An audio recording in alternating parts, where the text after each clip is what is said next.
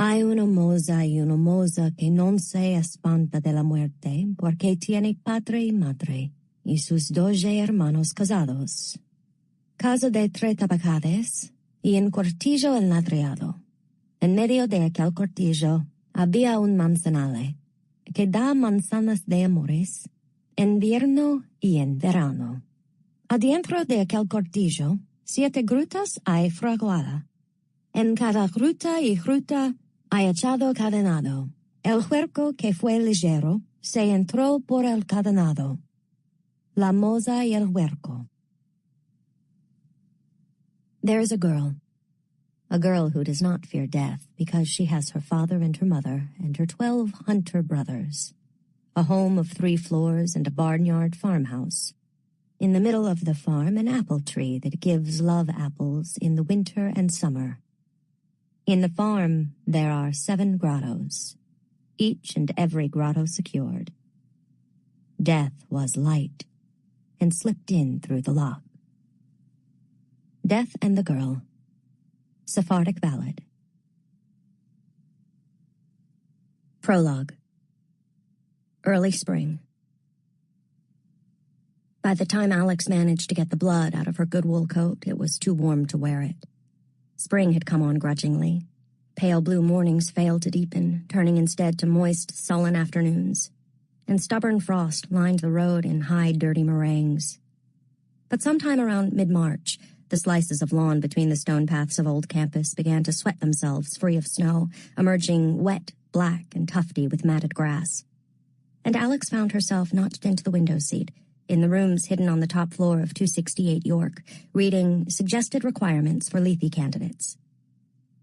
She heard the clock on the mantel tick, the chiming of the bell as customers came and went in the clothing store below.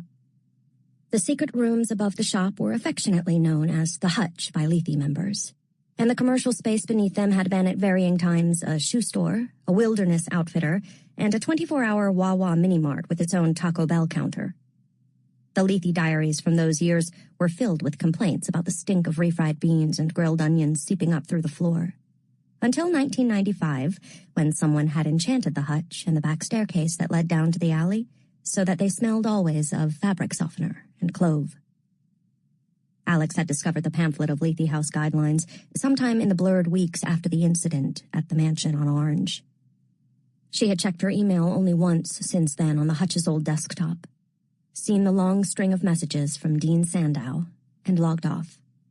She'd let the battery run down on her phone, ignored her classes, watched the branches sprout leaves at the knuckles like a woman trying on rings. She ate all the food in the pantries and freezer, the fancy cheeses and packs of smoked salmon first, then the cans of beans and syrup-soaked peaches in boxes marked emergency rations.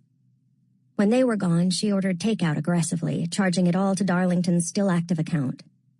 The trip down and up the stairs was tiring enough that she had to rest before she tore into her lunch or dinner. And sometimes she didn't bother to eat at all, just fell asleep in the window seat or on the floor beside the plastic bags and foil-wrapped containers. No one came to check on her. There was no one left. The pamphlet was cheaply printed, bound with staples, a black-and-white picture of Harkness Tower on the cover. "We are the Shepherds," printed beneath it. She doubted the Lethe House founders had Johnny Cash in mind when they'd chosen their motto, but every time she saw those words, she thought of Christmas time. Of lying on the old mattress in Len's squat in Van Nuys, room spinning, a half-eaten can of cranberry sauce on the floor beside her, and Johnny Cash singing, "We are the shepherds. We walked across the mountains. We left our flocks when the new star appeared." She thought of Len rolling over, sliding his hand under her shirt, murmuring into her ear, "Those are some shitty shepherds." The guidelines for Lethe House candidates were located near the back of the pamphlet and had last been updated in 1962. High academic achievement with an emphasis on history and chemistry.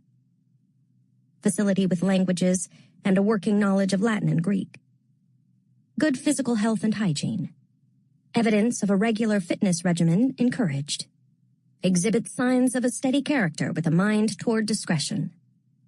An interest in the arcane is discouraged, as this is a frequent indicator of an outsider disposition. Should demonstrate no squeamishness toward the realities of the human body. Mors vincit omnia. Alex, whose knowledge of Latin was less than working, looked it up. Death conquers all. But in the margin, someone had scrawled irumat over vincit, nearly obliterating the original with blue ballpoint pen. Beneath the Leigh requirements, an addendum read, standards for candidates have been relaxed in 2 circumstances. Lowell Scott, B.A. English, 1909, and Sinclair Bell Braverman, no degree, 1950, with mixed results. Another note had been scratched into the margin here, this one clearly in Darlington's jagged EKG-like scrawl. Alex Stern. She thought of the blood soaking the carpet of the old Anderson mansion black. She thought of the dean, the startled white of his femur jutting from his thigh, the stink of wild dogs filling the air. Alex set aside the aluminum container of cold falafel from Mamoon's, wiped her hands on her Leigh house sweats. She limped to the bathroom, popped open the bottle of Zolpidem and tucked one beneath her tongue. She cupped her hand beneath the faucet, watched the water pour over her fingers, listened to the grim sucking sound from the mouth of the drain. Standards for candidates have been relaxed in 2 circumstances. For the first time in weeks, she looked at the girl in the water-speckled mirror, watched as that bruised girl lifted her tank top, the cotton stained yellow with pus. The wound in Alex's side was a deep divot, crusted black. The bite had left a visible curve that she knew would heal badly, if it healed at all. Her map had been changed, her coastline altered. Mors irumat omnia. Death fucks us all. Alex touched her fingers gently to the hot red skin surrounding the teeth marks. The wound was getting infected.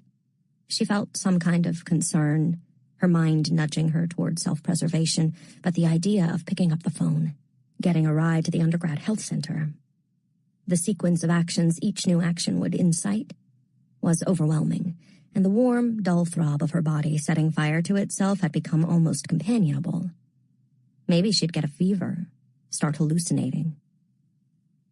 She eyed the thrust of her ribs, the blue veins like downed power lines beneath her fading bruises. Her lips were feathered with chapped skin.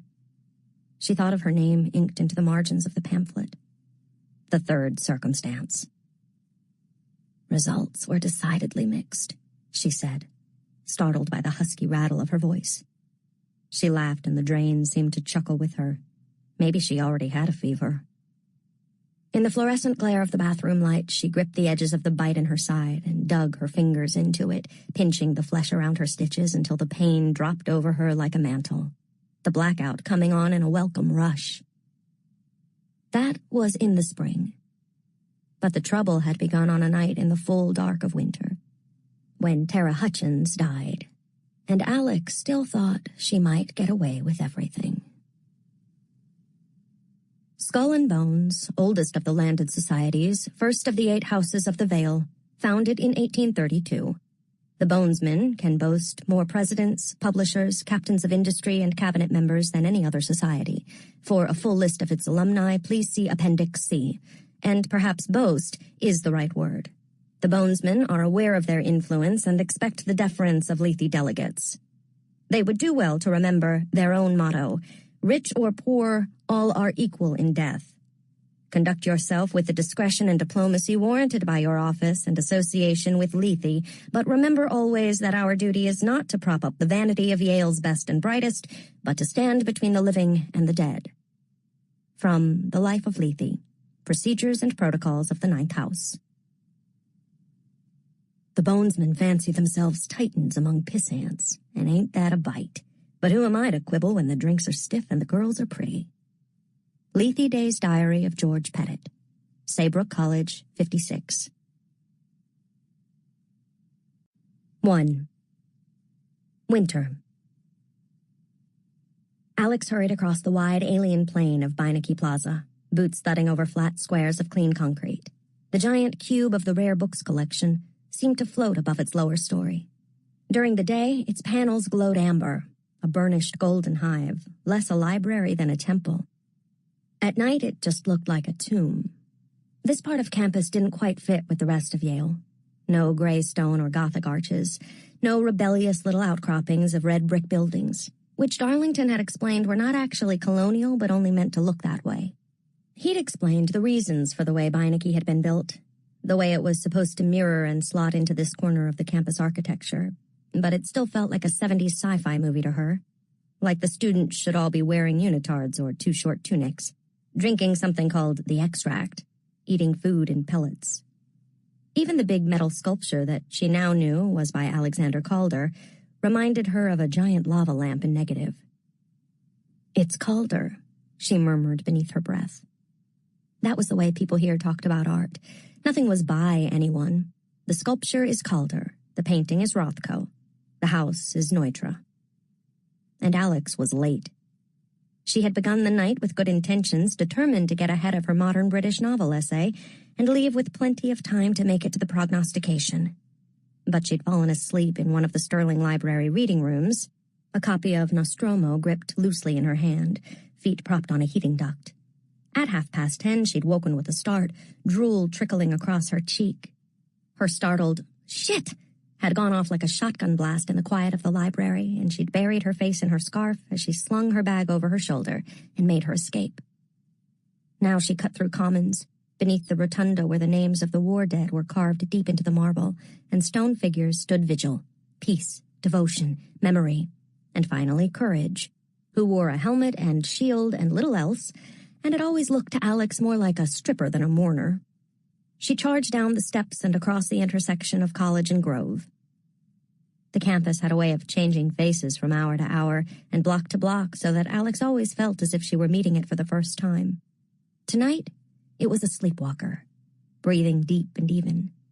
The people she passed on her way to SSS seemed locked in a dream, soft-eyed, faces turned to one another, steam rising off the cups of coffee in their gloved hands. She had the eerie sense that they were dreaming her, a girl in a dark coat who would disappear when they woke. Sheffield's Sterling Strathcona Hall was drowsing, too. The classrooms closed up tight, hallways cast an energy-saving half-light. Alex took the stairs to the second floor and heard noise echoing from one of the lecture halls. The Yale Social screened movies there every Thursday night. Mercy had tacked the schedule to the door of their dorm room, but Alex hadn't bothered to study it. Her Thursdays were full. Trip Helmuth slouched against the wall beside the doors to the lecture hall. He acknowledged Alex with a heavy-lidded nod. Even in the dim light, she could see his eyes were bloodshot. No doubt he'd smoked before he showed up tonight. Maybe that was why the elder bonesman had stuck him on guard duty. Or maybe he'd volunteered. "You're late," he said. "They started." Alex ignored him, glanced once over her shoulder to make sure the hallway was clear. She didn't owe Trip Helmuth an excuse, and it would look weak to offer one. She pressed her thumb into a barely visible notch in the paneling. The wall was supposed to swing open smoothly, but it always stuck.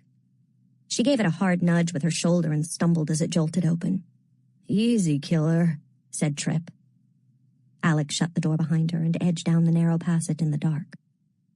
Unfortunately, Trip was right. The prognostication had already begun. Alex entered the old operating theater as quietly as she could. The room was a windowless chamber, sandwiched between the lecture hall and a classroom that grad students used for discussion sections. It was a forgotten remnant of the old medical school, which had held its classes here in SSS before it moved on to its own buildings. The managers of the trust that funded Skull and Bones had sealed up the room's entrance and disguised it with new paneling sometime around 1932. All facts Alex had gleaned from Lethe, A Legacy, when she probably should have been reading Nostromo. No one spared Alex a glance. All eyes were on the haruspics, his lean face hidden behind a surgical mask, pale blue robes spattered with blood. His latex-gloved hands moved methodically through the bowels of the patient, subject, sacrifice. Alex wasn't sure which term applied to the man on the table. Not sacrifice. He's supposed to live. Ensuring that was part of her job. She'd see him safely through this ordeal and back to the hospital ward he'd been taken from. But what about a year from now? She wondered. 5 years from now? Alex glanced at the man on the table. Michael Reyes. She'd read his file 2 weeks ago when he was selected for the ritual. The flaps of his stomach were pinned back with steel clips, and his abdomen looked like it was blooming, a plump pink orchid, plush and red at its center. Tell me that doesn't leave a mark. But she had her own future to worry about. Reyes would manage.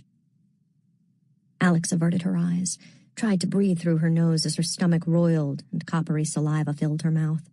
She'd seen plenty of bad injuries, but always on the dead. There was something much worse about a living wound, a human body tethered to life by nothing but the steady metallic beep of a monitor. She had candied ginger in her pocket for nausea, one of Darlington's tips, but she couldn't quite bring herself to take it out and unwrap it. Instead, she focused her gaze on some middle distance as the haruspics called out a series of numbers and letters, stock symbols and share prices for companies traded publicly on the New York Stock Exchange. Later in the night, he'd move on to the NASDAQ, Euronext, and the Asian markets. Alex didn't bother trying to decipher them. The orders to buy, sell, or hold were given in impenetrable Dutch, the language of commerce, the first stock exchange, Old New York, and the official language of the Bonesmen. When Skull and Bones was founded, too many students knew Greek and Latin. Their dealings had required something more obscure. Dutch is harder to pronounce, Darlington had told her. Besides, it gives the Bonesmen an excuse to visit Amsterdam. Of course, Darlington knew Latin, Greek, and Dutch. He also spoke French, Mandarin, and passable Portuguese. Alex had just started Spanish, too. Between the classes she'd taken in grade school and her grandmother's mishmash of Ladino sayings, she'd thought it would be an easy grade. She hadn't counted on things like the subjunctive. But she could just about ask if Gloria might like to go to the discotheque tomorrow night. A burst of muffled gunfire rattled through the wall from the screening next door. The haruspics looked up from the slick pink mess of Michael Reyes's small intestine, his irritation apparent. Scarface, Alex realized, as the music swelled and a chorus of rowdy voices thundered in unison. You want to fuck with me? Okay, you want to play rough? The audience chanting along like it was Rocky Horror. She must have seen Scarface 100 times. It was one of Len's favorites. He was predictable that way, loved everything hard, as if he'd mailed away for a how-to-be gangster kit. When they'd met Helly near the Venice boardwalk, her golden hair like a parted curtain for the theater of her big blue eyes, Alex had thought instantly of Michelle Pfeiffer in her satin shift. All she'd been missing was the smooth sheaf of bangs. But Alex didn't want to think about Helly tonight, not with the stink of blood in the air. Len and Helly were her old life. They didn't belong at Yale. Then again, neither did Alex. Despite the memories, Alex was grateful for any noise that would cover the wet sounds of the haruspics pawing through Michael Reyes's gut. What did he see there? Darlington had said the prognostications were no different than someone reading the future in the cards of a tarot deck, or a handful of animal bones. But it sure looked different, and sounded more specific. You're missing someone. You will find happiness in the new year. Those were the kinds of things fortune-tellers said, vague, comforting. Alex eyed the bonesman, robed and hooded, crowded around the body on the table. The undergrad scribe taking down the predictions that would be passed on to hedge fund managers and private investors all over the world to keep the bonesmen and their alumni financially secure. Former presidents, diplomats, at least one director of the CIA. All of them bonesmen. Alex thought of Tony Montana, soaking in his hot tub, speechifying, "You know what capitalism is?" Alex glanced at Michael Reyes's prone body. "Tony, you have no idea." She caught a flicker of movement from the benches that overlooked the operating arena. The theater had 2 local grays, who always sat in the same places, just a few rows apart. a female mental patient who'd had her ovaries and uterus removed in a hysterectomy in 1926, for which she would have been paid $6 if she'd survived the procedure, and a male, a medical student. He'd frozen to death in an opium den thousands of miles away, sometime around 1880, but kept returning here to sit in his old seat and look down on whatever passed for life below. Prognostications only happened in the theater 4 times a year, at the start of each fiscal quarter. But that seemed to be enough to suit him. Darlington liked to say that dealing with ghosts was like riding the subway. Do not make eye contact, do not smile, do not engage. Otherwise, you never know what might follow you home. Easier said than done when the only other thing to look at in the room was a man playing with another man's innards like they were mahjong tiles. She remembered Darlington's shock when he'd realized she could not only see ghosts without the help of any potion or spell, but see them in color. He'd been weirdly furious. She'd enjoyed that. "What kinds of color?" he'd asked, sliding his feet off the coffee table, his heavy black boots thunking on the slatted floor of the parlor at Il Bastone. "Just color. Like an old Polaroid." "Why? What do you see?" "They look gray," he'd snapped. "That's why they're called grays." She'd shrugged, knowing her nonchalance would make Darlington even angrier. "It isn't a big deal." "Not to you," he muttered and stomped away. He'd spent the rest of the day in the training room working up a cranky sweat. She'd felt smug at the time, glad not everything came so easily to him. But now, moving in a circle around the perimeter of the theater, checking the little chalk markings made at every compass point, she just felt jittery and unprepared. That was the way she'd felt since she'd taken her first step on campus. No, before that. From the time Dean Sandow had sat down beside her hospital bed, tapped the handcuffs on her wrist with his nicotine-stained fingers and said, "We are offering you an opportunity." But that was the old Alex. The Alex of Helly and Len. Yale Alex had never worn handcuffs, never gotten into a fight, never fucked a stranger in a bathroom to make up her boyfriend's vig.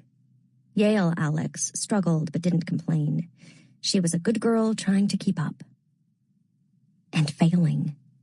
She should have been here early to observe the making of the signs and ensure the circle was secure. Grays as old as the ones hovering on the tiered benches above didn't tend to make trouble, even when drawn by blood. But prognostications were big magic, and her job was to verify that the bonesmen followed proper procedures, stayed cautious. She was play-acting, though. She had spent the previous night cramming, trying to memorize the correct signs and proportions of chalk, charcoal, and bone. She'd made flashcards, for fuck's sake, and forced herself to shuffle through them in between bouts of Joseph Conrad. Alex thought the markings looked okay, but she knew her signs of protection about as well as her modern British novels. When she'd attended the fall quarter prognostication with Darlington, had she really paid attention? No. She'd been too busy sucking on ginger candy, reeling from the strangeness of it all, and praying she wouldn't humiliate herself by puking. She'd thought she had plenty of time to learn with Darlington looking over her shoulder. But they'd both been wrong about that. "Vorhoft," the Haraspics called, and one of the bonesmen darted forward. Melinda? Miranda? Alex couldn't remember the redhead's name, only that she was in an all-female a cappella group called Women Rhythm. The girl patted the Haruspic's forehead with a white cloth and melted back into the group. Alex tried not to look at the man on the table, but her eyes darted to his face anyway. Michael Reyes, age 48, diagnosed paranoid schizophrenic. Would Reyes remember any of it when he woke? When he tried to tell someone, would they just call him crazy? Alex knew exactly what that was like. It could be me on that table. "The bonesmen like them as nuts as possible," Darlington had told her. "They think it makes for better predictions." When she'd asked him why, he'd just said, "The crazier the victima, the closer to God." Is that true? "It is only through mystery and madness that the soul is revealed," he'd quoted. Then he'd shrugged. "Their bank balances say yes." "And we're okay with this?" Alex had asked Darlington.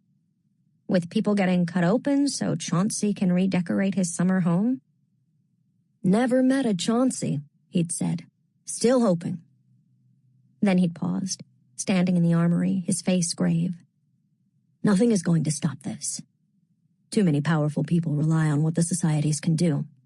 Before Lethe existed, no one was keeping watch. So you can make futile bleeding noises in protest and lose your scholarship, or you can stay here, do your job, and do the most good you can." Even then, she'd wondered if that was only part of the story. If Darlington's desire to know everything bound him to Lethe just as surely as any sense of duty. But she'd stayed quiet then, and she intended to stay quiet now. Michael Reyes had been found in one of the public beds at Yale New Haven. To the outside world, he looked like any other patient, a vagrant, the type who passed through psych wards and emergency rooms and jails, on his meds, then off. He had a brother in New Jersey who was listed as his next of kin and who had signed off on what was supposed to be a routine medical procedure for the treatment of a scarred bowel.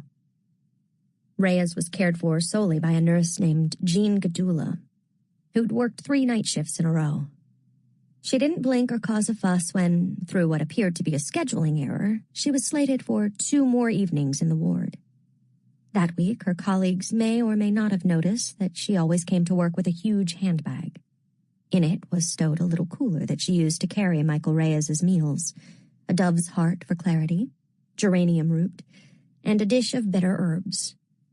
Gadula had no idea what the food did or what fate awaited Michael Reyes, any more than she knew what became of any of the special patients she tended to.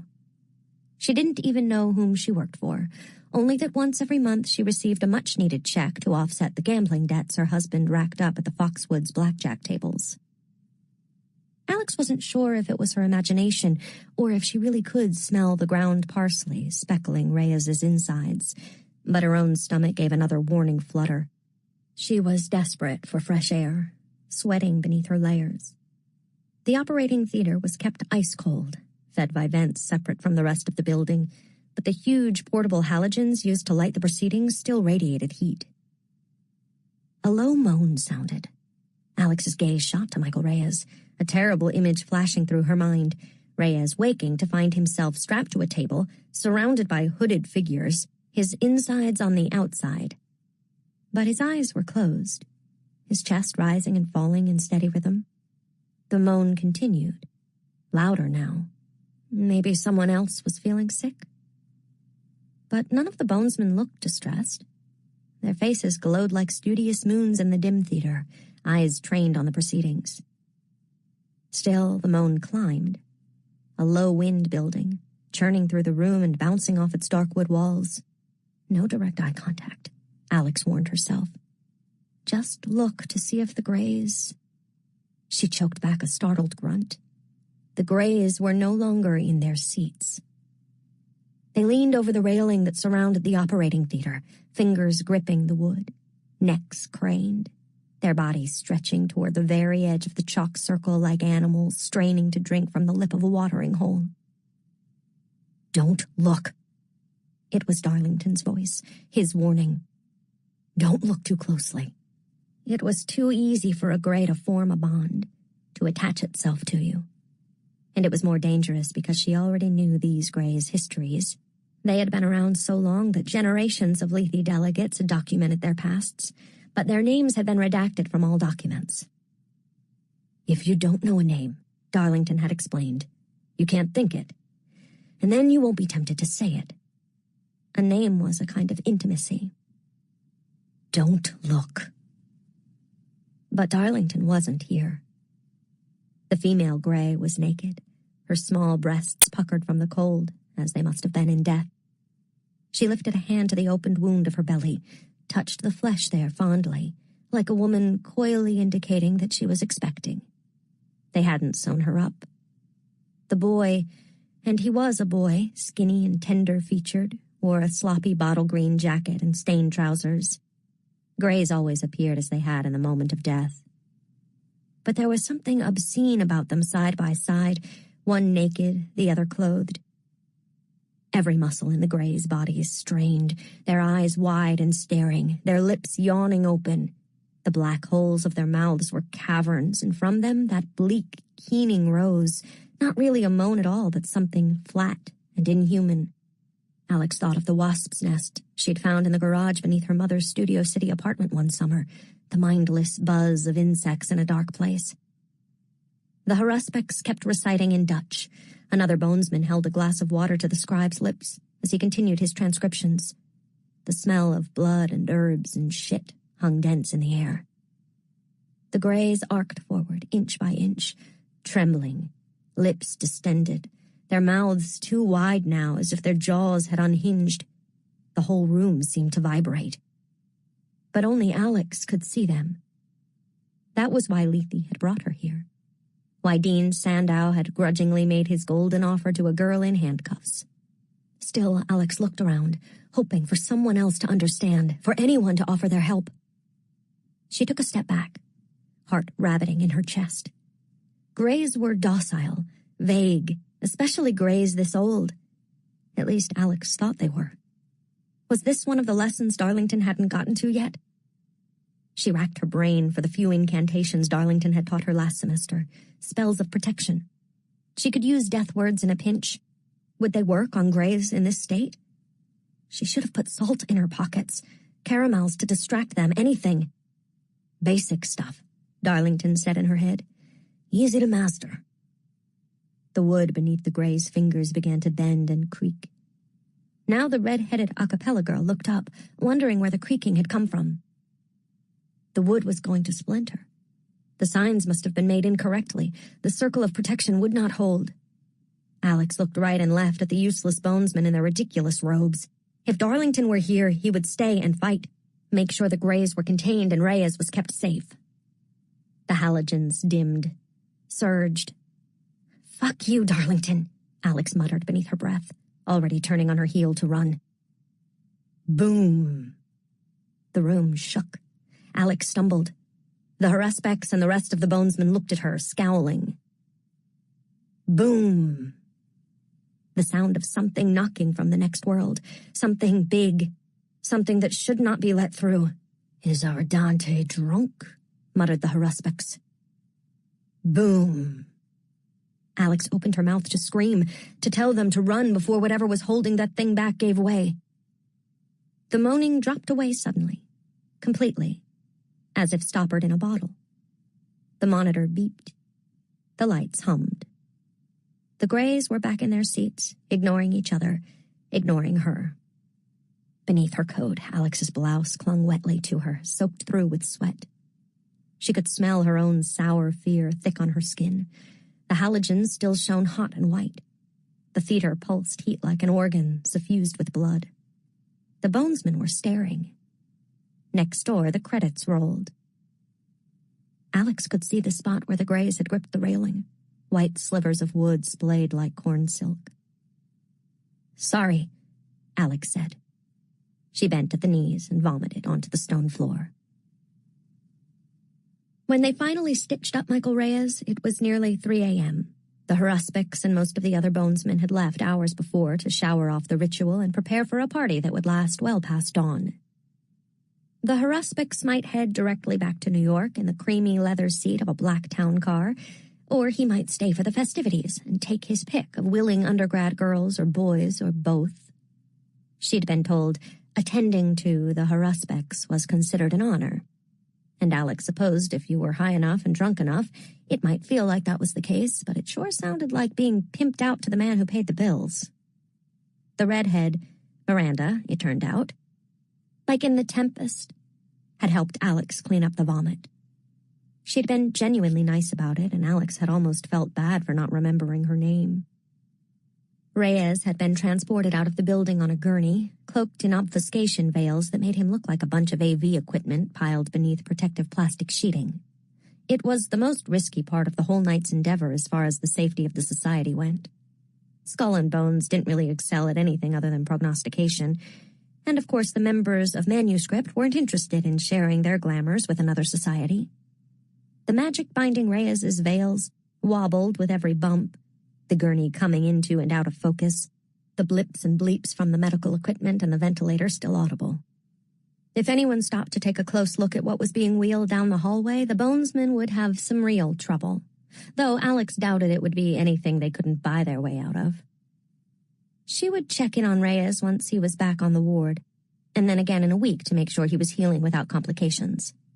There had been casualties following prognostications before, though only one since Lethe had been founded in 1898 to monitor the societies. A group of bonesmen had accidentally killed a vagrant during a hastily planned emergency reading after the stock market crash of 1929.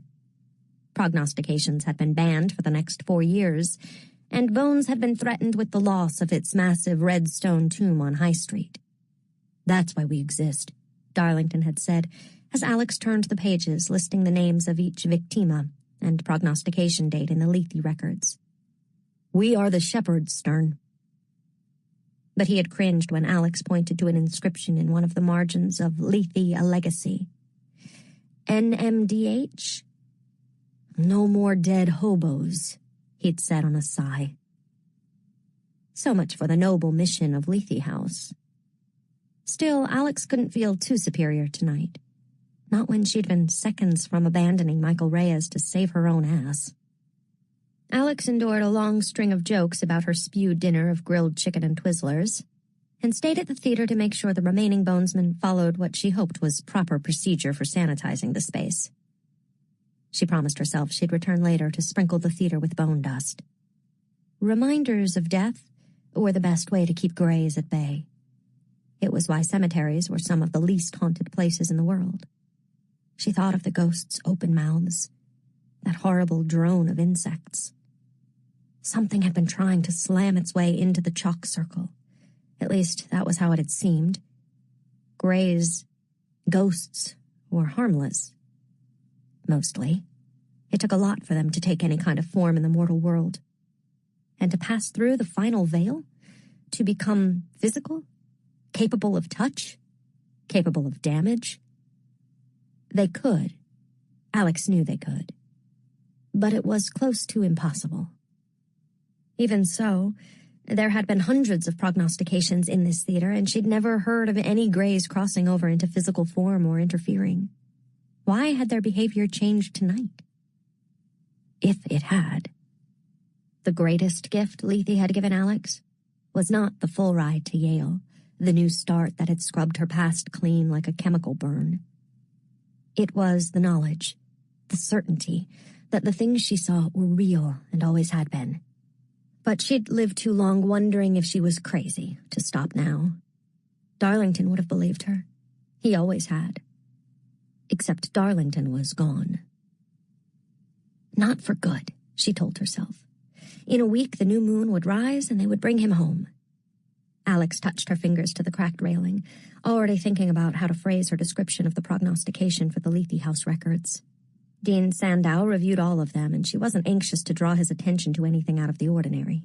Besides, if you set aside a helpless man having his guts rearranged, nothing bad had actually happened. When Alex emerged from the passage into the hallway, Trip Helmuth startled from his slouch. "Are they almost done in there?" Alex nodded and took a deep breath of comparatively fresh air, eager to get outside. "Pretty gross, huh?" Trip asked with a smirk. "If you want, I can slip you some of the tips when they get transcribed. Take the edge off those student loans." "What the fuck would you know about student loans?" The words were out before she could stop them. Darlington would not approve. Alex was supposed to remain civil, distant, diplomatic. And anyway, she was a hypocrite. Lethe had made sure she would graduate without a cloud of debt hanging over her, if she actually made it through 4 years of exams and papers and nights like these. Trip held his hands up in surrender, laughing uneasily. "Hey, just trying to get by." Trip was on the sailing team. A third-generation bonesman, a gentleman and a scholar, a purebred golden retriever, dopey, glossy, and expensive. He was rumpled and rosy as a healthy infant, his hair sandy, his skin still tan from whichever island he'd spent winter break on. He had the ease of someone who had always been and would always be just fine. A boy of 1,000 second chances. "We good?" he asked eagerly. "We're good," she said, though she was not good at all. She could still feel the reverberation of that buzzing moan filling up her lungs, rattling the inside of her skull. "Just stuffy in there." "Right," Trip said, ready to be pals. Maybe getting stuck out here all night's not so bad. He didn't sound convinced. What happened to your arm? Alex could see a big bandage peeking out from Tripp's windbreaker. He shoved the sleeve up, revealing a patch of greasy cellophane taped over the inside of his forearm. A bunch of us got tattoos today. Alex looked closer. A strutting bulldog bursting through a big blue Y. The dude bro equivalent of best friends forever. Nice, she lied. You got any ink? His sleepy eyes roved over her, trying to peel back the winter layers.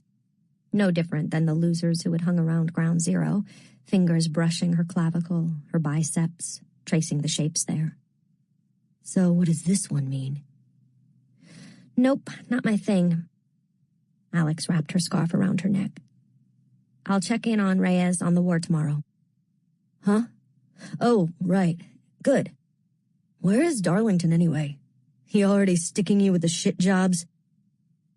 Tripp tolerated Alex, tried to be friendly with her because he wanted his belly rubbed by everyone he encountered, but he genuinely liked Darlington. Spain, she said, because that was what she'd been instructed to say. Nice. Tell him buenos dias. If Alex could have told Darlington anything, it would have been come back. She would have said it in English and Spanish. She would have used the imperative. Adios, she said to Tripp. Enjoy the party. Once she was clear of the building, Alex yanked off her gloves and unwrapped 2 sticky ginger candies, shoving them into her mouth. She was tired of thinking about Darlington, but the smell of the ginger, the heat it created at the back of her throat, brought him even more brightly alive. She saw his long body sprawled in front of the great stone fireplace at Black Elm. He'd taken his boots off, left his socks to dry on the hearth. He was on his back, eyes closed, head resting in the cradle of his arms, toes wiggling in time to the music floating around the room. Something classical, Alex didn't know, dense with French horns that left emphatic crescents of sound in the air. Alex had been on the floor beside him, arms clasped around her knees, back pressed against the base of an old sofa, trying to seem relaxed and to stop staring at his feet. They just looked so naked.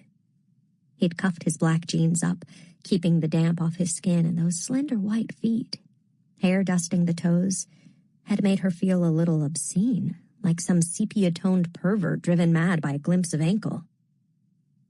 Fuck you, Darlington. She yanked her gloves back on. For a moment, she stood, paralyzed. She should get back to Lethe House and write up a report for Dean Sandow to review.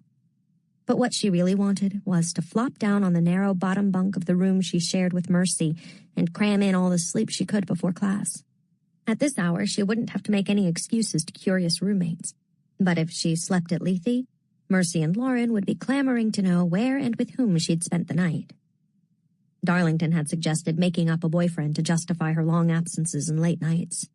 If I do that, at some point I'll have to produce a boy-shaped human to gaze at me adoringly, Alex had replied in frustration. How have you gotten away with this for the last 3 years? Darlington had just shrugged. My roommates figured I was a player. If Alex's eyes had rolled back in her head any further, she would have been facing the opposite direction. All right. I told them I was in a band with some Yukon guys and that we played out a lot. Do you even play an instrument? Of course.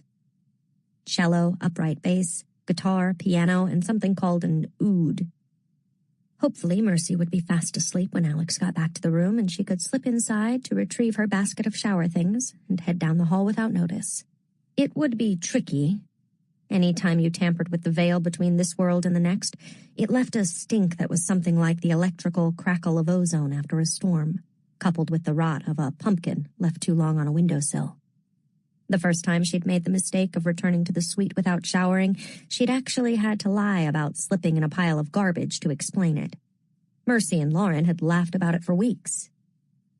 Alex thought of the grimy shower waiting in her dorm, and then of sinking into the vast old clawfoot tub in Il Baston's spotless bathroom, the 4-poster bed so high she had to hoist herself onto it.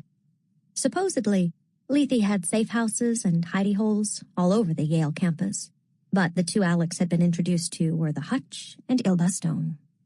The Hutch was closer to Alex's dorm and most of her classes, but it was just a shabby, comfortable set of rooms above a clothing store, always stocked with bags of chips and Darlington's protein bars, a place to stop in and take a quick nap on the badly sprung couch. Il Bastone was something special.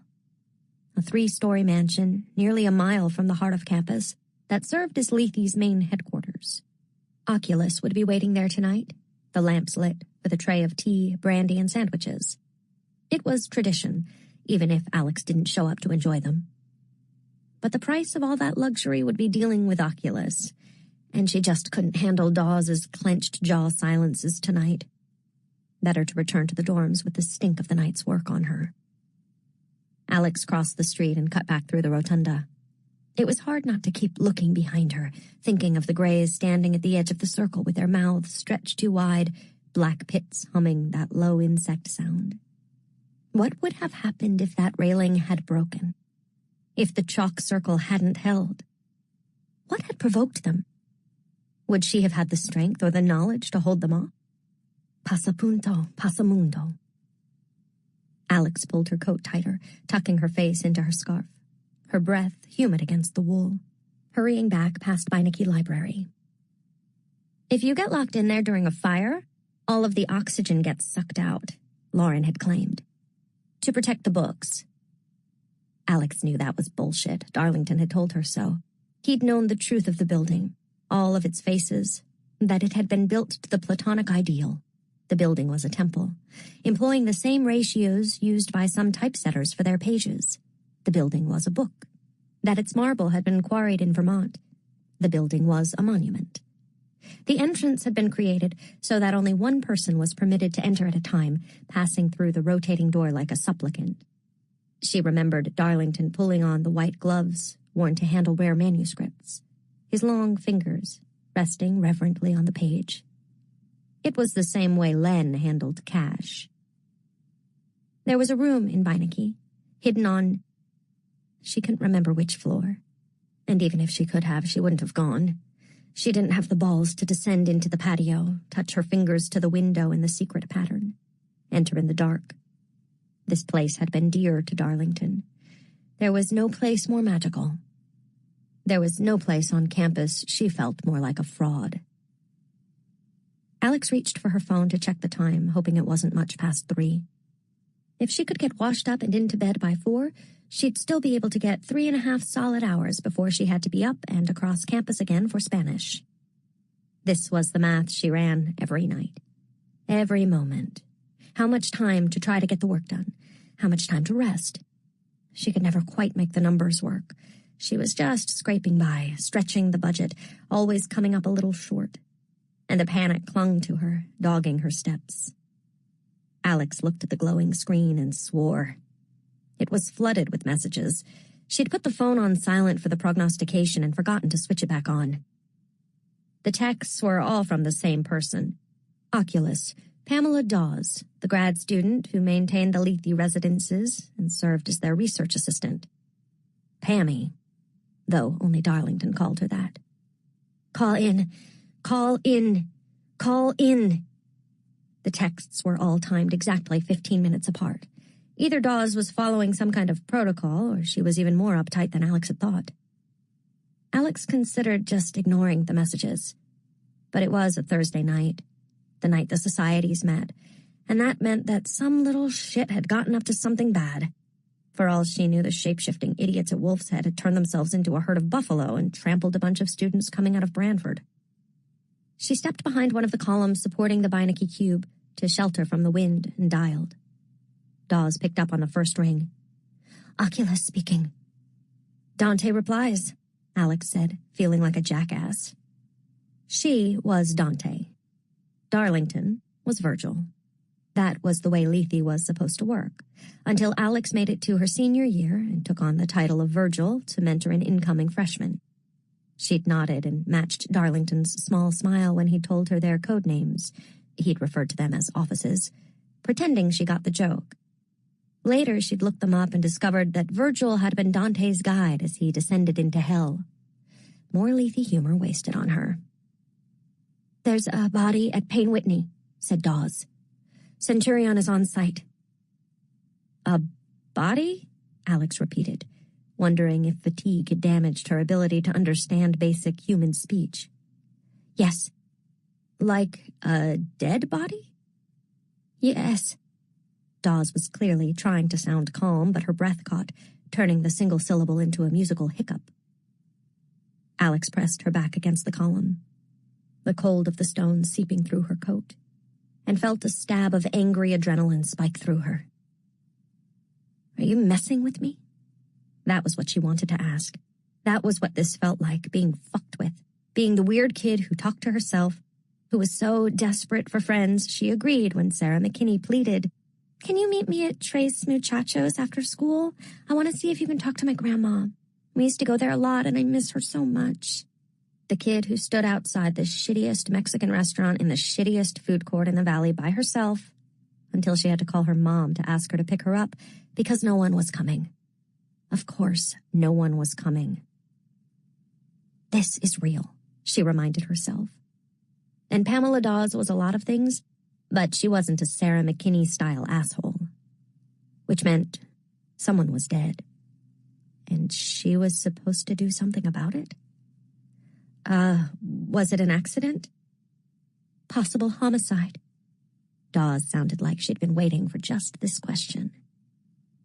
"Okay," Alex said, because she had no idea what else to say. "Okay," Dawes replied awkwardly. She'd delivered her big line, and now she was ready to get off stage. Alex hung up and stood in the bleak, windswept silence of the empty plaza. She'd forgotten at least half of what Darlington had tried to teach her before he'd vanished, but he definitely hadn't covered murder. She didn't know why. If you were going to hell together, murder seemed like a good place to start. 2. Last fall. Daniel Arlington prided himself on being prepared for anything. But if he'd had to choose a way to describe Alex Stern, it would have been an unwelcome surprise. He could think of a lot of other terms for her, but none of them were polite, and Darlington always endeavored to be polite. If he'd been brought up by his parents, his dilettante father, his glib but brilliant mother, he might have had different priorities, but he'd been raised by his grandfather, Daniel Tabor Arlington III, who believed that most problems could be solved with cask-strength scotch, plenty of ice, and impeccable manners. His grandfather had never met Galaxy Stern. Darlington sought out Alex's first-floor Vanderbilt dorm room on a sweating, miserable day in the first week of September. He could have waited for her to report to the house on Orange, but when he was a freshman, his own mentor, the inimitable Michelle Alameddine, who had served as his Virgil, had welcomed him to Yale and the mysteries of Lethe House by coming to meet him at the old campus freshman dorms. Darlington was determined to do things right, even if everything about the Stern situation had started out wrong. He hadn't chosen Galaxy Stern as his Dante. In fact, she had, by sheer virtue of her existence, robbed him of something he'd been looking forward to for the entirety of his 3-year tenure with Lethe. The moment when he would gift someone new with the job he loved. When he'd crack the ordinary world open for some worthy but barely suspecting soul. Only a few months before, he'd unloaded the boxes full of incoming freshman applications and stacked them in the great room at Black Elm, giddy with excitement, determined to read or at least skim through all 1,800-plus files before he made his recommendations to the Lethe House alumni. He would be fair, open-minded, and thorough, and in the end he would choose 20 candidates for the role of Dante. Then Lethe would vet their backgrounds, check for health risks, signs of mental illness, and financial vulnerabilities, and a final decision would be made. Darlington had created a plan for how many applications he'd have to tackle each day that would still free his mornings for work on the estate and his afternoons for his job at the Peabody Museum. He'd been ahead of schedule that day in July, on application number 324, Mackenzie Hoffer, 800 verbal, 720 math, 9 APs her junior year, blog on the Bayou Tapestry maintained in both English and French. She'd seemed promising until he'd gotten to her personal essay, in which she'd compared herself to Emily Dickinson. Darlington had just tossed her folder onto the no pile when Dean Sandow called to tell him their search was over. They'd found their candidate. The alumni were unanimous. Darlington had wanted to protest. Hell, he'd wanted to break something. Instead, he'd straightened the stack of folders before him and said, "Who is it? I have all of the files right here." "You don't have her file. She never applied. She didn't even finish high school." Before Darlington could sputter his indignation, Sandow added, "Daniel, she can see grays." Darlington had paused, his hand still atop Mackenzie Hoffer. 2 summers with Habitat for Humanity. It wasn't just the sound of his given name, something Sandow rarely used. She can see grays. The only way for one of the living to see the dead was by ingesting the Orasario, an elixir of infinite complexity that required perfect skill and attention to detail to create. He'd attempted it himself when he was 17, before he'd ever heard of Leigh, when he'd only hoped there might be more to this world than he'd been led to believe. His efforts had landed him in the ER, and he'd hemorrhaged blood from his ears and eyes for 2 days. She managed to brew an elixir, he said, both thrilled and, he could admit it, a little jealous. Silence followed, long enough for Darlington to switch off the light on his grandfather's desk and walk out to the back porch of Black Elm. From here, he could see the gentle slope of houses leading down Edgewood to campus, and far beyond, the Long Island Sound. All of the land down to Central Avenue had once been a part of Black Elm, but had been sold off in bits and pieces as the Arlington fortune dwindled. The house, its rose gardens, and the ruined mess of the maze at the edge of the wood were all that remained, and only he remained to tend and prune and coddle it back to life. Dusk was falling now, a long, slow summer twilight, thick with mosquitoes and the glint of fireflies. He could see the question mark of Cosmo's white tail as the cat wended his way through the high grass, stalking some small creature. "No elixir," said Sandow. "She can just see them." "Ah," said Darlington, watching a thrush peck half-heartedly at the broken base of what had once been the obelisk fountain. There was nothing else to say. Though Leigh had been created to monitor the activities of Yale's secret societies, its secondary mission was to unravel the mysteries of what lay beyond the veil. For years, they had documented stories of people who could actually see phantoms, some confirmed, some little more than rumor.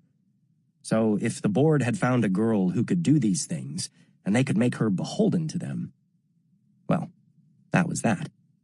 He should be glad to meet her. He wanted to get drunk. "I'm not any happier about this than you are," said Sandow. "But you know the position we're in. This is an important year for Leigh. We need everyone happy." Leigh was responsible for keeping watch over the houses of the Vale, but it also relied on them for funding. This was a re-up year, and the societies had gone so long without an incident, there were rumblings that perhaps they shouldn't dip into their coffers to continue supporting Leigh at all. "I'll send you her files. She's not the Dante we might have hoped for, but try to keep an open mind." "Of course," said Darlington, because that was what a gentleman did. "Of course I will." He'd tried to mean it. Even after he read her file, even after he'd watched the interview between her and Sandow recorded at a hospital in Van Nuys, California, heard the husky, broken, woodwind sound of her voice, he'd tried.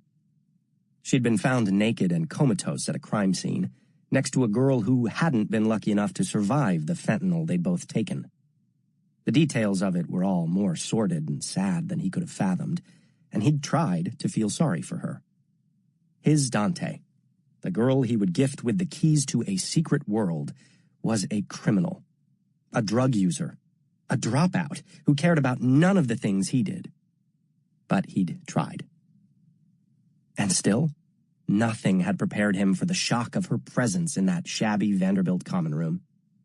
The room was small but high-ceilinged, with 3 tall windows that looked out onto the horseshoe-shaped courtyard and 2 narrow doors leading to the bedrooms. The space eddied with the easy chaos of a freshman-year move-in. Boxes on the floor, no proper furniture to be seen, but a wobbly lamp and a battered recliner pushed up against the long-since-functional fireplace. A muscular blonde in running shorts, Lauren, he guessed, likely pre-med, solid test scores, field hockey captain at her Philadelphia prep school, was setting up a faux vintage turntable on the ledge of the window seat, a plastic crate of records balanced beside it. The recliner was probably hers too, carted along in a moving truck from Bucks County to New Haven.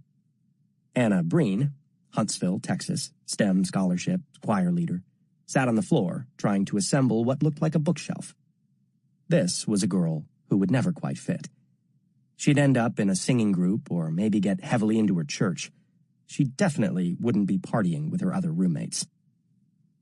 Then the other two girls shuffled out of one of the bedrooms, awkwardly hefting a banged-up university-issued desk between them. "Do you have to put that out here?" asked Anna glumly. "We need more space," said a girl in a flowered sundress Darlington knew was Mercy Zhao. Piano, 800 math, 800 verbal, prize-winning essays on Rabelais, and a bizarre but compelling comparison of a passage in The Sound and the Fury to a bit about a pear tree in the Canterbury Tales that had garnered the notice of both the Yale and Princeton English departments.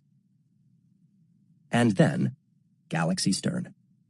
No high school diploma, no GED, no achievements to speak of other than surviving her own misery. Emerged from the dark nook of the bedroom, dressed in a long-sleeved shirt and black jeans, totally inappropriate to the heat, and balancing one end of the desk in her skinny arms. The low quality of Sandow's video had caught the slick, straight sheaves of her black hair, but not the severe precision of her center part, the hollow quality of her eyes, but not the deep inkblot of their color. She looked malnourished, her clavicles sharp as exclamation points beneath the fabric of her shirt. She was too sleek, almost damp, less Undine rising from the waters than a dagger-toothed Rusalka. Or maybe she just needed a snack and a long nap. "All right, Stern, let's begin." Darlington rapped on the door, stepped into the room, smiled big, bright, welcoming, as they set the desk down in the common room corner. "Alex, your mom told me I should check in on you. It's me, Darlington." For a brief moment, she looked utterly lost, even panicked. Then she matched his smile. "Hey, I didn't recognize you." Good. She was adaptable. "Introductions, please," said Lauren, her gaze interested, assessing. She'd pulled a copy of Queen's A Day at the Races from the crate. He extended his hand. "I'm Darlington, Alex's cousin." "Are you in JE too?" Lauren asked. Darlington remembered that unearned sense of loyalty. At the start of the year, all the incoming freshmen were sorted into residential colleges, where they would eat most of their meals and where they would eventually sleep when they left old campus behind as sophomores. They would buy scarves striped in their residential college colors, learn the college's chants and mottos. Alex belonged to Lethe, just as Darlington had, but she'd been assigned to Jonathan Edwards, named for the fire and brimstone preacher. "I'm in Davenport," Darlington said, "but I don't live on campus." He'd liked living in Davenport, the dining hall, the big grassy courtyard, but he didn't like Black Elm sitting empty, and the money he'd saved on his room and board had been enough to fix the water damage he'd found in the ballroom last spring. Besides, Cosmo liked the company. "Do you have a car?" asked Lauren. Mercy laughed. "Oh my God, you're ridiculous." Lauren shrugged. "How else are we going to get to IKEA? We need a couch." She would be the leader of this crew, the one who'd suggest which parties to go to, who'd have them host a room for lick or treat at Halloween. "Sorry," he said with an apologetic smile. "I can't drive you. At least not today. Or any day. And I need to steal Alex away." Alex wiped her palms on her jeans. "We're trying to get settled," she said hesitantly, hopefully even. He could see circles of sweat blooming beneath her arms. "You made a promise," he said with a wink, "and you know how my mom gets about family stuff." He saw a flash of rebellion in her oil-slick eyes, but all she said was, "Okay." "Can you give us cash for the couch?" Lauren asked Alex, roughly shoving the Queen record back into the crate. He hoped it wasn't the original vinyl. "You bet," said Alex. She turned to Darlington. "Aunt Eileen said she'd spring for a new couch, right?" Darlington's mother's name was Harper, and he doubted she even knew the word IKEA. "Did she really?" Alex crossed her arms. "Yep." Darlington took his wallet from his back pocket and peeled off $300 in cash. He handed it to Alex, who passed it to Lauren. "Make sure you write her a thank you note," he said. "Oh, I will," said Alex. "I know she's a real stickler for that kind of thing." When they were striding across the lawns of Old Campus, the red brick towers and crenellations of Vanderbilt behind them, Darlington said, "You owe me $300. I'm not buying you a couch." "You can afford it," Alex said coolly. "I'm guessing you come from the good side of the family, cuz." "You needed cover for why you're going to be off seeing me so much." "Bullshit. You were testing me." "It's my job to test you." "I thought it was your job to teach me. That's not the same thing." At least she wasn't stupid. "Fair enough. But visits to dear Aunt Eileen can cover a few of your late nights." "How late are we talking about?" He could hear the worry in her voice. Was it caution or laziness? "How much did Dean Sandow tell you?" "Not much." She pulled the fabric of her shirt away from her stomach, trying to cool herself. "Why are you dressed like that?" He hadn't meant to ask, but she looked uncomfortable. Her black Henley buttoned to the neck, sweat spreading in dark rings from her armpits, and completely out of place. A girl who managed lies so smoothly should have a better sense of protective cover. Alex just slid him a sideways look. "I'm very modest." Darlington had no reply to that, so he pointed to one of the two identical red brick buildings bracketing the path. "This is the oldest building on campus." "It doesn't look old." "It's been well maintained. It almost didn't make it, though. People thought it ruined the look of Old Campus, so they wanted to knock it down." "Why didn't they?" "The books credit a preservation campaign, but the truth is, Leigh discovered the building was load-bearing." "Huh?" "Spiritually load-bearing. It was part of an old binding ritual to keep the campus safe."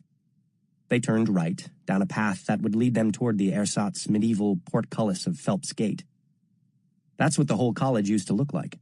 Little buildings of red bricks. Colonial, a lot like Harvard. Then, after the Civil War, the walls went up. Now, most of the campus is built that way. A series of fortresses, walled and gated. A castle keep. Old Campus was a perfect example. A massive quadrangle of towering stone dorms surrounding a huge sun-dappled courtyard, welcome to all, until night fell and the gates banged shut. "Why?" Alex asked. "To keep the rabble out." The soldiers came back to New Haven from the war wild, most of them unmarried, a lot of them messed up from the fighting. There was a wave of immigration, too. Irish, Italians, freed slaves, everyone looking for manufacturing jobs. Yale didn't want any of it. Alex laughed. "Is something funny?" he asked. She glanced back at her dorm. "Mercy's Chinese. A Nigerian girl lives next door. Then there's my mongrel ass. We all got in anyway, eventually." A long, slow siege. The word mongrel felt like dangerous bait. He took in her black hair, her black eyes, the olive cast to her skin. She might have been Greek, Mexican, white.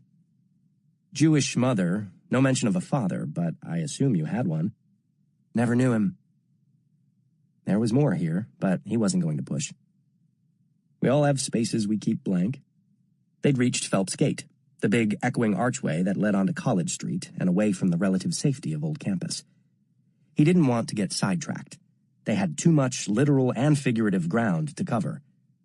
"This is the New Haven Green," he said as they strode down one of the stone paths. When the colony was founded, this was where they built their meeting house. The town was meant to be a new Eden, founded between two rivers, like the Tigris and the Euphrates. Alex frowned. Why so many churches? There were 3 on the green, 2 of them near twins in their federal design, the third a jewel of Gothic revival. This town has a church for nearly every block, or it used to. Some of them are closing now. People just don't go. "Do you?" she asked. "Do you?" "Nope." "Yes, I go," he said. "It's a family thing." He saw the flicker of judgment in her eyes, but he didn't need to explain. Church on Sunday, work on Monday. That was the Arlington way. When Darlington had turned 13 and protested that he'd be happy to risk God's wrath if he could just sleep in, his grandfather seized him by the ear and dragged him out of bed, despite his 80 years. "I don't care what you believe," he'd said. "The working man believes in God and expects us to do the same. So you will get your ass dressed and in a pew, or I will tan it raw." Darlington had gone, and after his grandfather had died, he'd kept going. The Green is the site of the city's first church and its first graveyard. It's a source of tremendous power. Yeah, no shit. He realized her shoulders had gone loose and easy. Her stride had changed. She looked a little less like someone gearing up to take a swing. Darlington tried not to sound too eager. "What do you see?" She didn't answer. "I know about what you can do. It isn't a secret." Alex's gaze was still distant, almost disinterested. "It's empty here, that's all. I never really see much around cemeteries and stuff." And stuff. Darlington looked around, but all he saw was what everyone else would. Students, people who worked at the courthouse or the string of shops along Chapel, enjoying the sun on their lunch hour. He knew the paths that seemed to bisect the Green arbitrarily had been drawn by a group of Freemasons to try to appease and contain the dead when the cemetery had been moved a few blocks away. He knew that their compass lines, or a pentagram, depending on whom you asked, could be seen from above. He knew the spot where the Lincoln oak had toppled after Hurricane Sandy, revealing a human skeleton tangled in its roots, one of the many bodies never moved to Grove Street Cemetery. He saw the city differently because he knew it, and his knowledge was not casual. It was adoration. But no amount of love could make him see grays. Not without Orasario, another hit from the Golden Bowl. He shuddered. Every time was a risk. Another chance that his body would say enough, that one of his kidneys would simply fail. "It makes sense you don't see them here," he said. "Certain things will draw them to graveyards and cemeteries, but as a rule, they steer clear." Now he had her attention. Real interest sparked in her eyes, the first indication of something beyond watchful reserve. "Why?" "Greys love life, and anything that reminds them of being alive. Salt, sugar, sweat, fighting and fucking, tears and blood and human drama." "I thought salt kept them out." Darlington raised a brow. "Did you see that on television?" "Would it make you happier if I say I learned it from an ancient book?" "Actually, yes." "Too bad." "Salt is a purifier," he said, as they crossed Temple Street. "So it's good for banishing demons, though to my great sorrow I've never personally had the honor. But when it comes to greys, making a salt circle is the equivalent of leaving a salt lick for deer." "So what keeps them out?" Her need crackled through the words. So this was where her interest lay. "Bone dust, graveyard dirt, the leavings of crematory ash, memento mori." He glanced at her. "Any Latin?" She shook her head. "Of course not. They hate reminders of death. If you want to gray-proof your room, hang a Holbein print." He'd meant it as a joke, but he could see she was chewing on what he'd said, committing the artist's name to memory. Darlington felt an acute twinge of guilt that he did not enjoy. He'd been so busy envying this girl's ability, he hadn't considered what it might be like if you could never close the door on the dead. "I can ward your room," he said by way of penance. "Your whole dorm, if you like." "You can do that?" "Yes," he said, "and I can show you how to do it too." "Tell me the rest," said Alex. Away from the dim cavern of the dorms, sweat had formed in a slick sheen over her nose and forehead, gathering in the divot above her upper lip. She was going to soak that shirt, and he could see she was self-conscious about it by the way she held her arms rigidly to her sides. "Did you read The Life of Lethe?" "Yes." "Really?" "I skimmed it." "Read it," he said. "I've made you a list of other material that will help get you up to speed. Mostly histories of New Haven and our own compiled history of the societies." Alex gave a sharp shake of her head. "I mean, tell me what I'm in for here, with you." That was a hard question to answer. Nothing. Everything.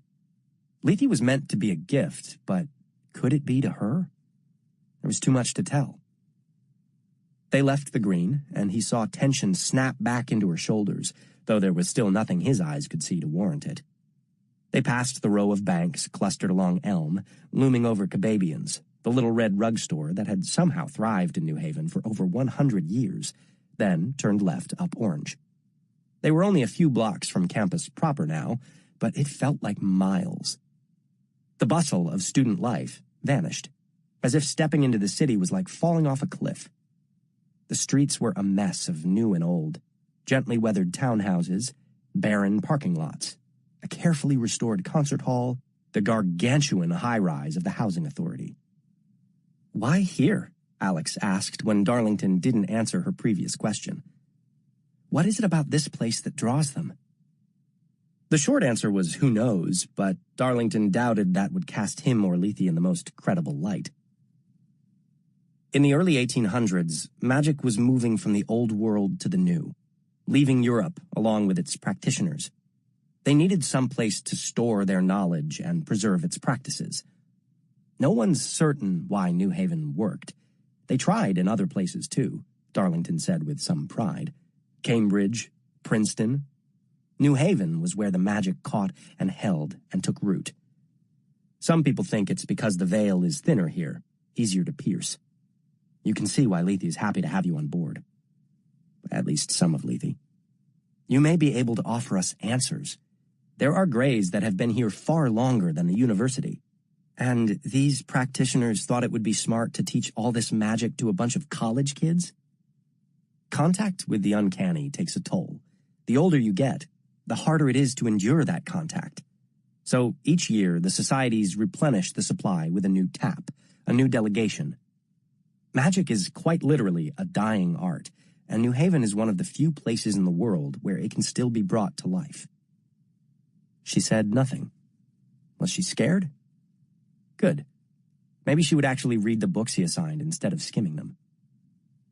There are over 100 societies at Yale at this point, but we don't concern ourselves with most of them.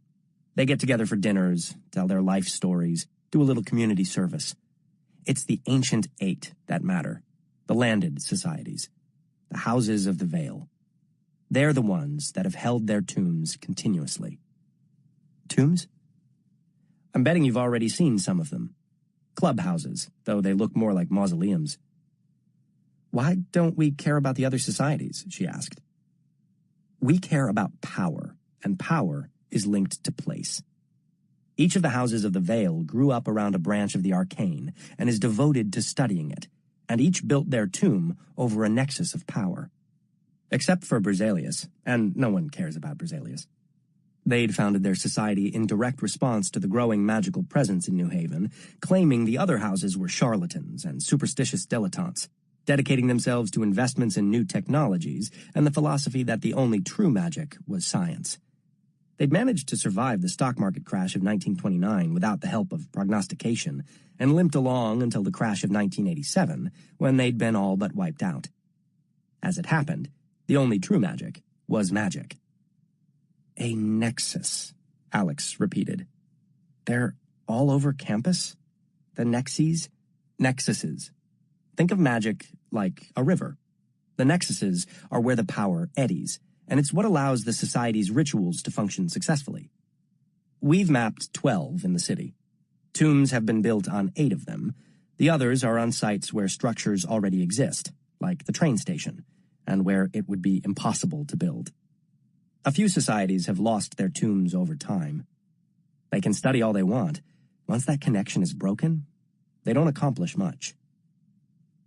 And you're telling me this has all been going on for more than 100 years and no one has figured it out?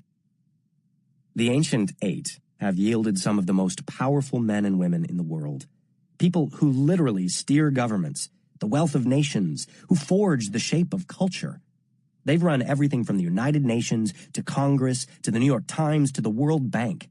They've fixed nearly every World Series, 6 Super Bowls, the Academy Awards, and at least 1 presidential election. Hundreds of websites are dedicated to unraveling their connections to the Freemasons, the Illuminati, the Bilderberg Group. The list goes on. Maybe if they met at Denny's instead of giant mausoleums, they wouldn't have to worry about that.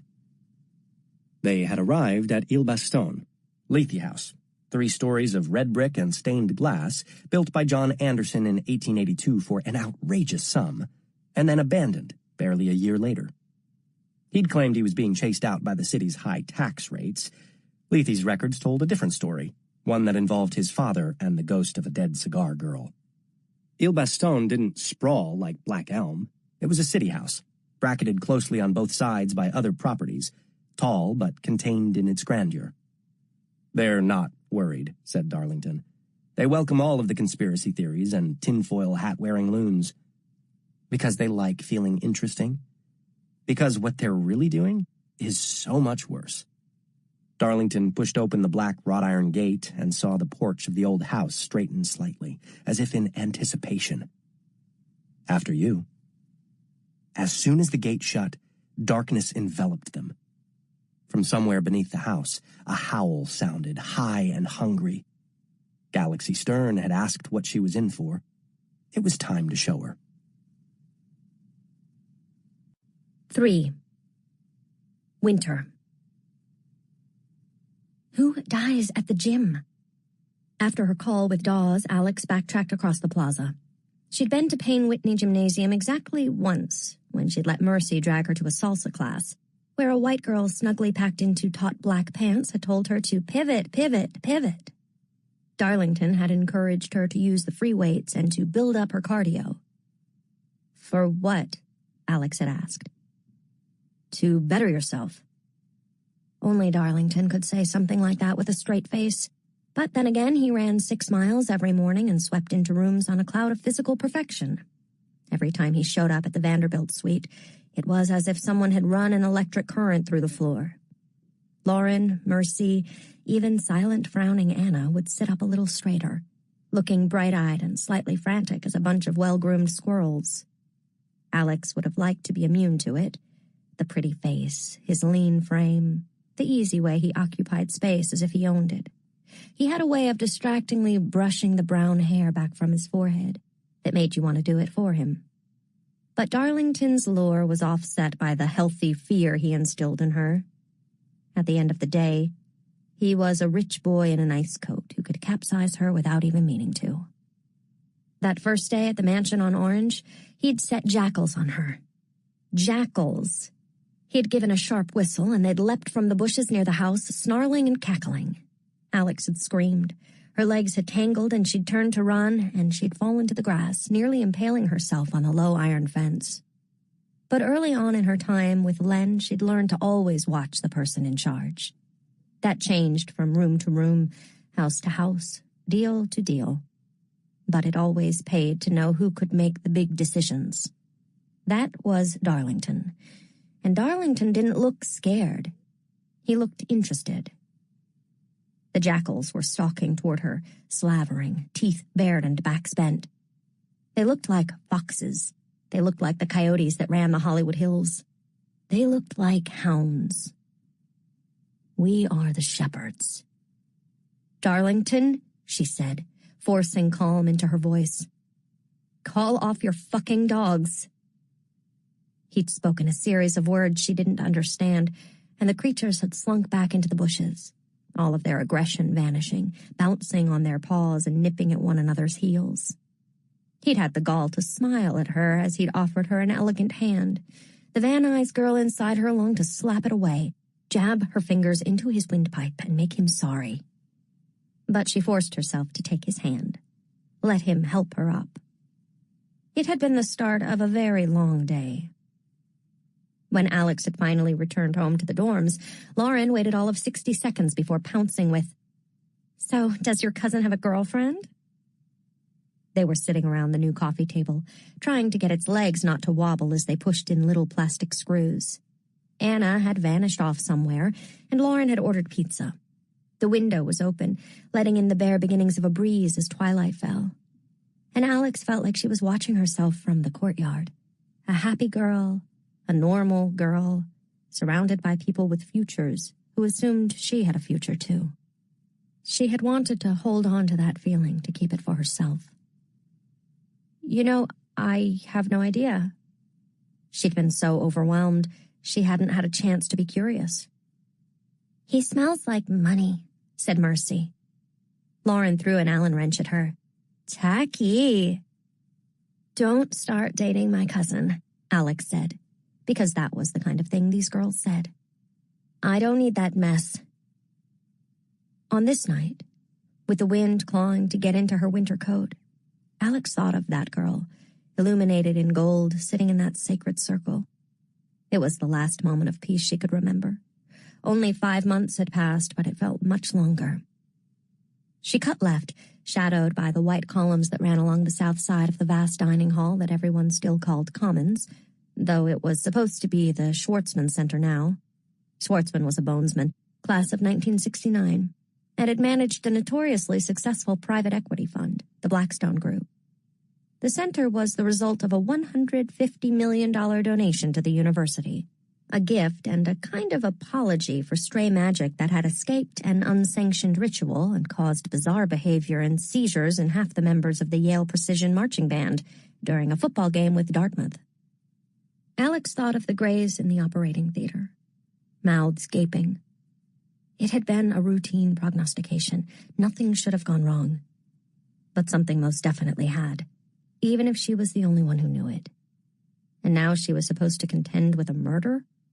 She knew Darlington and Dawes had kept an eye on homicides in the New Haven area just to make sure there was no stink of the uncanny, no chance one of the societies had gotten overeager and stepped beyond the bounds of their rituals. Ahead of her, Greys formed a thin gruel that shifted over the roof of the law school, spreading and curling like milk poured into coffee, drawn by the grind of fear and ambition. Book and Snake's towering white tomb loomed on her right. Of all the society buildings, it was the most like a crypt.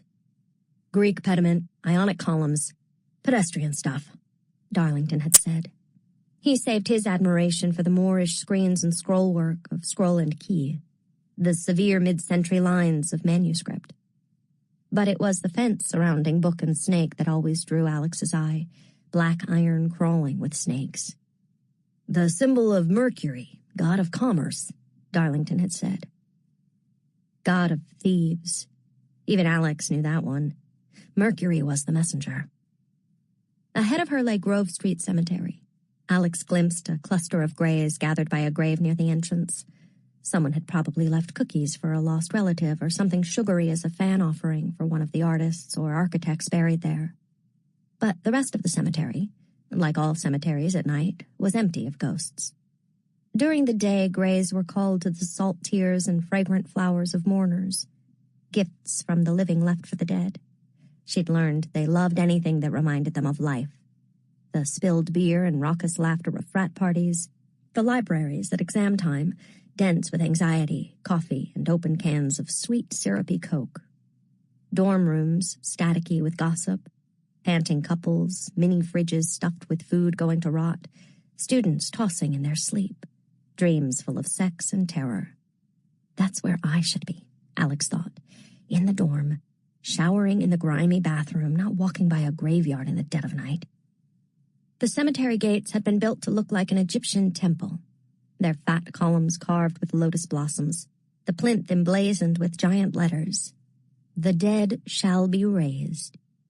Darlington called the period at the end of that sentence the most eloquent piece of punctuation in the English language. Another thing Alex had been forced to look up, another bit of code to decipher. It turned out the quote was from a Bible verse. "Behold, I show you a mystery.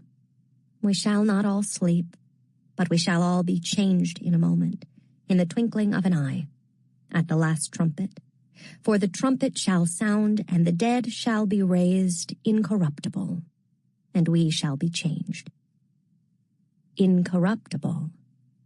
When she saw that word, she understood Darlington's smirk.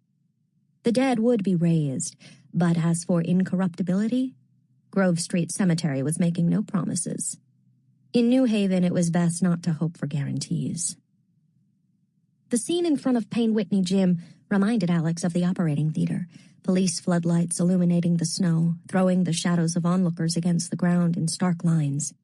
It would have been beautiful, carved in white and black like a lithograph, but the effect was ruined by barriers of yellow tape and the lazy rhythmic whirl of blue and red from patrol cars that had been parked to block off the intersection where the two streets conjoined.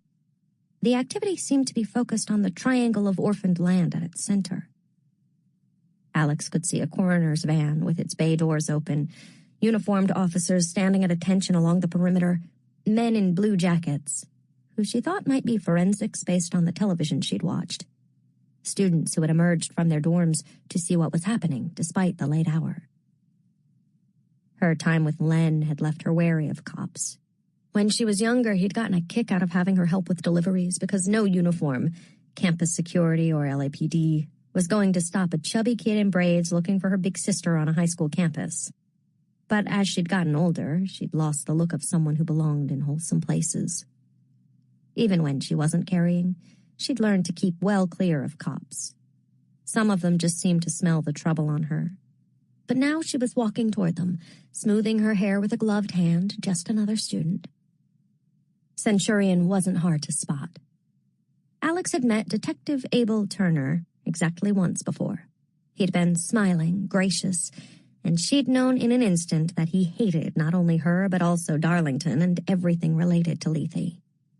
She wasn't sure why he'd been chosen as Centurion, the liaison between Lethe House and the chief of police, but he clearly didn't want the job. He stood speaking to another detective in a uniform. He was a full half-head taller than either of them. Black, his head shaved in a low fade. He wore a sharp navy suit and what was probably a real Burberry overcoat, and ambition rolled off him like thunder. Too pretty, her grandmother would have said. ¿Quién se prestado se vestió? En medio de la calle se quitó. Estrella Stern didn't trust handsome men, particularly the well-dressed ones. Alex hovered by the barricade. Centurion was on the scene just as Dawes had promised, but Alex wasn't sure how to get his attention, or what to do once she had it. The societies met on Thursdays and Sundays.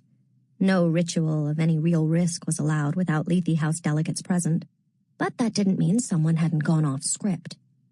Maybe word had spread that Darlington was in Spain, and someone at one of the societies had used the opportunity to mess with something new. She didn't think they had any real malice in mind, but the Trips and Mirandas of the world could do plenty of damage without ever meaning to. Their mistakes never stuck. The crowd around her had dispersed almost immediately, and Alex remembered how bad she must smell, but there was nothing she could do about it now. She took out her phone and scrolled through her few contacts. She had gotten a new phone when she had accepted Lethe's offer, erasing everyone from her old life in a single act of banishment.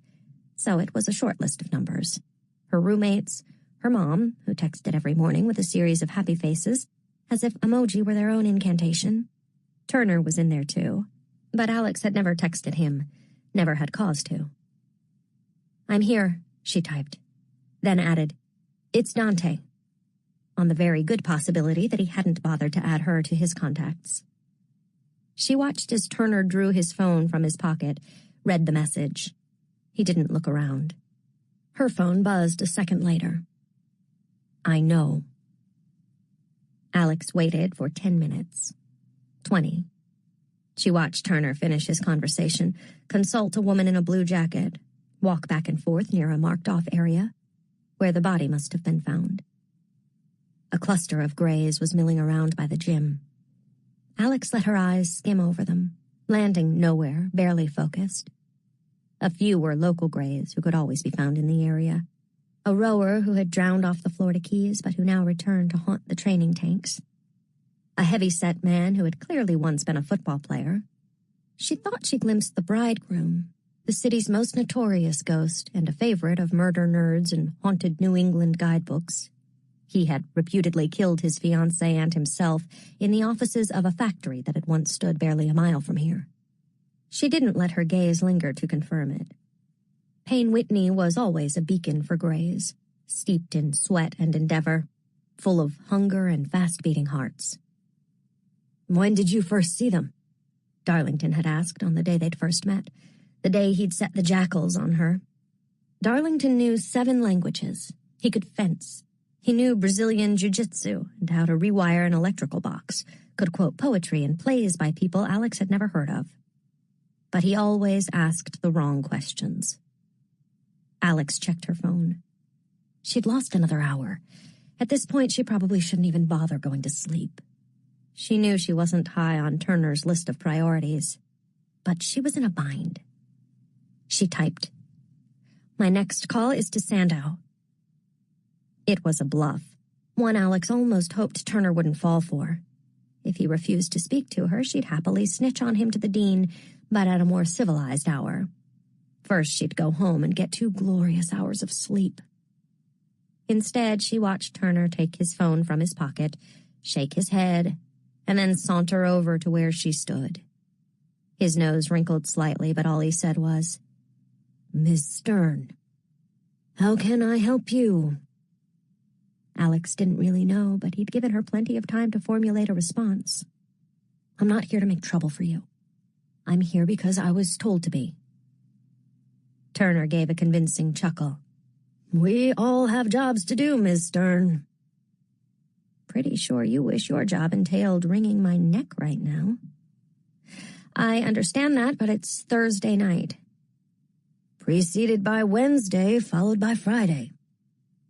Go ahead and play dumb. Alex would have been happy to turn her back on him. But she needed something to put in her report. "Is there a cause of death?" "Of course something caused her death. This asshole." I know what you meant. Nothing definitive yet, but I'll be sure to write it up for the dean when we know more." "If a society is involved?" "There's no reason to think that." Like he was at a press conference, he added, "At this time." "It's Thursday," she repeated. Though the societies met twice a week, rituals were only sanctioned on Thursday nights. Sundays were for quiet study and inquiry, which usually meant a fancy meal served on expensive dishes, the occasional guest speaker, and plenty of alcohol. "Were you out with the idiots tonight?" he said, voice still pleasant. "Is that why you smell like pan-warmed shit? Who were you with?" That kick-me, troublemaking part of her made her say, "You sound like a jealous boyfriend." "I sound like a cop. Answer me." "The Bonesmen are on tonight." He looked bemused. "Tell them to return Geronimo's skull." "They don't have it," Alex said truthfully.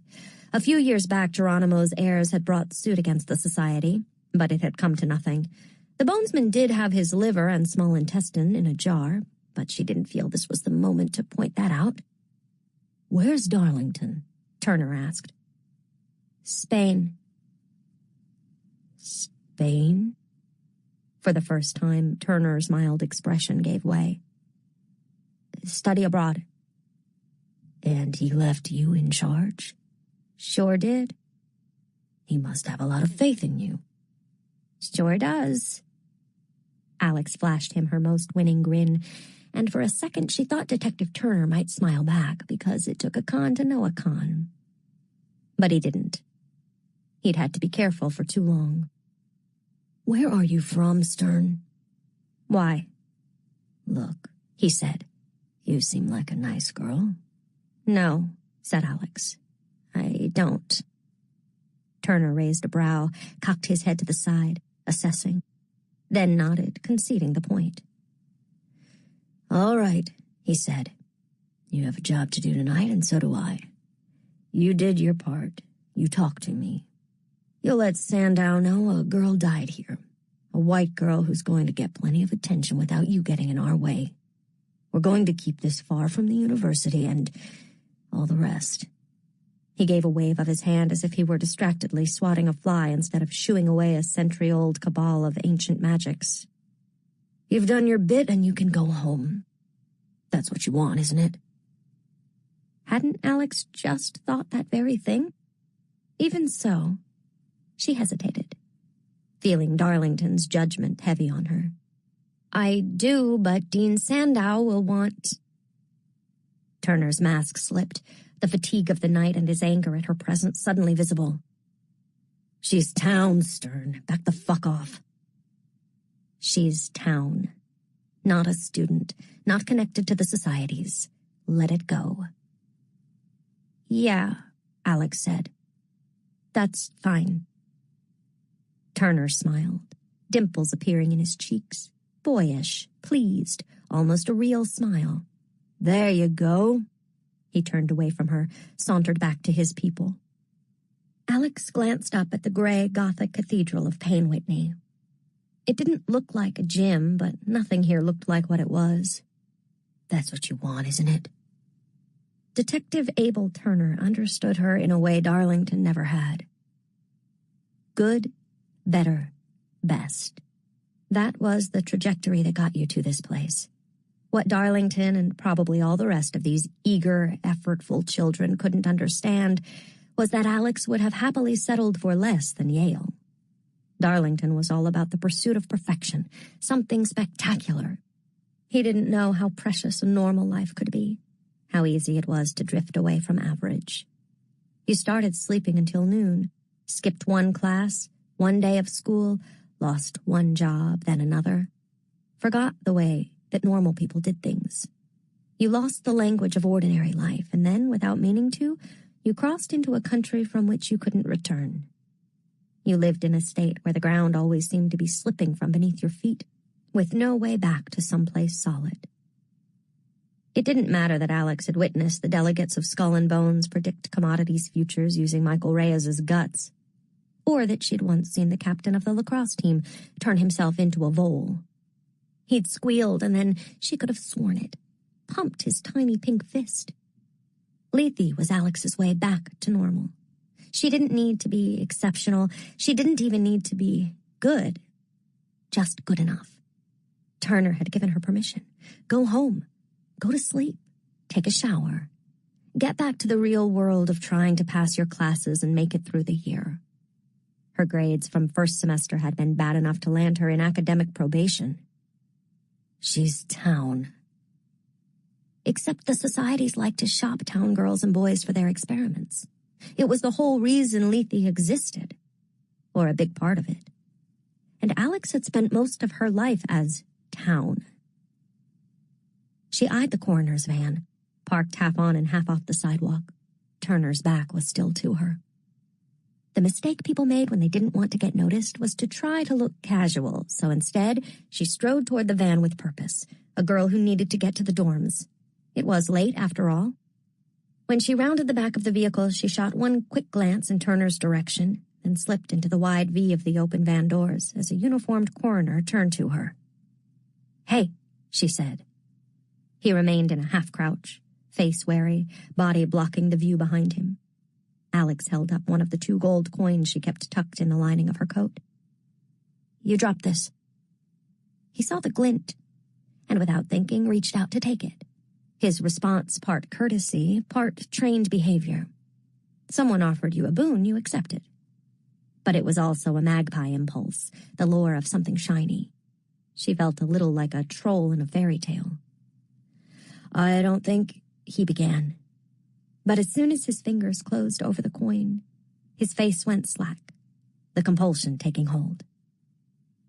"Show me the body," Alex said, half expecting him to refuse.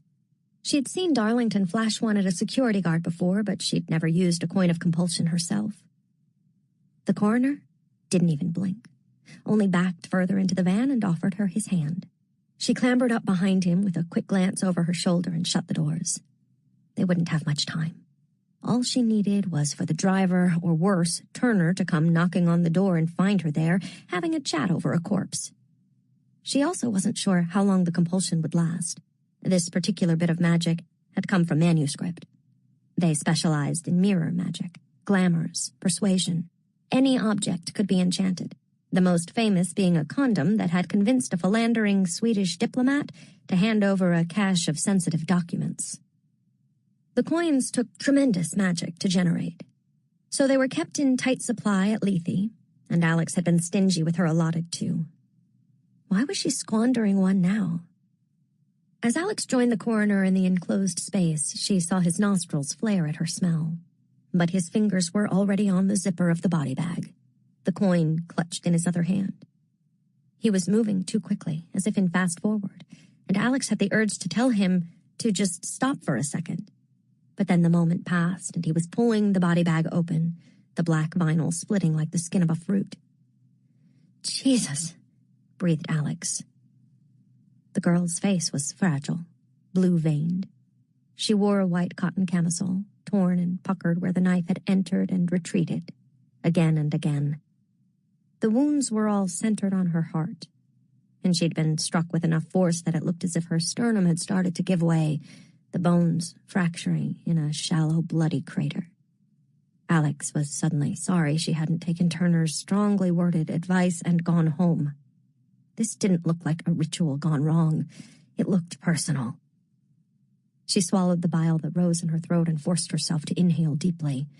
If this girl had somehow been targeted by a society, or was messing with the uncanny, the smell of the veil should still be on her.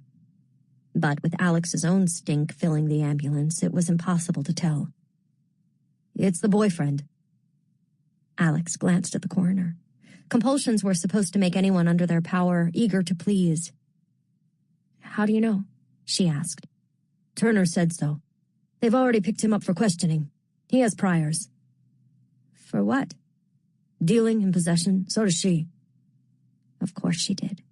The boyfriend was moving product, and this girl was too. But there was a good long leap from small-time dealing to murder. Sometimes, she reminded herself. Sometimes it's not far at all. Alex looked again at the girl's face. She was blonde, a little like Helly. The resemblance was superficial, at least on the outside, but underneath, in the cut-open places, they were all the same. Girls like Helly, girls like Alex, girls like this one had to keep running or eventually trouble caught up. This girl just hadn't run fast enough. There were paper bags over her hands. To preserve the evidence, Alex realized. Maybe she'd scratched her attacker? "What's her name?" It didn't matter, but Alex needed it for her report. "Tara Hutchins." Alex typed it into her phone so she wouldn't forget it. "Cover her up." She was glad when she couldn't see that brutalized body anymore. This was nasty, ugly. But it didn't mean Tara was connected to the societies. People didn't need magic to be terrible to each other. "Time of death?" she asked. That seemed like the kind of thing she should know. "Sometime around 11, hard to pinpoint because of the cold." She paused with her hand on the lever of the van doors. Sometime around 11. Right around the time two docile greys, who had never given anyone any trouble, had opened their jaws like they were trying to swallow the world, and something had tried to slam its way into a chalk circle. What if that something had found its way to Tara instead? Or what if her boyfriend got fucked up enough to think he could stab straight through to her heart? There were plenty of human monsters out there. Alex had met a few. For now, she'd done her part. More than done it. Alex cracked the door to the van, scanned the street, then hopped down. "Forget you met me," she told the coroner. A vague, confused expression crossed his face. Alex left him standing, dazed, beside Tara's body, and strolled away, crossing the street and keeping to the dark sidewalk, away from the police lights. In a short while, the compulsion would wear off, and he'd wonder how he'd ended up with a gold coin in his hand. He would put it in his pocket and forget about it, or toss it in the trash without ever realizing the metal was real. She glanced back at the Greys gathered around Payne Whitney. Was it her imagination, or was there something in the bent of their shoulders? The way they huddled together by the gymnasium doors. Alex knew better than to look too closely, but in that fleeting moment she could have sworn they looked frightened. What did the dead have to fear? She could hear Darlington's voice in her head. "When was the first time you saw them?" Low and halting, as if he wasn't sure whether the question was taboo. But the real question, the right question, was, when was the first time you knew to be afraid? Alex was glad he'd never had the sense to ask. Where do we begin to tell the story of Lethe? Does it begin in 1824 with Bathsheba Smith? Perhaps it should. But it would take another 70 years and many more disasters before Lethe would come to be. So instead, we point to 1898, when Charlie Baxter, a man with no home and of no consequence, turned up dead, with burns to his hands, feet, and scrotum, and a black scarab where his tongue should be. Accusations flew, and the societies found themselves under threat from the university. To heal the rift and, let us speak frankly, to save themselves, Edward Harkness, a member of Wolf's Head, joined with William Payne Whitney of Skull and Bones and Hiram Bingham III of the now-defunct Acacia fraternity to form the League of Lethe as an oversight body for the society's occult activities. From these earliest meetings rose our mission statement. We are charged with monitoring the rites and practices of any senior societies trafficking in magic, divination, or otherworldly discourse, with the express intent of keeping citizens and students safe from mental, physical, and spiritual harm, and of fostering amicable relations between the societies and school administration. Lethe was funded by an infusion of capital from Harkness and a mandatory contribution from the trusts of each of the Ancient Eight. When Harkness tapped James Gamble Rogers, Scroll and Key, 1889, to create a plan for Yale and design many of its structures, he ensured that safe houses and tunnels for Lethe would be built throughout the campus. Harkness, Whitney, and Bingham drew on knowledge from each of the societies to create a storehouse of arcane magic for use by the deputies of Lethe. This was added to significantly in 1911, when Bingham traveled to Peru. From The Life of Lethe, Procedures and Protocols of the Ninth House. 4. Last fall. "Come on," Darlington said, helping her to her feet. "The illusion will break any minute, and you'll be lying in the front yard like a noon drinker." He half dragged her up the stairs to the porch. She'd handled the jackals well enough, but her color wasn't good, and she was breathing hard. "You're in terrible shape. And you're an asshole." "Then we both have hardships to overcome. You asked me to tell you what you were getting into, now you know." She yanked her arm away. "Tell me, not try to kill me." He looked at her steadily. It was important she understand. "You were never in any danger, but I can't promise that will always be the case. If you don't take this seriously, you could get yourself or someone else hurt." "Someone like you?" "Yes," he said. "Most of the time, nothing too bad happens at the houses. You'll see things you'd like to forget. Miracles, too. But no one completely understands what lies beyond the veil, or what might happen if it crosses over. Death waits on black wings, and we stand hoplite, hussar, dragoon." She placed her hands on her thighs and peered up at him. "You make that up?" "Cabot Collins. They called him the poet of Lethe." Darlington reached for the door. He lost both his hands when an interdimensional portal closed on them. He was reciting his latest work at the time. Alex shuddered. "Okay, I get it. Bad poetry, serious business. Are those dogs real?" "Real enough. They're spirit hounds, bound to serve the sons and daughters of Lethe." "Why the long sleeves, Stern?" "Track marks." "Really?" He'd suspected that might be the issue, but he didn't quite believe her. She straightened and cracked her back. "Sure. Are we going in or not?" He bobbed his chin toward her wrist. "Show me." Alex lifted her arm, but she didn't shove her sleeve back. She just held it out to him, like he was going to tap a vein for a blood drive. A challenge. One that he suddenly didn't want to accept. It was none of his business. He should say that. Let it go. Instead, he took hold of her wrist. The bones were narrow, sharp in his hand. With his other hand, he pushed the fabric of her shirt up the slope of her forearm. It felt like a prelude. No needle punctures. Her skin was covered in tattoos. The curling tail of a rattlesnake, the sunburst bloom of a peony, and the wheel. He resisted the urge to touch his thumb to the image below the crook of her elbow. Dawes would be interested in that bit of tarot. Maybe it would give them something to talk about. Why hide tattoos? No one cares about that here. Half the student body had them. Not many had full sleeves, but they weren't unheard of. Alex yanked her cuff back down. Any other hoops to jump through? Plenty. He pulled open the door and led her inside. The entry was dark and cool, the stained glass throwing bright patterns onto the carpeted floor. Before them, the great staircase wound along the wall to the second story, dark wood carved in a thick sunflower motif. Michelle had told him the staircase alone was worth more than the rest of the house and the land it was built on. Alex released a small sigh. Glad to be out of the sun? She made a soft humming noise. It's quiet here. It took him a moment to understand what she meant. Ile Baston is warded, as are the rooms at the hutch. It's that bad. Alex shrugged. Well, they can't get to you here. Alex looked around, her face impassive.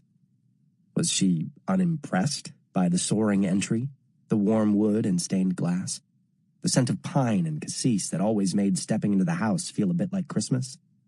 Or was she just trying to seem that way? Nice clubhouse, she said. Not very tomb-like. We're not a society, and we don't run like one. This isn't a clubhouse, it's our headquarters, the heart of Lethe, and the storehouse of hundreds of years of knowledge on the occult. He knew he sounded like a horrible prig, but he couldn't seem to stop himself. The societies tap a new delegation of seniors every year, 16 members, 8 women, 8 men. We tap a single new Dante, 1 freshman, every 3 years. Guess that makes me pretty special. Let's hope so. Alex frowned at that, then nodded at the marble bust propped on a table beneath the coat rack. Who's that? The patron saint of Lethe, Hiram Bingham III. Unfortunately, Bingham's boyish features and downturned mouth didn't lend themselves to immortalization in stone. He looked like a perturbed department store mannequin. Dawes shuffled out of the parlor, her hands curled into the sleeves of her voluminous sweatshirt, her headphones snug around her neck. A vision in beige. Darlington could feel the discomfort radiating off her. Pammy hated new people. It had taken him the better part of his freshman year to win her over, and he still always had the sense that she might be one loud noise away from bolting into the library, never to be seen again. Pamela Dawes, meet our new Dante, Alex Stern. With all the enthusiasm of someone greeting a cholera outbreak, Dawes offered her hand and said, Welcome to Lethe. Dawes keeps everything running and ensures I don't make too big a fool of myself. So it's a full-time job? Asked Alex. Dawes blinked. Evenings and afternoons, but I can make myself available to you with enough notice. She glanced back at the parlor worriedly, as if her long unfinished dissertation was a baby crying. Dawes had served as oculist for nearly 4 years, and she'd been hammering away on her dissertation, an examination of Mycenaean cult practices and early tarot iconography, all the while. Darlington decided to put her out of her misery. I'm giving Alex the tour, and then I'll take her across campus to the hutch. The hutch? Asked Alex. Rooms we keep at the corner of York and Elm. It's not much, but it's convenient when you don't want to trek too far from your dorm, and it's warded, too. It's stocked, Dawes said faintly, already scooting back into the parlor, and safety. Darlington gestured for Alex to follow him upstairs. Who was Bathsheba Smith? Alex asked on his heels. Then she had been reading her life of Lethe. He was pleased she remembered the name, but if memory served, Bathsheba appeared on the first page of the first chapter, so he wasn't going to get too excited. The 17-year-old daughter of a local farmer. Her body was found in the basement of the Yale Medical School in 1824. She'd been dug up for study by the students. Jesus. It wasn't uncommon. Doctors needed to study anatomy, and they needed cadavers to do that. But we think Bathsheba was an early attempt to communicate with the dead. A medical assistant took the fall, and Yale's students learned to keep their activities more quiet. After the discovery of the girl's body, the locals nearly burned Yale to the ground. Maybe they should have, murmured Alex. Maybe. They'd called it the Resurrection Riot, but it hadn't turned truly nasty. Boom or bust, New Haven was a town forever on the brink of things. Darlington toured Alex around the rest of Ile Baston.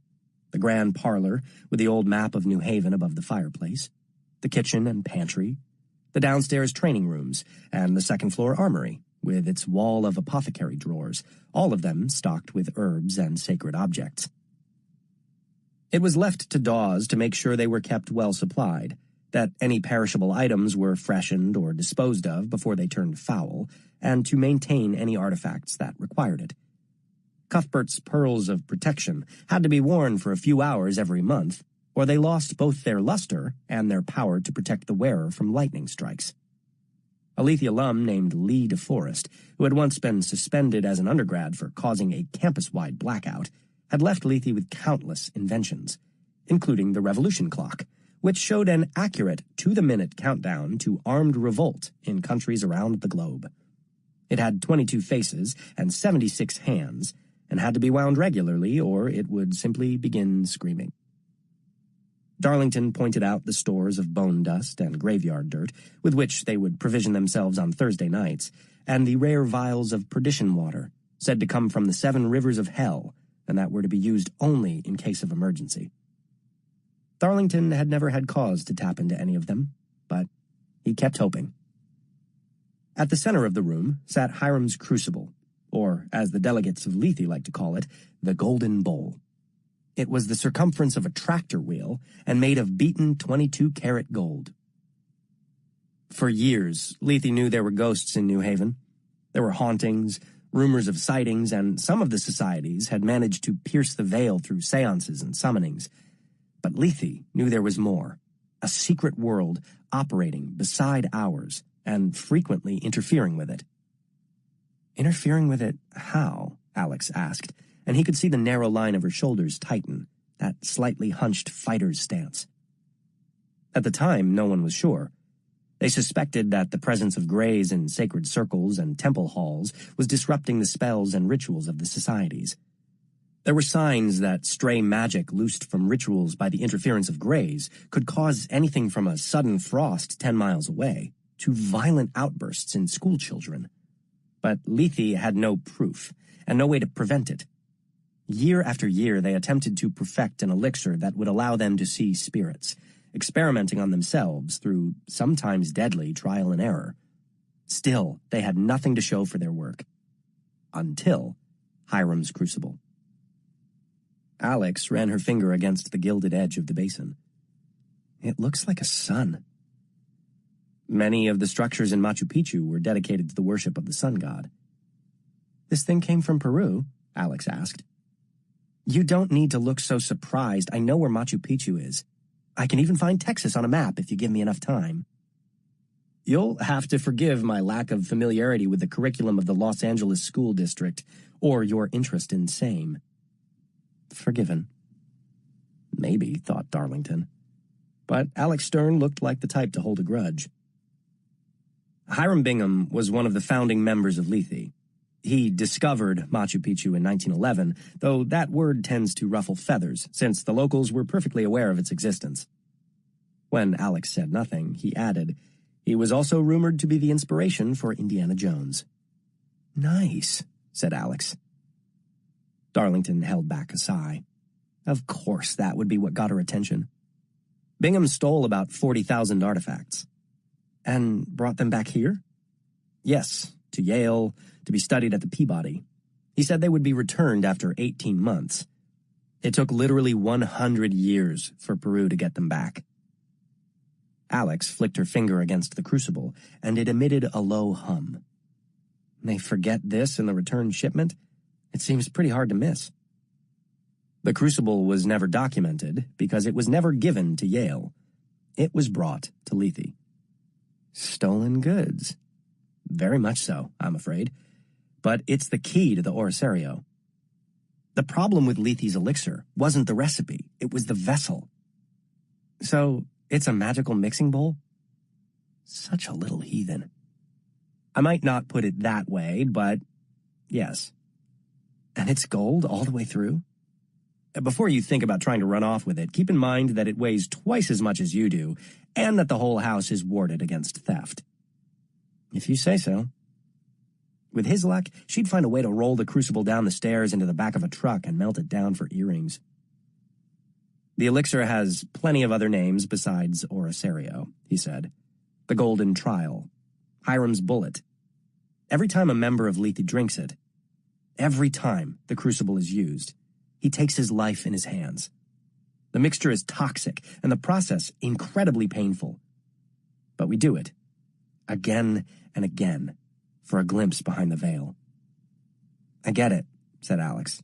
I've met users before. It isn't like that, he wanted to protest. But maybe it was.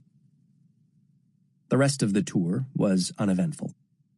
Darlington showed her the storage and research rooms in the upper stories, how to use the library, though he warned her not to use it on her own until the house got to know her, and finally the bedroom and adjoining bath, tidied and readied for her as Lethe's new Dante. He'd moved his own things to Virgil's suite at the end of last year, back when he'd still believed he'd have a proper protege. He'd felt embarrassingly sentimental about it all. Virgil's quarters were a floor above Dante's, and twice as large. When he graduated, they would be left empty, so that they would be available to him if he chose to visit. The vanity had belonged to Eliezer Wheelock. Half of the wall facing the bed was taken up by a stained glass window depicting a hemlock wood, positioned so that as the sun rose and set throughout the day, the colors of the glass trees and the sky above it seemed to change as well. When he'd moved in, he discovered that Michelle had left him a bottle of brandy and a note on her last visit. This is the forest primeval, the murmuring pines and the hemlocks, bearded with moss and in garment green, indistinct in the twilight. Stand like druids of eld with voices sad and prophetic. There was a monastery that produced Armagnac so refined, its monks were forced to flee to Italy when Louis XIV joked about killing them to protect their secrets. This is the last bottle. Don't drink it on an empty stomach, and don't call unless you're dead. Good luck, Virgil. He'd always thought Longfellow was tripe, but he'd treasured the note and the brandy anyway. Now he watched Alex sweating amid the luxury of his old rooms that had been rarely used but much beloved. The dark blue walls, the canopied bed with its heavy teal covers, the armoire painted with white dogwood. The stained glass here was more modest. 2 elegant windows, clouds in shades of blue and violet set atop starry skies, bracketing a fireplace of painted tiles. Alex stood at the center of it all, her arms wrapped around her middle, turning slowly. He thought again of Undine. But maybe she was just a girl lost at sea. He had to ask, when did you first see them? She glanced at him, then at the window above her, the moon waxing forever in a stained glass sky. She picked up the Roiga music box from the desk, touched her finger to the lid, but then thought better of it, set it down. Darlington was a good talker, but he was happiest when no one was speaking to him, when he didn't have to perform the ritual of himself, and he could simply be left to watch others. Alex had a grainy quality to her, like an old film. He could tell she was making a choice, whether to reveal her secrets, whether to run. She shrugged, and he thought she would leave it at that, but then she picked up the music box again and said, I don't know. I thought they were people for a while, and it's not like anyone pays attention to a kid talking to no one. I remember seeing a fat guy in nothing but socks and undershorts, holding a remote control in one hand like a teddy bear, and standing in the middle of the street. I remember trying to tell my mom he was going to get hurt. On our trip to the Santa Monica Pier, I saw a woman lying in the water like a picture of... She gestured as if stirring a pot. With her hair and the flowers. Ophelia. She followed me home, and when I cried and shouted at her to leave, she just tried to push closer. They like tears, the salt, the sadness, any strong emotion. Fear? She asked. She was so still, as if she were posing for a portrait. Fear. Few Greys were malevolent, but they did love to startle and terrify. Why aren't there more of them? Shouldn't they be everywhere? Only a few Greys can pass through the veil. The vast majority remain in the afterlife. I see them at the supermarket, around the hot foods case or those pink bakery boxes. They loved our school cafeteria. I didn't think about it much until Jacob Craig asked if I wanted to see his thing. I told him I'd seen plenty of them, and somehow it got back to his mom, and she called the school. So the teacher brings me in and asks, "What do you mean you've seen lots of things?" I didn't know to lie. She plunked the music box down. If you want to get Child Protective Services called fast, just start talking about ghost dick. Darlington wasn't sure what he'd expected. A dead highwayman lurking romantically at the window? A banshee roaming the banks of the Los Angeles River like La Llorona? There was something so ordinary and awful about her story. About her. Someone had reported Alex's case to CPS, and one of Lethe's search algorithms, or one of their many contacts in one of the many bureaus that they'd paid off, had caught mention of those notable keywords: delusions, paranoia, ghosts. From that point on, she'd probably been watched. And that night in the apartment on Cedros? She frowned and then said, "Oh, you mean Ground Zero. Don't tell me you haven't read the file." "I have. I want to know how you survived." Alex rubbed her thumb over the edge of the windowsill. "So do I." Was that enough? Darlington had seen the crime scene photos, video taken by officers arriving on scene. 5 men dead, all of them beaten nearly unrecognizable. 2 of them staked through the heart like vampires. Despite the carnage, blood splatter indicated it was all the work of one perpetrator. Arcs of red, every vicious blow struck from left to right. Something was off about the whole thing, but Alex was never a suspect. For one thing, she was right-handed, and for another, she was far too small to have wielded a weapon with so much force. Besides, she had enough fentanyl in her system that she was lucky she hadn't died herself. Her hair had been wet, and she'd been found naked as a newborn. Darlington had dug a little deeper, unable to shake his suspicions, but there had been no blood or remains in the drain. If she'd somehow been involved, she hadn't showered the proof away. So why had the attacker left the girls alone? If the police were right and this was some kind of beef with another dealer, why spare Alex and her friend? Drug dealers who beat people to death with bats didn't seem like the spare the women and children type. Maybe the attacker had believed they were dead already from the drugs, or maybe Alex had tipped someone off. But she knew something more about what had happened than she'd told the police. He felt it in his bones. "Helly and I got high," she said quietly, still brushing her finger against the windowsill. "I woke up in the hospital. She didn't wake up at all." She looked very small, suddenly, and Darlington felt a stab of shame. She was 20, older than most freshmen, but she was still just a kid in a lot of ways, in over her head. And she'd lost friends that night, her boyfriend, everything familiar. "Come with me," he said. He wasn't sure why. Maybe because he felt guilty for prying. Maybe because she didn't deserve to be punished for saying yes to a bargain no right-minded person would refuse. He led her back to the gloom of the armory. It had no windows, and its walls were lined in shelves and drawers nearly 2 stories high. It took him a moment to find the cupboard he wanted. When he rested his hand on the door, the house paused, then let the lock give with a disapproving click. Carefully, he removed the box. Heavy, gleaming black wood, inlaid with mother-of-pearl. "You'll probably need to remove your shirt," he said. "I'll give Dawes the box, and she can—" "Dawes doesn't like me. Dawes doesn't like anyone." "Here," she said. She pulled the shirt over her head, revealing a black bra and ribs shadowed like the furrows of a tilled field. "Don't get Dawes." Why was she so willing to put herself in his hands? Was she unafraid or just reckless?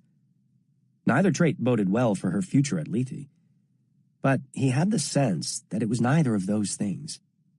It felt like she was testing him now, like she'd laid down another challenge. "Some propriety wouldn't kill you," he said.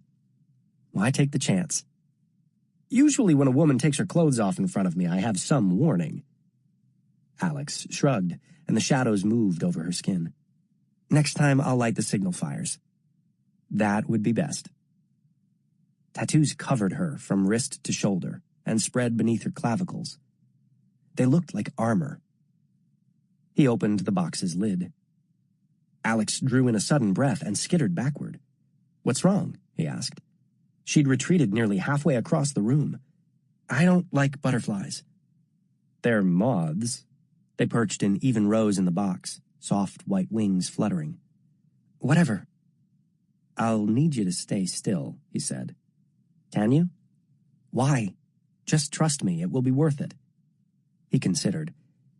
"If it's not, I'll drive you and your roommates to IKEA." Alex balled her shirt in her fists. "And take us for pizza after." "Fine." "And dear Aunt Eileen is going to buy me some new fall clothes." "Fine. Now come here, you coward." She crossed back to him in a kind of sideways shuffle, averting her eyes from the contents of the box. One by one, he took out the moths and laid them gently on her skin. One at her right wrist, her right forearm, the crook of her elbow, her slender biceps, the knob of her shoulder. He repeated the process with her left arm, then placed 2 moths at the points of her collarbones where the heads of 2 black snakes curled, their tongues nearly meeting at the hollow of her throat. "Shabash," he murmured.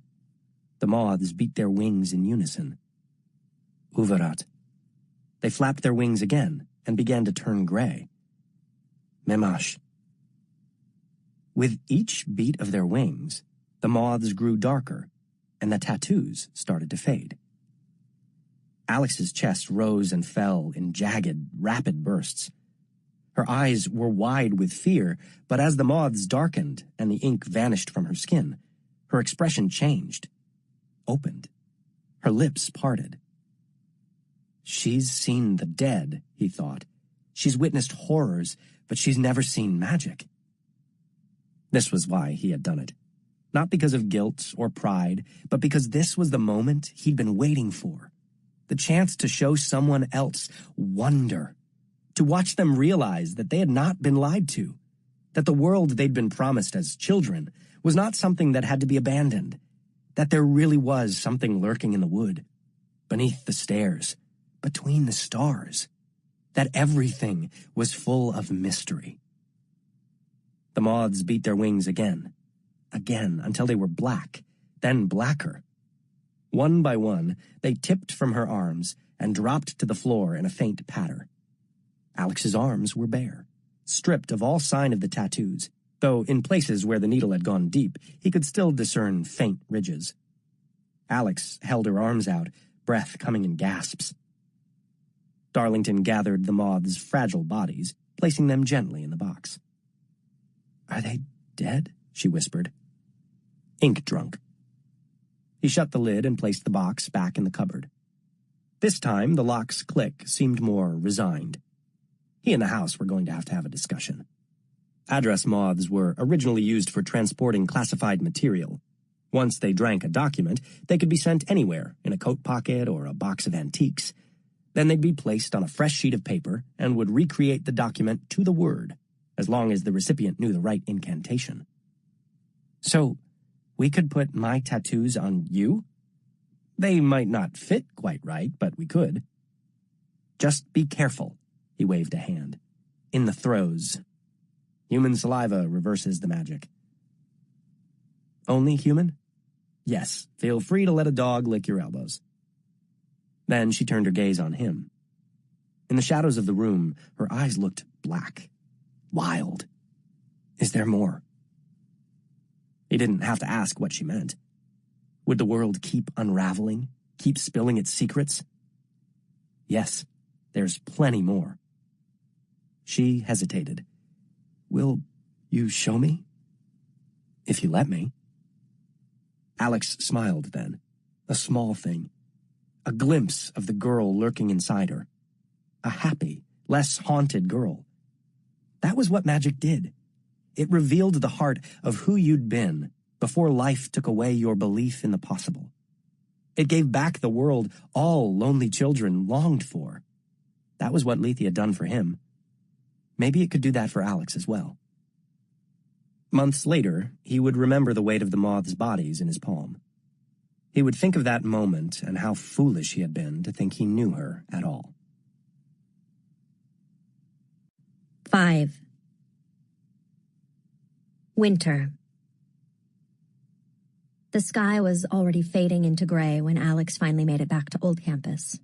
She had stopped at the hutch to shower with verbena soap beneath a hanging censer filled with cedar and Palo Santo, the only things that would counter the stink of the Vale.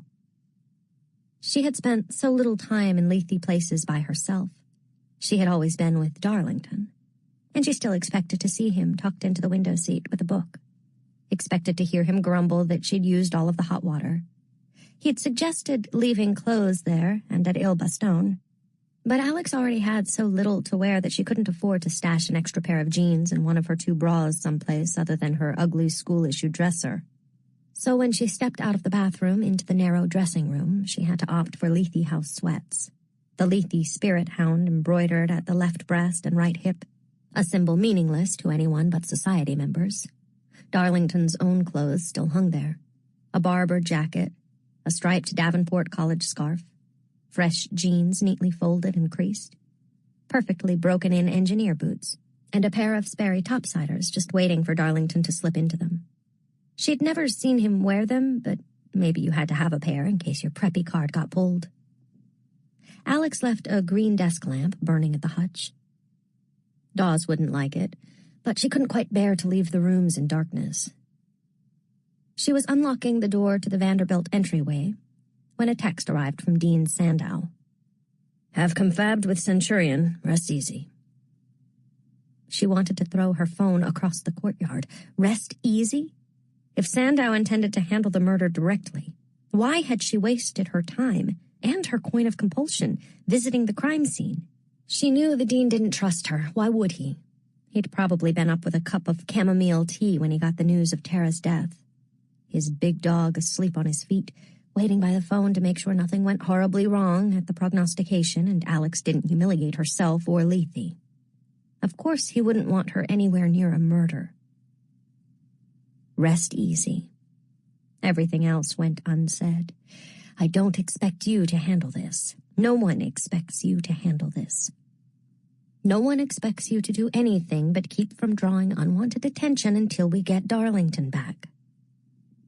If they could find him. If they could somehow bring him home from whatever dark place he'd gone. In less than a week, they'd attempt the new moon rite. Alex didn't understand the specifics, only that Dean Sandow believed it would work, and that until it did, her job was to make sure that no one asked too many questions about Lethe's missing golden boy. At least now she didn't have a homicide to worry about, or a grumpy detective to deal with. When she entered the common room to find Mercy already awake, Alex was glad she'd stopped to shower and change. She had thought college dorms would be like hotels, long hallways packed with bedrooms, but Vanderbilt felt more like an old-fashioned apartment building, full of tinny music, people humming and laughing as they went in and out of the shared bathrooms, the slamming of doors echoing up and down the central staircase. The squat she'd shared with Len and Helly and Betcha and the others had been noisy, but its sighs and moans had been different, defeated, like a dying body. "You're awake," Alex said.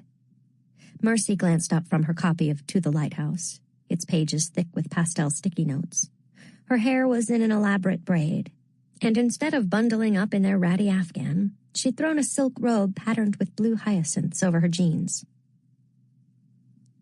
"Did you even come home last night?" Alex took a chance. "Yeah, you were already snoring. I just got up to get a run-in." "You went to the gym?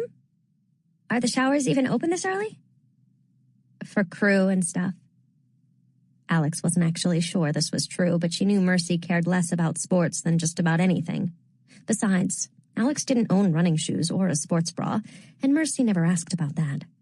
People didn't go looking for lies that didn't have a reason. And why would anyone lie about going for a morning run? Psychos. Mercy tossed a stapled stack of pages at Alex, who caught them but couldn't quite bring herself to look. Her Milton essay. Mercy had offered to give it a read. Alex could already see the red pen all over it. "How was it?" she asked, shuffling into their bedroom. "Not terrible, but not good," Alex muttered as she entered their tiny cave of a room and stripped out of her sweats. Mercy had covered her side of the wall in posters, family photos, ticket stubs from Broadway shows, a poem written in Chinese characters that Mercy said her parents made her memorize for dinner parties when she was a kid, but that she'd fallen in love with, a series of Alexander McQueen sketches, a starburst of red envelopes. Alex knew it was partially an act, a construction of the person Mercy wanted to be at Yale. But every item, every object connected her to something. Alex felt like someone had come along early and snipped all of her threads. Her grandmother had been her closest link to any kind of real past, but Estrella Stern had died when Alex was 9, and Mira Stern had grieved her, but she'd had no interest in her mother's stories or songs, the way she cooked or prayed. She called herself an explorer. Homeopathy, allopathy, healing gemstones, cryon, spirit science. 3 months when she'd put spirulina in everything, each embraced with the same fierce optimism, dragging Alex along from one silver bullet to the next. As for Alex's father, Mira was hazy on the details, hazier when pushed. He was a question mark, Alex's phantom half. All she knew was that he loved the ocean, that he was a Gemini, and that he was brown. Mira couldn't tell her if he was Dominican or Guatemalan or Puerto Rican, but she did know he was Aquarius rising with his moon in Scorpio, or something. Alex could never remember. She'd brought few objects from home. She hadn't wanted to return to Ground Zero to pick up any of her old stuff, and the belongings in her mother's apartment were little girl things, plastic ponies, rosettes made of colored ribbons, bubblegum-scented erasers. In the end, she'd packed a hunk of smoky quartz that her mother had given her, her grandmother's nearly illegible recipe cards, an earring tree she'd had since she was 8, and a retro map of California, which she hung next to Mercy's poster of Coco Chanel. "I know she was a fascist," Mercy had said, "but I can't quit her." Dean Sandow had suggested Alex purchase a few sketchbooks and charcoal, too, and she dutifully placed them atop her half-empty dresser as cover. Alex had tried to choose the easiest subjects possible, English Lit, her Spanish requirement, an introductory sociology course, painting. She thought at least English would be easy because she liked to read. Even when things had been really bad in school, she'd still been able to fake her way through those classes. But this English was an entirely different language. She'd gotten a D on her first paper with a note that said, "This is a book report." It had been just like high school, except she'd actually been trying. "I love you, but this essay is a mess," said Mercy from the common room. "It would probably be better if you spent less time working out and more time working." No shit, thought Alex. Mercy was going to be in for a real surprise if she ever asked Alex to jog somewhere or lift something heavy. "We can go through it over breakfast." All Alex wanted was sleep. But going back to bed didn't seem to be the thing people did after a run, and Mercy had done her the courtesy of editing her awful English paper, so she definitely needed to say yes to breakfast. Leigh had provided Alex with a tutor, an American Studies grad student named Angus, who spent most of their weekly sessions bent over Alex's work, snorting in exasperation and shaking his head like a horse plagued by flies. Mercy wasn't exactly gentle, but she was a lot more patient. Alex yanked on jeans and a t-shirt, then the black cashmere sweater she'd prized so much when she'd picked it out at Target. It was only when she'd seen Lauren's lush lavender pullover and foolishly asked, "What is this made of?" that she'd understood there were as many kinds of cashmere as there were of cush, and that her own sad sweater pulled from the sale rack was strictly stems and seeds. At least it was warm. She gave her coat another spray of cedar oil in case any veil stink lingered, hefted up her bag, hesitated. She opened her dresser drawer and dug around in the back until she found the little bottle of what looked like ordinary eye drops. Before she could think too much about it, she tilted her head back and squeezed 2 drops of basso belladonna into each eye. It was a stimulant, a strong one, a bit like magical Adderall. The crash was brutal, but there was no way Alex was going to make it through the morning without a little help. The old boys of Lethe had all kept diaries of their time in the society, and they had plenty of tricks they used to cut corners. Alex had discovered this one after Darlington was gone. Back into the morning cold with Mercy beside her.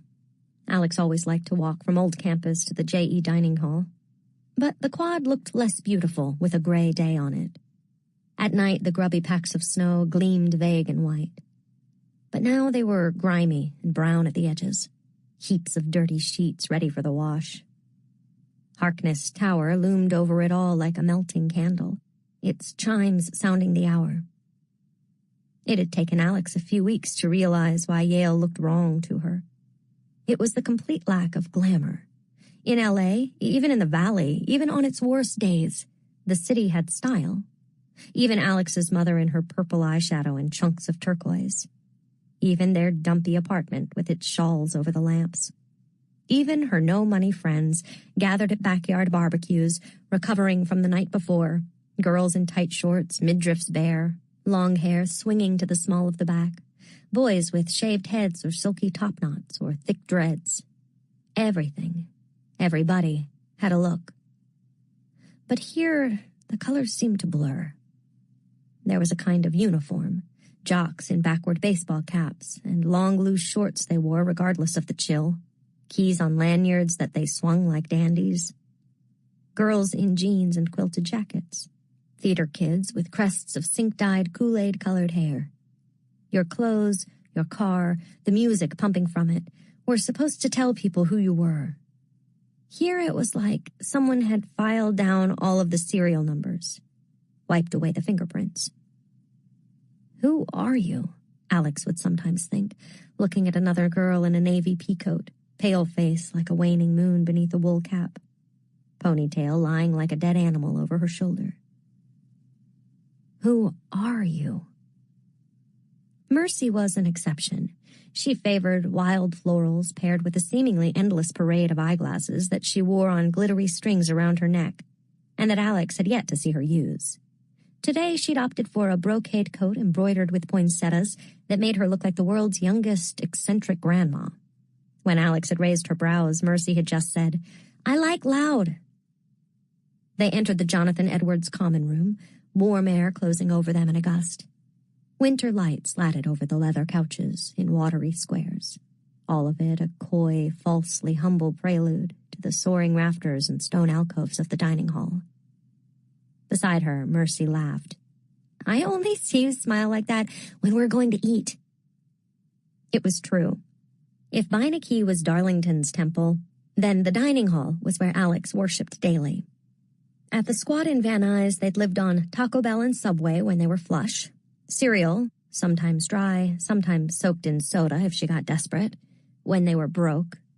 She'd steal a bag of hot dog buns whenever they were invited to barbecues at Eitan's place so they had something to put peanut butter on. And once she'd tried to eat Loki's dry kibble, but her teeth couldn't manage it.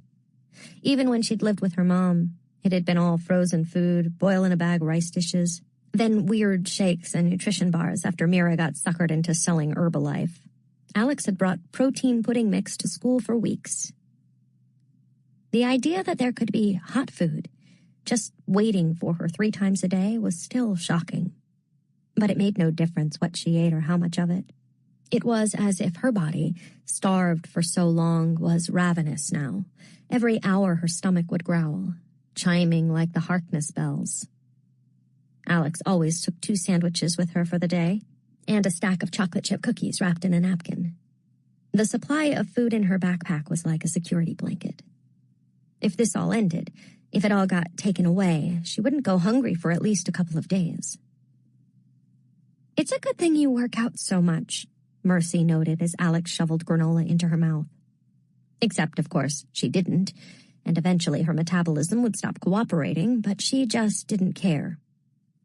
Do you think it's too much to wear a skirt to Omega Meltdown tomorrow night? You're still committed to this frat thing? Omega Meltdown was part of Mercy's 5-party plan to get her and Alex to be more social. Some of us don't have a hot cousin to take us interesting places, so until I'm offered a higher caliber of party, yes. This isn't high school. We don't have to be the losers waiting to get invited out. I've wasted too many good outfits on you. Okay, I'll wear a skirt if you wear a skirt, Alex said. Also, I'm going to need to borrow a skirt. No one dressed up for frat parties, but if Mercy wanted to look cute for a bunch of guys in hazmat suits, then that was what they would do. You should wear those boots you have with all the laces. I'm going back for seconds. The basso belladonna kicked in just as she was stacking peanut butter pancakes onto her tray, and she drew in a sharp breath as she came wide awake. It felt a little like someone cracking an ice-cold egg on the nape of your neck. Of course, it was at that moment that Professor Bellbaum waved her over from her table below the leaded windows in the corner of the dining room, her sleek white hair gleaming like a seal's head breaching a wave. Fuck, Alex said under her breath, and then cringed when Bellbaum's mouth quirked as if she'd heard her. Give me a minute, she told Mercy, and set down her tray at their table. Marguerite Bellbaum was French, but spoke flawless English. Her hair was snow white and fell in a smooth, severe bob that looked like it had been carved from bone and set carefully on her head like a helmet, so little did it move. She wore asymmetrical black garments that hung in supremely chic folds, and she had a stillness that made Alex twitch. Alex had been in awe of her from the first glimpse of her slender, immaculate form at the Jonathan Edwards orientation, since the first whiff of her peppery perfume. She was a women's studies professor, the head of J.E. College, and one of the youngest people to ever achieve tenure. Alex didn't know exactly what tenure implied, or if young meant 30 or 40 or 50. Bellbaum might have been any of those, depending on the light. Right now, with the basso belladonna in Alex's system, Bellbaum looked a dewy 30, and the light pinging off her white hair glittered like tiny shooting stars. Hi, Alex said, hovering behind one of the wooden chairs. Alexandra, Bellbaum said, resting her chin on her folded hands. She always got Alex's name wrong, and Alex never corrected her. Admitting her name was Galaxy to this woman was unthinkable. I know you're breakfasting with your friends, but I need to steal you away. Breakfasting had to be the classiest verb Alex had ever heard, right up there with summering. You have a moment? Her questions never sounded like questions. You'll come to the office, yes? So that we can talk. Of course, Alex said, when what she really wanted to ask was, am I in trouble? When Alex was put on academic probation at the end of her first semester, Bellbaum had given her the news, sitting in her elegantly appointed office. 3 of Alex's papers laid out before her. 1 on the right stuff for her sociology class on organizational disasters. 1 on Elizabeth Bishop's Late Heir, a poem she'd chosen for its meager length, only to realize she had nothing to say about it and couldn't even use up space with nice long quotes. And 1 for her class on Swift, which she thought would be fun because of Gulliver's Travels. As it turned out, the Gulliver's Travels she'd read had been for children and nothing like the impenetrable original. At the time, Bellbaum had smoothed her hand over the typed pages and gently said that Alex should have disclosed her learning disability. You're dyslexic, yes? Yes, Alex had lied, because she needed some reason for how very far behind everyone else she was. Alex had the sense she should be ashamed of failing to correct Bellbaum, but she'd take all the help she could get. So now what? They were too early in the semester for Alex to have screwed up all over again. Bellbaum winked and gave Alex's hand a squeeze. It's nothing terrible. You needn't look quite so much like you're ready to flee. Her fingers were cool and bony, hard as marble. A single large stone glinted dark gray on her ring finger. Alex knew she was staring, but the drug in her system had made the ring a mountain, an altar, a planet in orbit. I prefer singular pieces, Bellbaum said. Simplicity, Alex nodded, tearing her eyes away. She was wearing a pair of 3 sets for $5 earrings that she'd boosted from the racks at Claire's in the Fashion Square Mall. Simplicity. Come, Bellbaum said, rising and waving one elegant hand. Let me just get my bag, said Alex. She returned to Mercy and jammed a pancake into her mouth, chewing frantically. Did you see this? Mercy said, turning her phone to Alex. Some New Haven girl got killed last night. In front of Payne Whitney. You must have walked right by the crime scene this morning.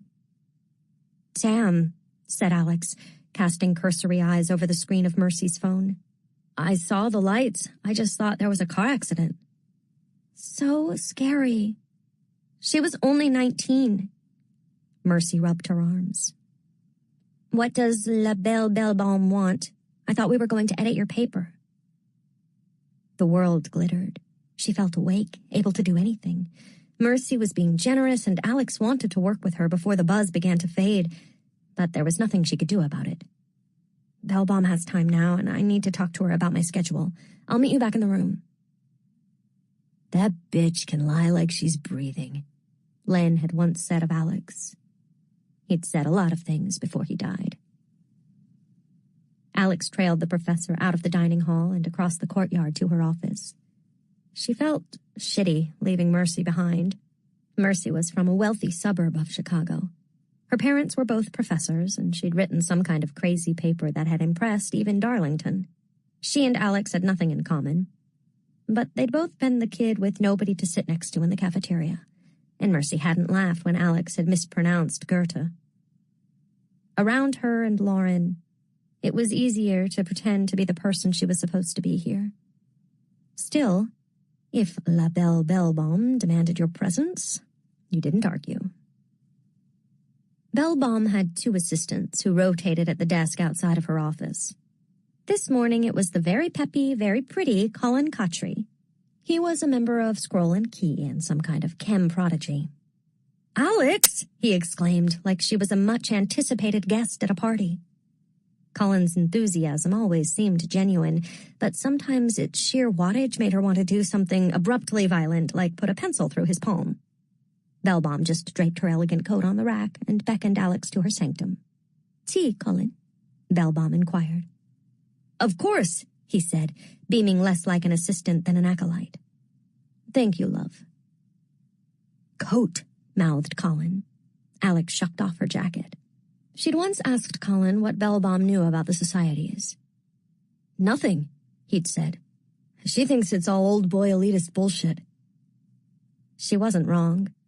Alex had wondered what was so special about the seniors selected by the societies every year.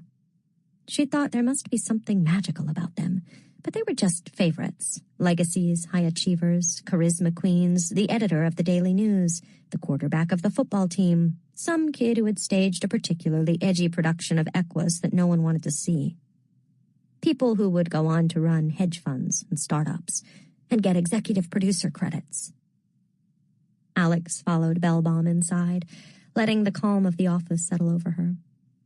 The books lining the shelves, the carefully curated objects from Bellbaum's travels, a blown glass decanter that bulged like the body of a jellyfish, some kind of antique mirror, the herbs flowering on the window ledge in white ceramic containers like bits of geometric sculpture.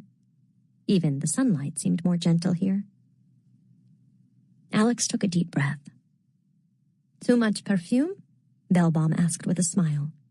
No, Alex said loudly. It's great. Bellbaum dropped gracefully into the chair behind her desk and gestured for Alex to seat herself on the green velvet couch across from her. Le parfum de Thérèse, Bellbaum said. Edmond Runitska. He was one of the great noses of the 20th century, and he designed this fragrance for his wife. Only she was allowed to wear it. Romantic, no? Then, how do I come to wear it?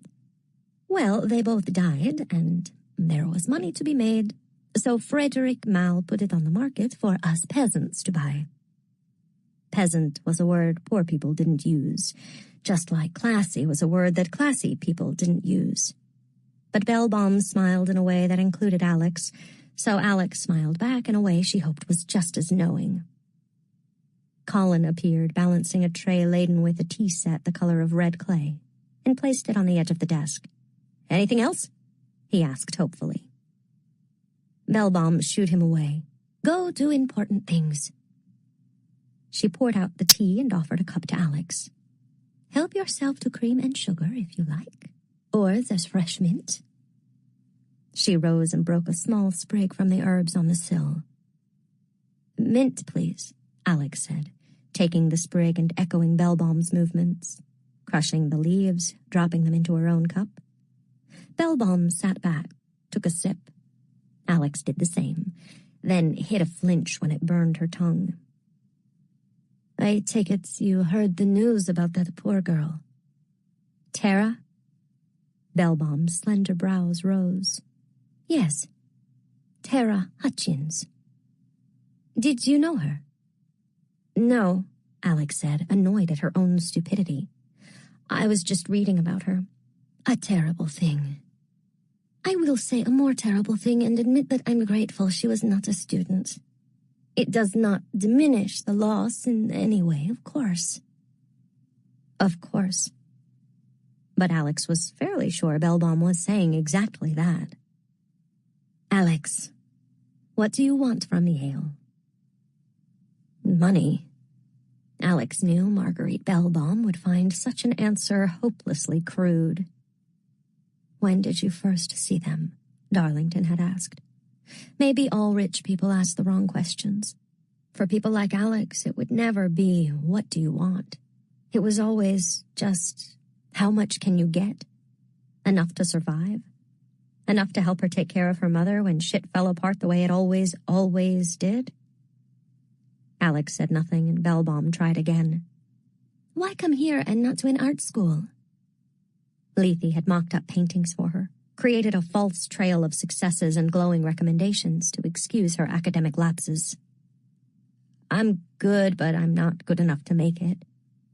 It was true. Magic could create competent painters, proficient musicians, but not genius. She had added art electives to her class schedule because it was expected, and they'd proven the easiest part of her academic life. Because it wasn't her hand that moved the brush. When she remembered to pick up the sketchbooks Sandow had suggested she buy, it was like letting a trivet skate over a Ouija board, though the images that emerged came from somewhere inside her. Betcha half-naked and drinking from a hole, Helly in profile, the wings of a monarch butterfly pushing from her back. "I will not accuse you of false humility. I trust you to know your own talents." Bellbaum took another sip of her tea. "The world is quite hard on artists who are good, but not truly great. So, you wish what? Stability? A steady job?" "Yes," Alex said. And despite her best intentions, the word emerged with a petulant edge. "You mistake me, Alexandra. There is no crime in wanting these things. Only people who have never lived without comfort deride it as bourgeois." She winked. "The purest Marxists are always men. Calamity comes too easily to women. Our lives can come apart in a single gesture, a rogue wave. And money? Money is the rock we cling to when the current would seize us."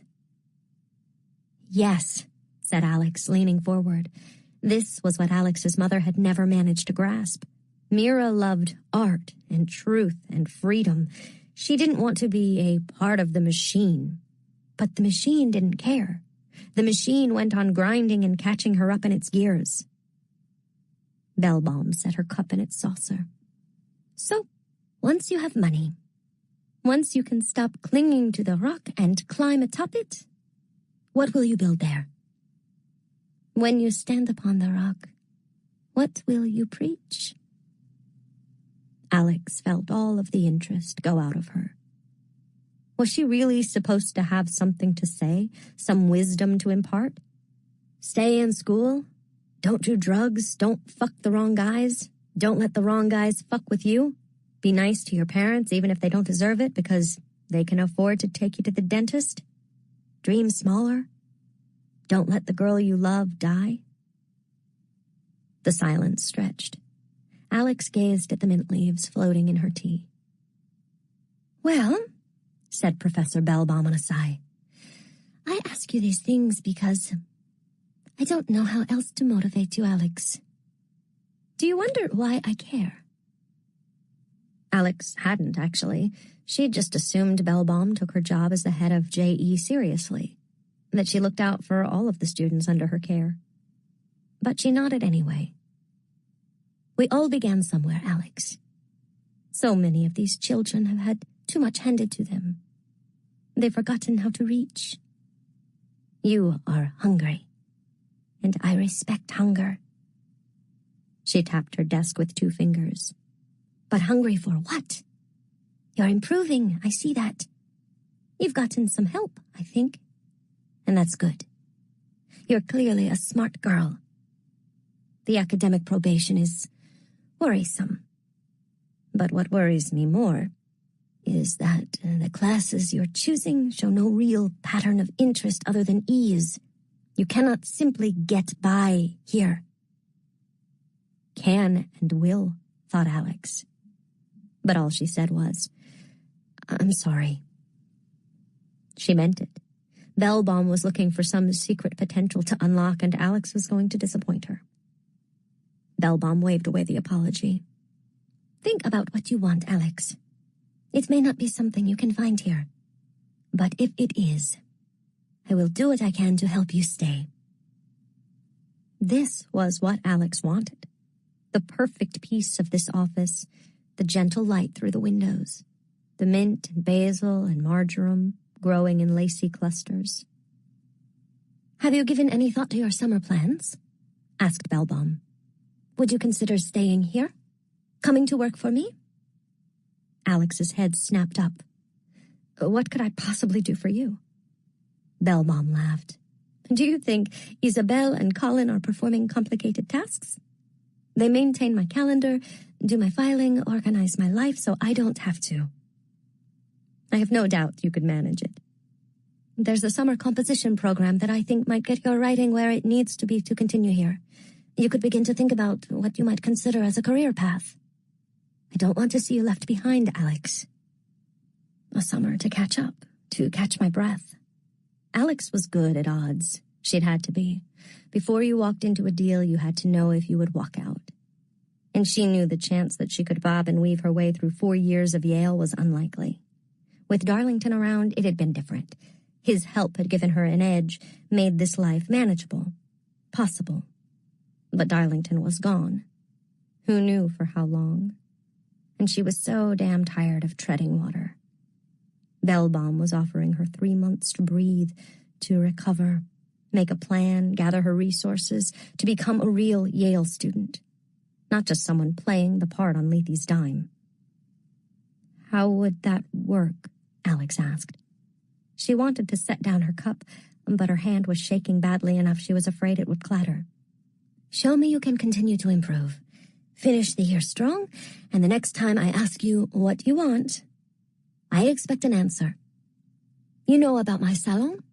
I had one last night, but I'll have another next week. You can start by attending. I can do that, she said, though she wasn't at all sure she could. I can do that, thank you. Don't thank me, Alex. Bellbaum looked at her over the red rim of her teacup. Just do the work.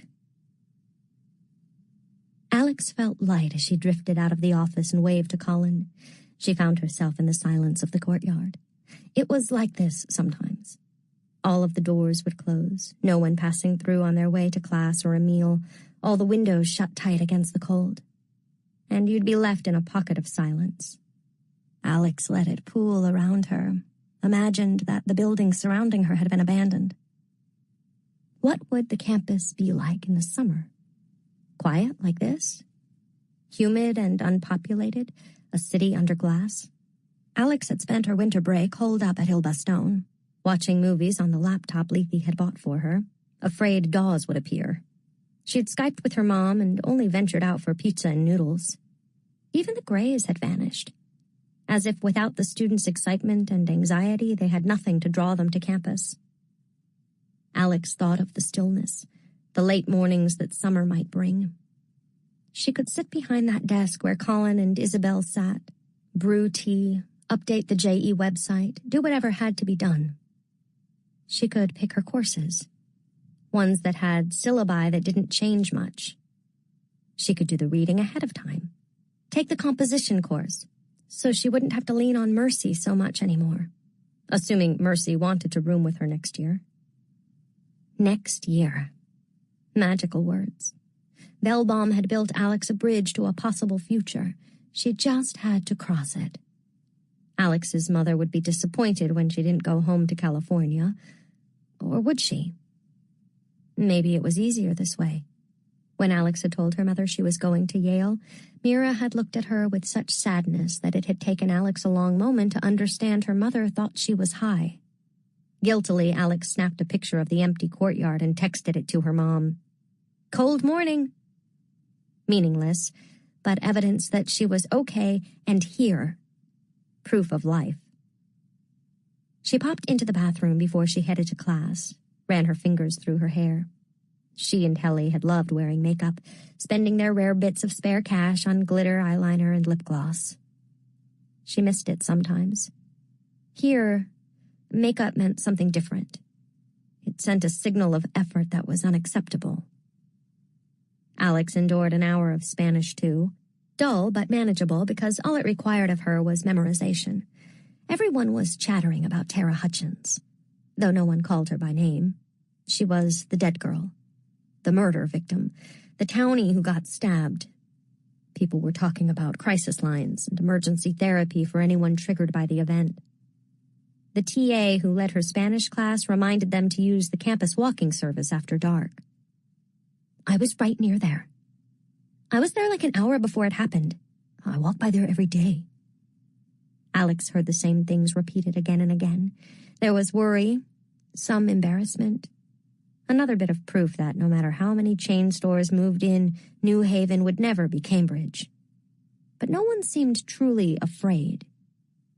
Because Tara wasn't one of you, Alex thought, as she picked up her bag. You all still feel safe. Alex had 2 hours free after class, and she meant to spend them hidden away in her dorm room, eating her pilfered sandwiches, and writing her report for Sandow, then sleeping through the Basso Belladonna crash before she went to her English lecture. Instead, she found her feet carrying her back to Payne Whitney. The intersection was no longer blocked off, and the crowds were gone, but police tape still surrounded the triangular swath of barren ground across the street from the gym. The students who passed cast furtive glances at the scene and hurried along, as if mortified to be seen gawking at something so lurid in the cold gray sunlight. A police cruiser was parked half on the sidewalk, and a news van sat across the street. She had to imagine Dean Sandow and the rest of the Yale administration were having plenty of harried meetings about damage control this morning. Alex hadn't understood the distinctions between Yale and Princeton and Harvard and the cities they occupied. They were all the same impossible place in the same imaginary town. But it was clear from the way that Lauren and Mercy laughed about New Haven that the city and its university were considered a little less Ivy than the others. A murder that close to campus, even if the victim hadn't been a student, couldn't be good PR. Alex wondered if she was looking at the place where Tara had been murdered, or if her body had simply been dumped in front of the gym. She should have asked the coroner while he was compelled, but she had to imagine it was the former.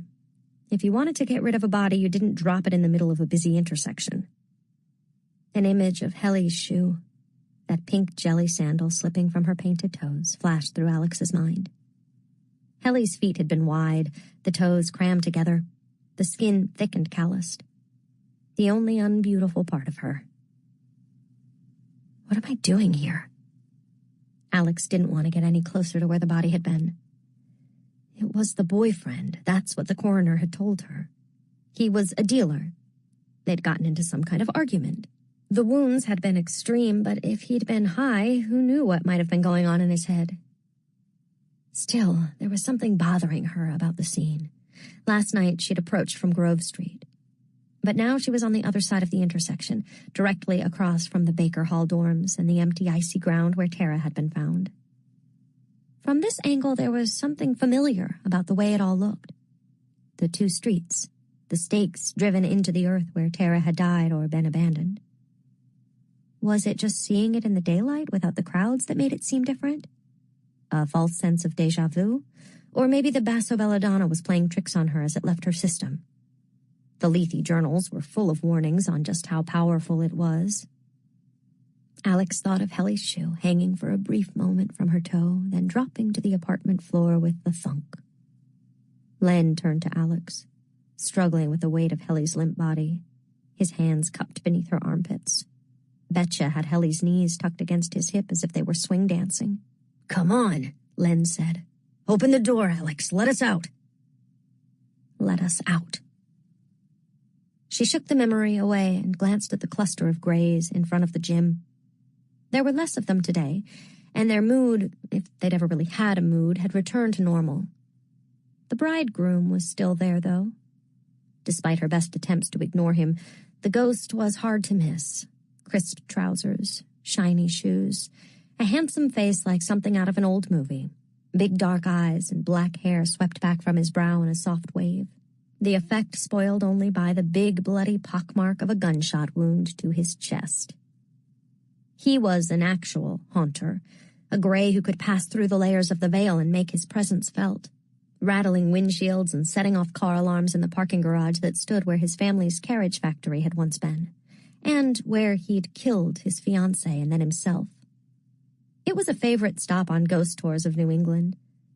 Alex didn't let her gaze linger, but from the corner of her eye she saw him drift away from the group, sauntering toward her. Time to get gone. She didn't want the interest of grays, particularly grays who could take any kind of real physical form. She turned her back on him and hurried toward the heart of the campus. By the time she got back to Vanderbilt, the crash had hold of her. She felt weak, exhausted, as if she'd just emerged from a week of the worst flu of her life. Her report for Sandow could wait. She didn't have much to say anyway. She would sleep. Maybe she would dream of summer. She could still smell crushed mint on her fingers.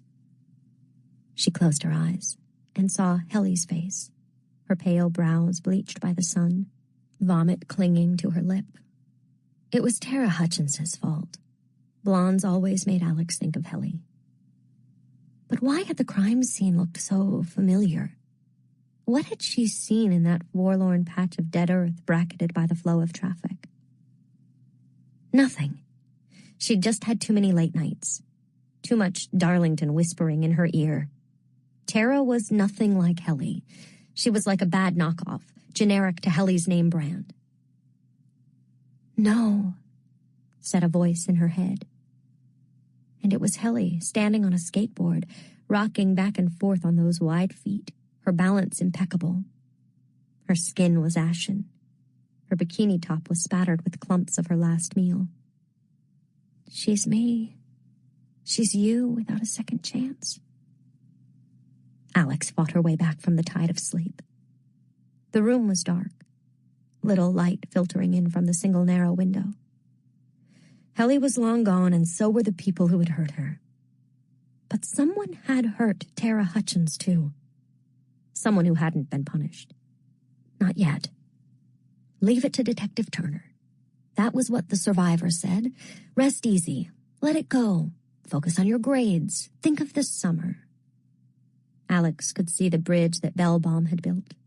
She just had to cross it. Alex reached into her dresser for the basso belladonna drops. One more afternoon. She could give Tara Hutchins that much before she buried her for good and moved on. The way she'd buried Helly. Aurelian, home to the would-be philosopher kings, the great uniters. Aurelian was founded to embrace ideals of leadership and supposedly to bring together the best of the societies. They modeled themselves as a kind of new Lethe, tapping members from every society to form a leadership council. That didn't last long. Lively debate gave way to raucous argument. New members were recruited, and they soon became as clannish as the other houses of the Vale. In the end, their magic had a fundamental practicality best suited to the working professional, less a calling than a trade. That has made them the object of ridicule by some with more delicate sensibilities. But when Aurelian found themselves banned from their own tomb and without a permanent address, they managed to survive where other houses have foundered, by hiring themselves out to the highest bidder. From The Life of Lethe, Procedures and Protocols of the Ninth House. They just lack any kind of style. Sure, they occasionally burp out a senator or an author of middling renown, but Aurelian Knights always feel a bit like you've been handed the transcript to a juicy court case. You start out excited, and by page 2 you realize it's all a lot of words and not much drama. Lethe Day's Diary of Michelle Alameddine, Hopper College. 6. Last fall. He started her small, with Aurelian. Darlington figured the big magics could wait for later in the semester, and he knew he'd made the right choice when he came downstairs at Ile Baston to find Alex perched on the edge of a velvet cushion, gnawing feverishly on a thumbnail. Dawes seemed oblivious, her attention focused on a companion to Linear B, her noise-canceling headphones firmly in place. "Ready?" he asked. Alex stood and wiped her palms on her jeans. He had her run through the stock of protections in their bags, and Darlington was pleased to see she'd forgotten nothing. "Good night, Dawes," he said as they unhooked their coats from the hall rack. "We won't be home late." Dawes slid her headphones down to her neck. "We have smoked salmon and egg and dill sandwiches." "Dare I ask?" "And Avgo Lemino." "I'd say you're an angel, but you're so much more interesting." Dawes clucked her tongue. "It's really not a fall soup." "It's barely fall, and there's nothing more fortifying. Besides, after a shot of Hiram's elixir, it was tough to get warm." Dawes smiled as she returned to her text. She liked being praised for her cooking almost as much as she liked being acknowledged for her scholarship. The air felt bright and cold against his skin as they walked down Orange, back toward the green and campus. Spring came on slow in New England, but fall was like rounding a sharp turn. One moment you were sweating through summer cotton, and the next you shivered beneath a sky gone hard enamel blue. "Tell me about Aurelian." Alex blew out a breath. "Founded in 1910. Rooms consecrated in Sheffield Sterling Strathcona Hall. Save yourself the mouthful, everyone calls it SSS. SSS. During the 1932 renovations." Around the same time, Bones was sealing off their operating theater, Darlington added. "Their what?" "You'll learn during your first prognostication. But I thought we'd keep the training wheels on for our first journey out." Best that Alex Stern found her footing among the eager, generous Aurelians rather than in front of the Bonesmen. The university gave those rooms to Aurelian as a gift for services rendered. "Which services?" "You tell me, Stern." "Well, they specialize in logomancy, word magic. So, something with the contract?" "The purchase of Sachem's Wood in 1910. It was a huge acquisition of land, and the university wanted to make sure the purchase could never be challenged. That land became Science Hill." "What else?" "People don't take them very seriously." "People?" "Lethe," she amended. "The other societies, because they don't have a real tomb." "But we're not like those people, Stern. We aren't snobs." "You are most definitely a snob, Darlington." "Well, I'm not that particular kind of snob. We have only 2 real concerns. Does their magic work, and is it dangerous?" "Does it?" asked Alex. "Is it?" The answer to both questions is sometimes. Aurelian specializes in unbreakable contracts, binding vows, stories that can literally put the reader to sleep. In 1989, a certain millionaire slipped into a coma in the cabin of his yacht. A copy of God and Man at Yale was found beside him, and if anyone had thought to look, they would have found an introduction that exists in no other version, one composed by Aurelian. You may also be interested to know that Winston Churchill's last words were, "I'm bored with it all." You're saying Aurelian assassinated Winston Churchill? That's mere speculation, but I can confirm that half of the dead in Grove Street Cemetery only stay in their graves because the inscriptions on their tombstones were crafted by members of Aurelian. Sounds pretty powerful to me. That was the old magic, when they were still considered a landed society. Aurelian was kicked out of their rooms when union contract negotiations with the university soured. The charge was serving alcohol to minors, but the fact is that Yale felt Aurelian had botched the initial contracts. They lost room 405, and their work has been shaky ever since. These days, they mostly manage the occasional non-disclosure agreement or inspiration spell. That's what we'll be seeing tonight. They passed the administrative offices of Woodbridge Hall and the glowing golden screens of Scroll and Key. The locksmiths had canceled their next ritual. It wouldn't mean any less work for Lethe. Book and Snake had been happy to move into the Thursday night slot in their place, but Darlington wondered exactly what was going on at Key's. There had been rumors of weakening magic, portals that malfunctioned or didn't open at all. It might all be talk. The houses of the Vale were secretive, competitive, and prone to petty gossip. But Darlington would take the delay as an opportunity to dig into what Scroll and Key might be contending with before he dragged his Dante into a possible mess. If Aurelian isn't dangerous, why do we need to be there? Alex asked. To keep the proceedings from being interrupted. This particular ritual tends to draw a lot of grays. Why? All of the blood. Alex's steps slowed. Please don't tell me you're squeamish. You won't make it through a semester if you can't handle a bit of gore. Darlington immediately felt like an ass. After what Alex had survived back in California, of course she'd be wary. This girl had witnessed real trauma, not the theater of the macabre to which Darlington had become so accustomed. I'll be fine, she said, but she was gripping the strap of her satchel with clenched fists. They entered the stark plateau of Beinecke Plaza, the library's windows glowing like chunks of amber. You will be, he promised. This is a controlled environment and a simple spell. We're basically just serving as bouncers tonight. Okay. She didn't look okay. They pushed through the library's revolving door and into the high vault of the entry. Gordon Bunshaft had envisioned the library as a box within a box. Behind the empty security desk, a vast glass wall rose to the ceiling, packed with shelves of books. This was the real library. The stacks, the paper and parchment heart of Beinecke, the outer structure that surrounded it, acting as entry, shield, and false skin. Large windows on every side showed the empty plaza beyond.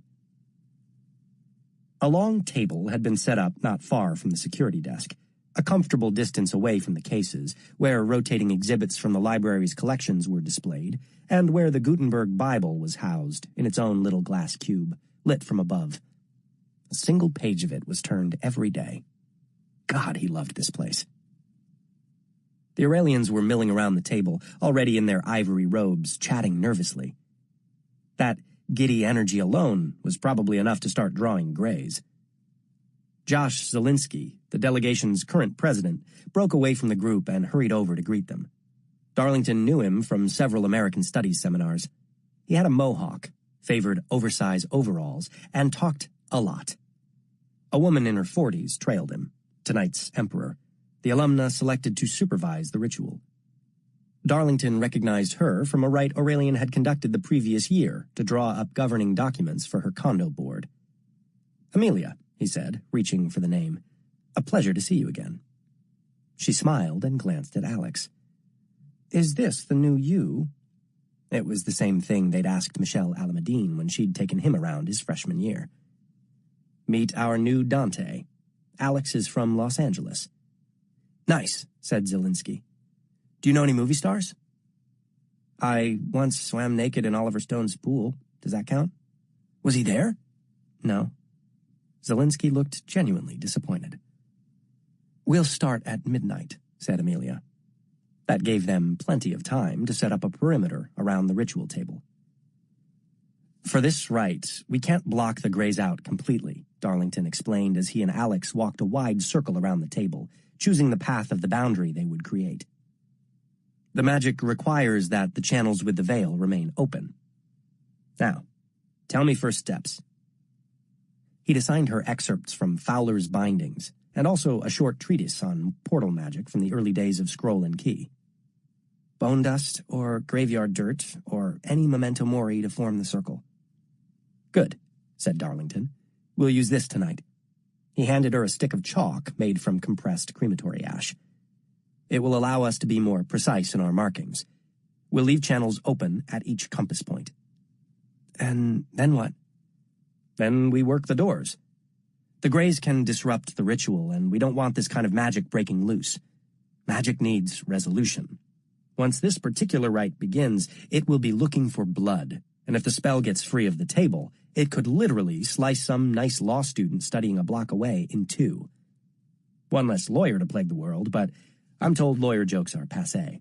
So if a Grey tries to come through, you have two options. Dust them or death words. Greys loathed any reminder of death or dying.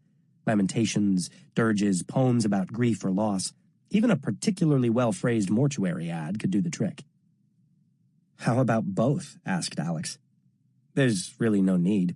We don't waste power if we don't have to. She looked skeptical. Her anxiety surprised him. Alex Stern might be graceless and uneducated, but she'd shown plenty of nerve, at least when anything but moths were concerned. Where was the steel he'd glimpsed in her before? And why did her fear disappoint him so acutely? Just as they were finishing their markings to close the circle, a young man passed through the turnstile, his scarf pulled up nearly to his eyes. The guest of honor, murmured Darlington. Who's he? Zeb Yarraman, Wunderkind, or former Wunderkind. Surely the Germans have a name for prodigies who age out of enfant terrible. You would know, Darlington. Too cruel, Stern. I have time yet. Zeb Yarraman wrote a novel his junior year at Yale, published it before he graduated, and was the darling of the New York literary scene for several years running. Good book? It wasn't bad, Darlington said. Malaise, madness, young love, the usual Bildungsroman fare, all set against the background of Zeb working at his uncle's failing dairy. But the prose did impress. So, he's here to mentor someone? He's here because The King of Small Places was published almost 8 years ago, and Zeb Yarraman hasn't written a word since. Darlington saw Zelensky signal to the Emperor. It's time to start. The Aurelians had assembled in 2 even lines, facing each other on either side of the long table. They wore white cloaks, almost like choir robes, with pointed sleeves so long they brushed the tabletop. Josh Zelensky stood at one end, the Emperor at the other. They put on white gloves, of the type used to handle archival manuscripts, and unfurled a scroll down the table's length. Parchment, said Darlington, made from goat skin and soaked in elderflower. A gift for the muse. But that's not all she requires. Come on. He led Alex back to the first marks they'd made. You'll watch the southern and eastern gates. Don't stand between the markings unless you absolutely have to. If you see a Grey approaching, just step into his path and use your graveyard dirt or speak the death words. I'll be monitoring the north and west. How? Her voice held a nervous, truculent edge. You can't even see them. Darlington reached into his pocket and removed the vial of elixir. He couldn't put it off any longer. He broke the wax covering, unstopped the cork, and before thoughts of self-preservation could intrude, downed the contents. Darlington had never gotten used to it. He doubted he ever would. The urge to gag, the bitter spike that drove through his soft palate and up into the back of his skull. Fuck, he gasped. Alex blinked. I think that's the first time I've heard you swear. Chills shook him, and he tried to control the tremors that quaked through his body. I clasp profanity with declarations of love, best used sparingly, and only when wholeheartedly meant. Darlington, are your teeth supposed to chatter? He tried to nod, but, of course, he was already nodding, spasming, really. The elixir was like dunking your head into the great cold, like stepping into a long, dark winter. Or, as Michelle had once said, it's like getting an icicle shoved up your ass. Less localized, Darlington had managed to joke at the time, but he'd wanted to pass out from the shuddering awful of it. It wasn't just the taste, or the cold, or the tremors. It was the feeling of having brushed up against something horrible. He hadn't been able to identify the sensation then, but months later, he'd been driving on I-95 when a tractor-trailer swayed into his lane, missing his car by the barest breath. His body had flooded with adrenaline, and the bitter tang of crushed aspirin had filled his mouth as he remembered the taste of Hiram's bullet. That was what it was like every time, and would be until the dose finally tried to kill him and his liver tipped into toxicity. You couldn't keep sidling up to death and dipping your toe in. Eventually, it grabbed your ankle and tried to pull you under. Well, if it happened, Lethe would find him a liver donor. He wouldn't be the first. And not everyone could be born gifted like Galaxy Stern. Now, the shaking passed, and for a brief moment, the world went milky, as if he were seeing Beineke's golden glow through a thick cataract of cobwebs. These were the layers of the veil. When they parted for him, the haze cleared. Beineke's familiar columns, the cloaked members of Aurelian, and Alex's wary face came into ordinary focus once more. Except he saw an old man in a houndstooth jacket, hovering by the case that housed the Gutenberg Bible, then strolling past to examine the collection of James Baldwin memorabilia. I think that's... He caught himself before he spoke Frederick Prokosch's name. Names were intimate and risked forming a connection with the dead. He wrote a novel that used to be famous called The Asiatics from a desk at Sterling Library. I wonder if Zeb's a fan. Prokosch had claimed to be unknowable, a mystery even to his closest friends, and yet here he was, moping around a college library in the afterlife. Maybe it was best that the elixir cost so much and tasted so bad. Otherwise, Darlington would be downing it every other afternoon, just for glimpses like this. But now, it was time to work. Send him on his way, Stern, but do not make eye contact. Alex rolled her shoulders like a boxer stepping into the ring and approached Prokosch, keeping her gaze averted. She reached into her bag and pulled out the vial of graveyard dirt. What are you waiting for? I can't get the lid off. Prokosch looked up from the glass case and drifted toward Alex. Then say the words, Stern. Alex took a step backward, still fumbling with the lid. He can't hurt you, said Darlington, putting himself between Prokosch and the entry to the circle. The ritual hadn't yet begun, but best to keep it clean. Darlington didn't love the idea of dispelling the gray himself. He knew too much about the ghost as it was, and banishing him back behind the veil risked creating a connection between them. Go on, Stern. Alex squeezed her eyes shut and shouted, Take courage! No one is immortal! Prokosch shuddered in apprehension and lifted a hand as if to shoo Alex away. He bolted through the library's glass walls. Death words could be anything, really, as long as they spoke of the things Greys feared most. The finality of passing, a life without legacy, the emptiness of the hereafter.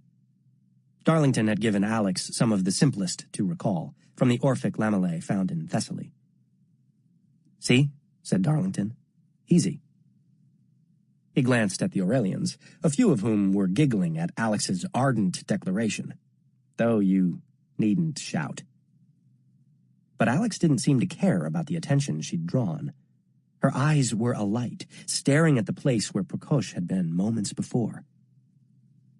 Easy, she said. She frowned and looked at the vial of dirt in her hand. So easy. Well, at least crow a little, Stern. Don't deny me the enjoyment of putting you back in your place. When she didn't reply, he said, Come on, they're ready to start. Zeb Yarraman stood at the head of the table. He had removed his shirt and was naked to the waist, his skin pale, his chest narrow, his arms tight to his sides like folded wings. Darlington had seen many men and women stand at the head of that table over the last 3 years. Some had been members of Aurelian, some had simply paid the steep fee the Society's trust charged. They came to speak their words, make their requests, hoping for something spectacular to happen. They came with different needs, and Aurelian moved locations depending on their requirement. Ironclad prenups could be fashioned beneath the entryway to the law school. Forgeries might be detected beneath the watchful eyes of poor, duped Benjamin West's Cicero discovering the tomb of Archimedes in the University Art Gallery. Land deeds and real estate deals were sealed high atop East Rock, the city glittering far below. Aurelian's magic may have been weaker than that of the other societies, but it was more portable and more practical. Tonight's chants began in Latin, a soothing, gentle recitation that filled Beinecke, floating up, past shelf after shelf encased in the glass cube at the library center. Darlington let himself listen with one ear as he scanned the perimeter of the circle and kept one eye on Alex. He supposed it was a good sign that she was so tense. It at least meant she cared about doing a good job. The chants shifted, breaking from Latin and shifting into vernacular Italian, sliding from antiquity to modernity. Zeb's voice was the loudest, beseeching, echoing off the stone, and Darlington could feel his desperation. He would have to be desperate, given what came next. Zeb held out his arms. The Aurelians to his right and his left drew their knives, and as the chants continued, drew 2 long lines from Zeb's wrists up his forearms. The blood ran slowly at first, welling to the surface in red slits, like eyes opening. Zeb settled his hands on the edge of the paper before him, and his blood spread over it, staining the paper. As if the paper had a taste for it, the blood started to flow faster, a tide that crawled down the scroll as Zeb continued to chant in Italian.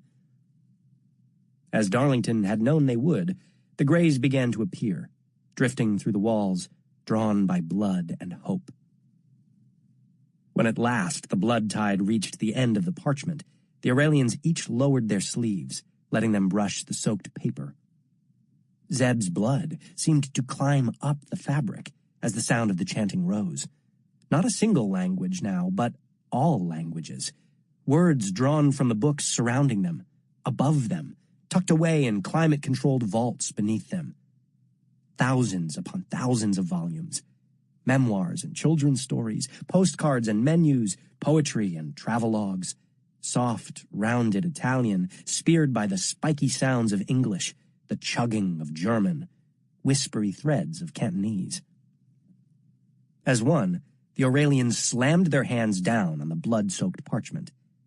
The sound ruptured the air like thunder, and black spread from their palms, a new tide, as blood became ink and flowed back up the table, coursing along the paper to where Zeb's hands rested.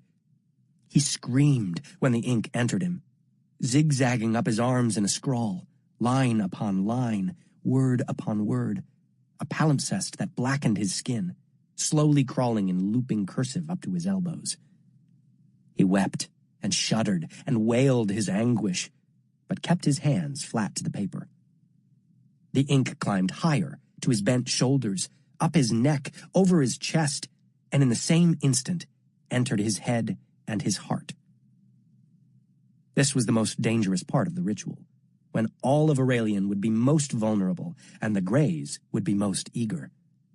They came faster through the walls and sealed windows, rounding the circle, looking for the gateways Alex and Darlington had left open, drawn by Yarrowman's need and the iron-filing pungence of fresh blood. Whatever worry had plagued Alex, she was enjoying herself now, hurling handfuls of graveyard dirt at Greys with unnecessarily elaborate gestures that made her look like a professional wrestler trying to psych up an invisible crowd. Darlington turned his attention to his own compass points, cast clouds of bone dust at approaching Greys, murmuring the old death words when one of them tried to rush past. His favorite Orphic hymn began, "O Spirit of the Unripe Fruit," but it was almost too long to be worth diving into. He heard Alex grunt and glanced over his shoulder, expecting to see her engaged in a particularly acrobatic banishing maneuver. Instead, she was on the ground, scrabbling backward, terror in her eyes, and Greys were walking straight through the circle of protection. It took him a bare moment to understand what had happened. The markings of the southern gateway were smudged. Alex had been so busy enjoying herself, she'd stepped on the markings and ruptured the southern side of the circle. What had been a narrow door to allow the flow of magic had become a gaping hole with no barrier to entry. The Greys advanced, their attention focused on the pull of blood and longing, drawing nearer to the unsuspecting Aurelians. Darlington threw himself into their path, barking the quickest, cruelest death words he knew. "Unwept," he shouted. "Unhonored and unsung." Some checked their steps. Some even fled. "Unwept, unhonored, and unsung," he repeated. But they had momentum now.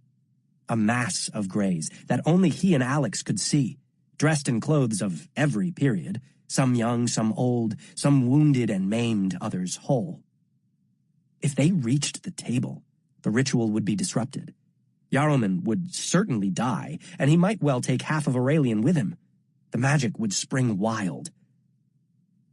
But if Beinecke was a living house of words, then it was one grand memorial to the end of everything. Thornton Wilder's death mask, Ezra Pound's teeth, elegiac poems by the hundreds. Darlington reached for the words.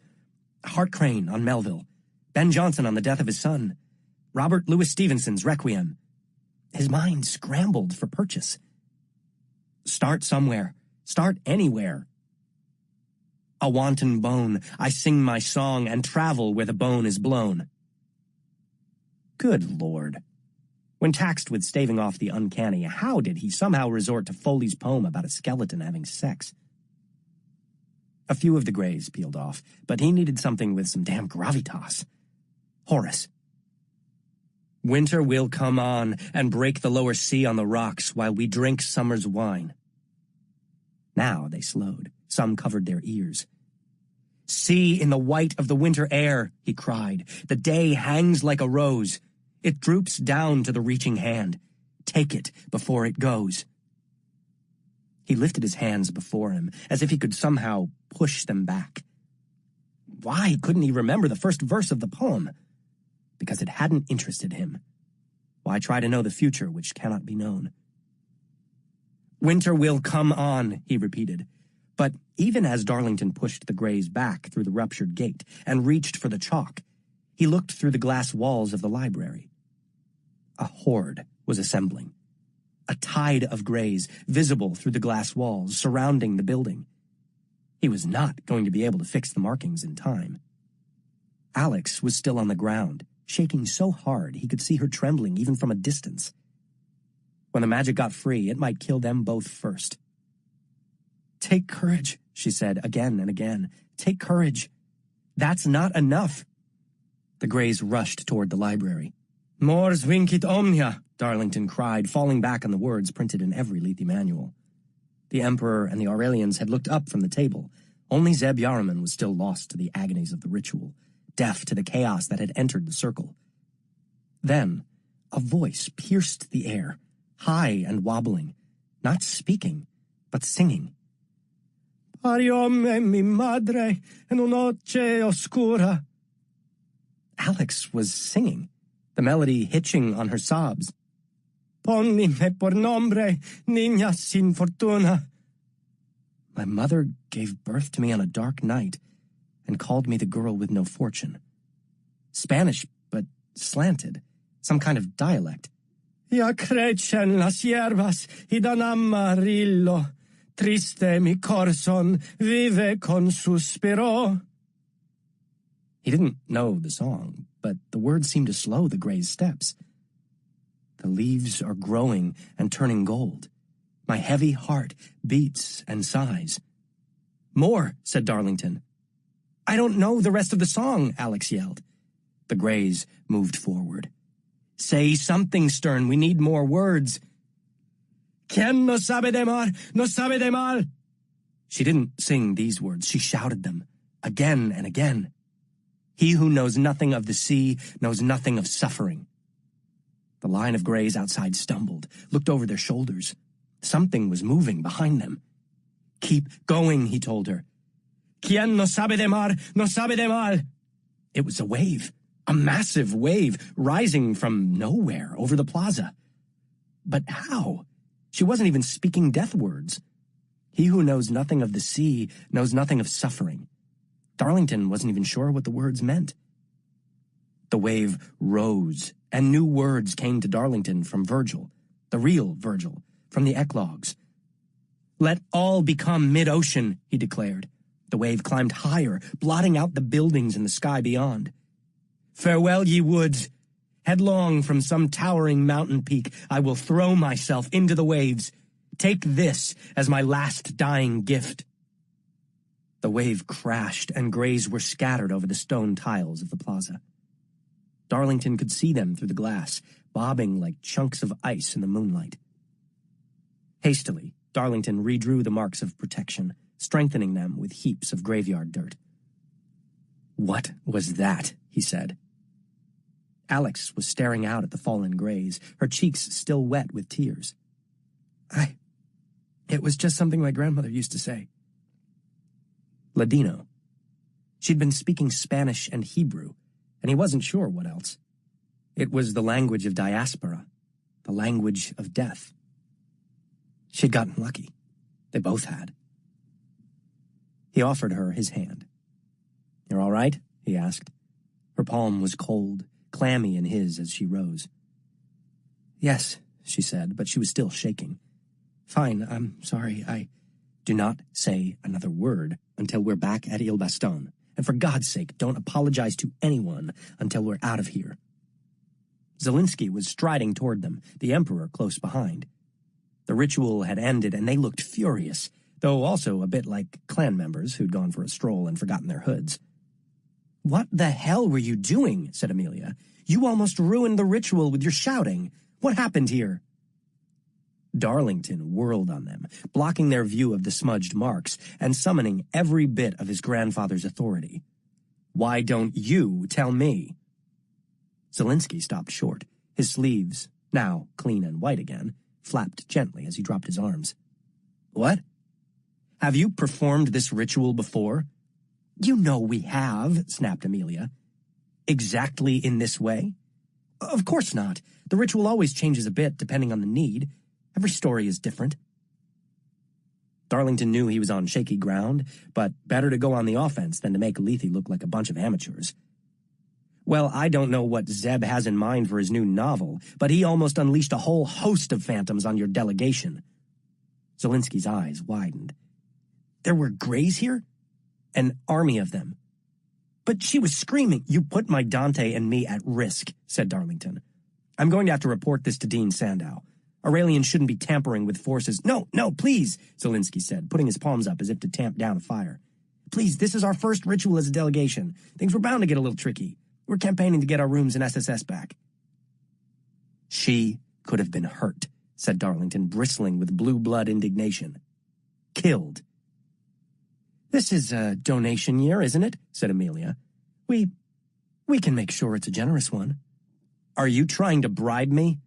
"No, not at all. A negotiation. An understanding." "Get out of my sight. You're just lucky no lasting damage was done to the collection." "Thanks," Alex whispered as the Emperor and Zelinsky hurried away. Darlington cast her one angry glance and bent to begin the work of clearing the circle. "I did that for Lethe, not you." They cleaned up the leavings of the markings, made sure the Aurelians had left no traces, and that Zeb's arms were bandaged and his vitals were stable. He still had ink stains on his lips and all over his teeth and gums. It trickled from his ears and the inner corners of his eyes. He looked monstrous, but he was grinning, gibbering to himself, already scribbling away in a notebook. He would continue that way until the story was out of him. Darlington and Alex walked back to Il Baston in strained silence. The night felt colder, not only because of the hour, but because of the lasting effects of Hiram's elixir. Usually he felt a sense of sadness when its magic was gone, but tonight he was perfectly happy for the veil to fall back into place. What had happened during the rite? How could Alex have been so incautious? She'd broken the most basic rules he'd set for her. The circle was inviolable. Guard the marks. Had he been too easygoing about the whole thing? Tried too hard to put her at ease?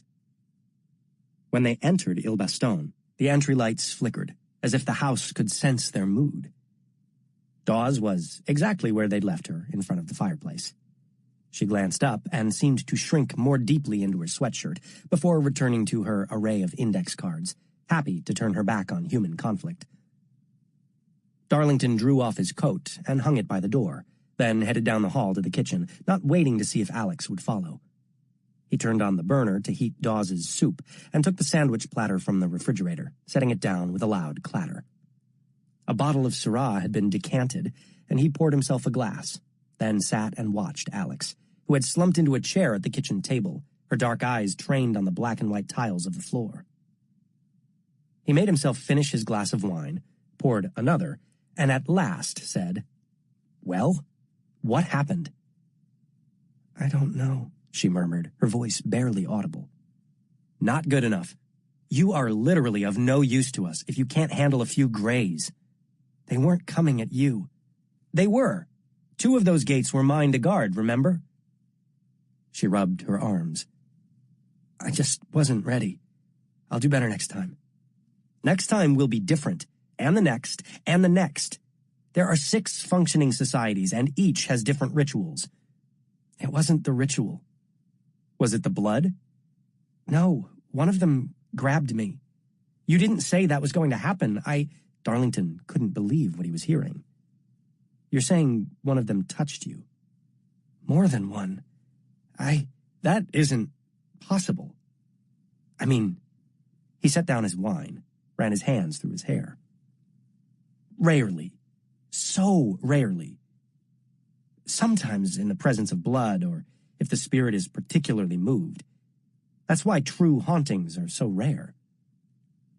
Her voice was hard, distant. "It's possible." Maybe, unless she was lying.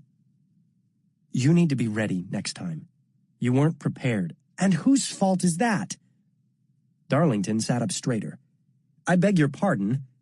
I gave you 2 weeks to get up to speed. I sent you specific passages to read to keep it manageable." "And what about all of the years before that?" Alex stood and shoved her chair back.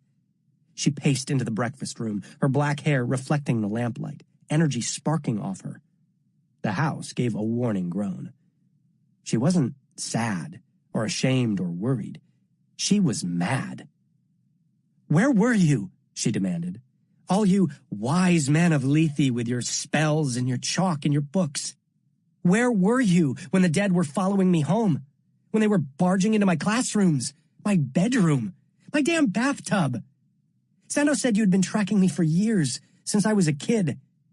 One of you couldn't have told me how to get rid of them? That all it would take was a few magic words to send them away?" "They're harmless. It's only the rituals that..." Alex grabbed Darlington's glass and threw it hard against the wall, sending glass and red wine flying. "They are not harmless. You talk as if you know, like you're some kind of expert." She struck her hands against the table, leaning toward him.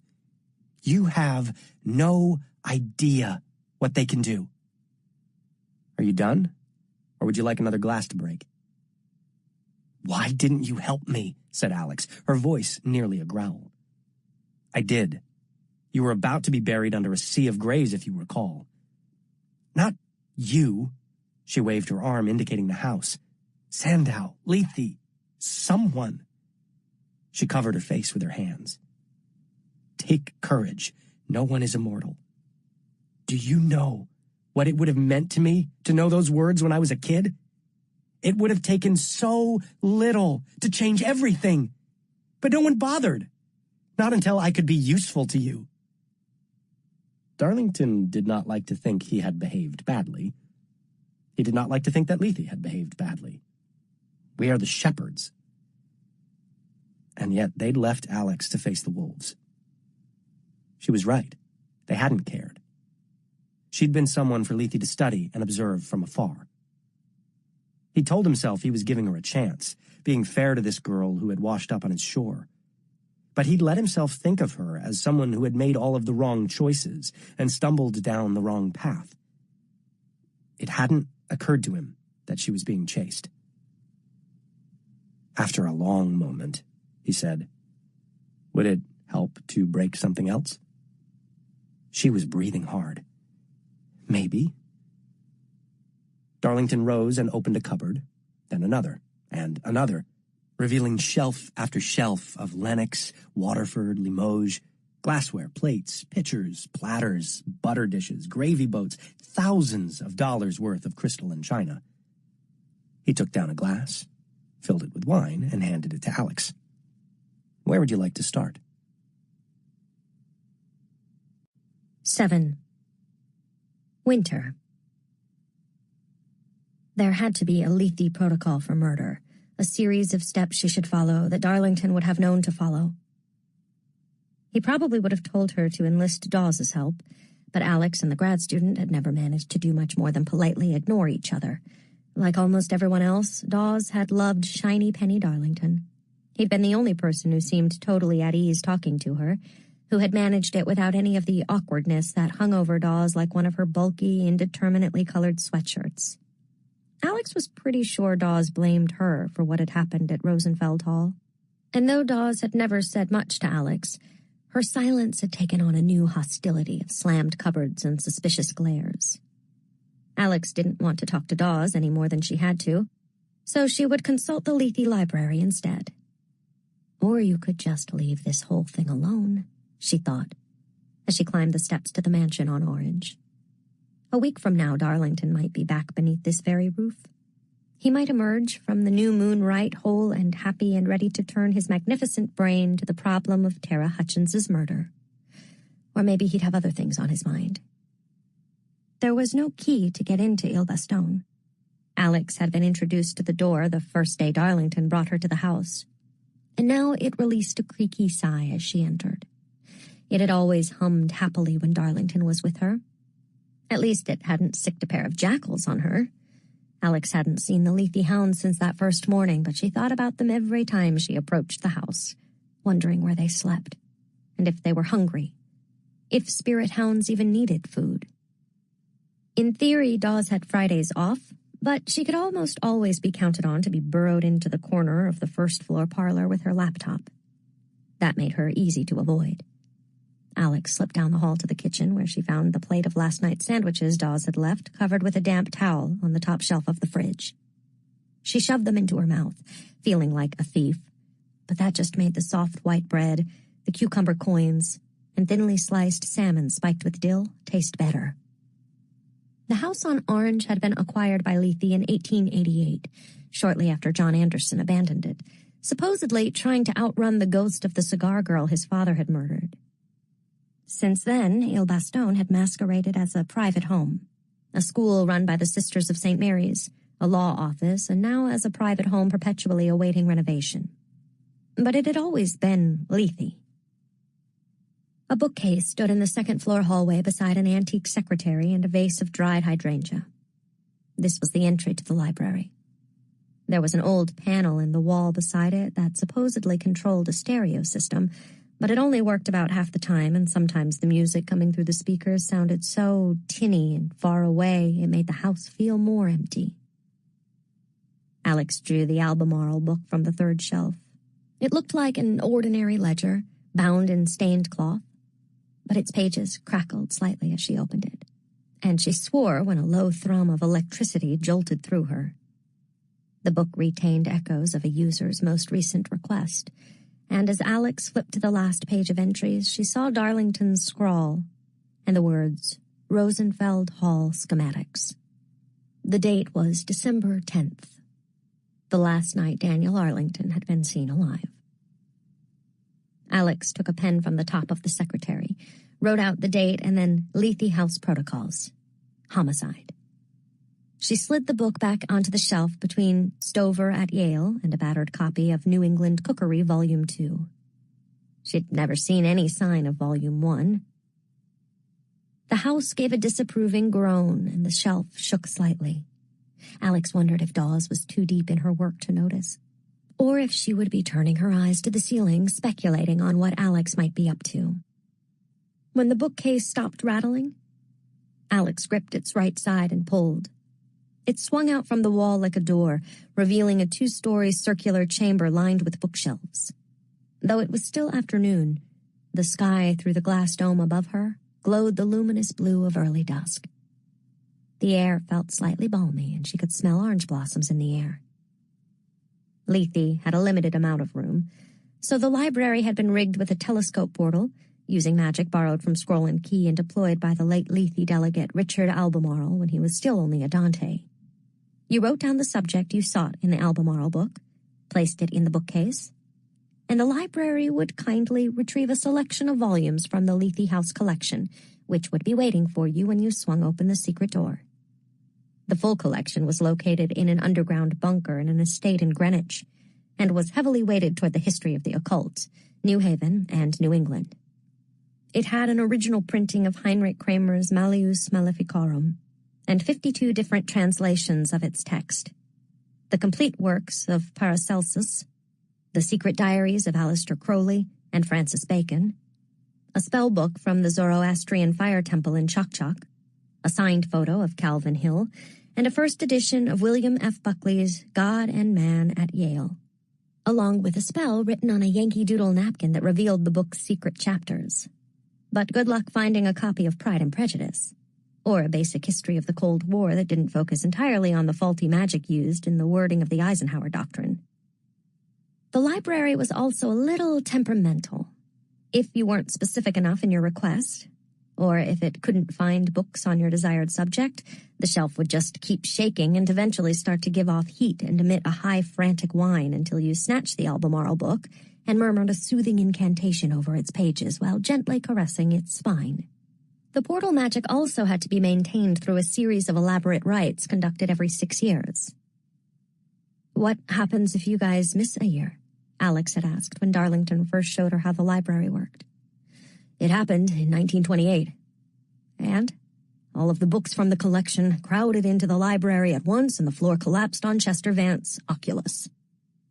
"Jesus, that's horrible." "I don't know," Darlington had said meditatively. "Suffocating beneath a pile of books seems an appropriate way to go for a research assistant." Alex had always approached the library with caution and didn't get near the bookcase when it was shaking. It was too easy to imagine some future Darlington joking about the delicious irony of ignorant Galaxy Stern being fatally clocked in the jaw by rogue knowledge. She set her bag down on the circular table at the room's center, the wood inlaid with a map of constellations she didn't recognize. It was strange to Alex that the smell of books was always the same. The ancient documents in the climate-controlled stacks and glass cases of Beinecke, the research rooms at Sterling, the changeable library of Lethe House. They all had the same scent as the fluorescent-lit reading rooms full of cheap paperbacks she'd lived in as a kid. Most of the shelves were empty. There were some heavy old books on New Haven history and a glossy paperback titled New Haven Mayhem that had probably been sold in tourist shops. It took Alex a minute to realize that one shelf was packed with reprints of the same slender volume, The Life of Lethe, Procedures and Protocols of the Ninth House. Initially hardbound and then stapled together more cheaply when Lethe lost some of its pretensions and began watching its budget. Alex reached for the most recent edition, the year 1987 stamped on its cover. It had no table of contents, just pages reproduced crookedly on a copier with the occasional note in the margin, and a ticket stub for Squeeze playing the New Haven Coliseum. The Coliseum was long gone, demolished for apartments and a community college campus that had failed to materialize. Alex had seen a teen gray in an REM t-shirt roaming around the parking lot that had taken the Coliseum's place, moving in aimless circles as if still hoping to score tickets. The entry for murder was frustratingly short. In the event of violent death associated with the activities of the landed societies, a colloquy will be called between the dean, the university president, the active members of Lethe House, the acting centurion, and the president of the Lethe Trust to decide a course of action. See Meeting Protocols. Alex flipped to meeting protocols, but all she found was a diagram of the Lethe House dining room, along with a guide to seating according to precedence, a reminder of the need for minutes to be kept by the residing oculus, and suggested menus. Apparently, light fare was prescribed, alcohol to be served only upon request. There was even a recipe for something called minted slush punch. "Big help, fellas," Alex muttered. They talked about death like it was a breach of manners. And she had no idea how to pronounce colloquy, but it was obviously a big-ass meeting she had no intention of calling. Was she really supposed to hit up the president of the university and invite him over for cold meats? Sandow had told her to rest easy. He hadn't said anything about a colloquy. Why? Because this is a funding year. Because Tara Hutchins is town. Because there's no indication the societies are involved at all. So let it go. Instead, Alex returned to the hallway, shut the door to the library, and reopened the Albemarle book. This time the scent of cigars puffed up from the pages, and she heard the clinking of dishes. That was the Lethe memory of murder, not blood or suffering, but men gathered around a table, drinking minted slush punch. She hesitated, trying to think of the right words to guide the library. Then she inscribed a new entry. How to speak to the dead. She slid the book into place, and the bookcase shuddered violently. This time when she entered the library, the shelves were packed. It was hard not to feel that Darlington was somehow looking over her shoulder, the eager scholar restraining himself from interfering in her clumsy attempts at research. "When did you first see them?" Alex had told Darlington the truth. She simply couldn't remember the first time she had seen the dead. She'd never even called them that in her head. The blue-lipped girl in a bikini by the pool, the naked man standing behind the chain-link fence at the schoolyard, toying lazily with himself as her class ran suicides. The two boys in bloody sweatshirts, seated at a booth in the In-N-Out, who never ordered. They were just the quiet ones. And if she didn't pay them too much attention, they left her alone. That had all changed in a Goleta bathroom when she was 12 years old. But she'd learned to keep her mouth shut about the things she saw. And she'd been doing pretty well. When it was time to start junior high, she asked her mother to start calling her Alex instead of Galaxy, and to fill out her school forms that way. At her old school, everyone had known her as the twitchy kid who talked to herself and flinched at things that weren't there, who didn't have a dad, and who didn't look like her mom. One counselor thought she had ADD. Another thought she needed a more regular sleep schedule. Then there was the vice principal who had taken her mother aside and murmured that Alex might just be a little slow. Some things can't be fixed with therapy or a pill, you know? Some kids are below average, and there's room for them in the classroom, too. But a new school meant a fresh start, a chance to remake herself into someone ordinary. "You shouldn't be ashamed to be different," her mother had said when Alex had summoned the courage to ask for the name change. "I called you Galaxy for a reason." Alex didn't disagree. Most of the books she read and the TV shows she watched told her different was okay. Different was great. Except no one was different quite like her. Besides, she thought, as she looked around their tiny apartment laden with dream catchers and silk scarves and paintings of fairies dancing under the moon, it wasn't like she was ever really going to be like everyone else. "Maybe I can work up to it." "All right," Mira said. "That is your choice, and I respect it." Then she'd yanked her daughter into her arms and blown a raspberry on her forehead. "But you're still my little star." Alex had squirmed away, laughing, nearly woozy with relief and anticipation, then started thinking about how she could get her mom to buy her new jeans. 7th grade started, and Alex wondered if her new name was some kind of magic word. It didn't fix everything. She still didn't have the right sneakers or the right scrunchie or bring the right things for lunch. It couldn't make her blonde or tall or prune her thick eyebrows, which had to be vigilantly kept from joining forces to create a unified eyebrow front. The white kids still thought she was Mexican, and the Mexican kids still thought she was white. But she was doing okay in class. She had people to eat with at lunchtime. She had a friend named Megan, who invited her over to watch movies and eat bowls of sugary name-brand cereals shimmering with artificial colors. On the morning of the Goleta trip, when Ms. Rosales told them to buddy up, and Megan seized Alex's hand, Alex felt a gratitude so overwhelming she thought she might vomit up the tiny blueberry muffins the teachers had provided. They spent the morning drinking hot chocolate from foam cups, pressed together on the green vinyl seat of the bus. Both of their moms liked Fleetwood Mac, and when Go Your Own Way came on the bus driver's radio, they sang along with it, mostly shouting, giggling and breathless as Cody Morgan pressed his hands to his ears and yelled at them to shut up.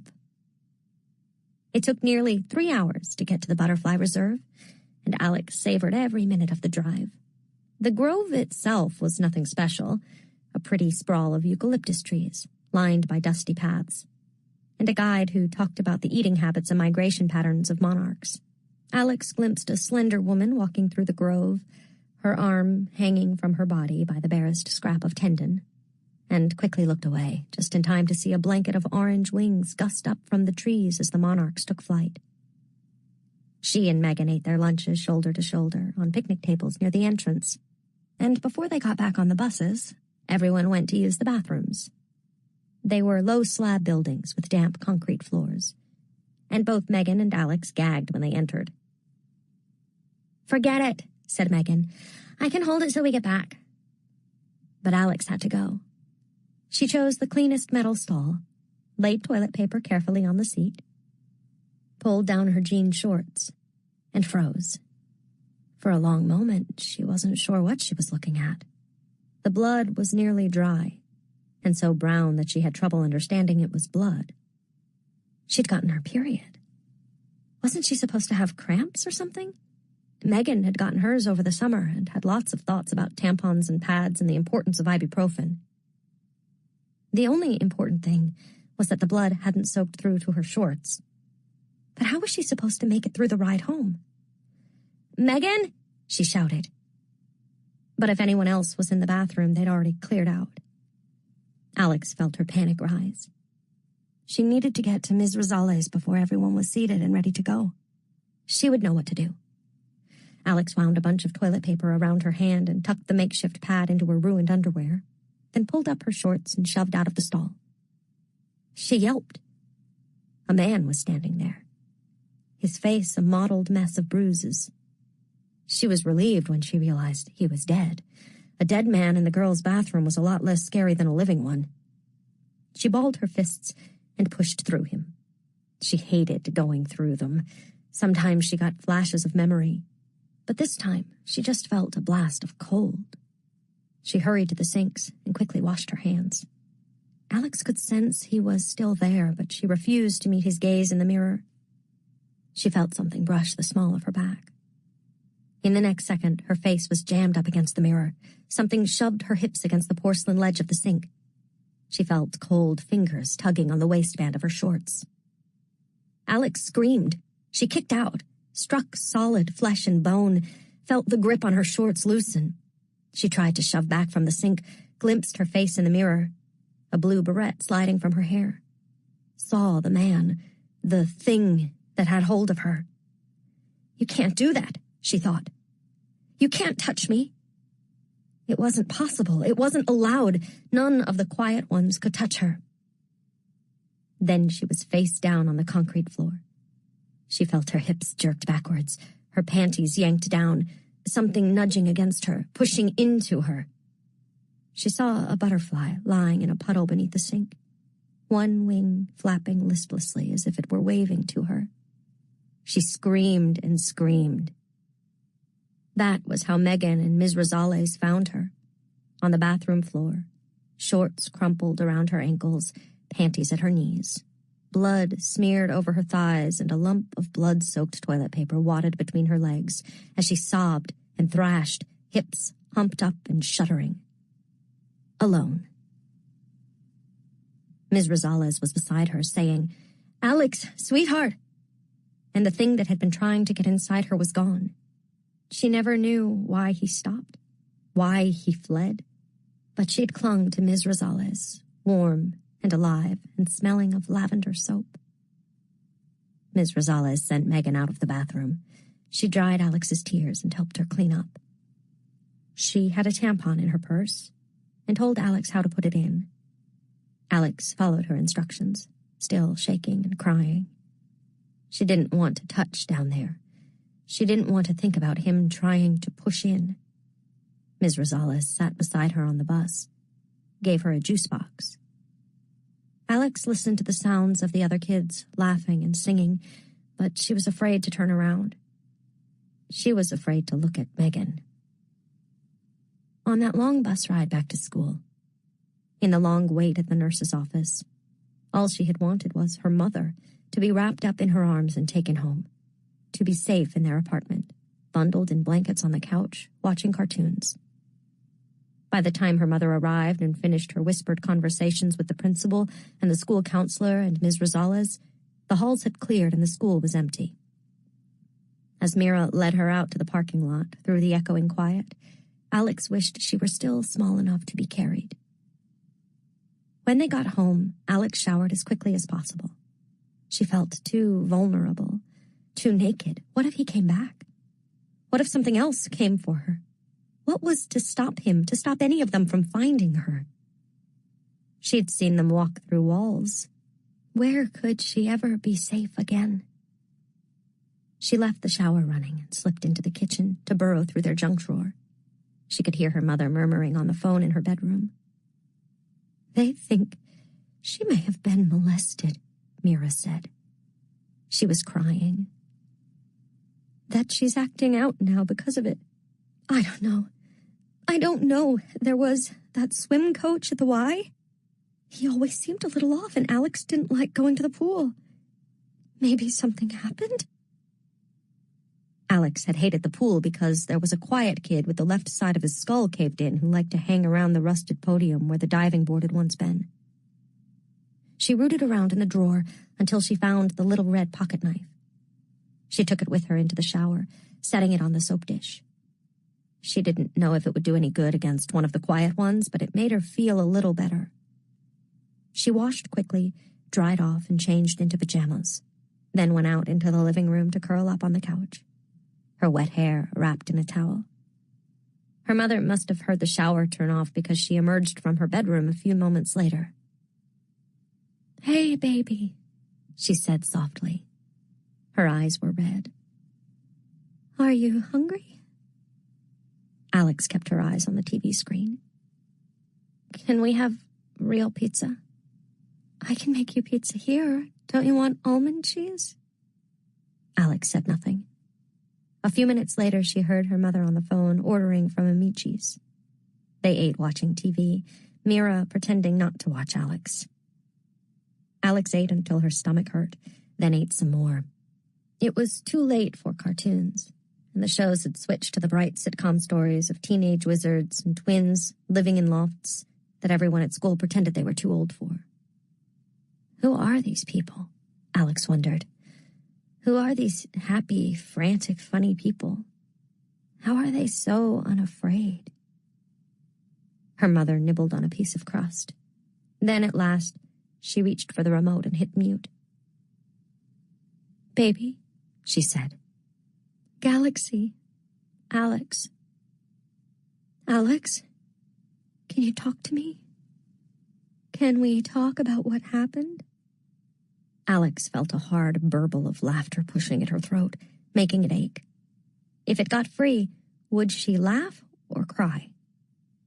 Can we talk about what happened? What was she supposed to say?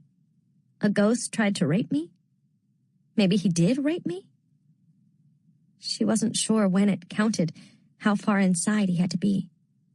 But it didn't matter because no one would believe her anyway.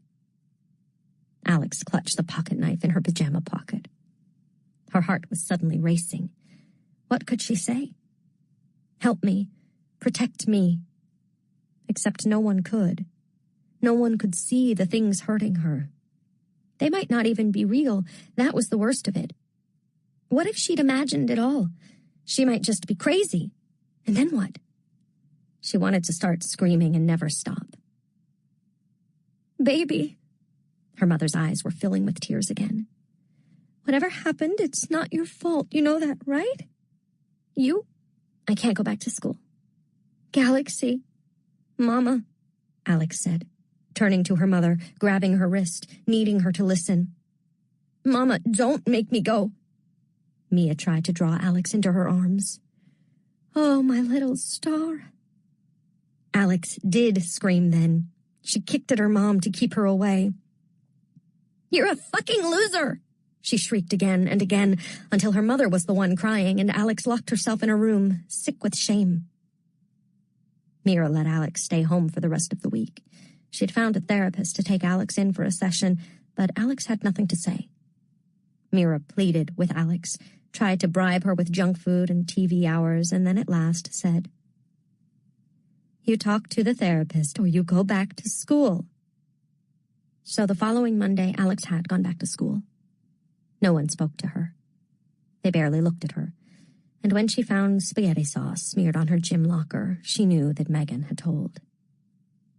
Alex got the nickname Bloody Mary. She ate lunch by herself. She was never picked for lab partner or field trip buddy and had to be foisted on people. In desperation, Alex made the mistake of trying to tell Megan what had really happened, of trying to explain. She knew it was stupid, even as she'd reeled off the things she'd seen, the things she knew, as she'd watched Megan shift farther away from her, her eyes going distant, twirling a long curl of glossy brown hair around her forefinger.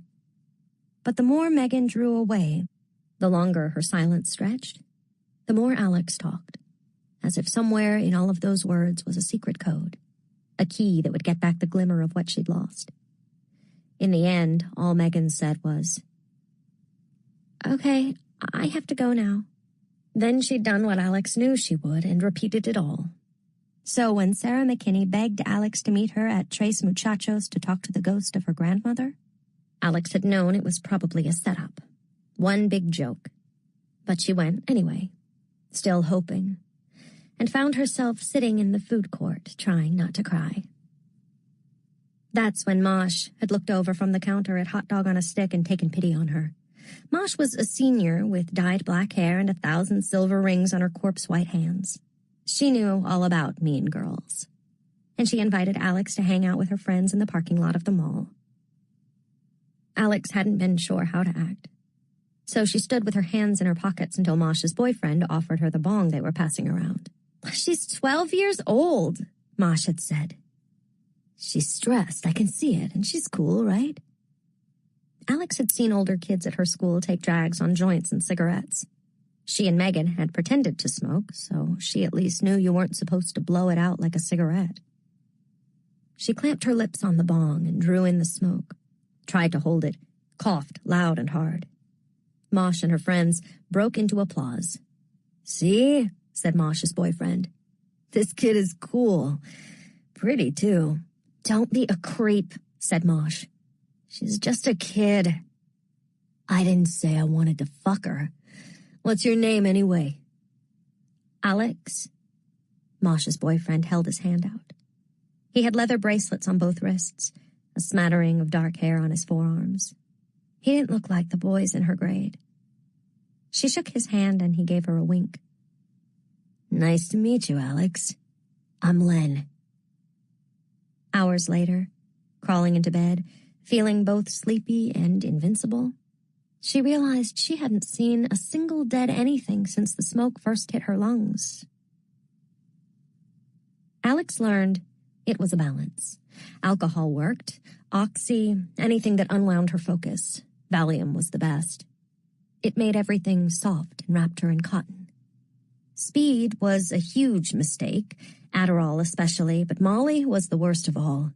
The one time Alex made that mistake, she not only saw grays, she could feel them, their sadness and their hunger oozing toward her from every direction. Nothing like the incident in the Grove bathroom had happened again. None of the quiet ones had been able to touch her. But she didn't know why, and they were still everywhere. The beautiful thing was that around her new friends, her high friends, she could freak out and they didn't care. They thought it was hilarious. She was the youngest kid who got to hang with them, their mascot, and they all laughed when she talked to things that weren't there. Mosh called girls like Megan the blonde bitches and mutant cutes. She said they were all sad little fishes drinking their own piss in the mainstream. She said she'd kill for Alex's black hair, and when Alex said the world was full of ghosts trying to get in, Mosh just shook her head and said, "You should write this stuff down, Alex, I swear." Alex got held back a year. She got suspended. She took cash from her mom's purse, then little things from around the house. Then finally, her grandfather's silver kiddish cup. Mira cried and shouted and set new house rules. Alex broke them all. Felt guilty for making her mom sad. Felt furious at feeling guilty. It all made her tired, so eventually she stopped coming home. When Alex turned 15, her mother used the last of her savings to try to send her to a scared straight rehab for troubled teens. By then, Mosh was long gone, off at art school, and she didn't hang with Alex or Len or any of the other kids when she came home for the holidays. Alex had run into her at the beauty supply, still buying black hair dye. Mosh asked how school was, and when Alex just laughed, Mosh had started to offer her an apology. "What are you talking about?" Alex said. "You saved me." Mosh had looked so sad and ashamed that Alex practically ran out of the store. She'd gone home that night, wanting to see her mom and sleep in her own bed. But she woke up to a pair of beefy men shining a flashlight in her eyes and dragging her out of her room as her mom looked on and cried, saying, "I'm sorry, baby. I don't know what else to do." Apparently it was a big day for apologies. They bound her wrists with zip ties, tossed her in the back of an SUV, barefoot in pajamas. They screamed at her about respect and breaking her mother's heart, and that she was going to Idaho to learn the right way to live, and she had a lesson coming. But Len had shown Alex how to snap zip ties, and it only took her 2 tries to get herself free, quietly open the back door, and vanish between 2 apartment buildings before the meatheads in the front seat realized she was gone. She walked 7 miles to where Len was working at Baskin-Robbins. After his shift, they put Alex's blistered feet in a tub of bubblegum ice cream and got high and had sex on the storeroom floor. She worked at a TGI Fridays, then a Mexican restaurant that scraped the beans off the customers' plates and reused them every night, then a laser tag place and a mailboxes, etc. One afternoon when she was standing at the shipping desk, a pretty girl with chestnut curls came in with her mother and a stack of manila envelopes. It took Alex a solid minute to realize it was Megan. Standing there in her maroon apron, watching Megan chat with the other clerk, Alex had the sudden sensation that she was among the quiet ones, that she had died in that bathroom all of those years ago, and that people had been looking straight through her ever since. She'd just been too high to notice. Then Megan glanced over her shoulder, and the skittery, tense look in her eye had been enough for Alex to come back to her body. "You see me," she thought. "You wish you didn't, but you do." The years slid by. Sometimes Alex would put her head up, think about staying sober, think about a book or school or her mom. She'd fall into a fantasy of clean sheets and someone to tuck her in at night. Then she'd catch a glimpse of a biker, the skin scraped from the side of his face, the pulp beneath studded with gravel. Or an old woman with her housecoat half open, standing unnoticed in front of the window of an electronics store. And she'd go back under. If she couldn't see them, somehow they couldn't see her. She'd gone on that way until Helly, golden Helly, the girl Len had expected her to hate, maybe hoped she would, the girl she'd loved instead. Until that night at Ground Zero, when everything had gone so very wrong. Until the morning she'd woken up to Dean Sandow in her hospital room. He'd taken some papers out of his briefcase, an old essay she'd written when she still bothered going to school. She didn't remember writing it, but the title read, "A Day in My Life." A big red F was scrawled over the top, beside the words, "The assignment was not fiction." Sandow had perched on a chair by the side of her bed and asked, "The things you describe in this essay, Do you still see them? The night of the Aurelian ritual, when the Greys had flowed into the protective circle, taken on form, drawn by blood and longing. It had all come flooding back to her. She'd almost lost everything before she'd begun, but somehow she'd held on. And with a little help, like a summer job learning to brew the perfect cup of tea in Professor Bellbaum's office, for starters, she thought she could hold on a little longer. She just had to lay Tara Hutchins to rest. By the time Alex finished in the Lethe library, the sun had set and her brain felt numb.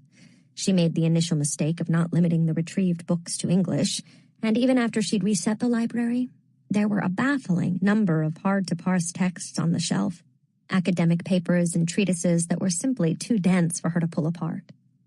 In a way, it made things easier. There were only so many rituals Alex could understand, and that narrowed her options. Then there were rites that required a particular alignment of the planets, or an equinox, or a bright day in October. One that demanded the foreskin of a Yonga Honda man of full coraja, and another that called for the less disturbing but equally hard to procure feathers of 100 golden ospreys. The satisfaction of a job well done was one of those phrases Alex's mom liked. Hard work tires the soul. Good works feed the soul. Alex wasn't sure that what she intended qualified as good work at all, but it was better than doing nothing. She copied the text since her phone wouldn't work in the annex, even to take a photo, then sealed up the library and trudged down the stairs to the parlor. "Hey, Dawes?" Alex said awkwardly. No response. "Pamela?" She was in her usual spot, huddled on the floor by the grand piano, a highlighter shoved between her teeth. Her laptop was set off to one side, and she was surrounded by stacks of books and rows of index cards with what Alex thought might be chapter titles for her dissertation. "Hey," she tried again, "I need you to go with me on an errand." Dawes shuffled from Eleusis to Empoli, under Mimesis and the chariot's wheel. "I have work to do," she mumbled around the highlighter. "I need you to go with me to the morgue." Now Dawes glanced up, brow furrowed, blinking like someone newly exposed to sunlight. She always looked a little put out when you spoke to her, as if she'd been on the brink of the revelation that would finally help her finish the dissertation she'd been writing for 6 years. She removed the highlighter from her mouth, wiping it unceremoniously on her nubbly sweatshirt, which might have been gray or navy depending on the light. Her red hair was twisted into a bun, and Alex could see the pink halo of a zit forming on her chin. "Why?" asked Dawes. "Tara Hutchins." "Does Dean Sandow want you to go?" "I need more information," Alex said. "For my report." That was a problem dear Dawes should be able to sympathize with. "Then you should call Centurion." "Turner isn't going to talk to me." Dawes ran a finger over the edge of one of her index cards. "Heretical hermeneutics. Josephus and the influence of the trickster on the fool." Her nails were bitten down to the quick. "Aren't they charging her boyfriend?" asked Dawes, pulling at her fuzzy sleeve. "What does this have to do with us?" "Probably nothing, but it was a Thursday night, and I think we should make sure. It's what we're here for, right?" Alex hadn't actually said Darlington would do it, but she might as well have. Dawes shifted uncomfortably. "But if Detective Turner can go fuck himself," Alex said. She was tired. She'd missed dinner. She'd wasted hours on Tara Hutchins, and she was about to waste a few more. Dawes worried her lip as if she was legitimately trying to visualize the mechanics. "I don't know. Do you have a car?" "No, Darlington does." "Did. Fuck." For a moment, he was there in the room with them, gilded and capable. Dawes rose and unzipped her backpack, removed a set of keys. She stood in the fading light, weighing them in her palm. "I don't know," she said again. She might have been referring to 100 different things. "I don't know if this is a good idea. I don't know if you can be trusted. I don't know how to finish my dissertation. I don't know if you robbed me of our golden, destined for glory, perfect boy." "How are we going to get in?" Dawes asked. "I'll get us in." "And then what?" Alex handed her the sheet of notes she transcribed in the library. "We have all this stuff, right?" Dawes scanned the page. Her surprise was obvious when she said, "This isn't bad." "Don't apologize, just do the work." Dawes gnawed on her lower lip. Her mouth was as colorless as the rest of her. Maybe her thesis was draining the life right out of her. "Couldn't we call a car instead? We may need to leave in a hurry." Dawes sighed and reached for her parka. "I'm driving." 8. Winter. Dawes had parked Darlington's car a little ways up the block. It was an old wine-colored Mercedes, maybe from the 80s. Alex had never asked. The seats were upholstered in caramel leather, worn in some places, the stitching a bit threadbare. Darlington had always kept the car clean, but now it was immaculate. Dawes's hand, no doubt. As if asking for permission, Dawes paused before she turned the key in the ignition. Then the car rumbled to life, and they were moving away from campus and out onto the highway. They rode in silence. The office of the chief medical examiner was actually in Farmington, almost 40 miles outside New Haven. The morgue, thought Alex. I'm going to the morgue, in a Mercedes. Alex thought about turning on the radio, the old kind, with the red line that glided through the stations like a finger seeking the right spot on a page. Then she thought of Darlington's voice floating out of the speakers. "Get out of my car, Stern," and decided she was fine with the silence. It took them the better part of the hour to find their way to the OCME. Alex wasn't sure what she'd expected, but when they got there, she was grateful for the bright lights, the big lot, the office park feel of it all. "Now what?" said Dawes. Alex took the plastic baggie and the tin they'd prepared from her satchel and wedged them into the back pockets of her jeans. She opened her door, shrugged off her coat and scarf, and tossed them onto the passenger seat. "What are you doing?" asked Dawes. "I don't want to look like a student. Give me your sweatshirt." Alex's peacoat was thin wool with a polyester lining, but it screamed college. That was exactly why she'd bought it. Dawes seemed like she wanted to object, but she unzipped her parka, shucked off her sweatshirt, and tossed it over to Alex, shivering in her T-shirt. "I'm not sure this is a good idea." "Of course it isn't. Let's go." Through the glass doors, Alex saw that the waiting room had a few people in it, all trying to get their business done before closing. A woman sat at a desk near the back of the room. She had fluffy brown hair that showed a red rinse beneath the office lights. Alex sent a quick text to Turner. "We need to talk." Then she told Dawes, "Wait 5 minutes, and then come in, sit down, pretend you're waiting for someone. If that woman leaves her desk, text me right away, okay?" "What are you going to do?" "Talk to her." Alex wished she hadn't wasted her coin of compulsion on the coroner. She had only one left, and she couldn't afford to use it to get past the front desk, not if the plan went the way she hoped. She tucked her hair behind her ears and bustled into the waiting room, rubbing her arms. A poster had been hung behind the desk, sympathy and respect. A small sign read, "My name is Moira Adams, and I'm glad to help." Glad, not happy. You weren't supposed to be happy in a building full of dead people. Moira looked up and smiled. She had some hard living lines around her eyes and a cross around her neck. "Hi," Alex said. She made a show of taking a deep, shuddering breath. A detective said I could come here to see my cousin." "Okay, hon, of course.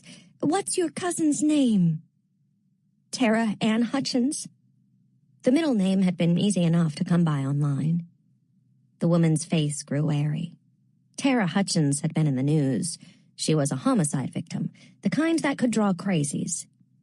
"Detective Turner sent me here." Moira's expression was still cautious. He was the lead detective on the case, and his name had most likely been in the media. "You can have a seat while I try to reach him," said Moira. Alex held up her phone. He gave me his information. She sent another quick text. Pick up now, Turner. Then she slid to the call screen and dialed on speaker. Here, she said, holding out her cell. Moira sputtered. I can't. But the faint sound of the phone ringing and Alex's expectant expression did the trick. Moira pressed her lips together and took the cell from Alex. The call went to Turner's voicemail, just as Alex had known it would. Detective Abel Turner would pick up when he damn well felt like it, not when some pissy undergrad told him to, especially not when she demanded it. Alex hoped Moira would just hang up, but instead she cleared her throat and said, Detective Turner, this is Moira Adams, Public Outreach at OCME. If you could give us a call back. She gave the number. All Alex could hope was that Turner wouldn't check a voicemail from her number anytime too soon. Maybe he'd be really petty and delete it. Tara was a good girl, you know, she said when Moira handed her phone back. She didn't deserve any of this. Moira made sympathetic sounds. I'm so sorry for your loss, like she was reading from a script. I just need to pray over her, say my goodbyes. Moira's fingers touched her cross. Of course. She had a lot of problems, but who doesn't? We got her going to church every weekend. You can bet that boyfriend of hers didn't like it. At this, Moira gave a little huff of agreement. You think Detective Turner will call back soon? As soon as he can. He may be tied up. But you guys close in an hour, right? To the public, yes, but you can come back on Monday. I can't, though. Alex's eyes scanned the photos taped below the ledge of Moira's desk and spotted a woman in Winnie the Pooh scrubs. I'm in nursing school. At Albertus Magnus? Yeah. My niece is there.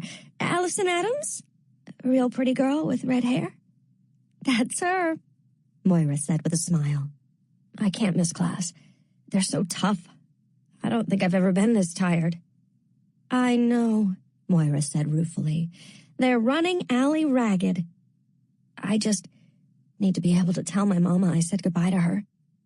Tara's mom and dad, they all weren't close.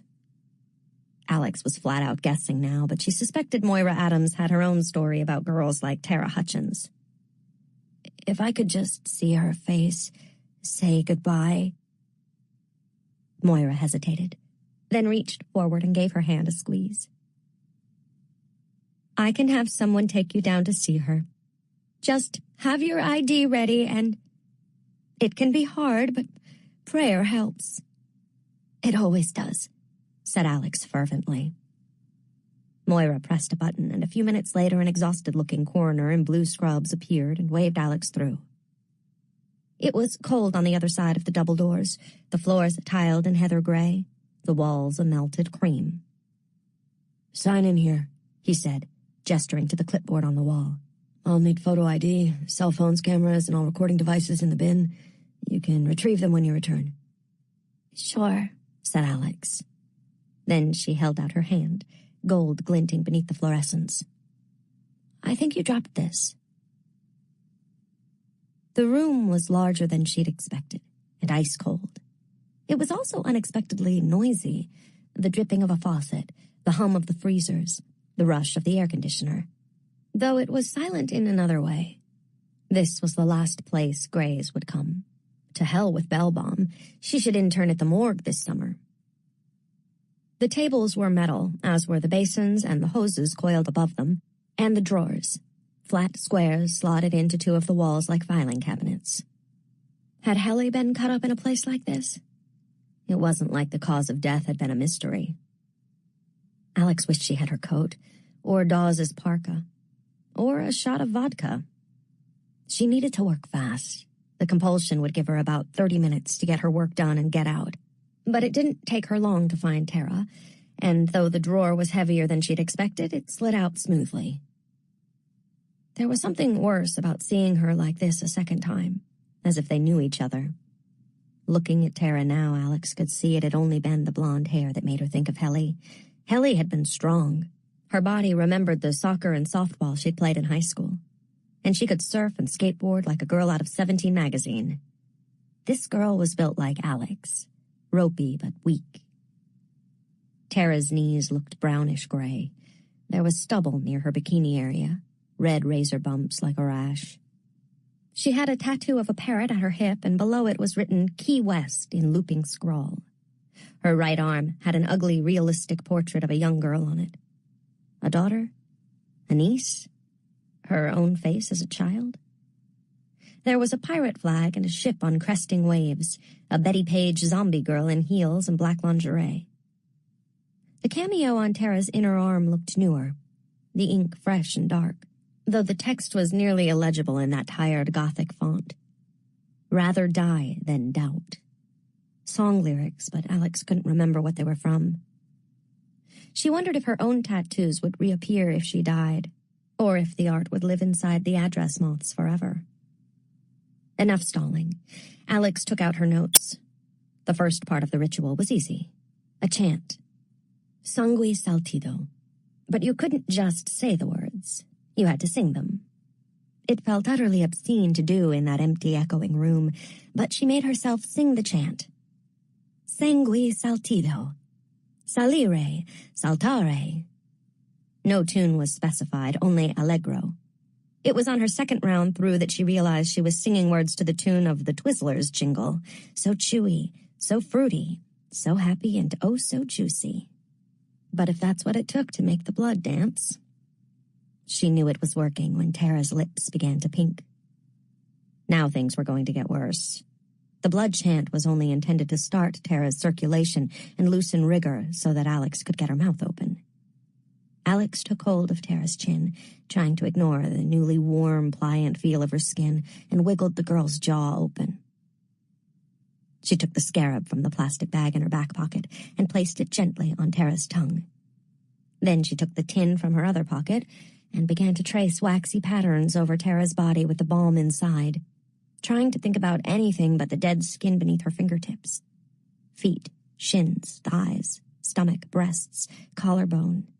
Down Tara's arms to her wrists and middle fingers. Finally, starting at the navel, she drew a line bisecting Tara's torso up to her throat, her chin, and to the crown of her head. Alex realized she'd forgotten to bring a lighter.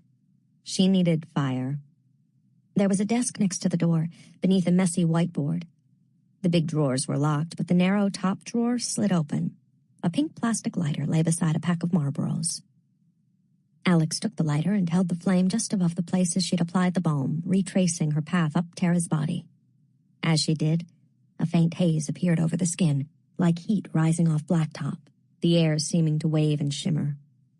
The effect was denser in certain spots, so thick it blurred and vibrated, as if seen through the spinning spokes of a wheel. Alex put the lighter back in the drawer. She reached out to the blur above Tara's elbow, ran her hand through the shimmer. In a rush, she was racing down the street on a bicycle. In front of her, a car door flew open in her path. She hit the brakes, failed to stop, struck the door at an angle, clipping her arm. Pain shot through her. Alex hissed and drew back her hand, cradling her arm as if the broken bone had been hers and not Tara's. The haze above Tara was a map of all the harm done to her body. Flickers over her tattoos and where her ears had been pierced. Dents clumping above her broken arm. A tiny dim spiral over a pockmark left by a BB on her cheek. The murky darkness that hung suspended over the wounds in her chest. In Leith's books, Alex had found no way to make Tara talk or any way to reach her on the other side of the veil. At least nothing that was achievable without the help of one of the societies. Even if Alex could have managed it, many of the rituals she'd found made it clear that speaking to the newly dead usually risked raising them, and that was always a dangerous proposition. No one could be brought back from beyond the veil permanently, and hauling a reluctant soul back into its body could be wildly unpredictable. Book and Snake specialized in necromancy and had created numerous safeguards for their rituals, but even they sometimes lost control once a gray found its way to a body. In the late 70s, they tried to summon the spirit of Jenny Kramer, the legendary Belle of New Haven, into the body of a teenage girl from Camden who had frozen to death when she'd passed out drunk in her car during a blizzard. Instead, it was the Camden girl who had returned, shivering with cold and possessed of the ferocious strength of the newly dead. She'd broken through the book and snake gates and walked to Yorkside Pizza, where she'd eaten 2 pies and then lain down in one of the ovens in an attempt to get warm. A Lethe delegate had been present and was able to quickly quarantine the area, and through a series of compulsions, convinced the customers the girl was part of a performance art piece. The owner was Greek and less easily swayed. He had long carried a gory given to him by his mother, specifically the blue evil eye, or mati, which stymied any attempts at compulsion. Cash proved far more effective. At the owner's request, Lethe also stepped in to make sure Yorkside retained its lease when the majority of other businesses were forced out of Yale's premier shopping district by rising rents designed to bring in upscale retailers. The local businesses along Elm and Broadway had vanished, making way for prestige brands and chain stores, but Yorkside Pizza had remained. So, since Tara couldn't talk, her body would have to. Alex had discovered a ritual to reveal harm, something simpler, lighter, used for diagnoses or for when a patient or witness was unable to speak. It had been invented by Girolamo Fracastoro to discover who had poisoned an Italian countess after she'd keeled over, foaming at the mouth, at her own wedding feast. Alex didn't want to put her hand into the haze above the gruesome wounds on Tara's chest. But that was what she'd come here to do. She took a breath and thrust her fingers forward. She was on the ground, a boy's face above her. Lance. Sometimes she loved him, but lately things had been... The thought left her. She felt herself open her mouth, tasted something acrid on her tongue. Lance was smiling. They were on their way...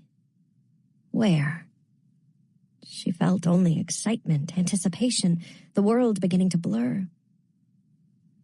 "I'm sorry," Lance said. She was on her back, staring up at the sky. The streetlight seemed far away. Everything was moving, and the cathedral beside her melted into a building that blotted out the few stars. It was quiet, but she could hear something, like a boot squelching in mud. Thunk, squelch. Thunk, squelch. She saw a body looming above her, saw the knife, understood the sound was her own blood and bone breaking open as the blade sawed away at her. Why didn't she feel it? What was real and what wasn't? "Close your eyes," said an unfamiliar voice. She did, and was gone. Alex stumbled backward, clutching her chest. She could still hear that horrible squelching sound, feel the warm wet spreading over her chest. But no pain? How had there been no pain? Had she been high? High enough not to feel being stabbed? Lance had drugged her first. He'd told her he was sorry. He must have been high, too. So there was her answer. Tara and Lance had clearly been messing with something other than weed. No doubt by now, Turner had been through their apartment, found whatever weird shit they were using and selling. Alex had no way of knowing what Lance had been thinking that night. But if he'd been taking some kind of hallucinogen, it could be anything. Alex looked down at Tara's body. She'd been frightened in those last moments, but she hadn't been hurting. That had to count for something. Lance would go to prison. There would be evidence. That amount of blood? Well, you couldn't hide it. Alex knew. The map still glowed above Tara. Little injuries, big ones. What would Alex's map show? She'd never broken a bone, had surgery.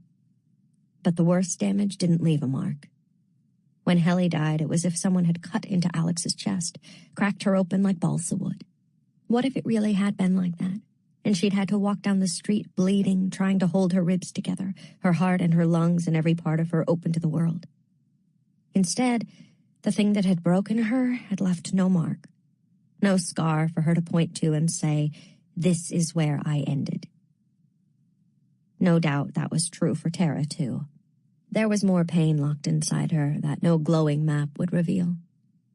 But though her wounds were grotesque, there were no organs taken, no blood marks or indication of magical harm. Tara had died because she'd been as stupid as Alex, and no one had come to rescue her in time.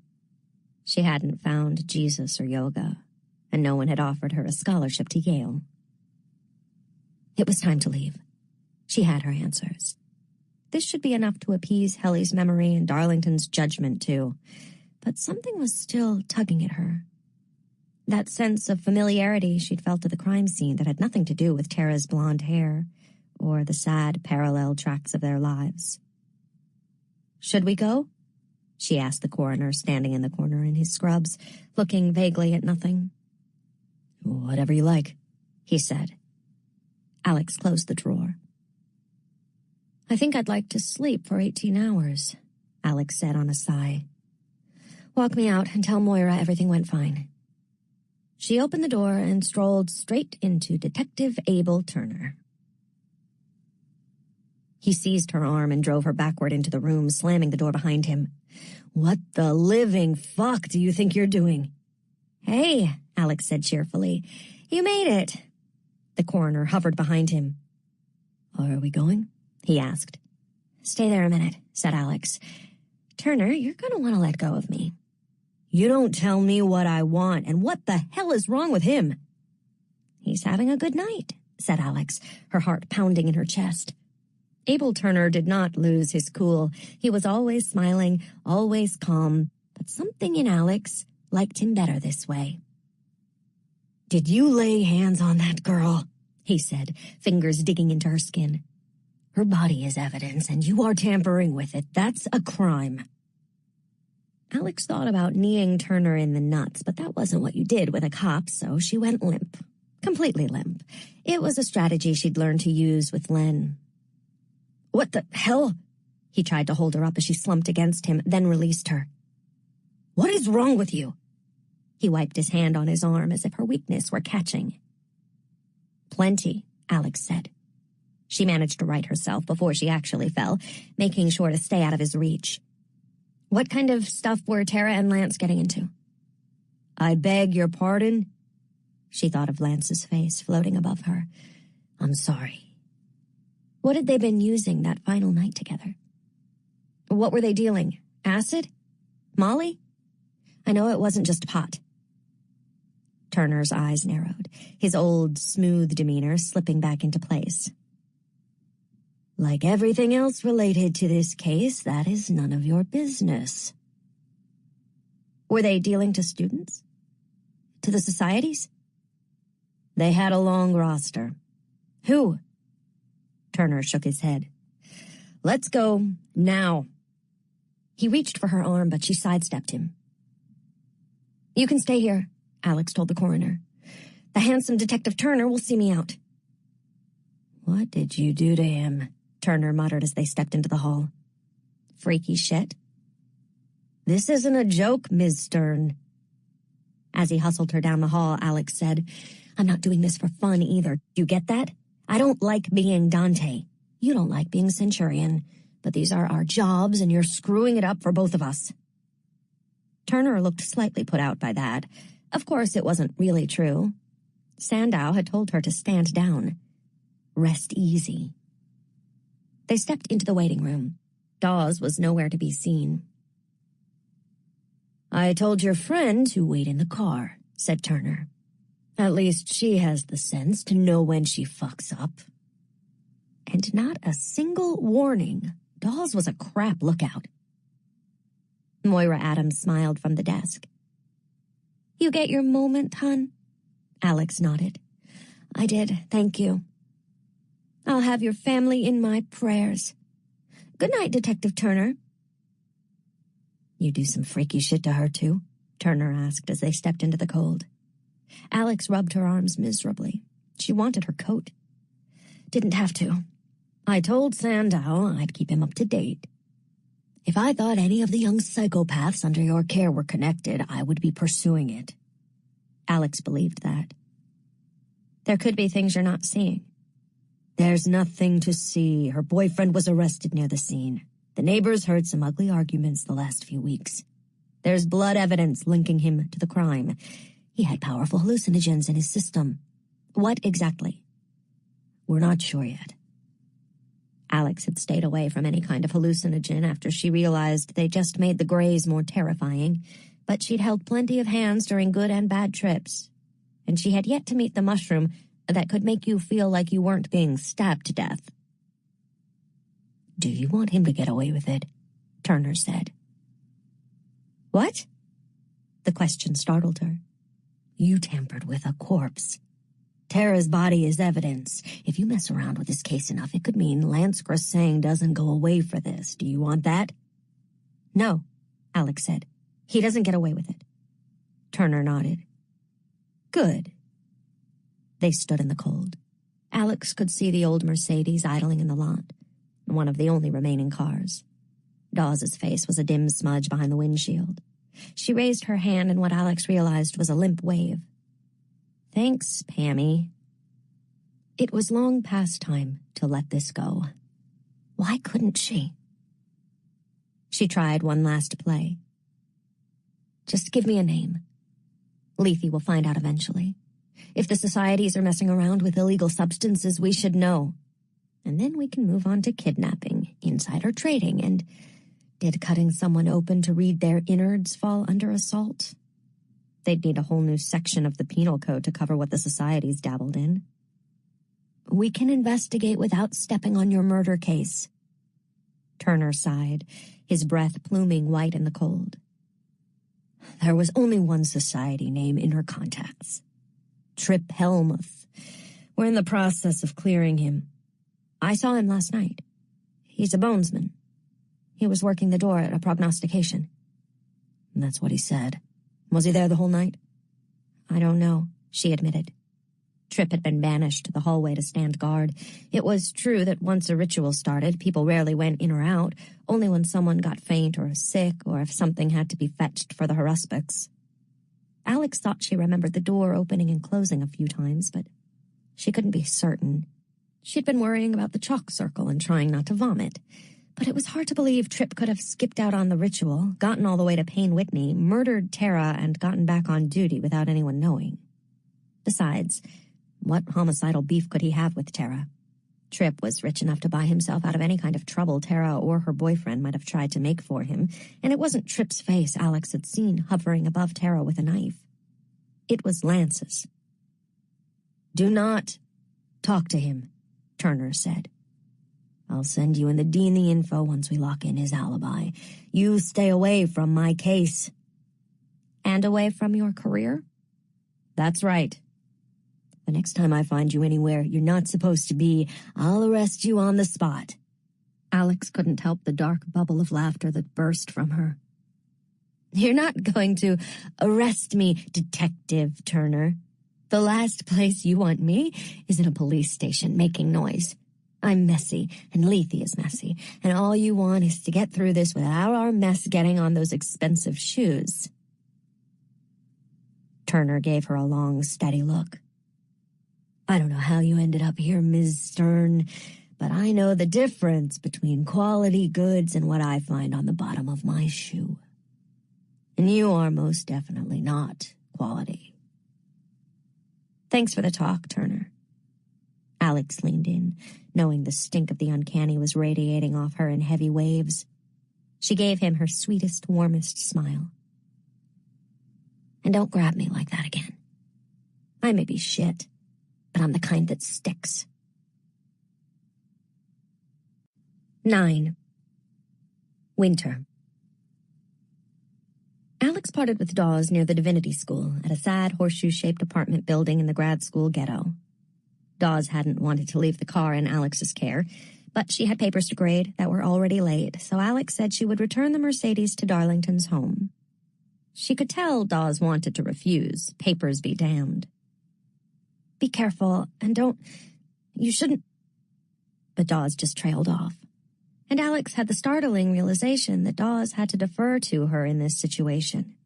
Dante served Virgil, but Oculus served them both, and they all served Lethe. Dawes nodded, kept nodded all the way out of the car and up the walkway to her apartment as if she was affirming every step. Darlington's house was out in Westville, just a few miles from campus. This was the Connecticut Alex had dreamed of, farmhouses without farms, sturdy red brick colonials with black doors and tidy white trim, a neighborhood full of wood-burning fireplaces, gently tended lawns, windows glowing golden in the night like passageways to a better life, kitchens where something good bubbled on the stove, breakfast tables scattered with crayons. No one drew their curtains. Light and heat and good fortune spilled out into the dark, as if these foolish people didn't know what such bounty might attract, as if they'd left these shining doorways open for any hungry girl to walk through. Alex hadn't driven much since she'd left Los Angeles, and it felt good to be back in a car, even one she was terrified of leaving a scratch on. Despite the map on her phone, she missed the turn into Darlington's driveway and had to double back twice before she spotted the thick stone columns that marked the entry to Black Elm. The lamps that lined the drive were lit, bright halos that made the bare-branched trees look soft and friendly like a winter postcard. The bulky shape of the house came into view, and Alex slammed her foot down on the brakes. A light glowed in the kitchen window, bright as a beacon. Another up in the high tower. Darlington's bedroom. She remembered his body curled against hers, the cloudy panes of the narrow window, the sea of black branches below, the dark woods separating Black Elm from the world outside. Hurriedly, Alex turned off the headlights and the engine. If someone was here, if something was here, she didn't want to scare it away. Her boots on the gravel drive sounded impossibly loud, but she wasn't sneaking. No, she wasn't sneaking. She was just walking up to the kitchen door. She had the keys in her hand.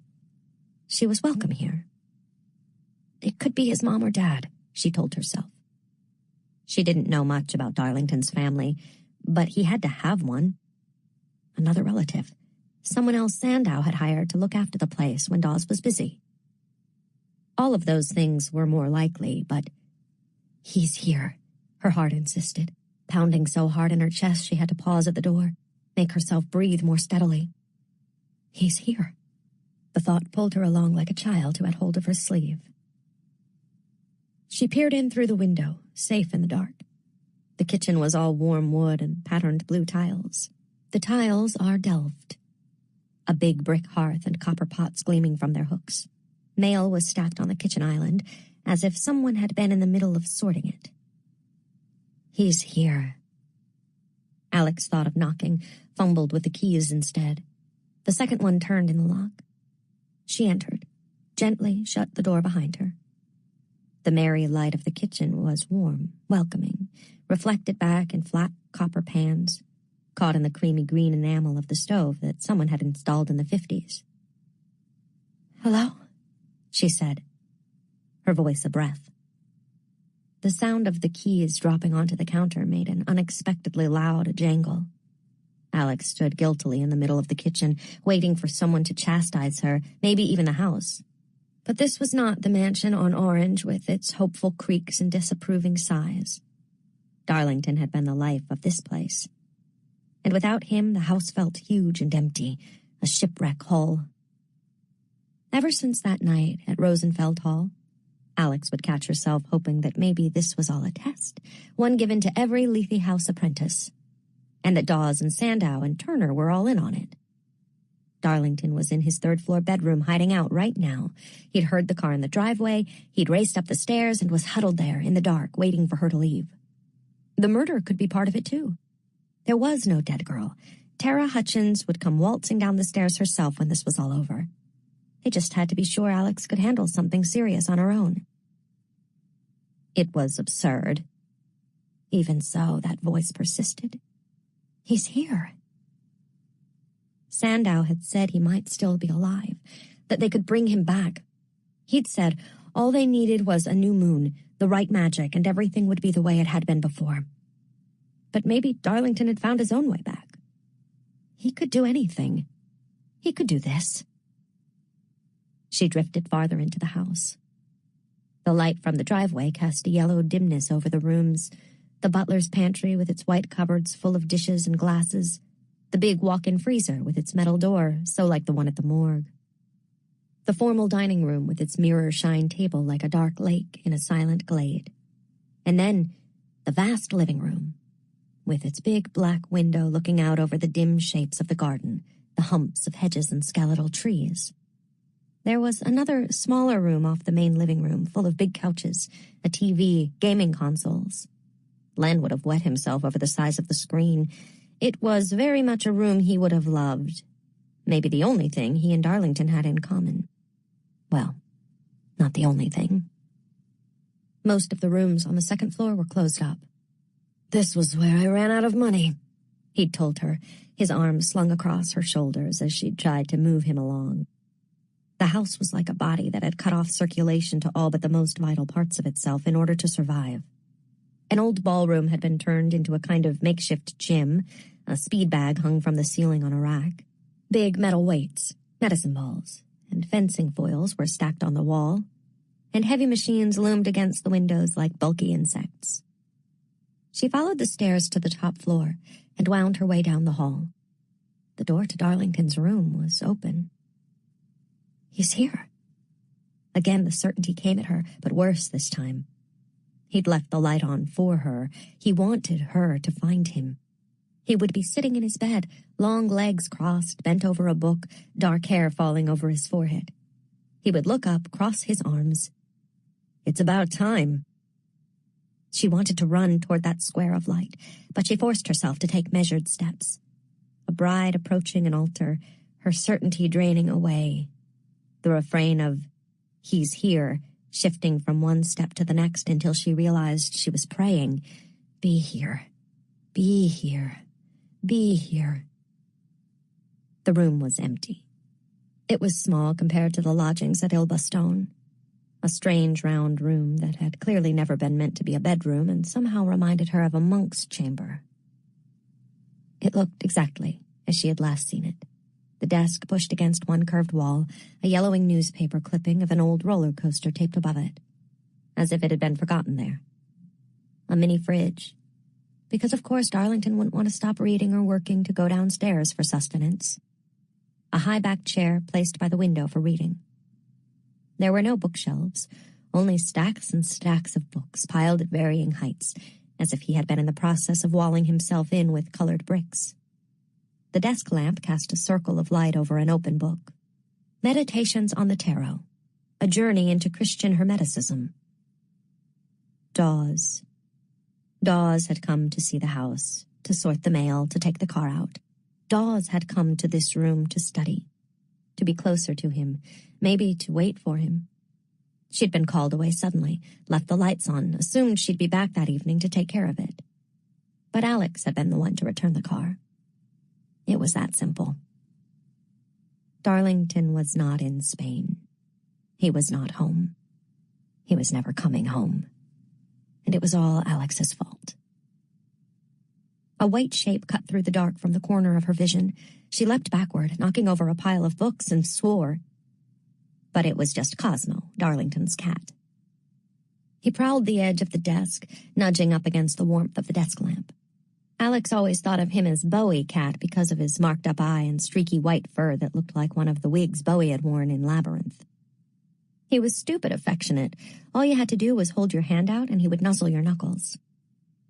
Alex sat down on the edge of Darlington's narrow bed. It was neatly made, probably by Dawes.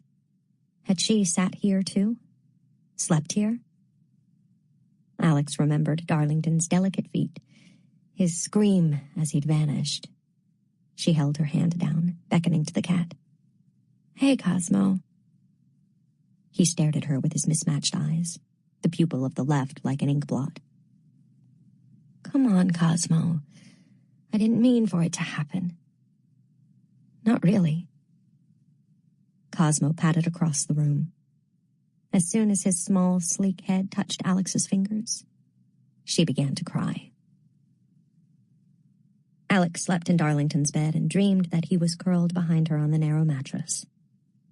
He pulled her close, his fingers digging into her abdomen, and she could feel claws at their tips.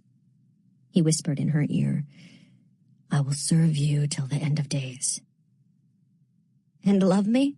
she said with a laugh, bold in the dream, unafraid. But all he said was, "It's not the same." Alex woke with a start, flopped over, gazed at the sharp pitch of the roof.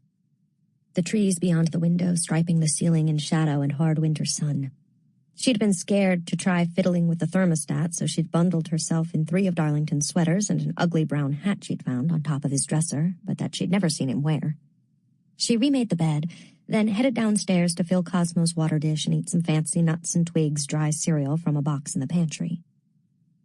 Alex took her laptop from her bag and went to the dusty sunroom that ran the length of the first floor. She gazed out at the backyard. The slope of the hill led to a hedge maze overgrown with brambles, and she could see some kind of statue or fountain at its center. She wasn't sure where the grounds led off, and she wondered just how much of this particular hill the Arlington family owned.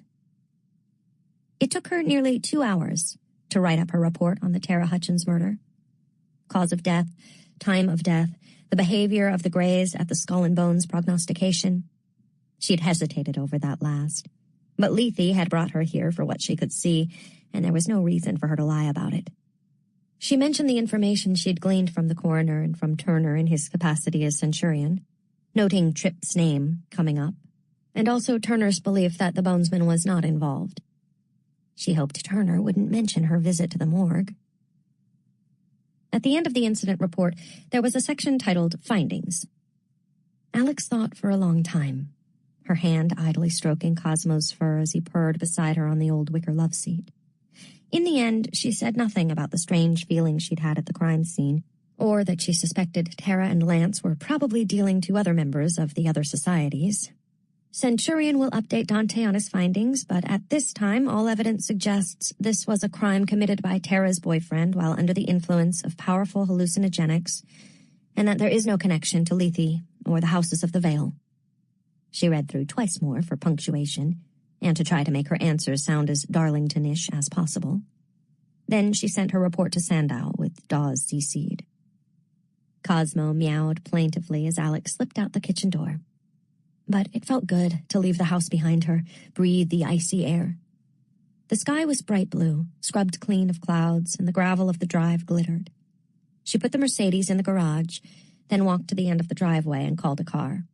She could return the keys to Dawes later. If her roommates asked where she had been, she would just say she had spent the night at Darlington's, family emergency.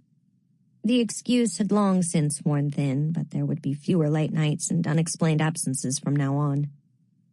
She'd done right by Tara. Lance would be punished, and Alex's conscience was off the hook, for this at least.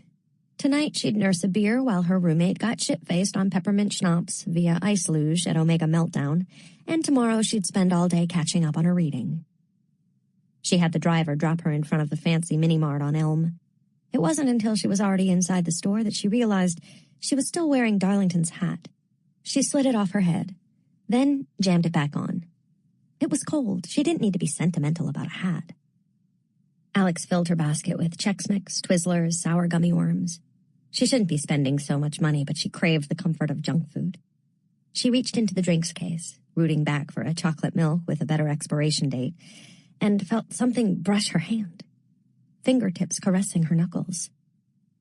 Alex yanked her arm back, cradling her hand to her chest as if it had been burned, and slammed the case door closed with a rattle, heart pounding.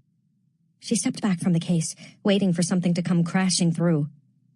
But nothing happened. She looked around, embarrassed. A guy sporting little round glasses and a navy Yale sweatshirt glanced at her. She bent to pick up her shopping basket, using the chance to shut her eyes and take a deep breath. Imagination. Sleep deprivation. Just general jumpiness. Hell, maybe even a rat. But she'd pop in at the hutch. It was right across the street. She could slip behind the wards to gather her thoughts in a grayless environment. She grabbed her basket and stood. The guy with the little glasses had come up next to her and was standing far too close. She couldn't see his eyes, just the light reflecting off the lenses. He smiled, and something moved at the corner of his mouth. Alex realized it was the waving black feeler of an insect. A beetle crawled from the pocket of his cheek as if he'd been keeping it in there like chewing tobacco. It dropped from his lips. Alex leapt back, stifling a scream. Too slow. The thing in the blue sweatshirt seized the back of her neck and slammed her head into the door of the refrigerator case. The glass shattered. Alex felt the shards slice into her skin, warm blood trickling down her cheeks. He yanked her back, threw her to the ground. "You can't touch me. It isn't allowed." Still, after all these years and all those horrors, that stupid, childish response. She staggered away, The woman behind the register was shouting, her husband emerging from the back room with wide eyes. The man in glasses advanced. Not a man. A gray. But what had drawn him and helped him cross over? And why didn't he seem like any gray she'd ever seen? His skin no longer looked human. It had a sheer glass-like quality through which she could see his veins and the shadows of his bones. He stank of the veil. Alex dug in her pockets, but she hadn't replenished her supplies of graveyard dirt. She almost always had some on her, just in case. "Take courage," she cried. "No one is immortal." The death words she'd repeated to herself every day since Darlington had taught them to her. But the thing showed no signs of distress or distraction. The shop owners were yelling. One of them had a phone in his hand. Yes, call the police. But they were screaming at her, not at him. They couldn't see him. All they saw was a girl smashing their drinks case and tearing up their store. Alex launched to her feet. She had to get to the hutch. She slammed through the door and out onto the sidewalk. "Hey!" cried a girl with a green coat as Alex smacked into her. The store owner followed, bellowing for someone to stop her. Alex glanced back. The thing with glasses glided around the owner and then seemed to leap over the crowd. His hand latched onto Alex's throat. She stumbled off the lip of the curb into the street. Horns blared. She heard the screech of tires. She couldn't breathe. She saw Jonas Reed on the corner, staring. He was in her English section. She remembered Megan's startled face, the surprise giving way to disgust. She could hear Ms. Rosales gasp, "Alex, sweetheart!" She was going to get choked out in the middle of the street and no one could see it. No one could stop it. "Take courage," she tried to say, but only a rasp emerged. Alex looked around desperately, eyes watering, face suffused with blood. "They can't get to you now," Darlington had promised. She had known it wasn't true, but she'd let herself believe that she could be protected, because it had made everything bearable. Her hands scrabbled against the thing's skin. It was hard and slippery as glass. She saw something burble up from the clear flesh of its throat, cloudy, dark red. His lips parted. He released her neck, and before she could stop herself, she inhaled sharply just as he blew a stream of red dust into her face. Pain exploded through her chest in sharp bursts as the dust entered her lungs. She tried to cough, but the thing sat with its knees pressing down on her shoulders as she struggled to buck free. People were yelling. She heard a siren wail, but she knew the ambulance would be too late. She would die here in Darlington's stupid hat. Maybe he'd be waiting on the other side of the veil, with Helly, and Len, and all of the others. The world fluttered black. And then, suddenly, she could move. The weight vanished from her shoulders. She released a grunt and shoved to her feet, clutching her chest, trying to find her breath. Where had the monster gone? She looked up. High above the intersection, the thing with the glasses was grappling with something. No, someone. A gray. The bridegroom, New Haven's favorite murder-suicide with his fancy suit and silent movie star hair. The thing in glasses had hold of his lapels, and he flickered slightly in the sun as they careened through the air, slammed into a streetlight that sparked to life and then dimmed, passed through the walls of a building and back out. The whole street seemed to shake as if rumbling with thunder, but Alex knew only she could hear it. The squeal of brakes cut through the noise. A black and white was pulling up on York, followed by an ambulance. Alex took a last look at the bridegroom's face, his mouth pulled back in a grimace as he launched his fist at his opponent. She bolted across the intersection. The pain in her chest continued to unfurl in popping bursts like fireworks. Something had happened to her, something bad, and she didn't know how much longer she'd be able to stay conscious. She only knew that she had to get to the hutch, upstairs to the safety of Lethe's hidden rooms. There might be other Greys coming, other monsters. What could they do? What couldn't they do? She needed to get behind the wards. She glanced over her shoulder and saw an EMT running toward her. She leapt up on the sidewalk around the corner and then into the alley. He was right behind, but he couldn't protect her. She would die in his care. She knew this. She dodged left, toward the doorway, out of view. "It's me," she cried out to the hutch, praying it would know her. The door blew open, and the steps rolled toward her, pulling her inside. She tried to take the stairs on her feet, but slid to her knees. Usually, the smell of the hall was comforting. A winter smell of burning wood, Cranberries cooking slowly, mulled wine. Now it made her stomach churn. It's the uncanny, she realized. The garbage stink of the alley outside had at least been real. These false smells of comfort were too much. Her system couldn't handle any more magic. She fastened one hand around the iron railing, the other braced against the lip of the stone step, and pushed herself up. She saw spots on the concrete, black stars looming in lichen clusters on the stairs. Her blood dripping from her lips. Panic reeled through her. She was on the floor in that public bathroom. The broken monarch flapped on one able wing. "Get up! Blood can draw them!" Darlington's voice in her head. "Greys can cross the line if they want something badly enough." What if the wards didn't hold? What if they weren't built to keep something like that monster out? The bridegroom had seemed to be winning. And if he won? Who said he'd be any gentler than the thing in glasses? He hadn't looked gentle at all. She tapped a message into her phone to Dawes. "SOS, 911.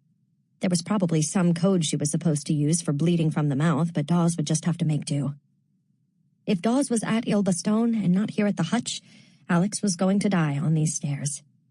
She could see the grad student clearly, sitting in the parlor of the house on Orange. Those index cards she used to organize chapters spread out like the tarot before her, all of them reading disaster, failure, the queen of pointlessness, a girl with a cleaver over her head. The debtor, a boy crushed beneath a rug. The student, Dawes herself in a cage of her own making. All while Alex bled to death a mile away. Alex dragged herself up another step. She had to get behind the doors. The safe houses were a matryoshka doll of safety. The hutch, where small animals went to ground. A wave of nausea rolled through her. She retched, and a gout of black bile poured from her mouth. It was moving on the stairs. She saw the wet, shiny backs of beetles. Scarabs, bits of iridescent carapace glinting in whatever blood and sludge had erupted from her. She shoved past the mess she'd made, retching again, even as her mind tried to make sense of what was happening to her. What had that thing wanted from her? Had someone sent it after her? If she died, her petty heart wanted to know who to haunt. The stairwell was fading in and out now. She was not going to make it. She heard a metallic clang, and a moment later understood it was the door banging open somewhere above her. Alex tried to cry out for help, but the sound from her mouth was a small, wet whimper. The smack of Dawes's tivas echoed down the stairs. A pause. Then her footsteps, faster now, punctuated by, "Fuck, fuck, fuck, fuck, fuck, fuck." Alex felt a solid arm beneath her, yanking her upward. Jesus, what happened? "Help me, Pammy." Dawes flinched. Why had Alex used that name? Only Darlington called Dawes that. Her legs felt heavy as Dawes hauled her up the stairs. Her skin itched as if something was crawling beneath it. She thought of the beetles pouring from her mouth and retched again. "Don't vomit on me," said Dawes. "If you vomit, I'll vomit." Alex thought of Helly holding her hair back. They'd gotten drunk on Jaeger and then sat on the bathroom floor at Ground Zero laughing and puking and brushing their teeth, then doing it all over again.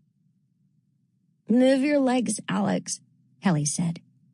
She was pushing Alex's knees aside, slumping down next to her in the big basket chair. She smelled like coconut and her body was warm, always warm, like the sun loved her, like it wanted to cling to her golden skin as long as possible. "Move your stupid legs, Alex." Not Helly. Dawes, shouting in her ear. "I am." "You're not. Come on, give me 3 more steps." Alex wanted to warn Dawes that the thing was coming. The death words hadn't affected it. Maybe the wards wouldn't stop it either. She opened her mouth and vomited again. Dawes heaved in response. Then they were on the landing, through the door, toppling forward. Alex found herself falling. She was on the floor of the hutch, face pressed to the threadbare carpet. "What happened?" Dawes asked. But Alex was too tired to reply. She felt herself rolled onto her back, a sharp slap across her face. "Tell me what happened, Alex, or I can't fix it." Alex made herself look at Dawes. She didn't want to. She wanted to go back to the basket chair, Helly like a glowing slice of sun beside her. A gray, I don't know, like glass. I could see through it. Shit, that's a gluma. Alex needed her flashcards. The word was there, though, somewhere in her memory. A gluma was a husk, a spirit raised from the recently dead to pass through the world, go-betweens who could travel across the veil. They were messengers, for Book and Snake. There was red smoke. I breathed it in. She heaved again. Corpse beetles, they'll eat you from the inside out. Of course they would, because magic was never good or kind. She heard bustling, and then felt a cup pressed to her lips. Drink, said Dawes.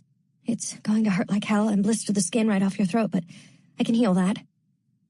Dawes was tipping Alex's chin up, forcing her mouth open. Alex's throat caught fire. She had a vision of prairies lit by blue flame. The pain seared through her, and she grabbed Dawes by the hand. Jesus, Alex, why are you smiling? The gluma, the husk. Someone had sent something after her, and there could only be one reason why.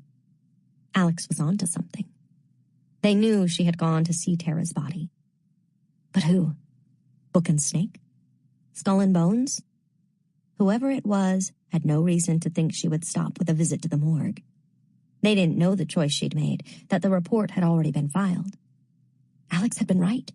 There was something wrong with Tara's death, some connection to the societies, the houses of the Vale. But that wasn't why she was smiling. They tried to kill me, Helly, she rasped as she slid into the dark. That means I get to try to kill them.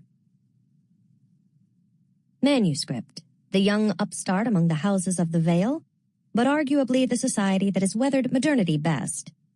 It is easy to point to its Oscar winners and television personalities, but their alumni also include advisors to presidents, the curator of the Metropolitan Museum of Art, and, perhaps most tellingly, some of the greatest minds in neuroscience.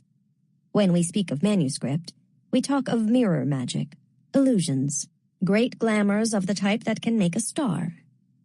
But we would do well to remember that all of their workings derive from the manipulation of our own perception. From The Life of Lethe, Procedures and Protocols of the Ninth House. Don't go to a manuscript party. Just don't. Lethe Day's Diary of Daniel Arlington, Davenport College. 10. Last fall. The night of the manuscript party, Darlington spent the early evening hours with the windows of Black Elm lit, handing out candy, jack-o'-lanterns lining the driveway. He loved this part of Halloween, the ritual of it, the tide of happy strangers arriving on his shores, hands outstretched.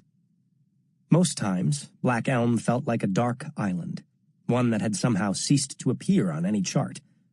Not on Halloween night. The house lay in the gentle swell of a hill not far from the lands that had once belonged to Donald Grant Mitchell, and its library was stocked with multiple copies of Mitchell's books. Reveries of a Bachelor, Dream Life, and the only title his grandfather had deemed worth reading, My Farm of Edgewood. As a boy, Darlington had been drawn in by the mysterious sound of Mitchell's pen name, Ick Marvel, and woefully disappointed by the lack of anything magical or marvelous in his books. But that had been his feeling about everything. There should be more magic. Not the creased grease paint performances of clowns and hack illusionists. Not card tricks. The magic he'd been promised would be found at the backs of wardrobes, under bridges, through mirrors. It was dangerous and alluring, and it did not seek to entertain.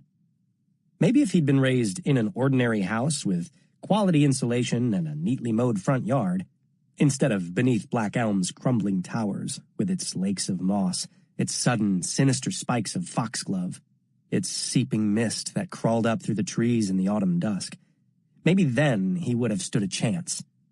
Maybe if he'd been from somewhere like Phoenix, instead of cursed New Haven.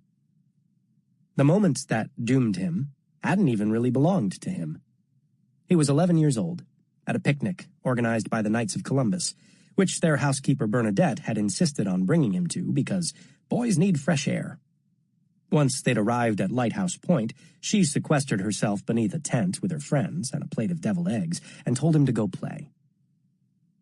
Darlington had found a group of boys around his age, or they'd found him, and they spent the afternoon running races and competing in carnival games, then inventing their own games when those got boring. A tall boy named Mason, with buzzed hair and buck teeth, had somehow become the day's decision-maker. When to eat, when to swim, when a game got dull, and Darlington was happy to follow in his wake. When they tired of riding the old carousel, they walked down to the edge of the park that looked out over the Long Island Sound and the New Haven Harbor in the distance. "They should have boats," said Mason. "Like a speedboat or a jet ski," said a boy named Liam. "That'd be cool." "Yeah," said another kid. "We could go across to the roller coaster." He'd been tagging along with them all afternoon. He was small, his face dense with sand-colored freckles and now sunburned across the nose. "What roller coaster?" Mason asked. The freckled kid had pointed across the Sound. "With all the lights on it, next to the pier." Darlington had looked into the distance, but seen nothing there, just the fading day and a flat spit of land. Mason stared, then said, "What the fuck are you talking about?" Even in the growing twilight, Darlington had seen red spreading hot across the freckled kid's face. The kid laughed. "Nothing. I was just fucking with you. Tool."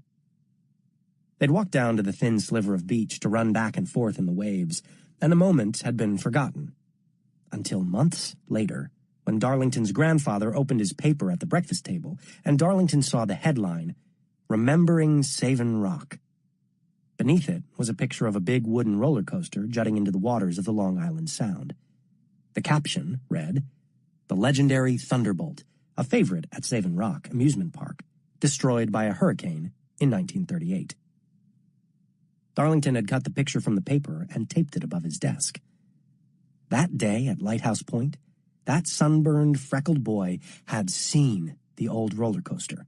He'd believed they could all see it. He hadn't been pretending or joking around. He'd been surprised and embarrassed, and then he'd shut up quick, as if he'd had something like that happen before. Darlington had tried to remember his name. He'd asked Bernadette if they could go to the Knights of Columbus for bingo, potluck dinners, anything that might put him back in that kid's path. Eventually, his grandfather had put a stop to it with a growled, "Stop trying to turn him into a goddamn Catholic." Darlington had grown older. The memory of Lighthouse Point had grown dimmer, but he never took the picture of the Thunderbolt from his wall. He would forget about it for weeks, sometimes months at a time, but he could never shake the thought that he was seeing only one world, when there might be many. That there were lost places, maybe even lost people, who might come to life for him if he just squinted hard enough or found the right magic words. Books, with their promises of enchanted doorways and secret places, only made it worse. The feeling should have ebbed away with time, worn down by the constant, gentle disappointments of growing up. But at 16, with his brand-new provisional driver's license tucked into his wallet, the first place Darlington had taken his grandfather's old Mercedes was Lighthouse Point. He'd stood at the edge of the water and waited for the world to reveal itself. Years later, when he met Alex Stern, he had to resist the urge to bring her there, too, to see if the Thunderbolt might appear to her like any other gray, a rumbling ghost of joy and giddy terror. When full dark fell, and the stream of children in their goblin masks slowed to a trickle, Darlington put on his own costume, the same one he wore every year, a black coat and a pair of cheap plastic fangs that made him look like he'd just had dental surgery. He parked in the alley behind the hutch, where Alex was waiting, shivering in a long black coat that he'd never seen before. "Can't we drive?" she asked. "It's freezing." Californians. "It's 50 degrees, and we're walking 3 blocks. Somehow you'll manage this journey through the tundra. I pray you're not wearing a skimpy cat ensemble underneath that. We're supposed to project some measure of authority." "I can do my job in hot pants. I can probably do it better." She executed a half-hearted karate kick. More room to move. At least she'd worn practical boots. In the light from the street lamp, he could see she'd heavily lined her eyes and had big gold earrings on. Hopefully she hadn't worn anything too provocative or appropriative. He didn't want to spend the evening fielding judgmental snipes from manuscript because Alex had felt the urge to dress as sexy Pocahontas. He led them up the alley and onto Elm. She seemed alert, ready. She'd done well since the incident at Aurelian, since they'd smashed a few $1,000s worth of glass and china on Il Baston's kitchen floor. Maybe Darlington had done a little better too. They'd watched a series of first transformations at Wolf's Head that had gone without incident, though Shane McKay had trouble coming down, and they had to pen him in the kitchen while he shook off his rooster form. He'd bloodied his nose trying to peck the table, and one of his friends had spent an hour dutifully plucking tiny white feathers from his body. The cock jokes had been interminable. They'd monitored a raising at Book and Snake, where, with the help of a translator, a desiccated corpse had relayed the final accounts of recently dead soldiers in the Ukraine in a bizarre game of macabre telephone. Darlington didn't know who in the State Department had requested the information, but he assumed it would be dutifully passed along. They'd observed an unsuccessful portal opening at Scroll and Key, a botched attempt to send someone to Hungary, which had resulted in nothing but the whole tomb smelling like goulash, and an equally unimpressive storm summoning by St. Elmo at their dump of an apartment on Linwood, which had left the delegation president and attending alumni sheepish and ashamed. "They all have the look a guy gets when he's too drunk to get it up," Alex had whispered. "Must you be so vulgar, Stern? Well, tell me I'm wrong, Darlington. I certainly wouldn't know." Tonight would be a bit different. They would draw no circles of protection, only make their presence known, monitor the power being gathered at the manuscript nexus, and then write up a report. "How long will we be at this thing?" Alex asked as the street forked left. "After midnight, maybe a little later." "I told Mercy and Lauren I'd meet them at the Pearson Inferno." "They'll be so wasted by then they're not going to notice if you're late. Now focus. Manuscript looks harmless, but they're not." Alex cut him a glance. There was some kind of glitter on her cheeks. "You actually sound nervous." Of all the societies, the one that made Darlington most wary was manuscript. He could see the skepticism on Alex's face as they stopped in front of a grubby white brick wall. "Here?" she asked, drawing her coat tighter. The thump of bass and murmur of conversation floated back to them from somewhere down the narrow walkway. Darlington understood Alex's disbelief. The other tombs had been built to look like tombs. The flat Neo-Egyptian plinths of bones, the soaring white columns of Book and Snake, the delicate screens and Moorish arches of Scroll and Key, Darlington's favorite crypt. Even Wolf's Head, who had claimed they wanted to shake off the trappings of the arcane and establish a more egalitarian house, had built themselves an English country estate in miniature. Darlington had read the descriptions of each tomb in Pinnell's Guide to Yale and felt that somehow the analysis of their parts had fallen short of the mystery they evoked. Of course, Pinnell hadn't known about the tunnel beneath Grove Street that led directly from Book and Snake to the heart of the cemetery, or the enchanted orange trees taken from the Alhambra that bore fruit year-round in the Scroll and Key courtyard. But the exterior of manuscript just looked like a squat brick lump with a bunch of recycling bins stacked along its side. "This is it?" Alex asked. "This is sadder than that place on Linwood." Actually, nothing was sadder than the St. Elmo house on Linwood, with its stained carpet and sagging stairs and roof spiked with tilting weather vanes. Don't judge a book, Stern. This crypt is 8 stories deep and houses one of the best collections of contemporary art in the world. Alex's brows shot up. "So they're Cali rich?" "Cali rich?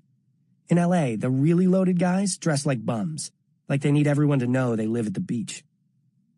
I suspect manuscript was aiming for understated elegance, not "I bang models at my Malibu manse," but who can say? The tomb had been finished in the early 60s by King Louis Wu.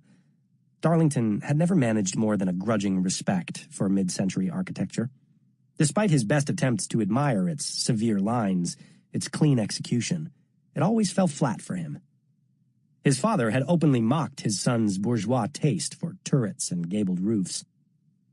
"Here," Darlington said, taking Alex by the shoulders and walking her a little to the left. "Look." It pleased him when she exclaimed, "Oh!" At This angle, the circular pattern hidden in the white bricks, emerged. Most people thought it represented a sun, but Darlington knew better. "It can't be seen head-on," said Darlington. "Nothing here can. This is the house of illusions and lies.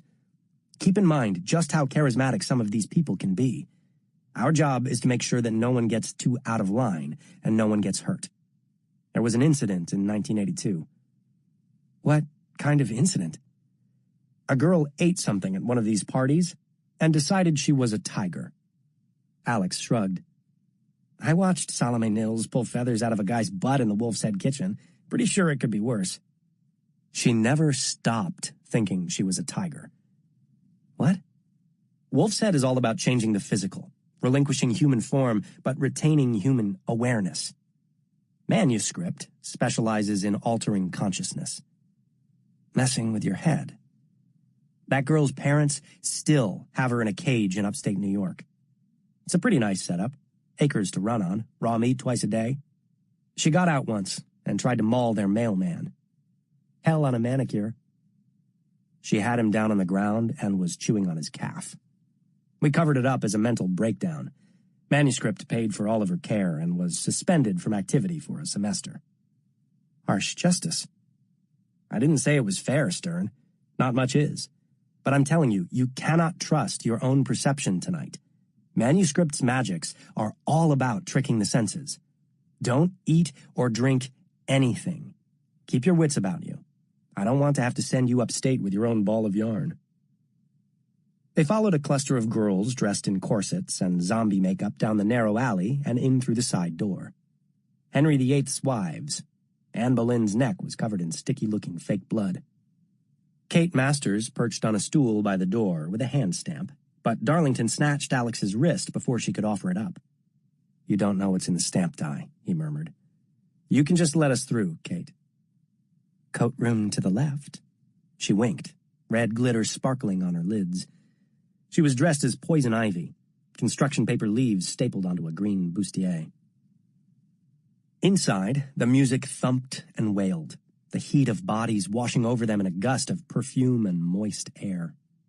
The big square room was dimly lit, packed with people circling skull-shaped vats of punch, the back garden strewn with strings of twinkling lights beyond.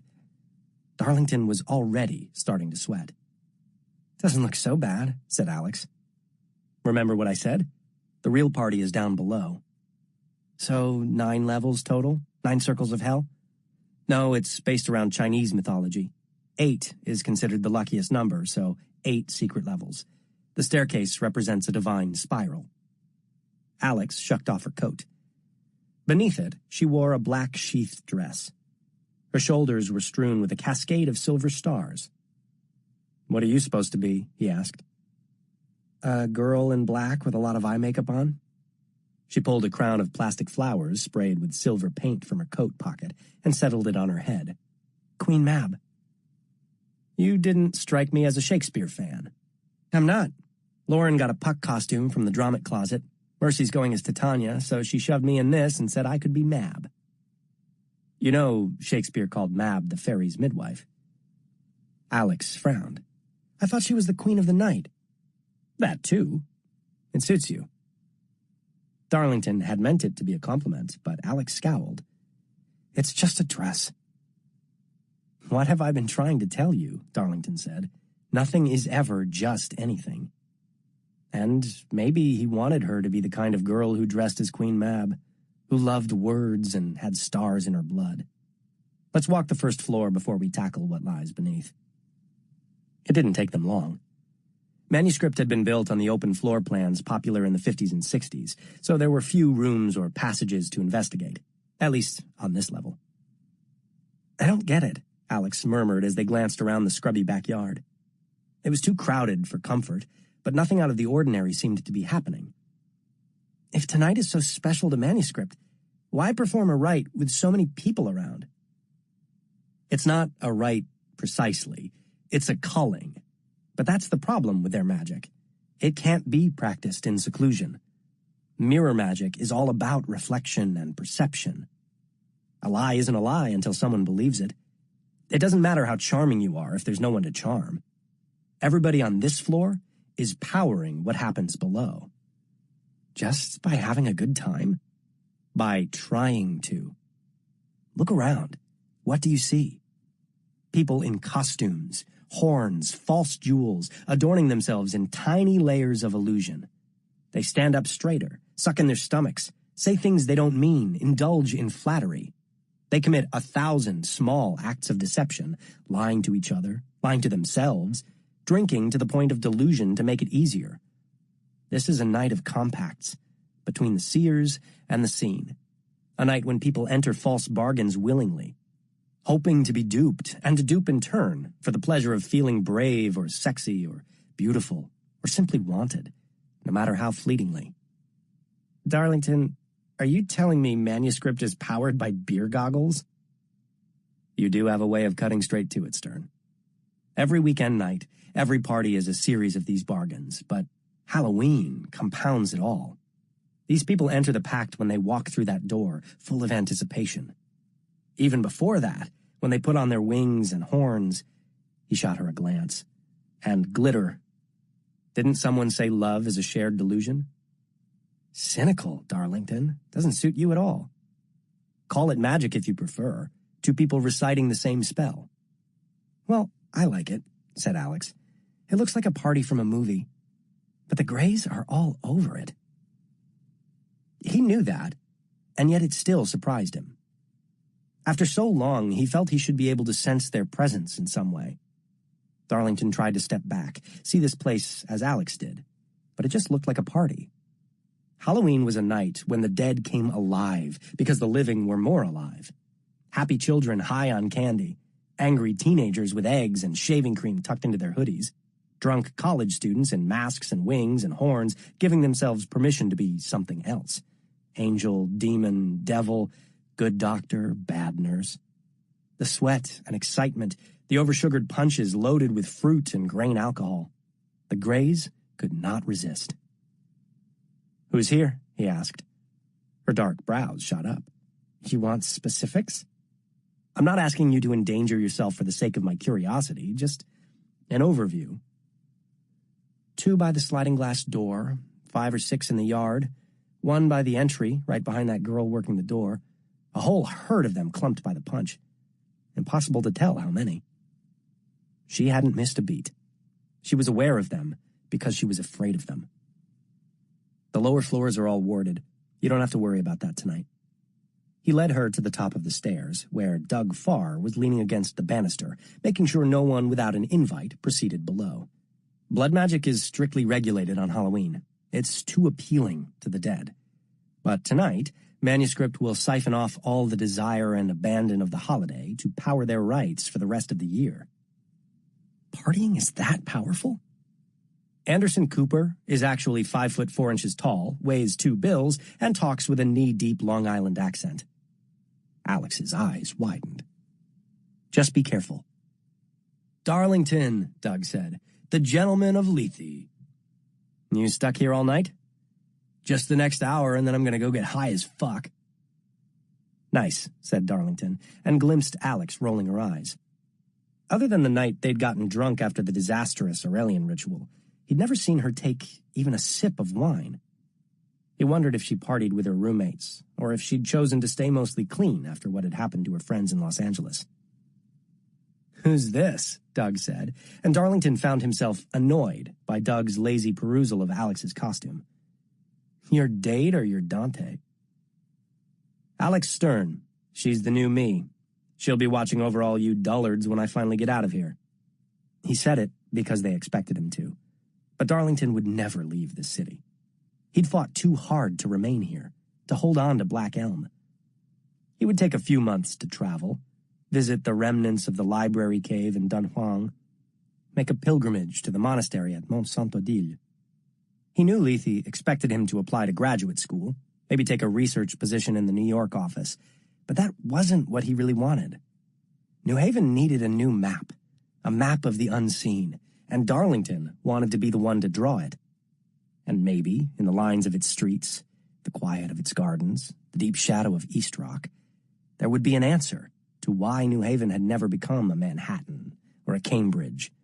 Why, despite every opportunity and every hope for prosperity, it had always foundered. Was it merely chance? Bad luck? Or had the magic that lived here somehow stunted the town, even as it continued to flourish? "So what are you?" Doug asked Alex. "A vampire? Gonna suck my blood?" "If you're lucky," said Alex, and disappeared down the stairs. "Stay safe tonight, Doug," Darlington said as he followed her. She was already out of sight, vanishing down the spiral, and she shouldn't be on her own tonight. Doug laughed. "That's your job."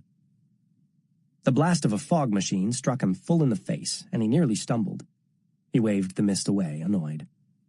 Why couldn't people just have a quality drink and a conversation? Why all of this desperate pretense? And was some part of him jealous of Doug? Of everyone who managed to be reckless for a night? Maybe. He'd felt disconnected from everything since he'd moved back to Black Elm. Freshmen and sophomores were required to live in the dorms, and though he'd visited Black Elm religiously, he'd liked the feeling of being pulled into other orbits, yanked forcibly from his shell by his well-meaning roommates, drawn into a world that had nothing to do with lethe or the uncanny. He'd liked Jordan and EJ enough to room with them both years, and he was grateful that they'd felt the same. He kept intending to call them, to invite them out. But another day would go by, and he'd find it lost to books, to Black Elm, to lethe, and now to Alex Stern. "You should stay behind me," he said when he caught up to her, vexed by the petulant edge to his own voice. She was already on the next level, looking around with eager eyes.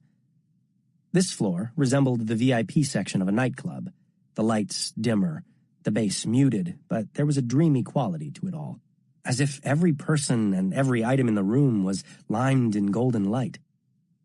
"It looks like a music video," Alex said. "With an infinite budget. It's a glamour." "Why did he call you the gentleman of lethe?" "Because people who can't be bothered with manners pretend to be amused by them. Onward, Stern." They continued down the next flight of stairs. "Are we going all the way down?" "No. The lowest levels are where the rites are performed and maintained. At any given time, they have 5 to 10 magics working internationally. Charisma spells and glamours need constant maintenance. But they won't be performing any rites tonight, just culling power from the party and the city to store in the vault." "Do you smell that?" asked Alex. "It smells like forest." The next landing brought them to a verdant wood. The previous year, it had been a high desert mesa. Sunlight filtered through the leaves of a copse of trees, and the horizon seemed to stretch on for miles. Partiers dressed in white lolled on picnic blankets that had been laid out over the lush grass, and hummingbirds bobbed and hovered in the warm air. From this level on, only alumni and the current members who attended them were permitted. "Is that a real horse?" Alex whispered. "As real as it has to be." This was magic. Wasteful, joyous magic. And Darlington couldn't deny that some part of him wanted to linger here. But that was exactly why they had to press on. Next floor. The stairs curved again, but this time the walls seemed to bend with them. The building somehow took on a different shape. The ceiling, high as a cathedral, painted the bright blue and gold of a Giotto sky. The floor was covered in poppies. It was a church, but it was not a church. The music here was otherworldly, something that might have been bells and drums, or the heartbeat of a great beast, lulling them with every deep thud. On the pews and in the aisles, bodies lay entwined, surrounded by crushed red petals. "Now, this is more like what I expected," said Alex. "An orgy in a flower-filled cathedral? Excess. That's what this night is all about." The next level was a mountaintop arbor, which didn't even bother trying to look real. It was all hazy peach clouds, wisteria hanging in thick clusters from pale pink columns, women in sheer gowns lazing on sun-warmed stone, their hair caught in an impossible breeze. A golden hour that would never end. They'd walked into a Maxfield Parrish painting. Finally, they arrived in a quiet room, a long banquet table set against one wall and lit by fireflies. The murmur of conversation was low and civilized. A vast circular mirror, nearly 2 stories high, took up the north-facing wall. Its surface seemed to swirl.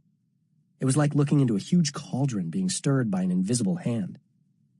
But it was wiser to understand the mirror as a vault, a repository of magic fed by desire and delusion. This level of manuscript, the 5th level, marked the central point between the culling rooms above and the ritual rooms below. It was far larger than the others, stretching under the street and beneath the surrounding houses. Darlington knew the ventilation system was fine, but he struggled not to think about being crushed. Many of the partygoers here were masked, most likely celebrities and prominent alums. Some wore fanciful gowns, others jeans and t-shirts. "Do you see the purple tongues?"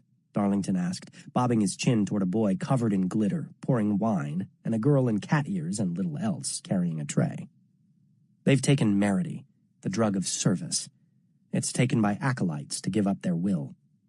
Why would anyone do that?" "To serve me," said a soft voice. Darlington bowed to the figure dressed in celadon silk robes and a golden headdress that also served as a half-mask. "How may we address you this night?" Darlington inquired. The wearer of the mask represented Lan Saihe, one of the 8 immortals of Chinese myth, who could move amongst genders at will. At each gathering of manuscript, a different Saihe was chosen. "Tonight I am she." Her eyes were entirely white behind her mask. She would see all things this night and be deceived by no glamour. "We thank you for the invitation," said Darlington. "We always welcome the officers of Lethe, though we regret you never accept our hospitality. A glass of wine, perhaps?" She raised a smooth hand, the nails curled like claws, but smooth and polished as glass, and one of the acolytes stepped forward with a pitcher. Darlington gave Alex a warning shake of his head. "Thank you," he said apologetically. He knew some members of manuscript took personal offense that Lethe members never sampled the society's pleasures. But we're bound by protocol. "None of our suggestions for the freshman tap were accepted," said Lan Saihe, her white eyes on Alex. "Very disappointing." Darlington bristled, but Alex said, "At least you won't expect much from me." "Careful now," said Saihe. "I like to be disarmed. You may raise my expectations yet. Who glamoured your arms?" "Darlington." "Are you ashamed of the tattoos?" "Sometimes." Darlington glanced at Alex, surprised. Was she under persuasion? But when he saw Lan Saihe's pleased smile, he realized Alex was just playing the game. Saihe liked surprises, and candor was surprising. Saihe reached out and ran a fingernail up the smooth skin of Alex's bare arm. "We could erase them entirely," said Saihe. "Forever." "For a small price?" asked Alex. "For a fair price." "My lady," said Darlington in warning. Saihe shrugged. "This is a night of culling, when the stores are replenished and the casks are made full. No bargain will be made. Descend, boy, if you wish to know what's next. Descend and see what awaits you if you dare." "I just want to know if Jodie Foster is here," Alex murmured as Lan Saihe returned to the banquet table. She was one of manuscript's most famous alums. "For all you know, that was Jodie Foster," said Darlington. But his head felt heavy. His tongue felt too big for his mouth. Everything around him seemed to shimmer. Lan Saihe turned to him from her place at the head of the banquet table. "Descend." Darlington shouldn't have been able to hear the word at this distance, but it seemed to echo through his head. He felt the floor drop away, and he was falling. He stood in a vast cavern carved into the earth, the rock slick with moisture, the air rich with the smell of turned soil. A hum filled his ears, and Darlington realized it was coming from the mirror, the vault that still somehow hung on the cave wall.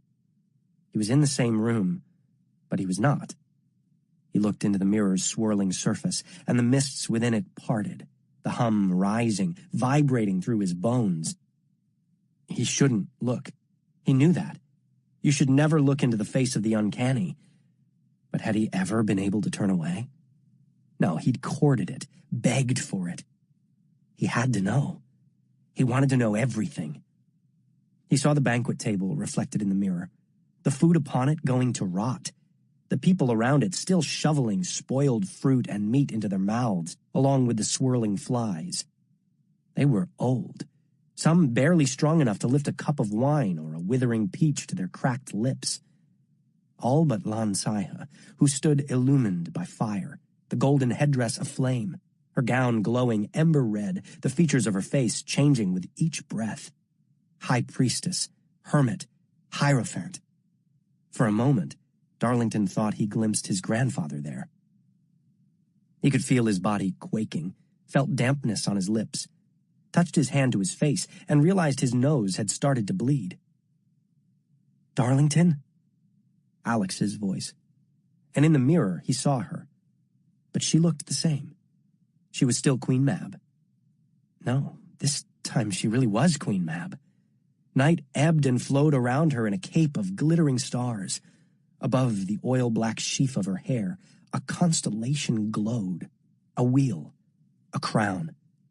Her eyes were black, her mouth the dark red of overripe cherries. He could feel power churning around her, through her. "What are you?" he whispered. But he didn't care. He went to his knees. This was what he'd been waiting for. "Ah," said Lansaiha, approaching, "an acolyte at heart." In the mirror, he saw himself, a knight with bowed head, offering his service, a sword in his hand, a sword in his back. He felt no pain, only the ache in his heart. "Choose me." There were tears on his cheeks, even as he felt the shame of it.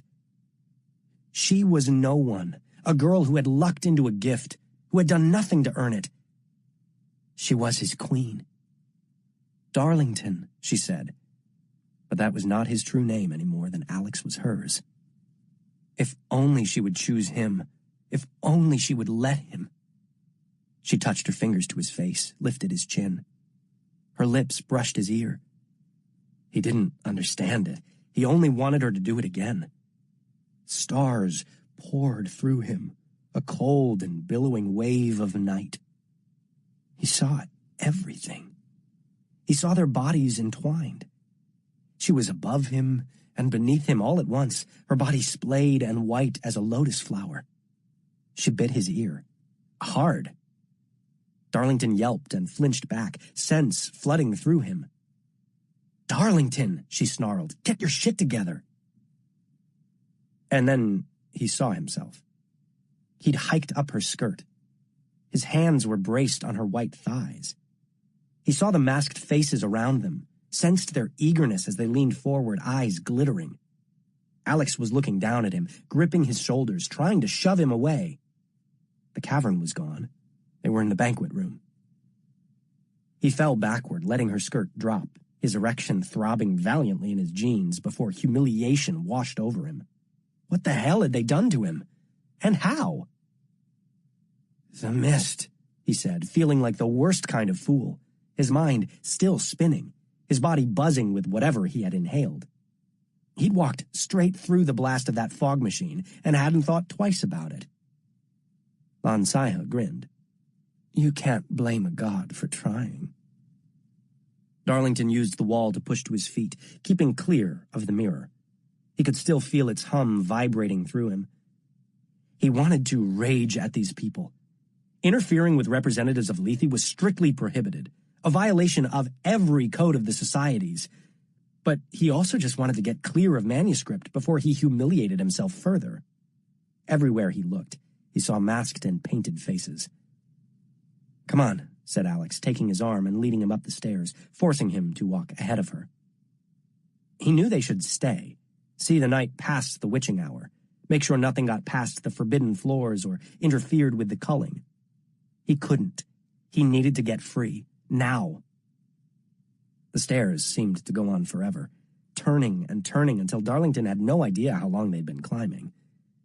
He wanted to look back to make sure that Alex was still there, but he'd read enough stories to know you never looked back on your way out of hell. The upper floor of manuscript felt like a wild blaze of color and light. He could smell the fruit fermenting in the punch, the yeasty tang of sweat.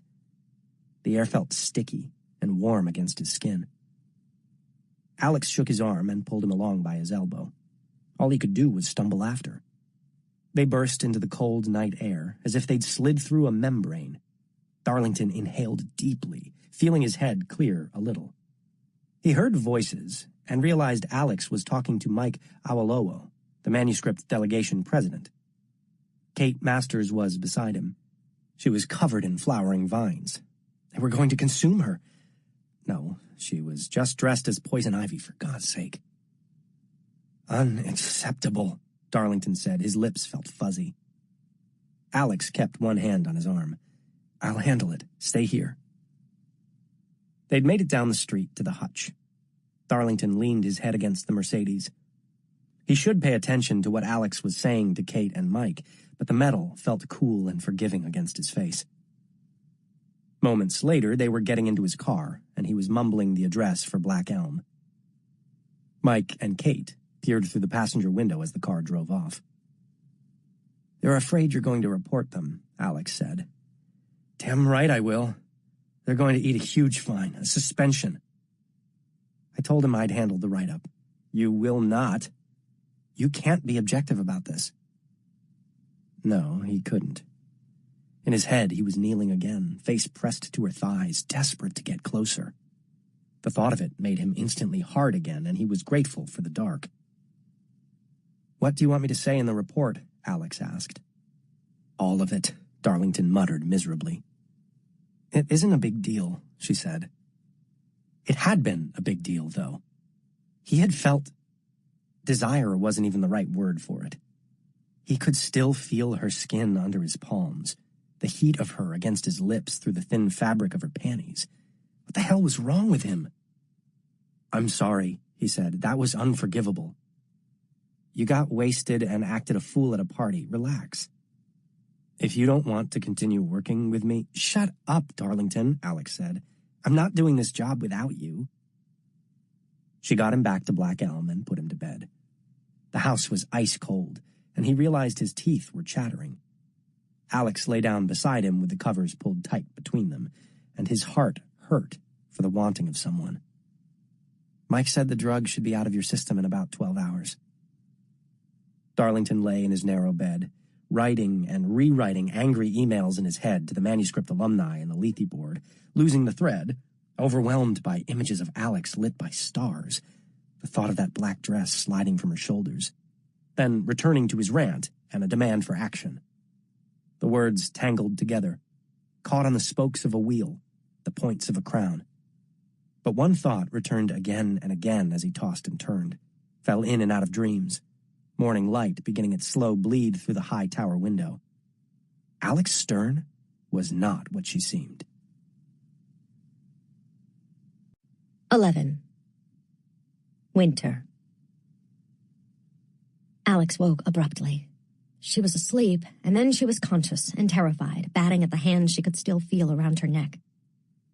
Her throat felt raw and red. She was on the couch of the common room at the hutch. Night had fallen, and the lights burned low in their sconces, casting yellow half-moons against the framed paintings of rolling meadows, dotted with sheep and shepherds playing their pipes. Here, Dawes said, perching on the cushions, holding a glass full of what looked like eggnog with a little green food coloring in it up to Alex's lips. A musty smell emanated from the rim. Alex recoiled and opened her mouth to ask what it was, but all that emerged was a faint rasp that made her throat feel like someone had touched a lit match to it. I'll tell you after you drink it, said Dawes. Trust me. Alex shook her head. The last thing Dawes had given her to drink had set her insides on fire.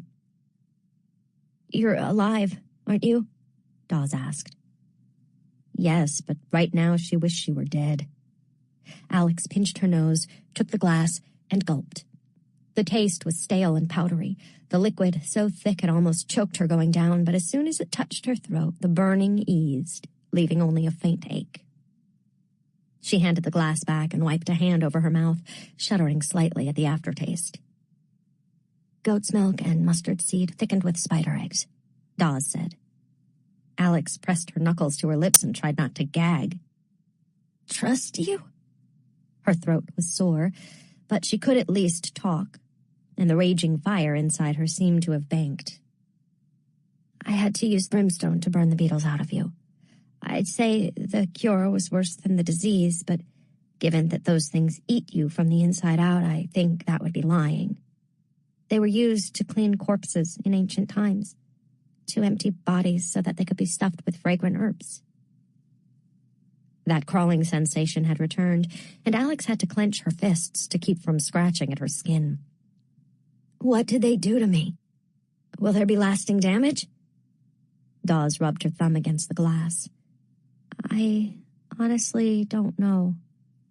Alex pushed up from the pillows that Dawes had placed beneath her neck. She likes taking care of people, Alex realized. Was that why she and Dawes had never gotten along? Because Alex had refused her mothering? "How did you know what to do?" Dawes frowned. "It's my job to know."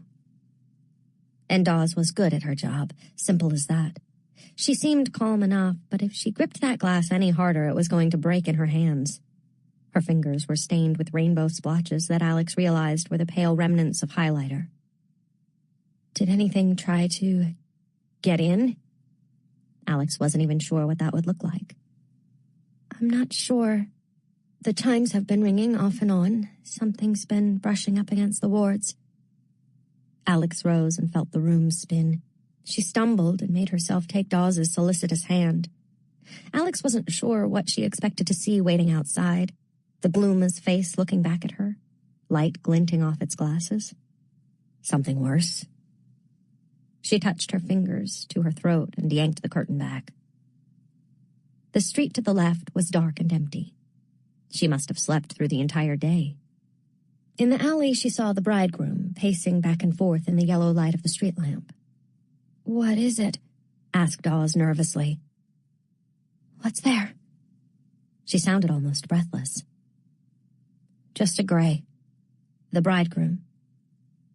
He looked up at the window. Alex drew the curtain closed.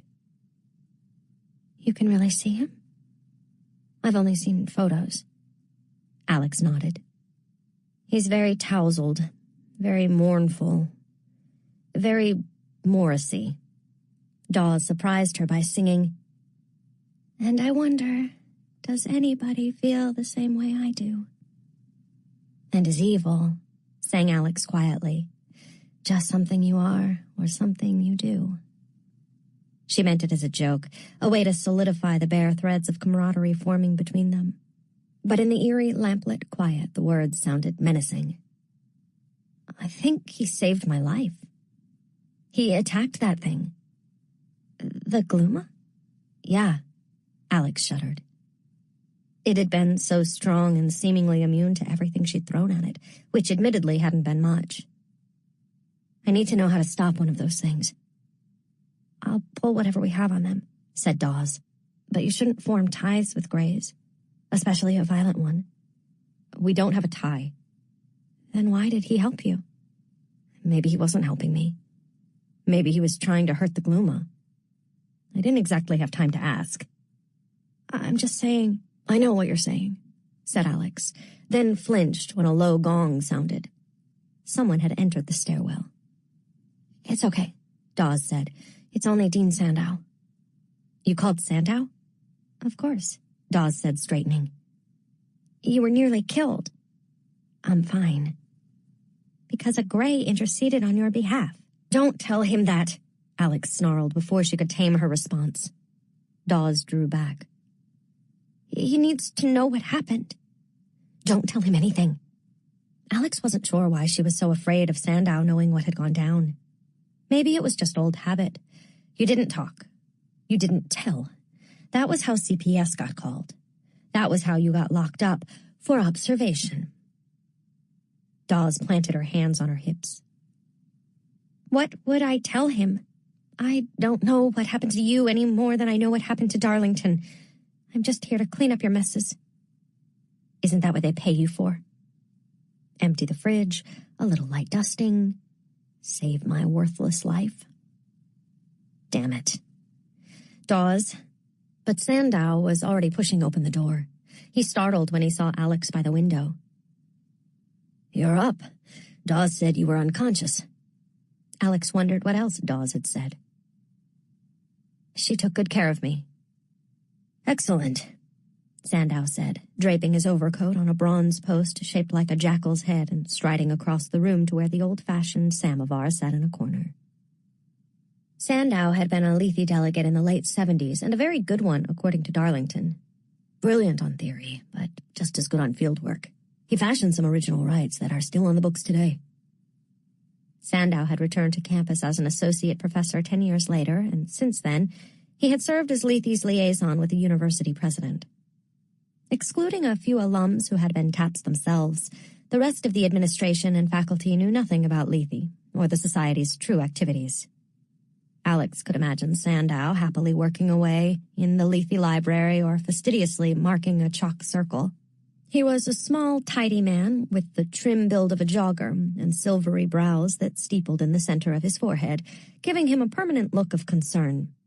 She'd seen little of him since she'd begun her education at Lethe. He'd sent her his contact information and an open invitation to office hours that she'd never taken him up on. Sometime in late September, he'd come to a long, awkward lunch at Yale, during which he and Darlington discussed a new book on women and manufacturing in New Haven, and Alex hid her white asparagus beneath a bread roll. And of course, he was the one Alex texted the night Darlington disappeared. Sandow had come to Yale that night with his old yellow Labrador, Honey. He made a fire in the parlor grate and asked Dawes for tea and brandy as Alex tried to explain not what had happened. She didn't know what had happened. She only knew what she'd seen. She was shaking by the time she finished, remembering the cold of the basement, the crackling smell of electricity on the air. Sandow had patted her knee gently and set a steaming mug before her. Drink, he'd said. It will help. That must have been very frightening. The words took Alex by surprise. Her life had been a series of terrifying things she'd been expected to take in stride. It sounds like portal magic. Someone playing with something they shouldn't. But he said it wasn't a portal. He said... He was scared, Alex, Sandow had said gently. Probably panicked. For Darlington to disappear that way, a portal must have been involved. It may have been a kind of anomaly created by the nexus beneath Rosenfeld Hall.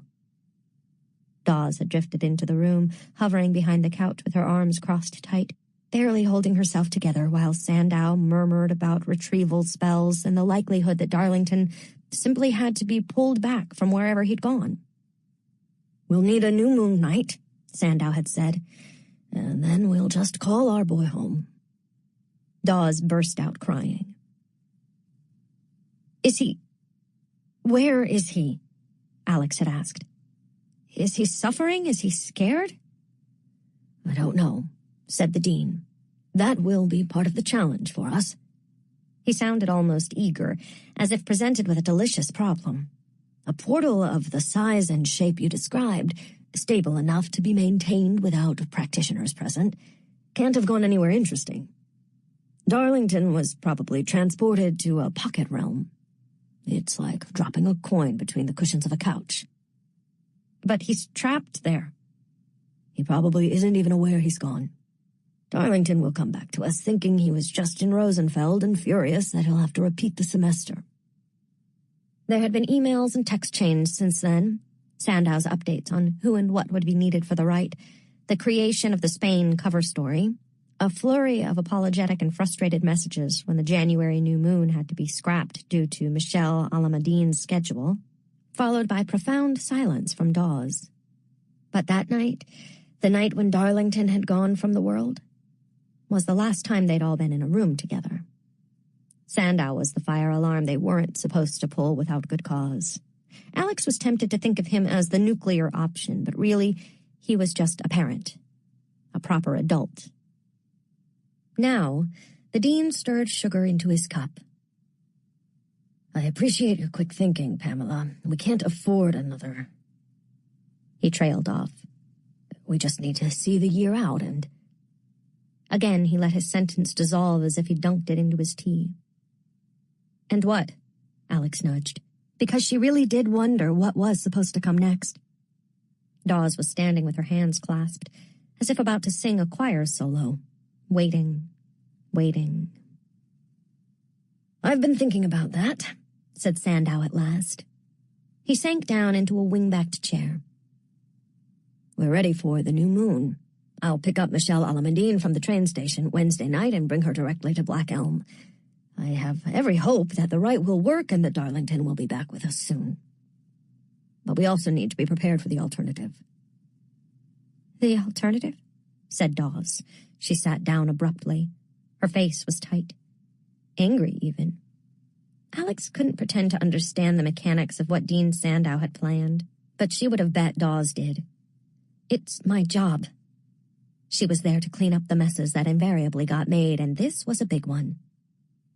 Michelle is at Columbia, working on her master's. She'll be with us for the new moon ride.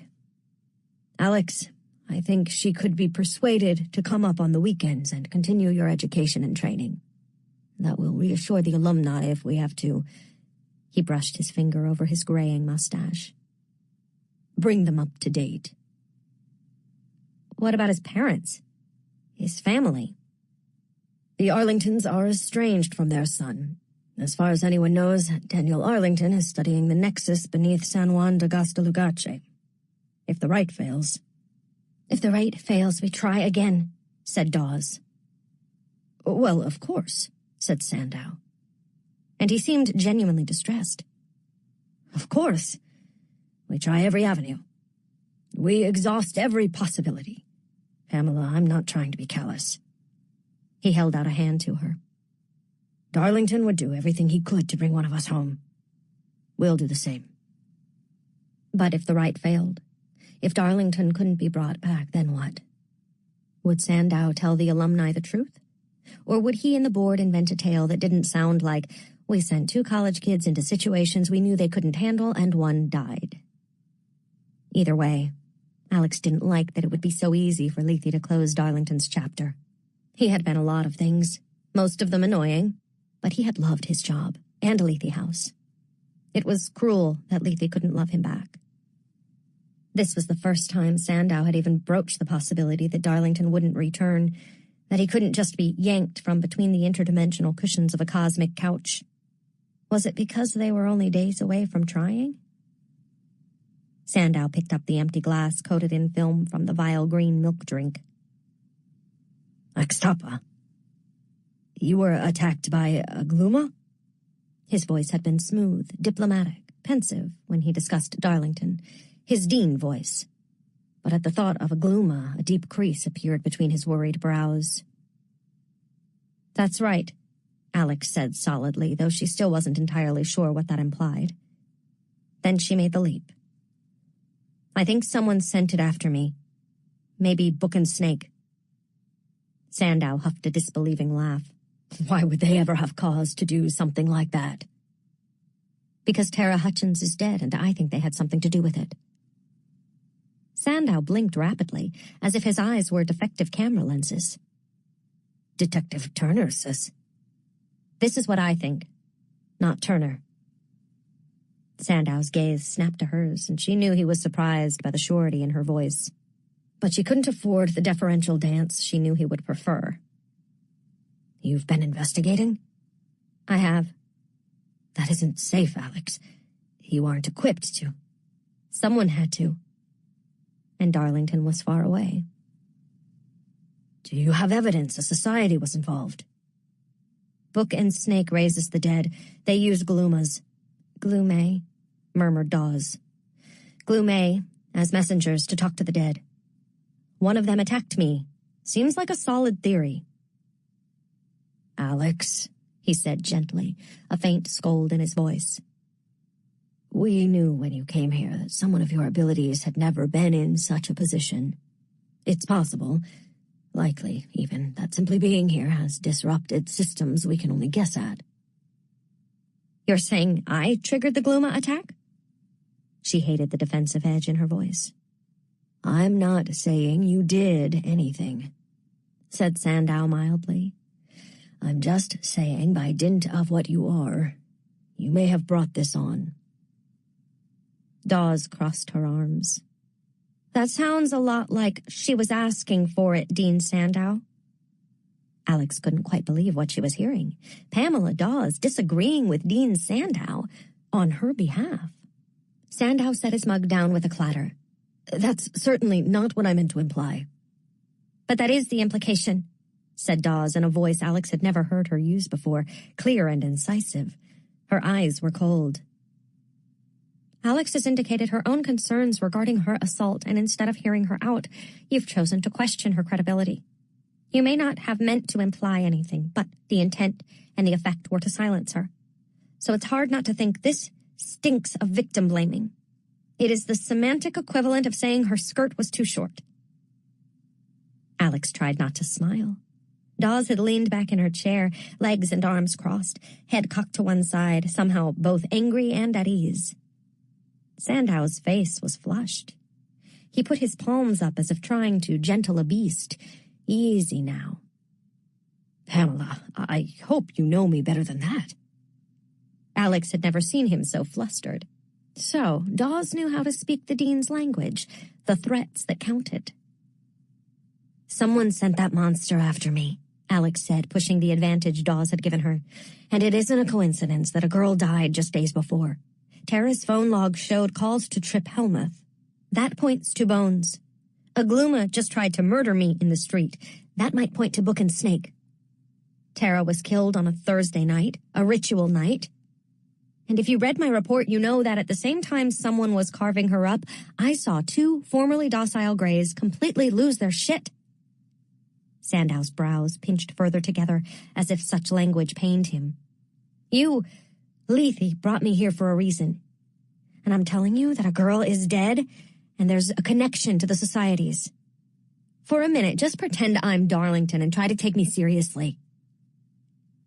Sandow studied her, and Alex wondered if maybe she'd gotten through to him. Then he shifted his gaze to Dawes. Pamela, I believe we have a camera facing the intersection at Elm and York. Alex saw the way Dawes' shoulders softened, her head lowering as if Sandow had spoken the words to break whatever spell she had been under.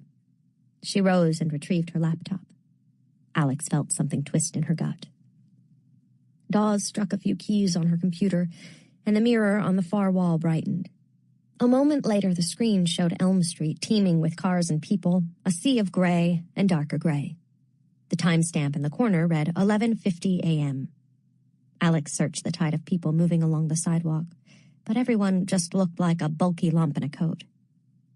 Then a flash of movement outside the Good Nature Market caught her eye. She watched the crowd part and ripple, instinctively moving away from violence. There she was, fleeing the store, the owner shouting at her, a girl with black hair and a woolly hat. Darlington's hat.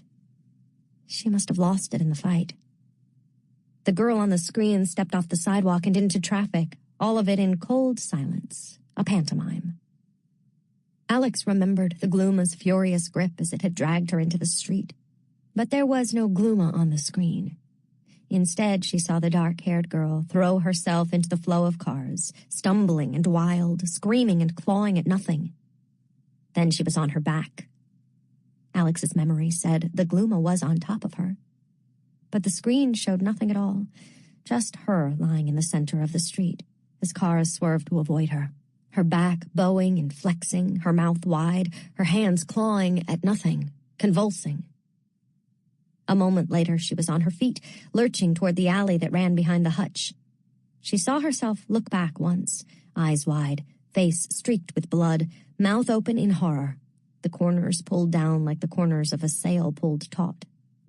I was seeing the bridegroom fight the Gluma. Or was I? It was the face of a madwoman. She was back on that bathroom floor, shorts around her ankles, screaming and alone. Alex, everything you say may be true, but there is no proof of what attacked you, let alone who might be responsible. If I show this to the alumni, it's essential that they see you as stable, reliable, particularly given how precarious things are now. Given that Darlington had disappeared. Given that it had happened when she was supposed to be watching his back. "Isn't this why we're here?" asked Alex. A last try, an appeal on behalf of something bigger than herself, something Sandow might value more. To protect girls like Tara?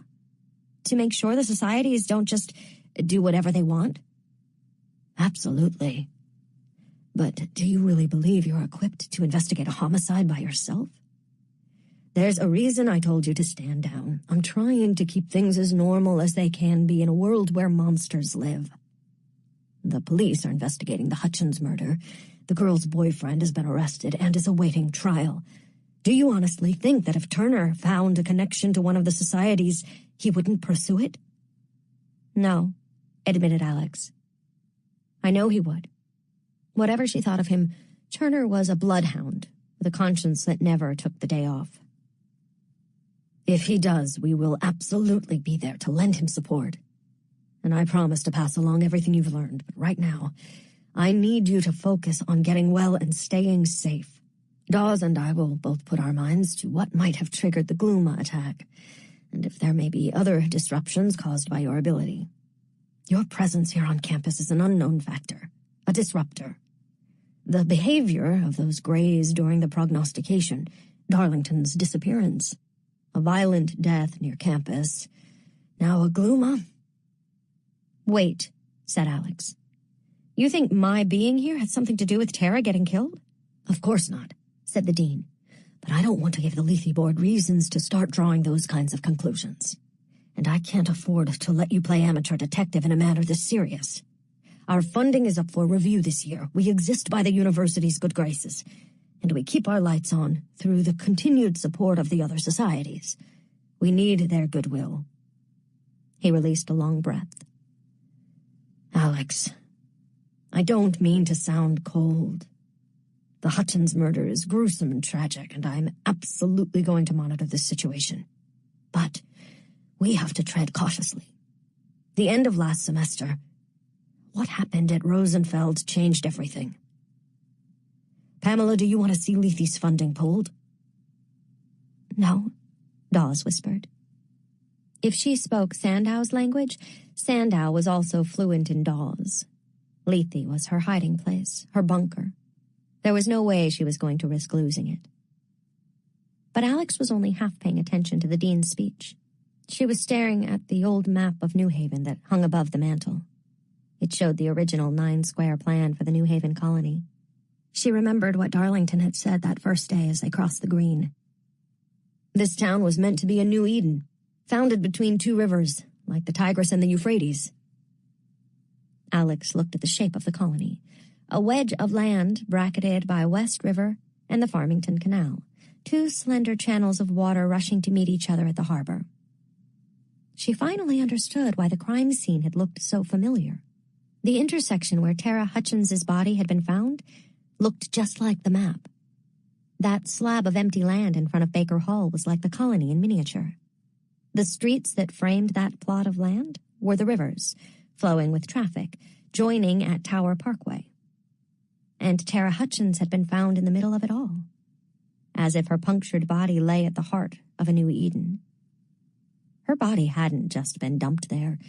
It had been placed there deliberately.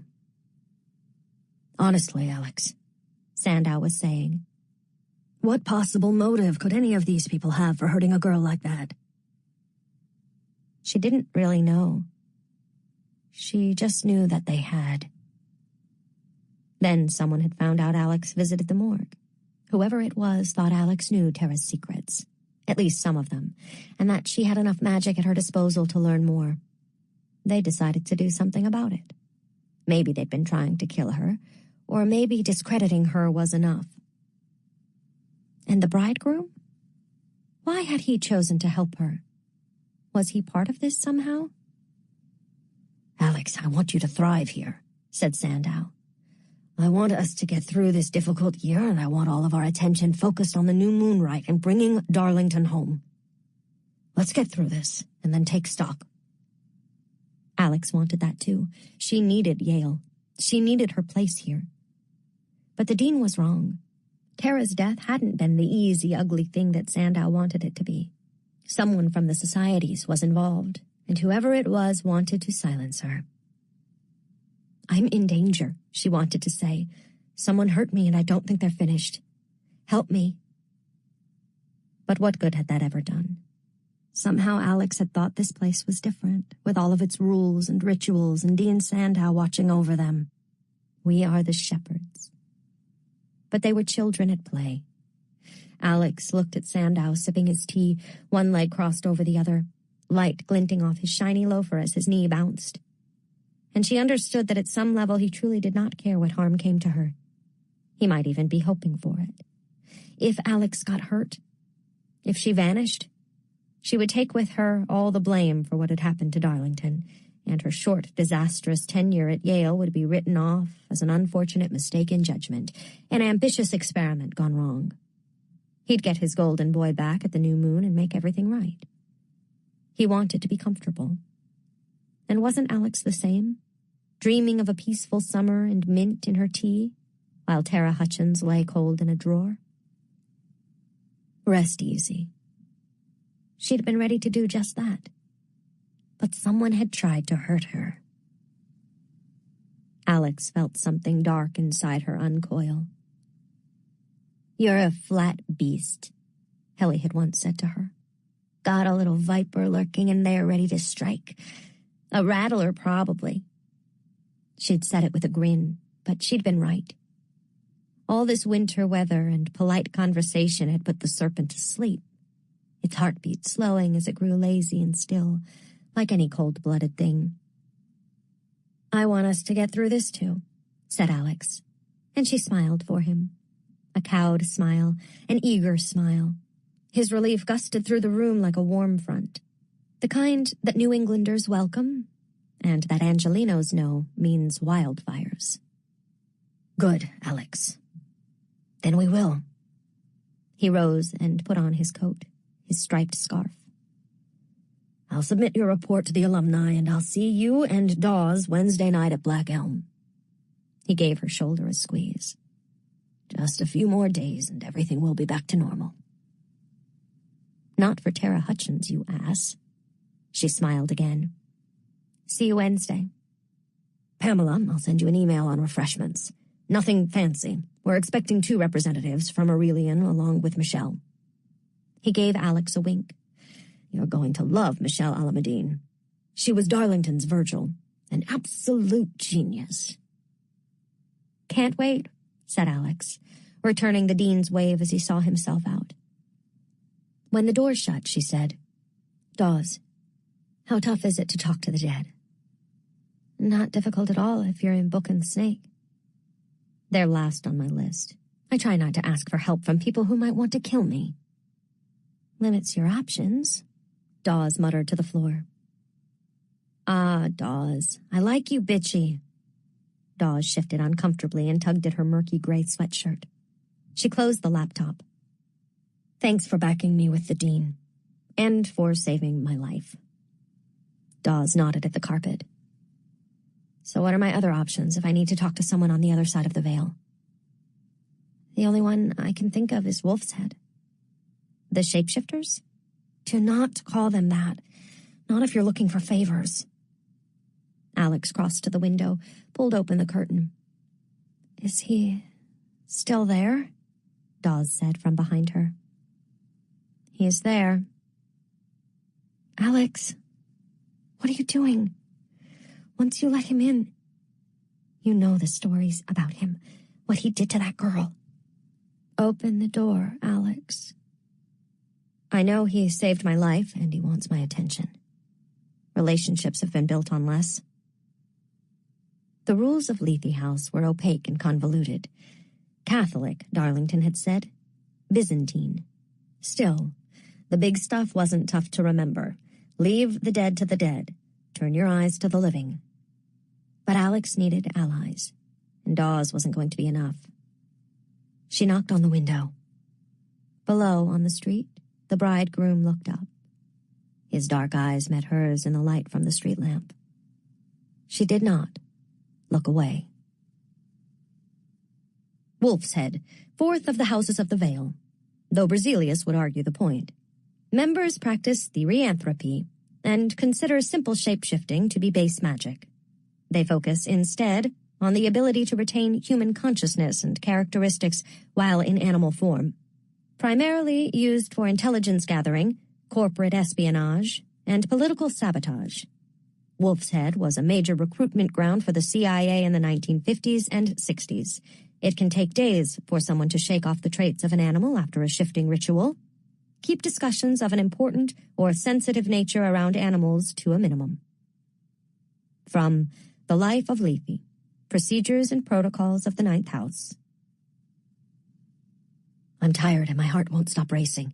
My eyes look pink. Not the whites, the irises. When Rogers said we were going to fuck like rabbits, I didn't think he meant actual rabbits. Leigh Day's Diary of Charles Chase McMahon. Saybrook College, 88. 12. Winter. Alex knew she couldn't go to Wolf's Head empty-handed. If she wanted their help, she had a stop to make at Scroll and Key first to retrieve a statue of Romulus and Remus. Wolf's Head had been badgering Leigh to orchestrate its return since it went missing during their Valentine's Day party the year before, when they'd opened their doors to other society members, as was tradition. Though Alex had since spotted the statue sitting on a shelf in the locksmith's tomb, with a plastic tiara slung over it, Darlington had refused to get involved. Leigh doesn't concern itself with petty squabbles, he'd said. These kinds of pranks are beneath us. But Alex needed a way into the temple room at the heart of the Wolf's Head tomb, and she knew exactly what their delegation president, Salome Nils, would demand in payment. Alex drank one of Darlington's disgusting protein shakes from the fridge.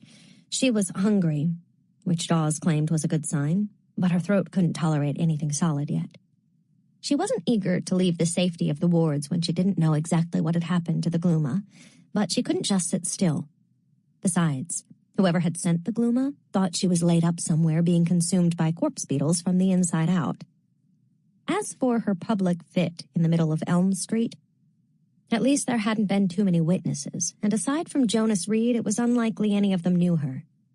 If someone did, she'd probably be getting a call from a concerned therapist at the health center. Alex had known the bridegroom would be waiting as soon as she and Dawes stepped out into the alley. It was almost dawn and the streets were quiet.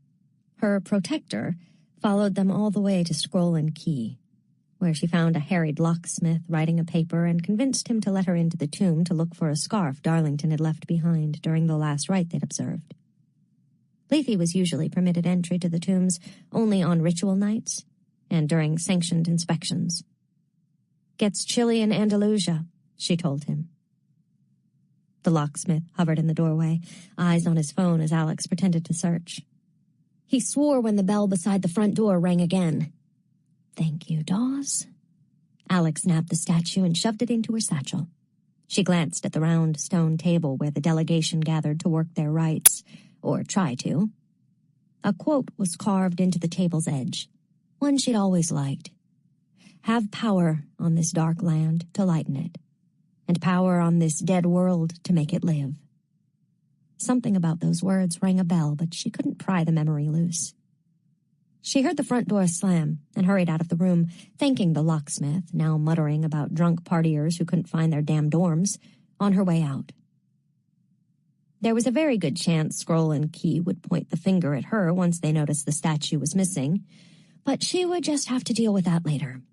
Dawes was waiting around the corner by the Gothic folly that served as an entrance to the Bass Library. Darlington had told her that the stone swords carved into its decoration were signs of warding. This is a bad idea, Dawes said, bundled into her parka and radiating disapproval. At least I'm consistent. Dawes's head swiveled on her neck like a searchlight. Is he here? Alex knew she meant the bridegroom, and though she would never admit it, she was unnerved by how easy it had been to secure his attention. She doubted it would be that easy to shake it. She glanced over her shoulder, where he trailed them by what could only be called a respectful distance. Half a block away. "He's a murderer," Dawes whispered. "Well, then we have something in common," thought Alex. But all she said was, "Beggars can't be choosers." She didn't like the idea of letting a gray get close to her. But she'd made her choice, and she wasn't going to rethink it now. If someone from the societies was responsible for slapping a target on her back, she was going to find out who, and then she was going to make sure they didn't have a chance to hurt her again. Even so. "Dawes," she murmured. "When we get back, let's start looking for ways to break the link between people and grays. I don't want to spend the rest of my life with Morrissey peering over my shoulder." "The easiest way is not to form a bond to begin with." "Really?" said Alex. "Let me write that down."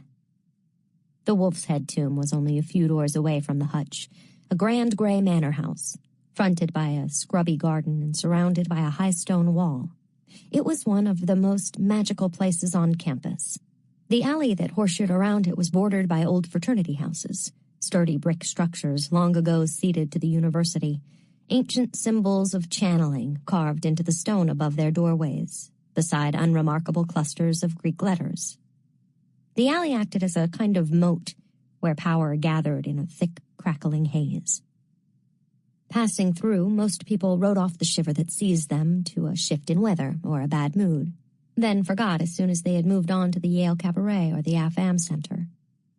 Wolf's Head's members took great pride in the fact that they'd housed protesters during the Black Panther trials, but they'd also been the last of the Ancient Eight to let in women, so Alex considered it a wash. On ritual nights, she regularly saw a gray standing in the courtyard, mooning the offices of the Yale Daily News next door. Alex had to ring the bell at the gate twice before Salome Nils finally answered and let them inside. "Who's this?" Salome asked. For a second, Alex thought she could see the bridegroom. He had drawn closer, matching Alex step for step, a small smile quirking his lips as if he could hear the hummingbird beat of her heart.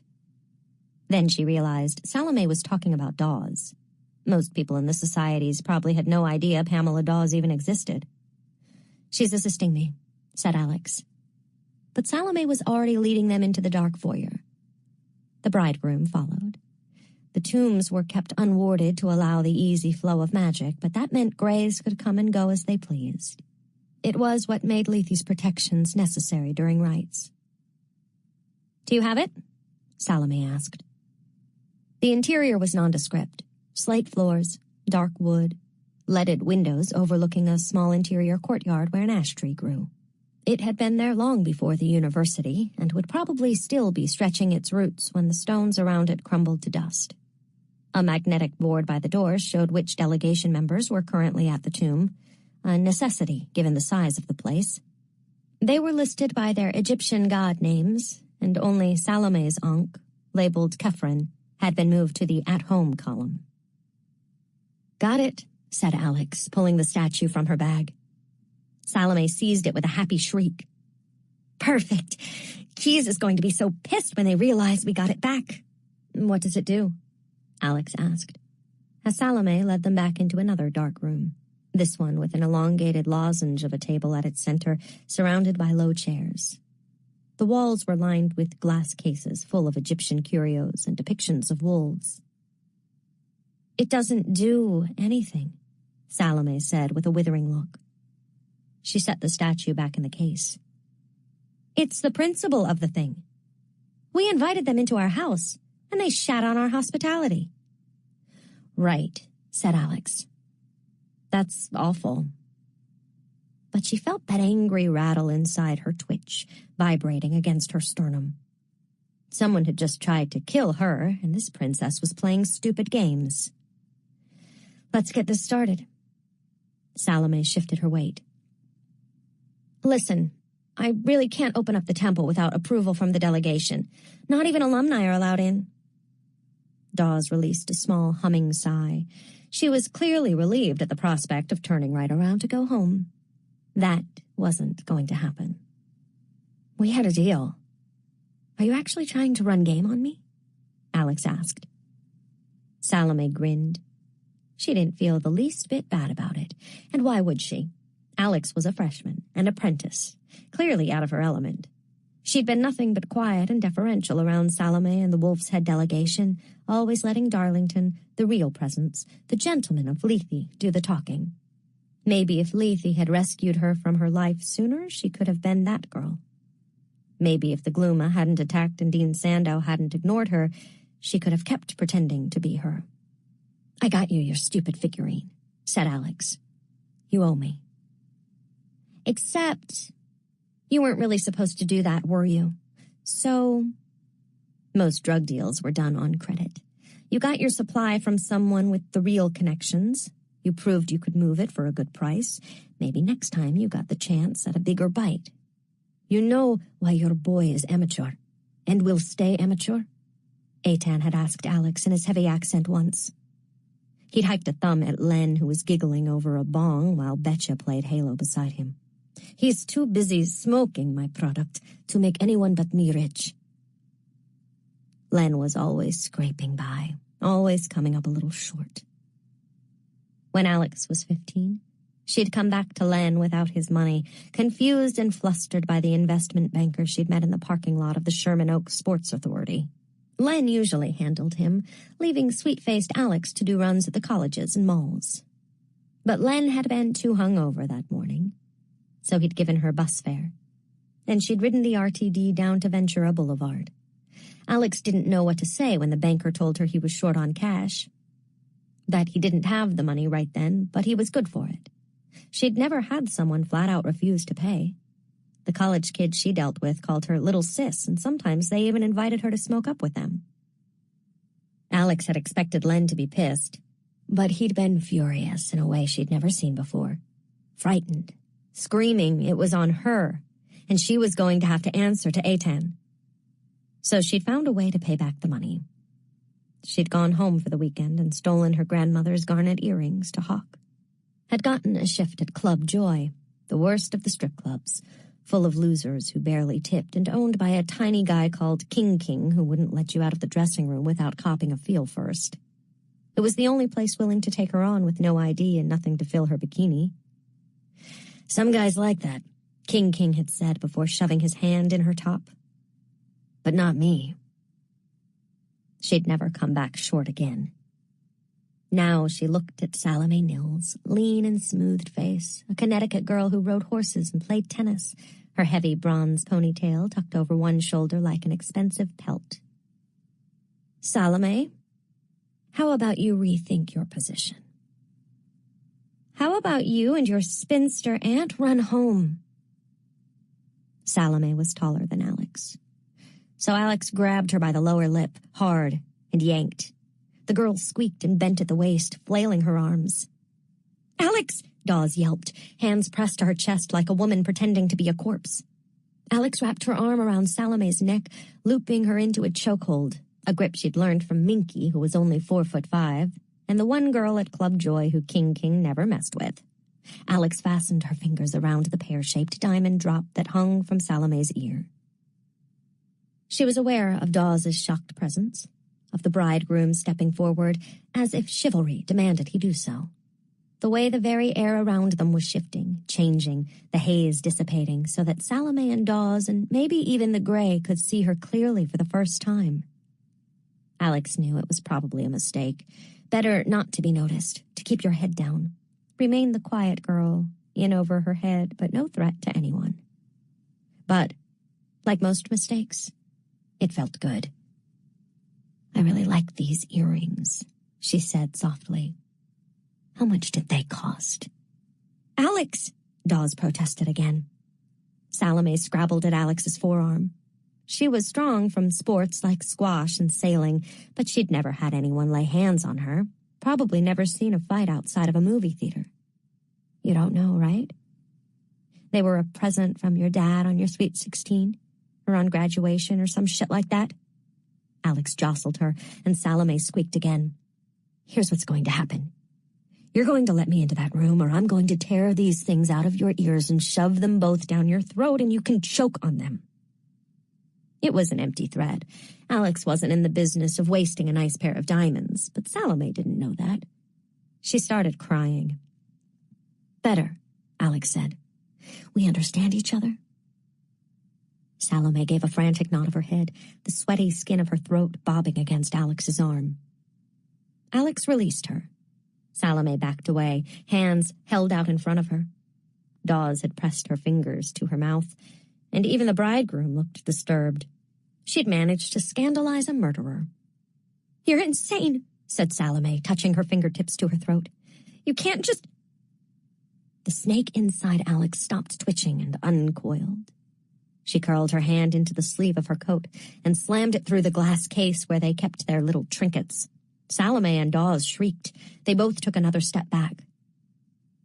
"I know you're used to dealing with people who can't just, but I can. So give me the key to the temple room and let's get square so we can forget all about this."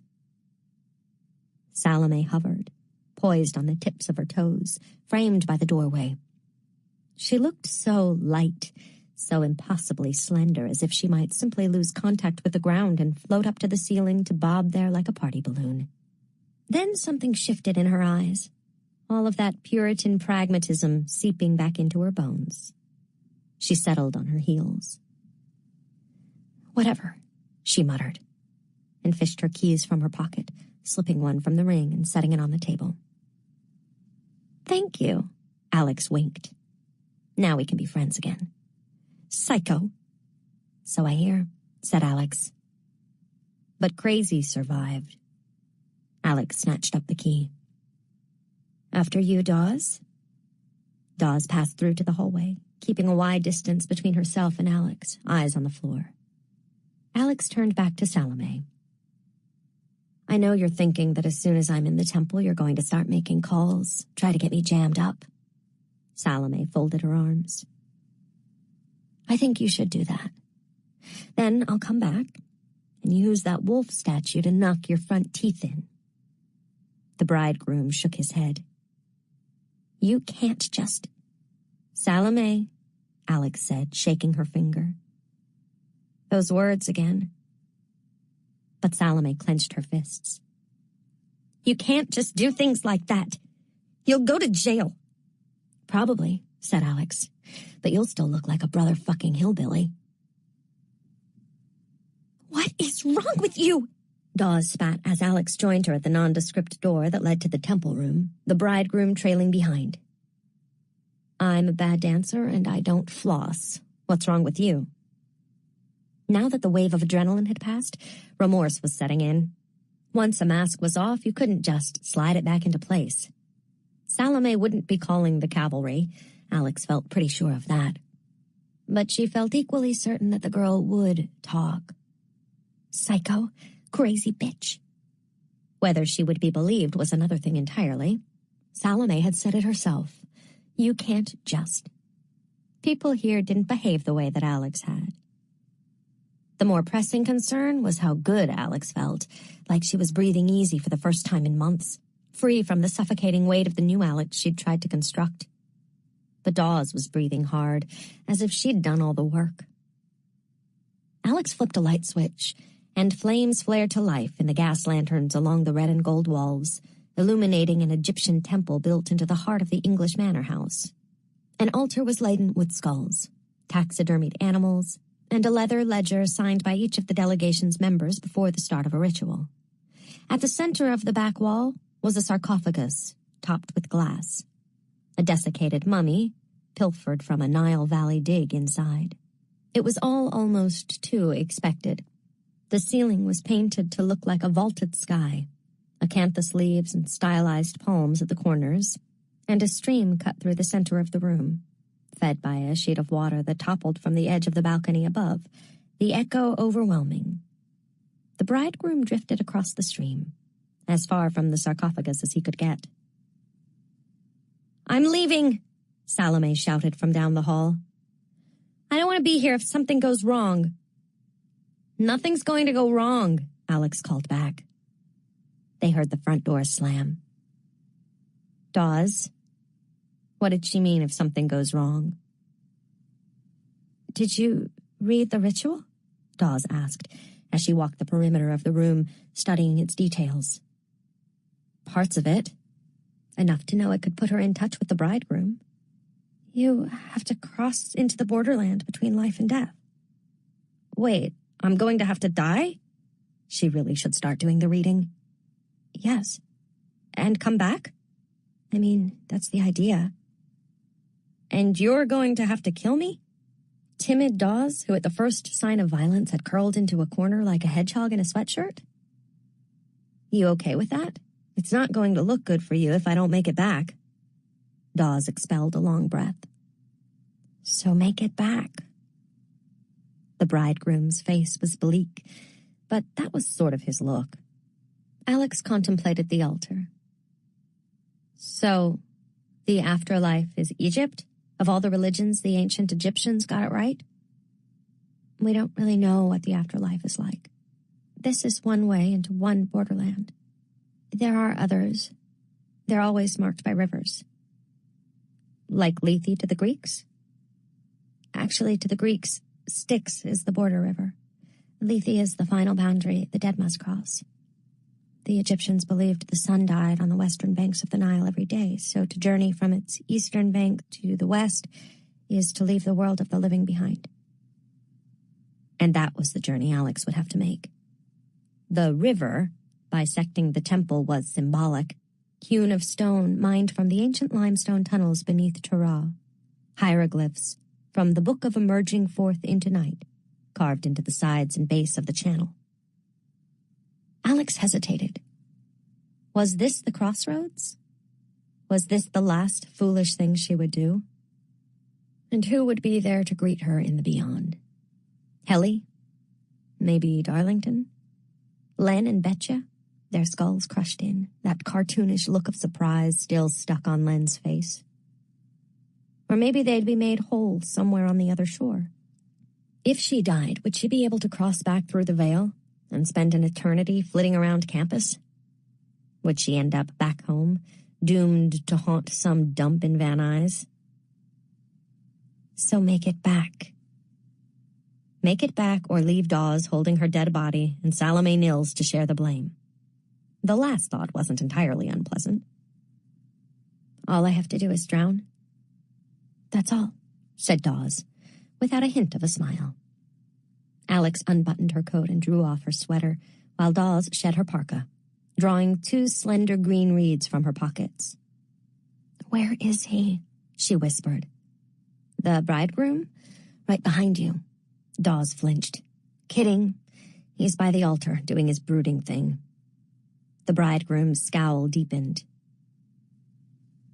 Have him stand opposite you on the western shore. He can hear you fine, Dawes. Oh, yes, of course.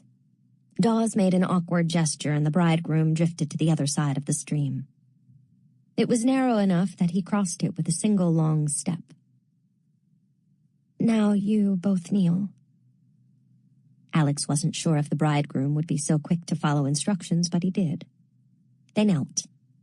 He seemed to want this little talk as much as Alex did. She could feel the cold of the floor through her jeans. She realized she was wearing a white t-shirt and it was going to get soaked. You're about to die, she scolded herself. Maybe now isn't the time to worry about giving a ghost a look at your boobs. Put your hands behind your back, said Dawes. Why? Dawes held up the reeds and recited. Let his wrists be bound with stalks of papyrus. Alex put her hands behind her back. It was like getting arrested. She half expected Dawes to slide a zip tie around her wrists. Instead, she felt Dawes drop something into her left pocket. It's a carob pod. When you want to come back, put it in your mouth and bite down. Ready? Go slow, said Alex. Alex bent forward. It was awkward with her hands behind her back. Dawes braced her head and neck and helped her fall forward. Alex hovered for a moment above the surface, raised her eyes, met the bridegroom's gaze. Do it, she said. She took a deep breath and tried not to panic as Dawes shoved her head underwater. Silence filled her ears. She opened her eyes but could see nothing but black stone. She waited, breath leaking from her in reluctant bubbles as her chest tightened. Her lungs ached. She couldn't do this, not this way. They'd have to come up with something else. She tried to push up, but Dawes's fingers were claws on the back of Alex's skull. It was impossible to break her grip in this position. Dawes's knee pressed into her back. Her fingers felt like spikes digging into Alex's scalp. The pressure in Alex's chest was unbearable. Panic came at her like a dog slipped free of its leash, and she knew she'd made a very bad mistake. Dawes had been working with Book and Snake, or Skull and Bones, or Sandow, or whoever wanted her gone. Dawes was finishing what the Gluma had started. Dawes was punishing her for what had happened to Darlington. She'd known the truth of what had gone down that night at Rosenfeld all along, and this was her revenge on Alex for stealing away her golden boy. Alex bucked and thrashed in silence. She had to breathe. Don't. But her body wouldn't listen. Her mouth opened on a gasp. Water rushed into her nose. Her mouth filled her lungs. Her mind was screaming in terror, but there was no way out. She thought of her mother, the silver bangles stacked on her forearms like gauntlets. Her grandmother whispered, "Soma salmica simbicado." Her gnarled hands gripped the skin of a pomegranate, spilling the seeds into a bowl. We are little souls without sin. Then the pressure on the back of her neck was gone. Alex hurled herself backward, chest heaving. A rush of gritty water spewed from her mouth as her body convulsed. She realized her wrists were free and pushed up to her hands and knees. Deep, rattling coughs shook her body.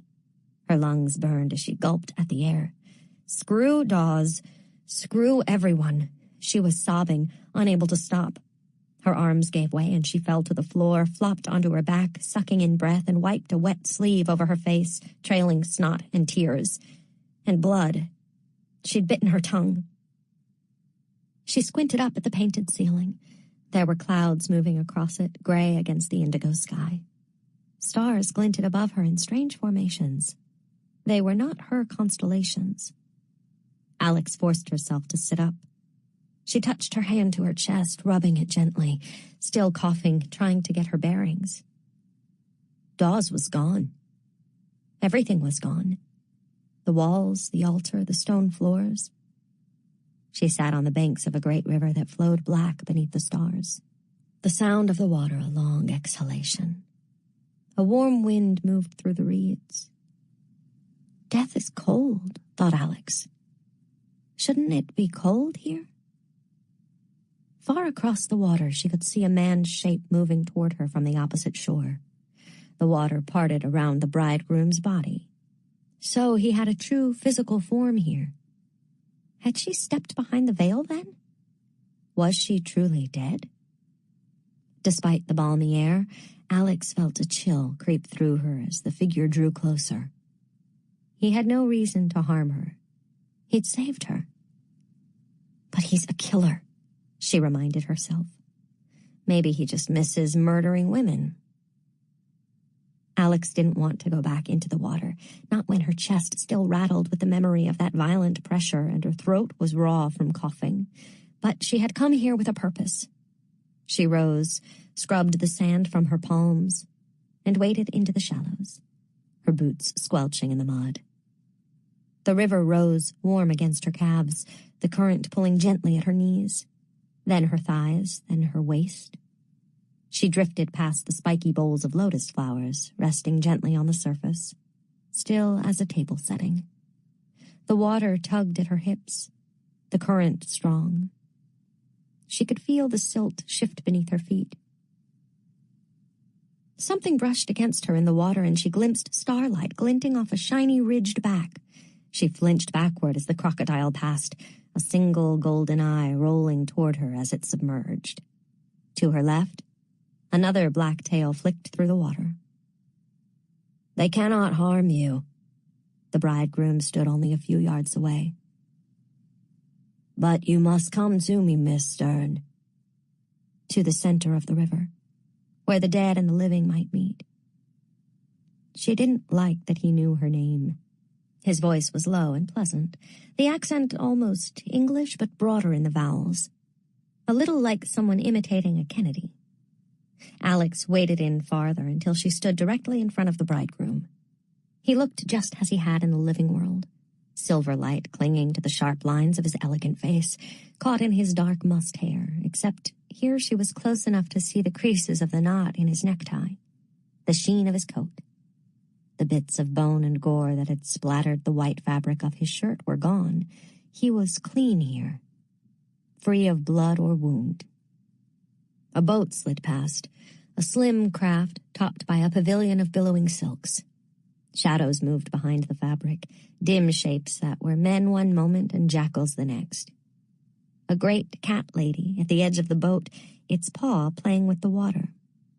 It looked at her with huge diamond eyes, then yawned, revealing a long pink tongue. "Where are we?" she asked the bridegroom. "At the center of the river, a place of Ma'at, divine order. In Egypt, all gods are the gods of death and life as well. We don't have much time, Miss Stern, unless you wish to join us here permanently. The current is strong, and inevitably we all succumb." Alex looked over his shoulder to the shore beyond, west to the setting sun, to the dark lands and the next world. "Not yet. I need you to look for someone on the other side of the veil," she said. "The murdered girl?" "That's right.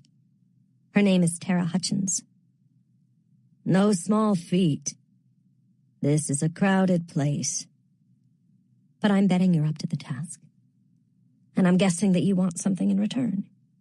That's why you came to my rescue, isn't it?" The bridegroom didn't answer. His face remained very still, as if waiting for an audience to quiet. In the starlight, his eyes looked almost purple. "If I'm to find the girl, I'll need something personal of hers, a beloved possession, preferably something that retains her effluvia." "Her what?" "Saliva, blood, perspiration." "I'll get it," Alex said, though she had no idea how she was going to manage that. No chance she was going to be able to talk her way back into the morgue, and she was all out of coins of compulsion. Besides, Tara might be underground or ashes by now for all she knew. "You'll need to bring it to the borderlands." "I doubt I can come back here. Salome and I aren't exactly on friendly terms." "I can't imagine why." The bridegroom's lips pursed slightly, and in that moment he reminded her so much of Darlington she felt a tremor pass through her. On the western shore she could see dark shapes moving, some human, some less so. A murmur rose from them, but she couldn't tell if there was reason in the noise, if it was language or just sounds. "I need to know who murdered Tara," she said. "A name." "And if she doesn't know her attacker?" "Then find out what she was doing with Trip Helmuth. He's in Skull and Bones. And if she knew anyone in Book and Snake. I need to know how she's connected to the societies. If she was connected at all. If it wasn't just coincidence. Find out why the hell..." A bolt of lightning flashed overhead. Thunder cracked, and the river suddenly seemed alive with restless reptilian bodies. The bridegroom raised a brow. "They don't like that word here." "Who?" Alex wanted to ask. "The dead? The gods?" Alex dug her boots into the sand as the current tugged at her knees, urging her west into darkness. She could ponder the mechanics of the afterlife later. "Just find out why someone wanted Tara dead. She has to know something." "Then let us come to terms," said the bridegroom. "You shall have your information. And in return, I wish to know who murdered my fiancé." "This is awkward. I was under the impression you did." The bridegroom's lips pursed again. He looked so prim, so put out, Alex almost laughed. "I'm aware." "Murder-suicide? Shot her, then yourself?" "I did not. Whoever killed her was responsible for my death as well." I don't know who it was. Justice Tara Hutchins may not know who harmed her." "All right," Alex said dubiously.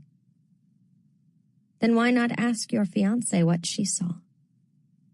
His eyes slid away. "I can't find her. I've been searching for her on both sides of the veil for over 150 years. Maybe she doesn't want to be found." He nodded stiffly. "If a spirit doesn't wish to be found, there's an eternity to hide in." "She blames you," Alex said, fitting the pieces together. "Possibly." "And do you think she'll stop blaming you if you find out who really did this?" "Hopefully. Or you could just leave her be. I was responsible for Daisy's death, even if I didn't deal her the blow. I failed to protect her. I owe her justice." "Justice? It's not like you can seek revenge. Whoever killed you is long since dead." "Then I will find him on this side." "And do what? Kill him real good?" The bridegroom smiled then, the corners of his mouth pulling back to reveal an even, predatory set of teeth. Alex felt a chill settle over her. She remembered the way he'd looked, wrestling with the Gluma, like something that wasn't quite human, something even the dead should fear. "There are worse things than death, Miss Stern." Again, the murmuring rose from the banks of the western shore, and this time Alex thought she could pick out the sound of what might have been French. Jean Dumont? It might be a man's name or just nonsense syllables her mind was trying to shape into meaning. "You've had over 100 years to try to find this mystery killer," Alex said. "Why do you think I'm going to have any better luck?" "Your associate, Daniel Arlington, was looking into the case." "I don't think so. An old murder that headlined Haunted New England tours wasn't Darlington style at all." "He visited the place where we fell. He had a notebook with him. He took photos. I highly doubt he was just sightseeing. I can't get past the wards of the house on Orange Street. I want to know why he went there and what he found." "And Darlington isn't... he isn't there? With you?" "Even the dead don't know where Daniel Arlington is." If the bridegroom hadn't found Darlington on the other side, then Sandow had to be right. He was just missing, and that meant he could be found. Alex needed to believe that. "Find Tara," Alex said, eager to be out of the water and back to the world of the living. "I'll see what work Darlington left behind, but I need to know something. Tell me you didn't send that thing, the Gluma, after me." "Why would I?" "To form a connection between us, to make me indebted to you and lay the groundwork for this little partnership." "I didn't send that thing after you, and I don't know who did. How am I to convince you?" Alex wasn't sure. She'd hoped she'd somehow be able to tell, that there was some vow she could force him to make, but she supposed she'd know soon enough. Assuming she could figure out what Darlington had discovered, if anything. The factory that had been the murder site was a parking garage now. Knowing Darlington, he'd probably gone there to take notes on the history of New Haven concrete. "Just find Tara," she said. "Get me my answers and I'll get you yours. This is not the pact I would have chosen, nor are you the partner I would have sought. But we will both make the best of it." "You're quite the charmer. Daisy like that way with words?" The bridegroom's eyes turned black. Alex had to force herself not to take a step backward. "Quick temper. Just the type of guy to off a lady who got sick of his shit. Did you?" "I loved her. I loved her more than life." "That isn't an answer."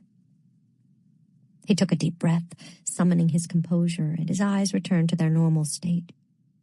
He held out his hand to her. Speak your true name, Miss Stern, and let us make our bargain. There was power in names.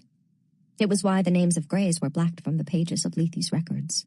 It was why she would rather think of the thing before her as the bridegroom. The danger lay in connection, in the moment when you bound your life to someone else's. Alex fingered the carob pod in her pocket. Best to be ready in case... What? He tried to drag her under? But why would he? He needed her and she needed him. That was how most disasters began. She took his hand in hers. His grip was firm, his palm damp and ice-cold against hers. What was she touching? A body? A thought? Bertram Boyce North, he said. That's a terrible name. It's a family name, he said indignantly. Galaxy Stern, she said. But when she tried to pull her hand back, his fingers closed tighter. I have waited a long time for this moment. Alex popped the carob pod into her mouth. Moments pass, she said, letting it rest between her teeth. You thought me sleeping, but I heard you say that you were no true wife. Again, Alex tried to pull away. His hand stayed closed hard around hers. I swear I will not ask your meaning in it. I do believe yourself against yourself, and will henceforward rather die than doubt. Rather die than doubt. Tara's tattoo. The quote wasn't from some metal band. Idols of the King, she said. You remember now. She'd had to read the whole long sprawl of Tennyson's poem as part of the preparation for Darlington's and her first visit to Scroll and Key. There were quotes from it all over their tomb, tributes to King Arthur and his knights, and a vault full of treasures plundered during the Crusades. Have power on this dark land to lighten it, and power on this dead world to make it live. She remembered the words etched into the stone table at the locksmith's tomb. Alex shook free of the bridegroom's grip. So Tara's death was potentially connected to 3 societies. Tara was tied to Skull and Bones through Trip Helmuth, to Book and Snake by the Glooma attack, and unless Tara had a secret taste for Victorian poetry, she was linked to Scroll and Key by her Tennyson tattoo. North bowed slightly. When you find something that belonged to Tara, bring it to any body of water, and I will come to you. They are all crossing places for us now. Alex flexed her fingers, wanting to be free of the feel of the bridegroom's hand in hers. I'll do that. She turned from him, biting down on the carob pod, her mouth flooding with a bitter, chalky taste. She tried to push toward the eastern bank, but the river yanked at her knees and she stumbled. She felt herself pulled backward as she lost her footing, her boots seeking purchase on the riverbed as she was dragged toward the host of dark shapes on the western shore. North had his back to her, and he already seemed impossibly far away. The shapes did not look quite human anymore.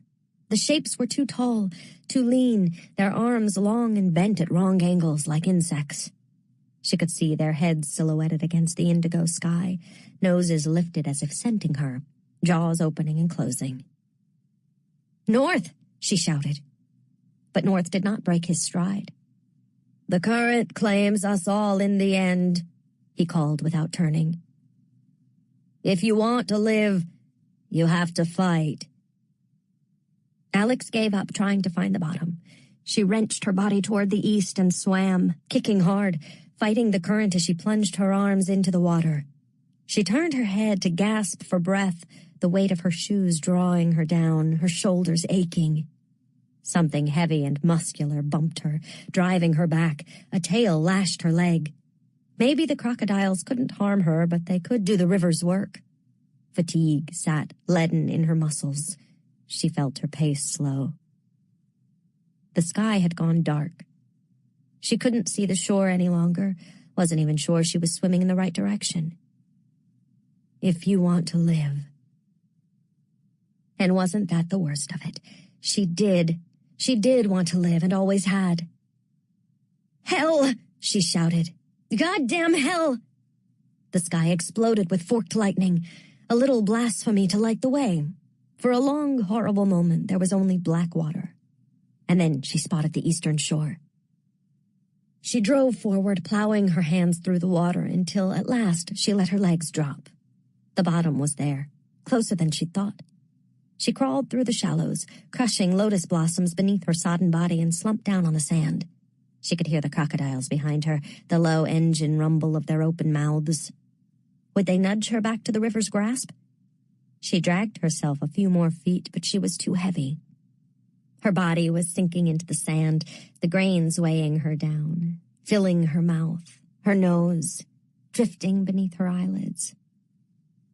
Something hard struck Alex's head again, then again. She forced her eyes open. She was on her back on the floor of the temple room, choking up mud and staring at Dawes's frightened face, framed by the painted sky, mercifully static and free of clouds. Her body was shaking so hard she could hear the thump of her own skull on the stone floor. Dawes seized her, wrapped her up tight, and slowly, Alex's muscles stopped spasming. Her breath returned to normal, though she could still taste silt and the bitter remnants of carob in her mouth. "You're all right," said Dawes. "You're all right."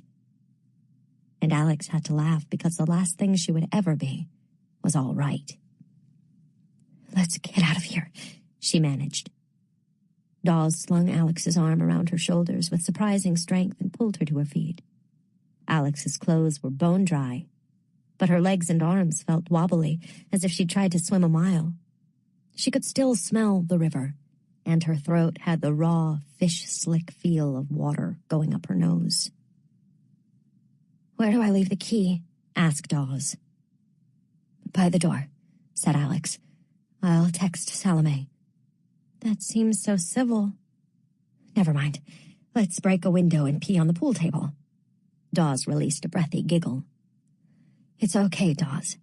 I didn't die. Much. I went to the borderlands. I made a deal." "Oh, Alex. What did you do?" "What I set out to do." But she wasn't sure how she felt about it. "The bridegroom is going to find Tara for us. That's the easiest way to figure out who hurt her." "And what does he want?" "He wants me to clear his name." She hesitated. "He claims Darlington was looking into the murder-suicide." Dawes's brows shot up. "That doesn't sound right. Darlington hated popular cases like that. He thought they were ghoulish." "Tawdry," said Alex. A faint smile touched Dawes's lips. "Exactly. Wait. Then the bridegroom didn't kill his fiancée?" "He says he didn't. That's not quite the same thing." Maybe he was innocent. Maybe he wanted to make peace with Daisy. Maybe he just wanted to find his way back to the girl he had murdered. It didn't matter. Alex would hold up her end of the bargain. Whether you made a deal with the living or the dead, best not to come up short. We may wish to pass more quickly over Book and Snake, and who could blame us? There is an element of the unsavory to the art of necromancy, and this natural revulsion can be nothing but increased by the way the lettermen have chosen to present themselves. When entering their giant mausoleum, one can hardly forget one is entering a house of the dead. But it is perhaps best to put aside fear and superstition and instead contemplate a certain beauty in their motto.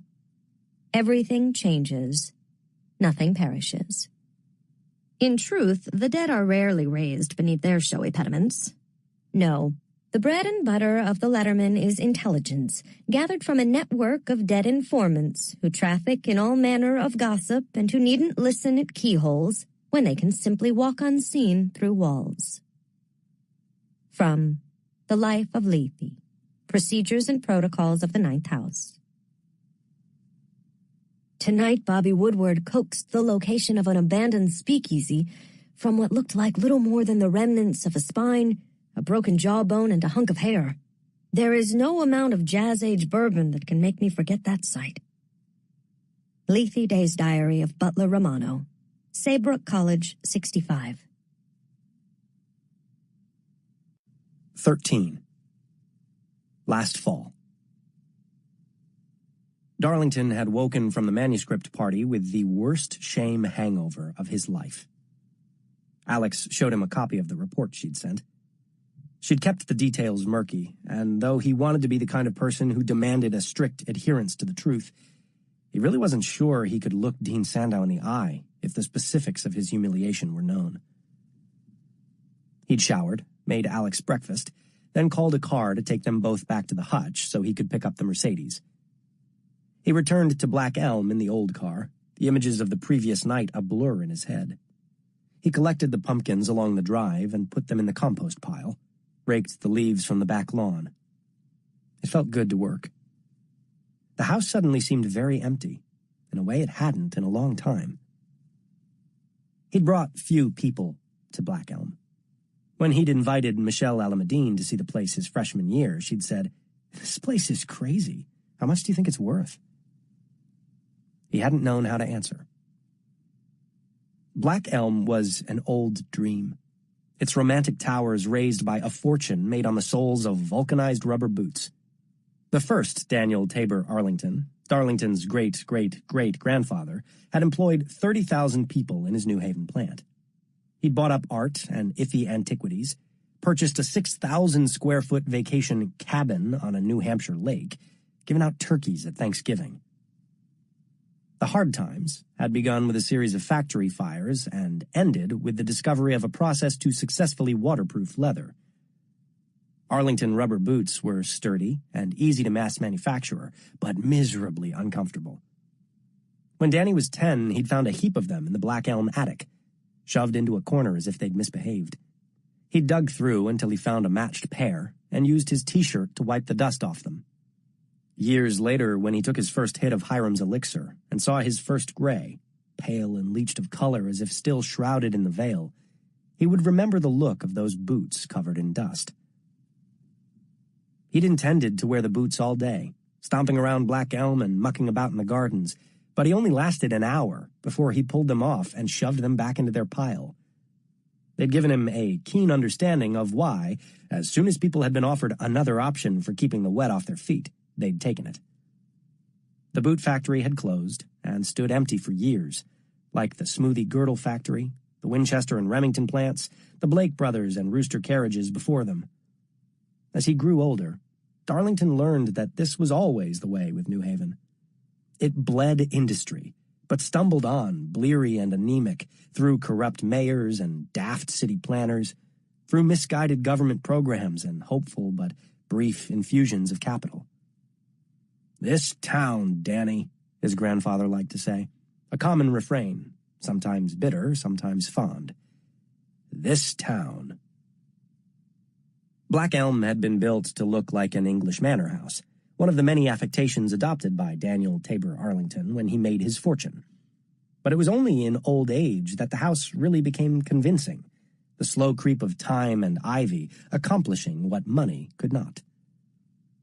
Danny's parents came and went from Black Elm. They sometimes brought presents, but more often they ignored him. He didn't feel unwanted or unloved. His world was his grandfather, the housekeeper Bernadette, and the mysterious gloom of Black Elm. An endless stream of tutors buttressed his public school education. Fencing, world languages, boxing, mathematics, piano. "You're learning to be a citizen in the world," his grandfather said. "Manners, might, and know-how. One will always do the trick." There wasn't much to do at Black Elm besides practice, and Danny liked being good at things. Not just the praise he received, but the feeling of a new door unlocking and swinging wide. He excelled at each new subject, always with the sense that he was preparing for something, though he didn't know what. His grandfather prided himself on being as much blue-collar as blue blood.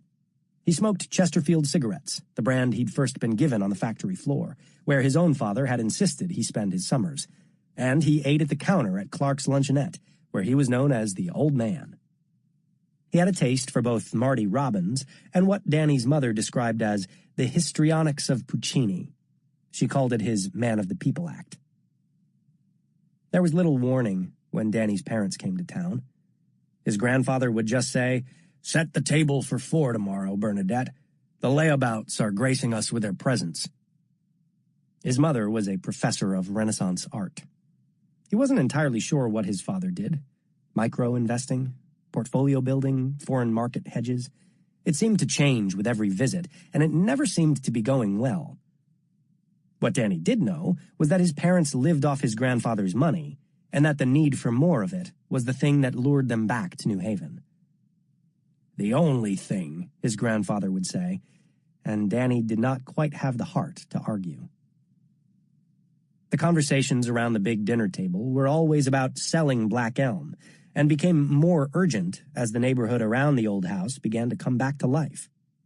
A sculptor from New York had bought up a rundown old home for $1, demolished it, and built a vast open-space studio for her work.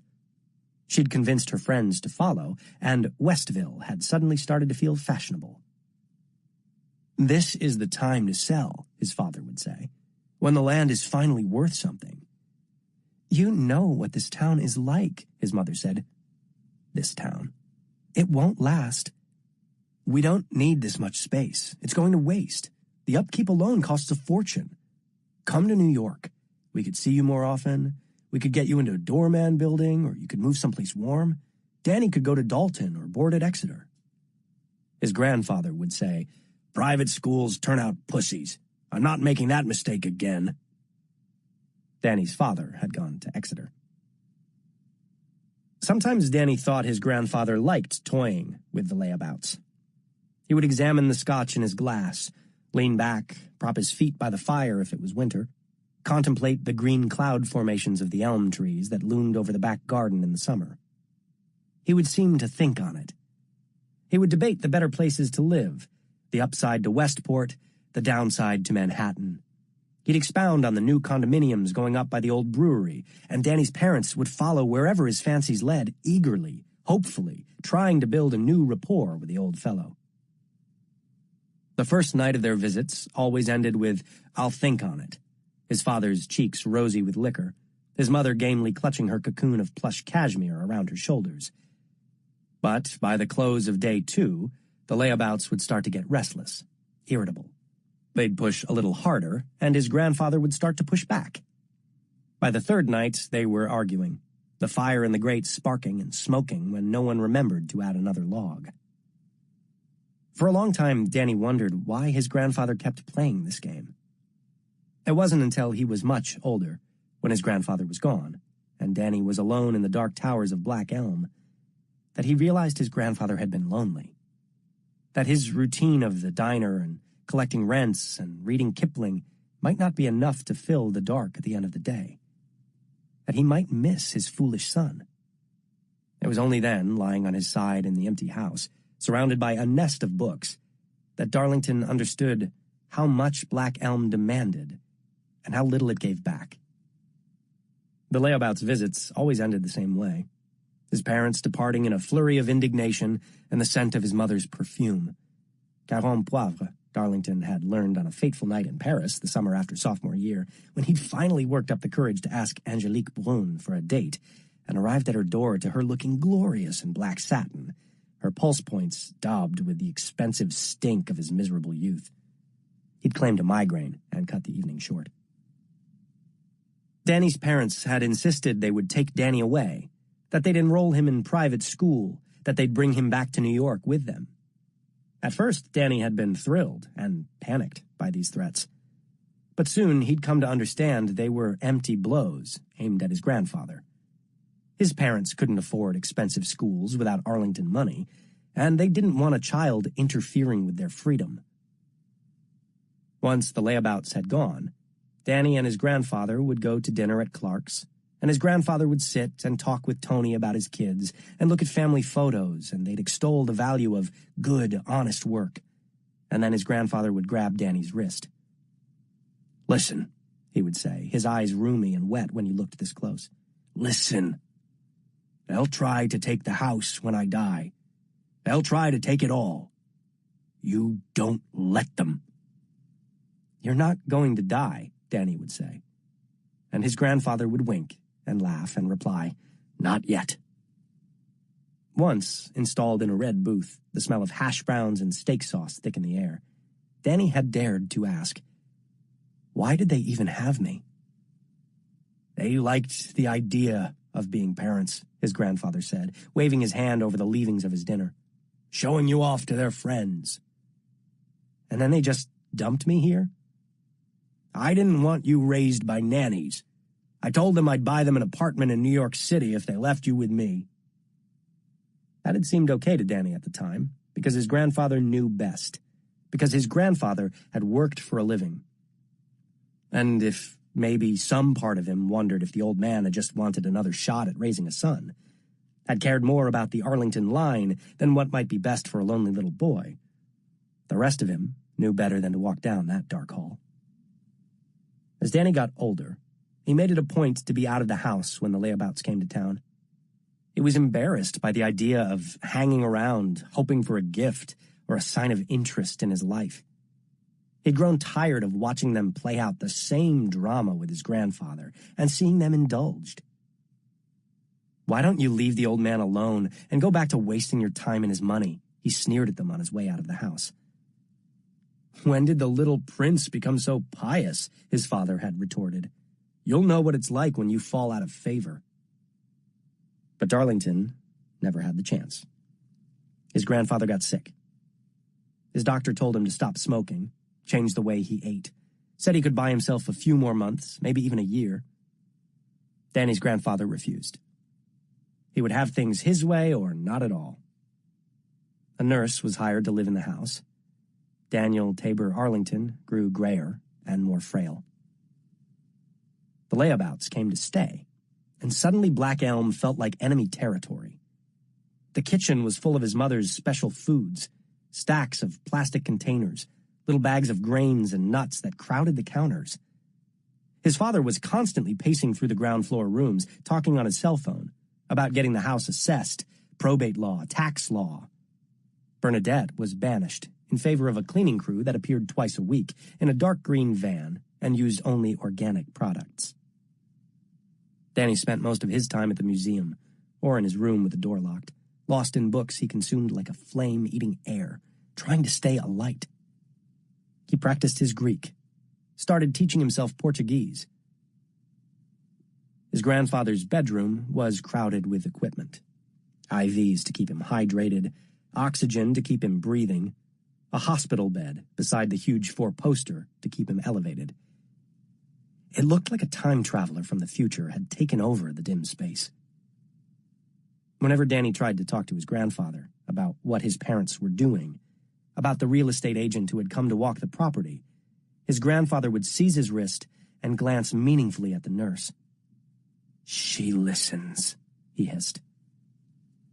And maybe she did. Darlington was 15 years old.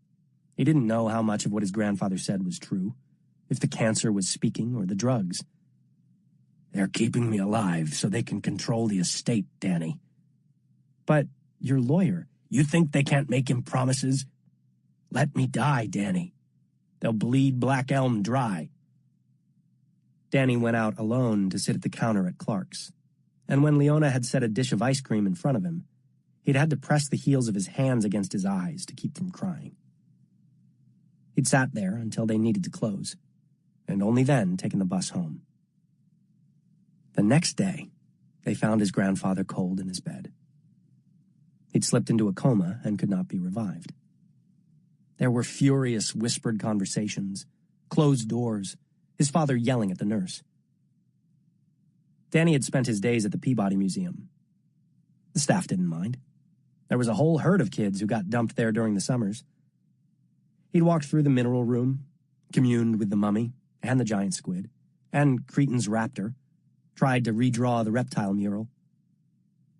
He walked the Yale campus, spent hours deciphering the different languages above the Sterling Library doors, was drawn again and again to the Beinecke's collection of tarot cards, to the impenetrable Voynich manuscript. Staring at its pages was like standing at Lighthouse Point all over again, waiting for the world to reveal itself. When it started to get dark, he took the bus home and crept in through the garden doors, moving silently through the house, retreating to his bedroom and his books. Ordinary subjects weren't enough anymore.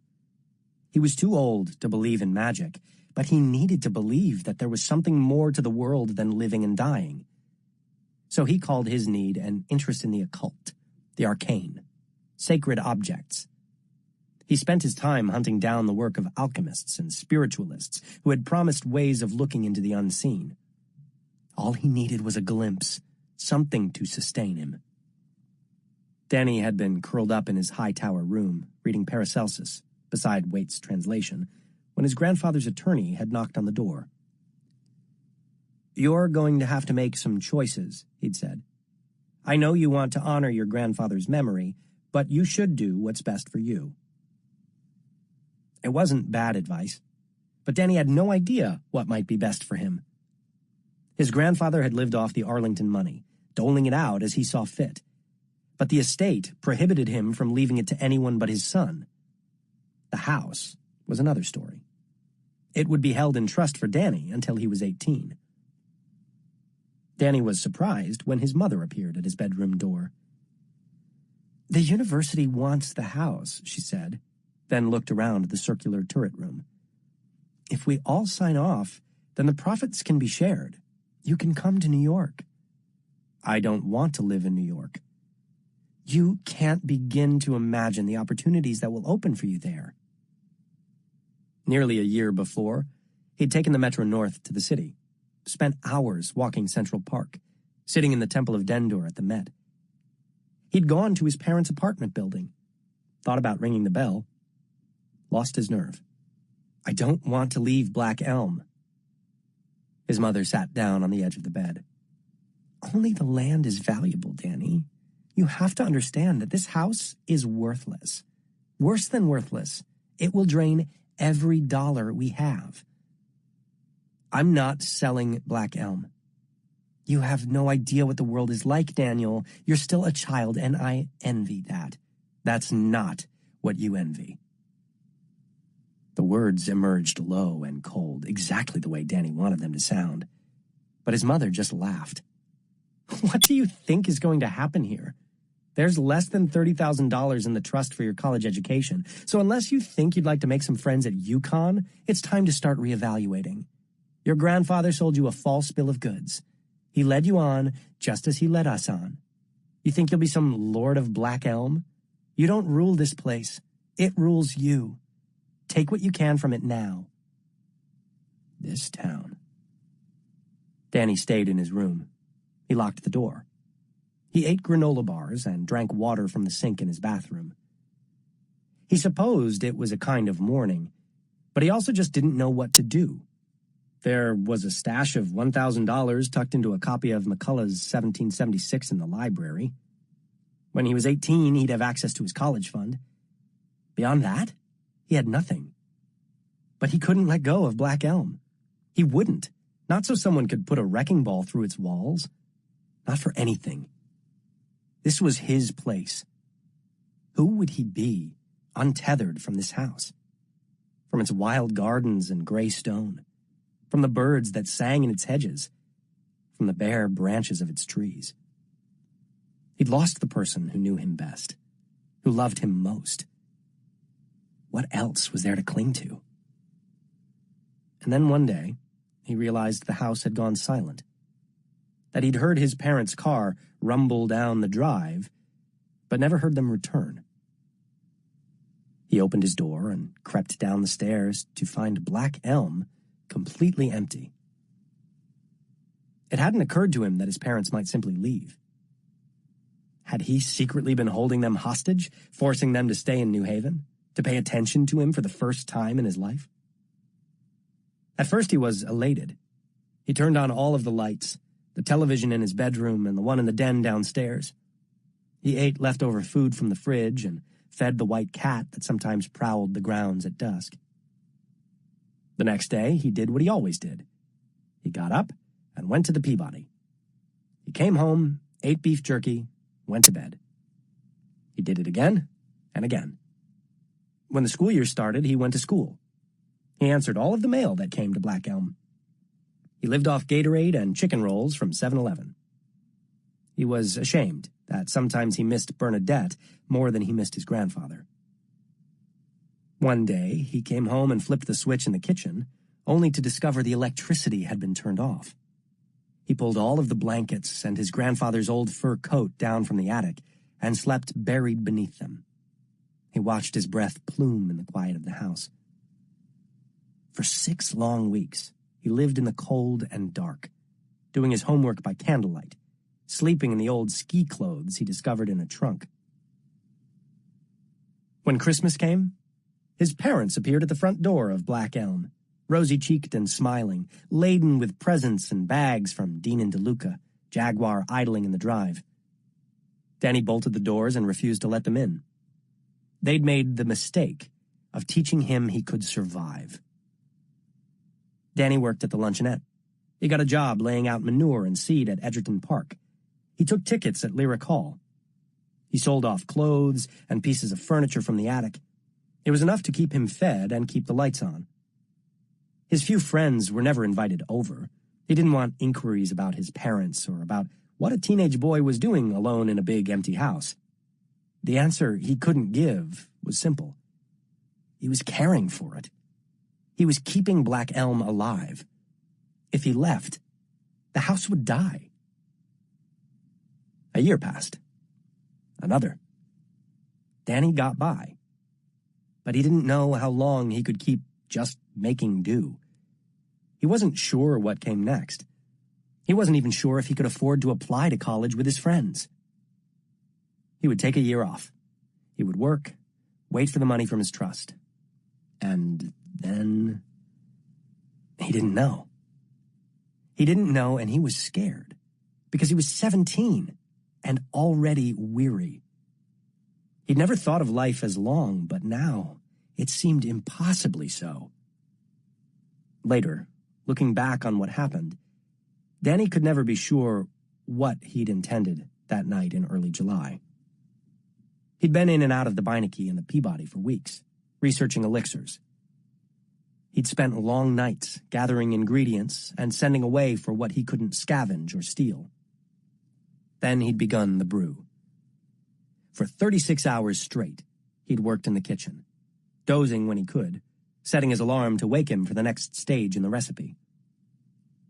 When at last he'd looked down at the thick, tar-like syrup at the bottom of Bernadette's ruined Le Creuset, he'd hesitated. He knew what he was attempting was dangerous, but he'd run out of things to believe in. Magic was all he had left. He was a boy on an adventure, not a boy swallowing poison. The UPS man had found him lying on the steps the next morning, blood streaming from his eyes and mouth. He'd made it out of the kitchen door before he'd collapsed. Danny woke in a hospital bed. A man in a tweed jacket and a striped scarf sat beside his bed. "My name is Elliot Sandow," he said. "I have an offer for you." Magic had almost killed him, but in the end, it had saved him. Just like in stories. 14. Winter. Alex crawled into the window seat at the hutch, and Dawes brought her a cup of hot chocolate. She had placed a gourmet marshmallow at the top, the kind that looked like a rough-hewn stone yanked from a quarry. "You went to the underworld," said Dawes. "You earned a treat." "Not all the way to the underworld."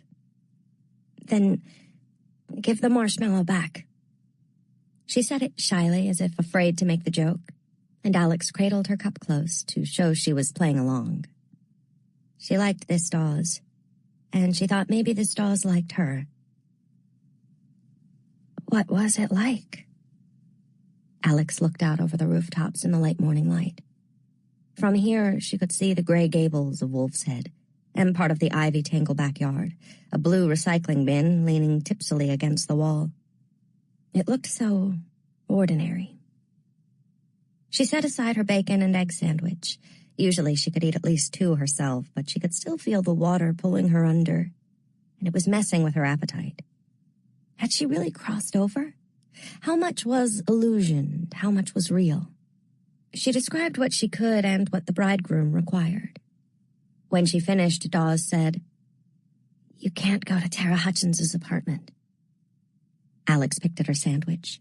"I just told you about communing with the dead in a river full of golden-eyed crocodiles, and that's what you have to say?" But apparently a taste of adventure had been enough for Dawes. "If Jean Sandow finds out what you did to Salome to get us into the temple, Salome may bitch to her friends, but she's not going to bring in the big guns. Offering us access to the temple, stealing from Scroll and Key, it's all too messy. And if she does, I'll deny it. And you want me to deny it too? I want you to think about what's important. And are you going to threaten me?" Dawes kept her eyes on her cup of cocoa, her spoon circling around and around. "No, Dawes. Are you afraid I will?" The spoon stopped. Dawes looked up. Her eyes were a warm, dark coffee, and sunlight caught in her messy bun, making the red in her hair glow brighter. "I don't think I am," she said, as if she was surprised by the fact herself. "Your reaction was extreme, but Salome was in the wrong. Dawes with the ruthless streak. Still, if the dean learns you made a deal with a Gray, he won't. But if he does, you're afraid he'll call you out for helping me. Don't worry, I won't snitch. But Salome saw you. You might have to keep her quiet, too." Dawes' eyes widened, and then she realized Alex was kidding. "Oh, right. It's just, I really need this job." "I get it," said Alex, maybe better than anyone else who had ever sat beneath this roof. "But I need something that belonged to Tara. I'm going to her apartment." "Do you even know where she lived?" "No," Alex admitted. "If Detective Turner figures out..." "What's Turner going to find out? That I went halfway to the underworld to talk to a ghost? I'm pretty sure that doesn't count as witness tampering." "But going to Tara's apartment, going through her stuff, that's breaking and entering. It's interfering with an active police investigation. You could be arrested." "Only if I get caught." Dawes gave a decisive shake of her head. "You're crossing a line, and I can't follow if you're going to put both of us and Lethe at risk. Detective Turner doesn't want you involved, and he'll do whatever he has to protect his case." "Good point," Alex said, considering. "So maybe instead of going around Turner, she should just go through him." Alex wanted to hide at the hutch and let Dawes make her cups of cocoa. She wouldn't have minded a little mothering, but she needed to go back to old campus to renew her grasp on the ordinary world before things that really mattered slipped away. She left Dawes in front of the Dramat, but not before she'd asked about the name she'd heard, or thought she'd heard, spoken in the borderlands. Jean Dumont? Or maybe Jonathan Desmond? "It doesn't ring a bell," said Dawes, "but I'll do a few searches and see what the library has to say once I'm back at Ile Baston." Alex hesitated, then said, "Be careful, Dawes. Keep your eyes open." Dawes blinked. "Why?" she said. "I'm nobody." "You're Lethe, and you're alive. You're somebody." Dawes blinked again, like clockwork waiting for a cog to turn, for the right wheel to click so she could continue moving. Then her vision cleared and her brows knitted together. "Did you see him?" she said in a rush, staring at her feet. "On the other side?" Alex shook her head. "North claims he isn't there." "That's got to be a good sign," said Dawes. "On Wednesday we'll call him back. We'll bring him home. Darlington will know what to do about everything." Maybe. But Alex wasn't going to bet her life on waiting. "Do you know much about the bridegroom murders?" Alex asked. Just because she knew North's name, she didn't have to make a habit of using it. It would only strengthen their bond. Dawes shrugged. "It's on all of those haunted Connecticut tours, along with Jenny Kramer and that house in Suffington." "Where did it go down?" "I'm not sure. I don't like reading about that kind of stuff." You chose the wrong line of work, Dawes. She cocked her head. Or did it choose you? She remembered Darlington's story about waking in the hospital at age 17 with an IV in his arm and Dean Sandow's card in his hand. It was something they had in common, though it had never really felt that way. They approached me because of the topic for my dissertation. I was well suited to research. It was boring work until... She broke off. Her shoulders hitched like someone had yanked on her strings. Until Darlington. Dawes brushed at her eyes with her mitted hands. I'll let you know if I learn anything. Dawes, Alex began. But Dawes was already hurrying back toward the hutch. Alex looked around, hoping to see the bridegroom, wondering if the Gluma or its master knew she had survived, if an ambush would be waiting around the next corner. She needed to get back to the dorm. Alex thought of the passage the bridegroom had quoted from Idols of the King, the sinister weight of the words. If she remembered right, that passage was about Geraint's romance with Enid, a man driven mad by jealousy, though his wife had remained faithful. It didn't exactly inspire confidence. Rather die than doubt.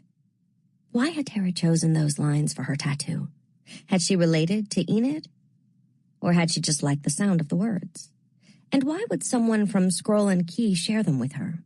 Alex couldn't imagine one of the locksmiths saying thank you for a particularly sweet high with a tour of the tomb and an education in its mythology. And even if Alex wasn't making something out of nothing, how had dealing weed to a few undergrads turned into murder? There had to be something more at play here. Alex remembered lying on her back at that intersection, seeing through Tara's eyes in her last moments, seeing Lance's face above her.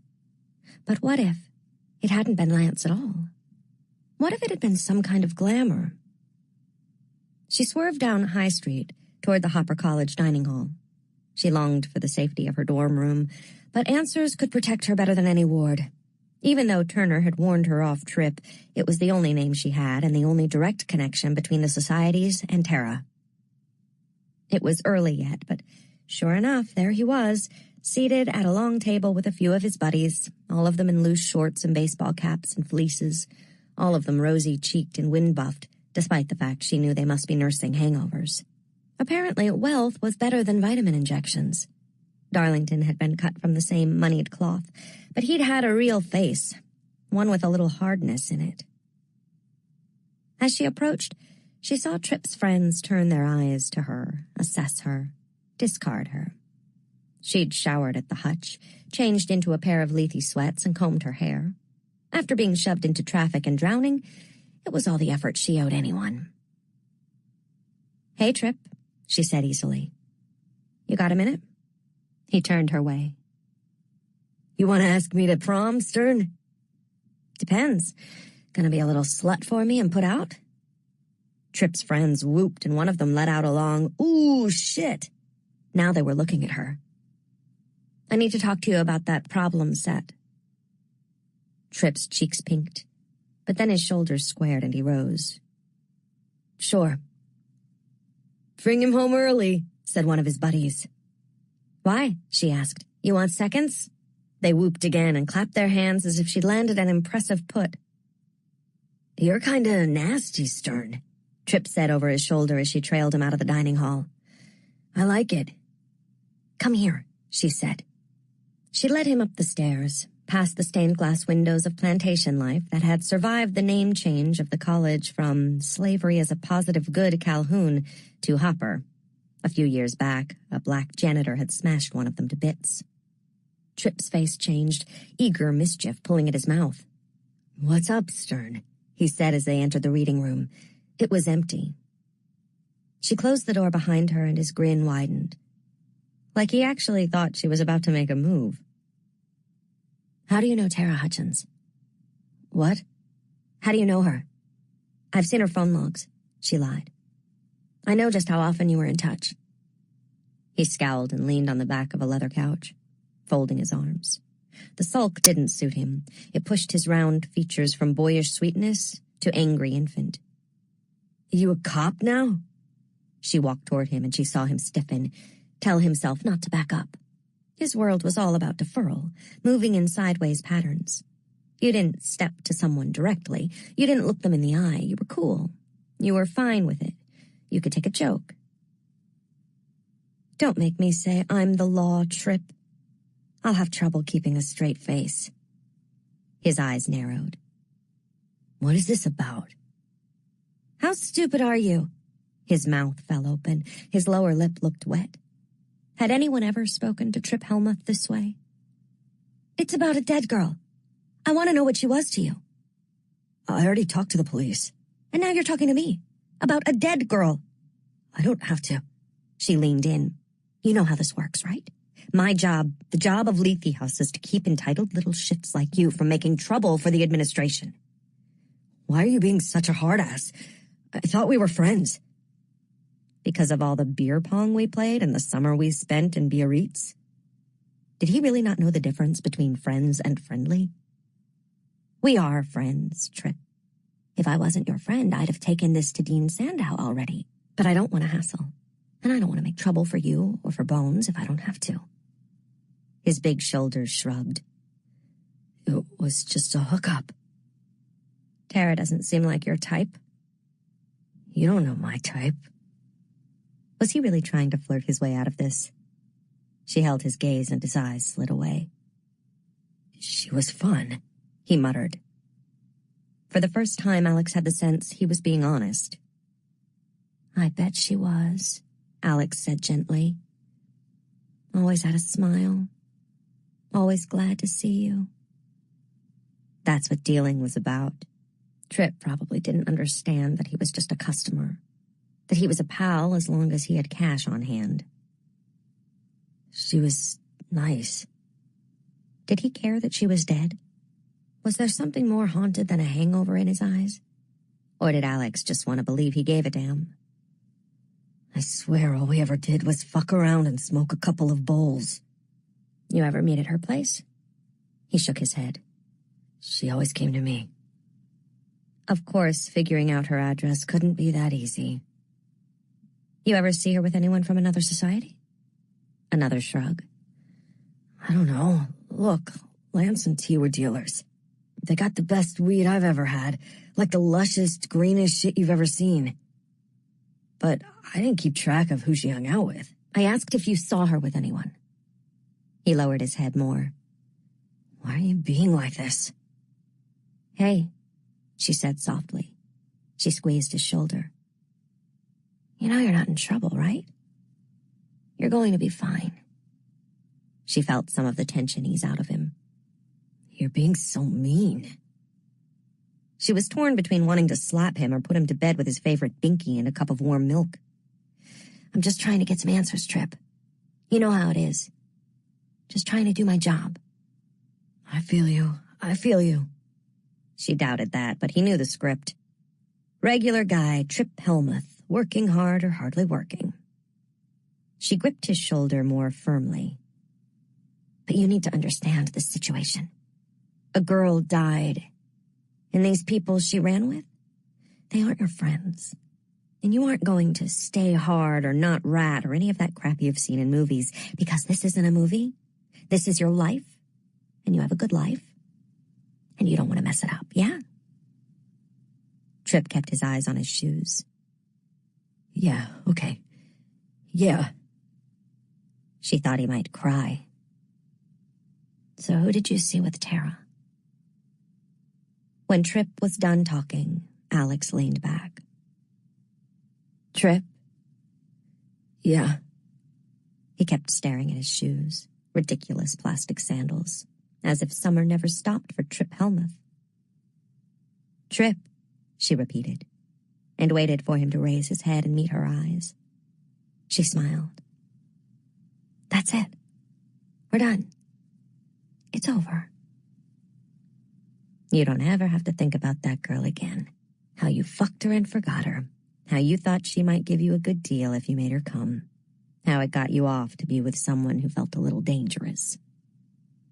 We good? She asked. This was the language he understood. Yeah. I'm not going to let this go any further. I promise. And then he said it, and she knew he wouldn't tell anyone about this conversation. not his friends, not the bonesman. Thank you. That was the trick of it, to make him believe he had more to lose than she did. "One last thing, Trip," she said, as he made to scurry back toward the dining hall. "Do you have a bike?" Alex pedaled across the green, past the 3 churches, then down to State Street and under the highway. She had about 200 pages of reading to do if she didn't want to fall behind this week, and possibly a monster hunting her, but right now she needed to talk to Detective Abel Turner. Once you were off campus, New Haven lost its pretensions in fits and starts. Dollar stores and grimy sports bars shared space with gourmet markets and sleek coffee spots. Cheap nail salons and cell phone hubs sat next to upscale noodle shops and boutiques selling small, useless soaps. It left Alex uneasy, as if the city's identity kept shifting in front of her. State Street was just a long stretch of nothing, parking lots, power lines, the train tracks to the east. And the police station was just as bad, an ugly, muscular building of oatmeal-colored slabs. There were dead spaces like this all over the city, entire blocks of massive concrete monoliths looming over empty plazas like a drawing of the future from the past. "Brutalist," Darlington had called them, and Alex had said, "Does sort of feel like the buildings are ganging up on you." "No," he'd corrected. "It's from the French, brute, as in raw, because they used bare concrete. But yes, it does feel like that." There had been slums here before, and then money had poured into New Haven from the Model Cities program. It was supposed to clean everything up, but they built places no one wanted to be. And then the money ran out, and New Haven just has these gaps. Wounds, Alex had thought at the time. He was about to say wounds, because the city is alive to him. Alex looked down at her phone. Turner hadn't replied to her texts. She hadn't worked up the nerve to call, but now she was here and there was nothing else to do. When he didn't answer, she hung up and dialed back again. And then again. Alex hadn't been anywhere near a police station since after Helly died. Not only Helly died that night, but to think of it in any other terms, to think of the blood, the pale pudding of Len's brain clinging to the lip of the kitchen counter, set her mind rabbiting around her skull in panic. At last, Turner answered. "What can I do for you, Alex?" His voice was pleasant, solicitous, as if there were no one else he'd rather speak to. "Reply to my goddamn texts." She cleared her throat. "Hi, Detective Turner. I'd like to speak to you about Tara Hutchins." Turner chuckled. There was no other word for it. It was the indulgent laugh of a 70-year-old grandfather, though Turner couldn't have been much over 30. Was he always like this at the office? "Alex, you know I can't talk about an active investigation." "I'm outside the police station." A pause. Turner's voice was different when he answered, a bit of that jolly warmth gone. "Where?" "Right across the street." Another long pause. "Train station in 5. Alex walked Tripp's bike the rest of the way up the block to Union Station. The air was soft, moist with the promise of snow. She wasn't sure if she was sweaty from the ride or because she was never going to get used to talking to cops. She propped the bike against a wall by the parking lot and sat down on a low concrete bench to wait. A gray hurried past in his undershorts, checking his watch and bustling along as if afraid he was going to miss his train. "You're not going to make that one, buddy, or any of the rest." She scrolled through her phone, keeping one eye on the street as she searched Bertram Boyce North's name. She wanted a little context before she went asking the Lethe Library questions. Luckily, there was plenty online. North and his fiancée were celebrities of a kind. In 1854, he and his betrothed, the young Daisy Fanning Whitlock, had been found dead in the offices of the North & Sons Carriage Company, long since demolished. Their portraits were the first link under New Haven on the Connecticut haunt site. North looked handsome and serious, his hair more tidily arranged than it had been in death. The only other difference was his clean white shirt, unmarred by bloodstains. Something cold slithered up her spine. Sometimes, despite her best efforts, she forgot she was seeing the dead, even with the gore splattered all over his fancy coat and shirt. Seeing this stiff, still black and white photo was different. He is moldering in a grave. He is a skeleton gone to dust. She could have what was left of him dug up. They could stand by the edge of his tomb together and marvel at his bones. Alex tried to shake off the image. Daisy Whitlock was beautiful in that dark-haired, stony-eyed way that girls of that time were. Her head was tilted slightly, only the barest hint of a smile on her lips. Her curls parted in the middle and arranged in soft loops that left her neck bare. Her waist was tiny, and her white shoulders emerged from a froth of ruffles, a posy of mums and roses clutched in her delicate hands. As for the factory where the murder had taken place, parts of it hadn't yet been finished at the time of North's murder, and it was never completed. North & Sons moved their operations to Boston and continued to do business until the early 1900s. There were no photographs of the crime scene. Only lurid descriptions of blood and horror. The gun, a pistol North had kept in his new offices in case of intruders, still gripped in his hand. The bodies had been discovered by Daisy's maid, a woman named Gladys O'Donoghue, who had gone screaming into the streets. She had been found nearly a half-mile away, hysterical, at the corner of Chapel and High. Even after a calming dose of brandy, she'd had little information to offer the authorities. The crime seemed an obvious one. Only the motive offered any kind of intrigue. There were theories that Daisy had been pregnant by another man, but her family had hushed it up in the wake of the murders to avoid further scandal. One commenter suggested that North had been driven mad by mercury poisoning because of the time he'd spent near Danbury's hat factories. The simplest theory was that Daisy wanted to break off the engagement, and North wouldn't have it. His family wanted an infusion of capital from the Whitlocks, and North wanted Daisy. She had been a favorite of the local society columns and known as flirtatious, bold, and sometimes inappropriate. "I like you already," murmured Alex. Alex scrolled past maps to both Daisy's and North's graves and was trying to zoom in on an old newspaper article when Turner arrived at the station. He hadn't bothered with an overcoat. Apparently he didn't intend to stay long. Even so, the man could dress. He wore a simple, staid charcoal suit, but the lines were sharp, and Alex saw the careful touches, the pocket square, the thin lavender stripe on the tie. Darlington had always looked good, but effortlessly so. Turner wasn't afraid to look like he tried. His jaw was set, his mouth a pinched seam. It was only when he spotted Alex that his mask of diplomacy dropped into place. His whole bearing changed, not just his expression. His body went loose and easy, unthreatening, as if actively discharging the current of tension that animated his form. He sat down beside her on the bench and rested his elbows on his knees. "I need to ask you not to show up at my place of work." "You didn't answer my texts." "There's a lot going on. I'm in the middle of a homicide investigation, as you know." "It was that or go to your house." That live wire tension sprang back into his body, and Alex felt a jolt of gratification at being able to rile him. "I suppose Leigh has all of my particulars on file," he said.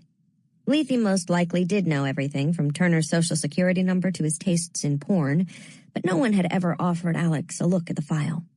She didn't even know if Turner lived in New Haven proper. Turner checked his phone. "I have about 10 minutes to give you." "I'd like you to let me talk to Lance Grisang." "Sure. Maybe you'd like to run his prosecution, too?" Tara wasn't just connected to Trip Helmuth. She and Lance were dealing to members of Scroll and Key and Manuscript. I have names. "Go on." "They're not something I can disclose." Turner's face was still impassive, but she could feel his resentment building with each moment he was forced to indulge her. Good. "You come to me for information, but you're not willing to share yours?" he asked. "Let me talk to Grisang." "He is the chief suspect in a murder investigation. You understand that, right?" A disbelieving smile had crept up his lips. He really thought she was stupid. No, entitled. Another Trip. Maybe another Darlington. And he would like this version of her better than the one he'd met at the morgue, because this version could be intimidated. "All I need is a few minutes," she said, adding a whiny note to her voice. "I don't actually need your permission. I can make the request through his lawyer, say I knew Tara." Turner shook his head. "Nope. As soon as I leave this meeting, I'm calling him and letting him know there's a crazy girl trying to insert herself into this case. Maybe I'll give him a look at the video of you running around Elm Street like some kind of fool." A bolt of shame shook Alex as she thought of herself writhing in the middle of the road, cars swerving around her. So Sandow had shared the video with Turner. Had he shared it with anyone else? The thought of Professor Bellbaum seeing it made her stomach churn. No wonder the detective was doubly smug with her today. He didn't just think she was stupid. He thought she was unhinged. Even better. "What's the big deal?" Alex said. Turner's fingers flexed on the immaculately pressed legs of his suit. "The big deal? I can't just sneak you in there. All visitors to a jail are logged. I have to have a good official reason to bring you there. His attorneys have to be there. The whole thing will have to be recorded." "You're telling me cops always follow the rules?" "Police. And if I bent the rules and the defense found out, Lance Grisang would get away with murder and I'd lose my job." "Look, when I went up to Tara's place," Turner's gaze snapped to her, eyes blazing, all pretense of diplomacy gone. "You went to her house. If you crossed that tape, I needed to know if—" He shot to his feet. This was the real Turner, young, ambitious, forced to dance to make his way in the world and sick of it. He paced back and forth in front of the bench, then pointed a finger at her. "Stay the fuck away from my case." "Turner." "Detective Turner, you are not going to mess with my case. I see you anywhere near Woodland, I will fuck your life so hard you'll never walk straight again." "Why are you being such a hard-ass?" she whined, cribbing a line from Trip. "This isn't a game for you to play. You need to understand how easy it would be for me to take your life apart, to find a little stash of weed or pills on you or in your dorm room. Get that?" "You can't just—" Alex began, eyes wide, lip wobbling. "I'll do whatever I have to do. Now get out of here. You have no idea the line you're walking, so do not press me." "I get it, okay?" Alex said meekly. "I'm sorry." "Who did Tripp say he saw with Tara?" Alex didn't mind sharing the names. She'd meant to from the start. Turner needed to know that Tara had been dealing to students who weren't in her phone logs, using a burner or a phone Lance had hidden or destroyed. She looked down at her gloved hands and said quietly, "Kate Masters and Colin Cottrey." Kate was in manuscript, but Alex barely knew her. The last time she'd spoken to her had been the night of the Halloween party, when she and Mike Awolowo had begged her not to tattle to Lethe about drugging Darlington. She'd been dressed as Poison Ivy. But Colin, she knew.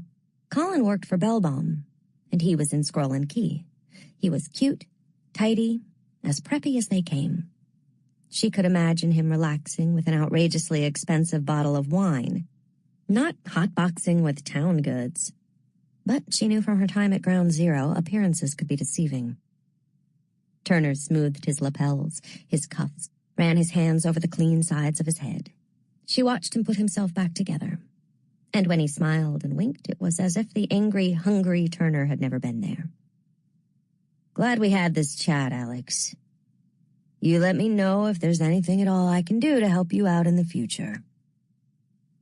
He turned and marched back toward the hulking form of the police station. She hadn't liked whimpering in front of Turner. She hadn't liked being called crazy.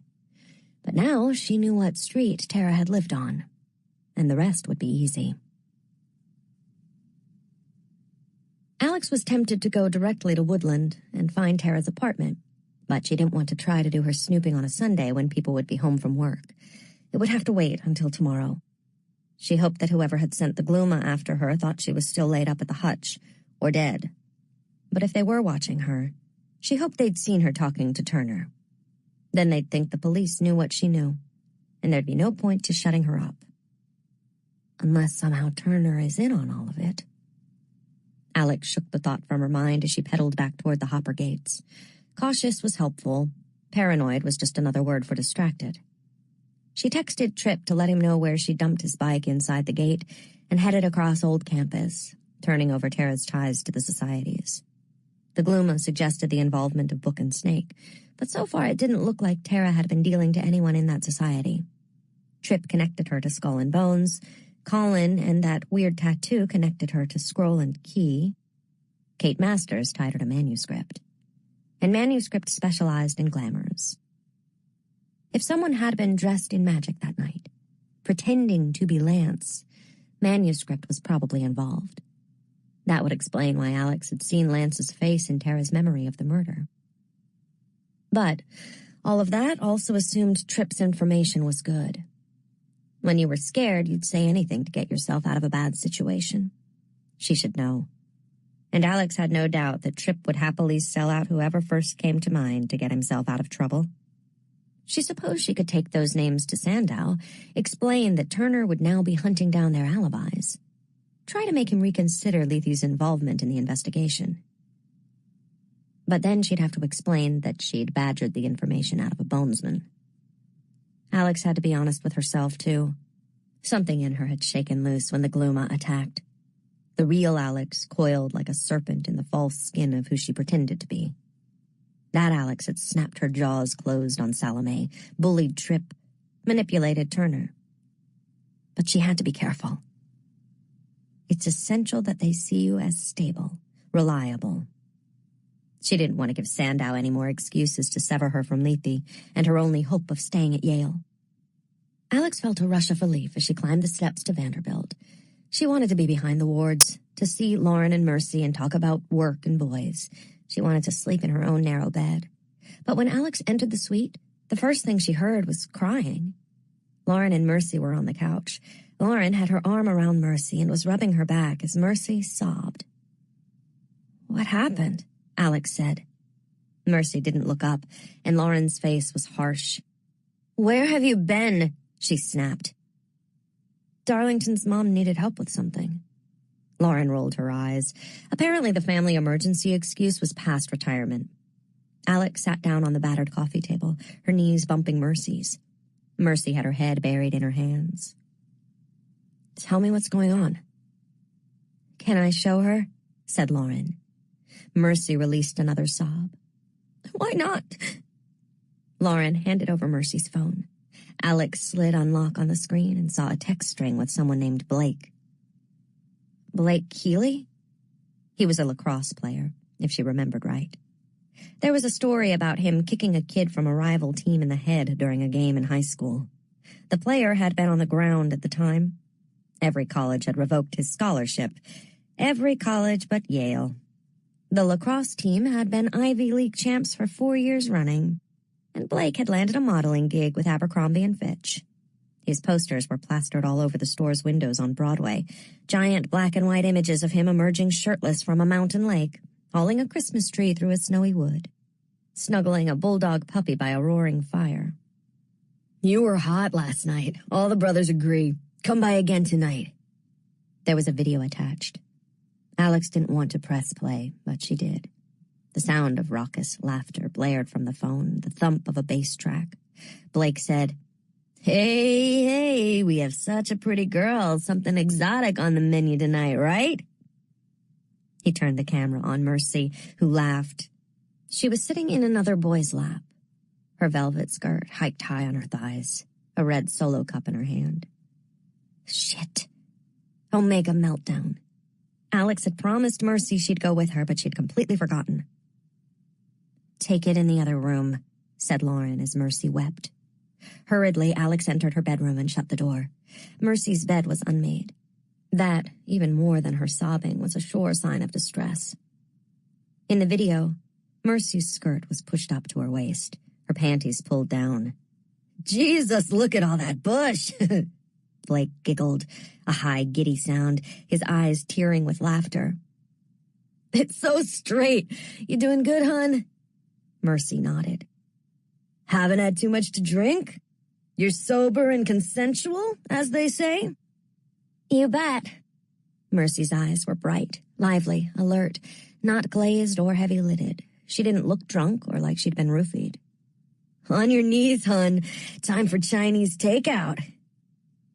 Mercy knelt, her dark eyes wide and wet. She opened her mouth. Her tongue was stained purple from the punch. Alex paused the video. No, not the punch. She knew that color. That was how those servants had looked that night at Manuscript. That was merity, the drug of service, taken by acolytes to give up their will. The door opened and Lauren slipped inside. She won't let me take her to the health center. They're rapists. We should be going to the cops. They should be good for that, at least. You saw the video. She told me she barely drank. She was drugged. I thought so too, but she isn't acting like it. She doesn't look like it. Did you watch it? Part of it. How bad does it get? Bad. How many guys? Just the two. She thinks he's going to send it around to his boys if he hasn't already. Why weren't you with her? I forgot.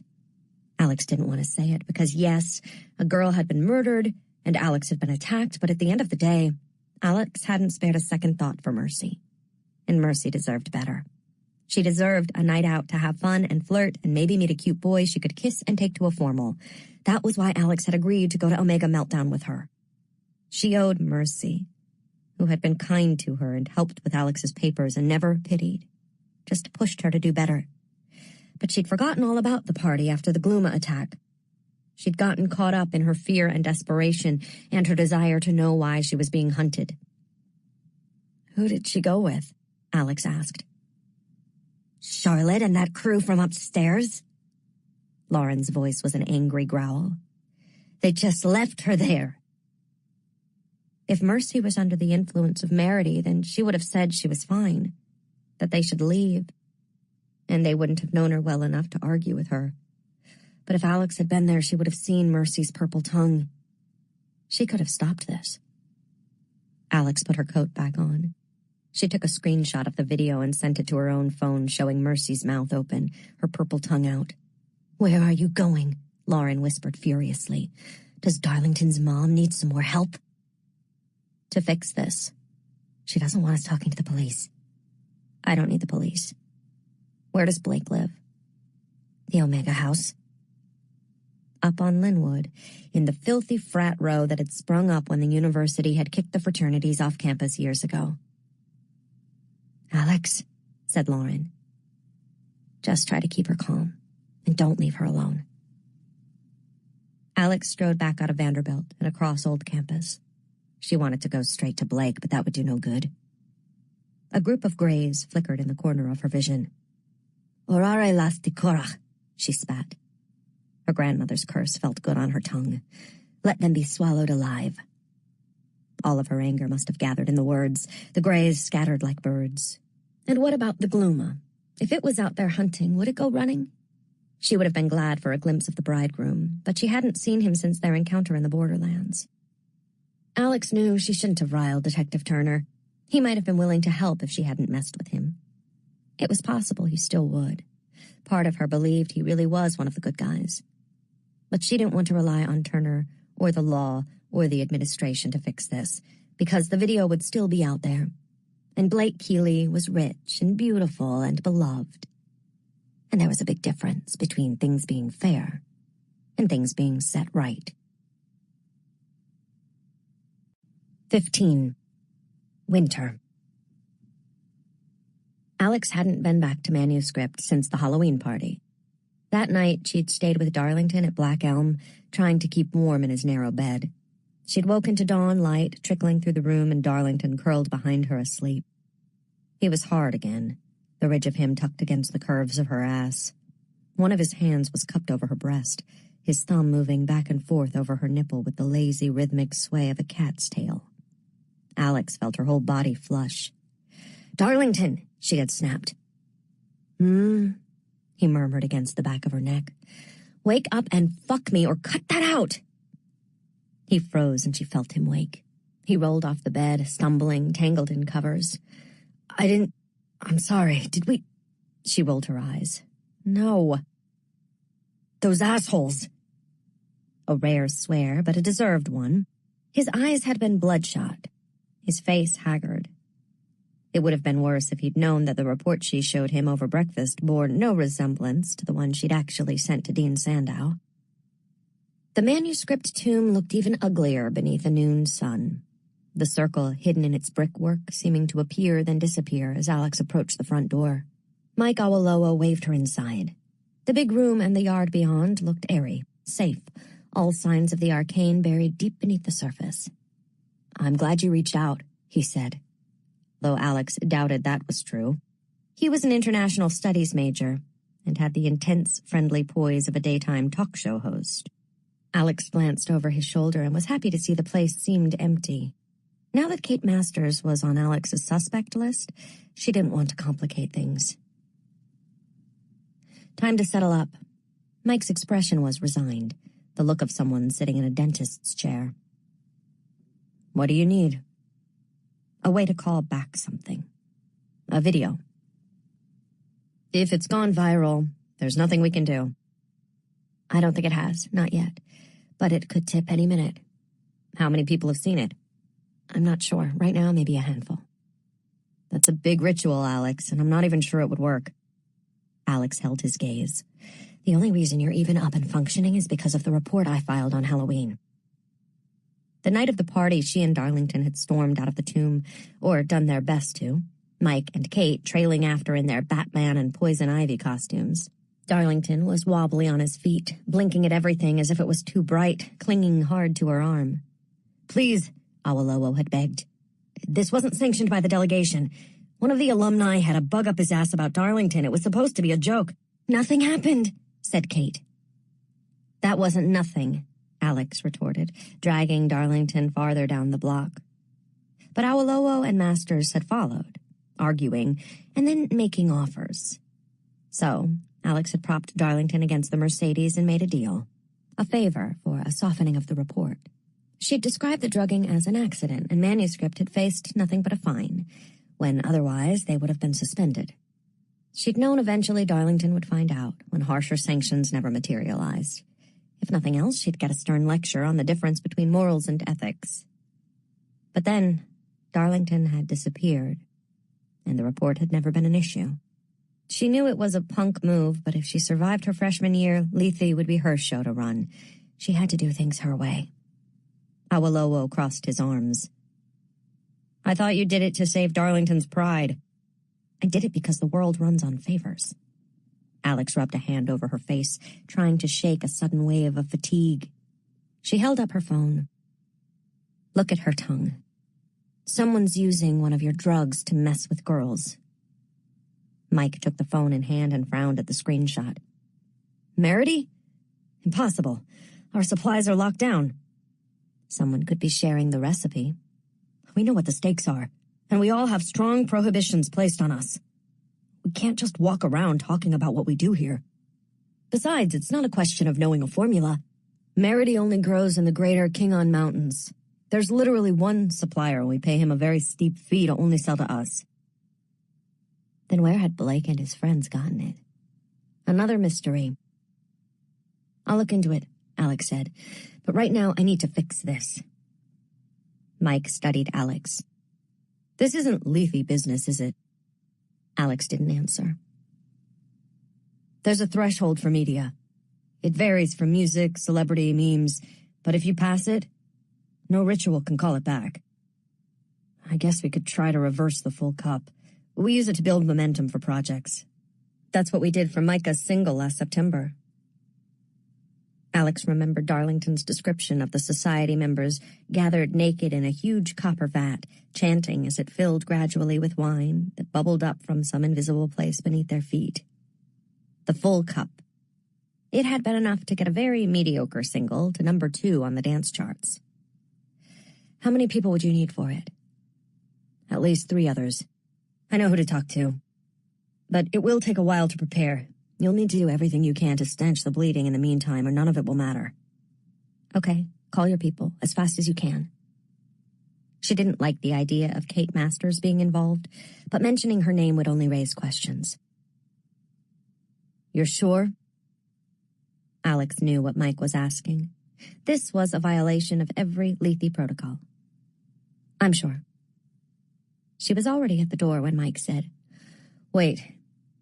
He crossed to a wall of decorative urns and opened one, then drew a small plastic envelope from a drawer and measured out a tiny portion of silver powder. He sealed the envelope and handed it to Alex. "What is it?" "Star power. Astrum Selenus.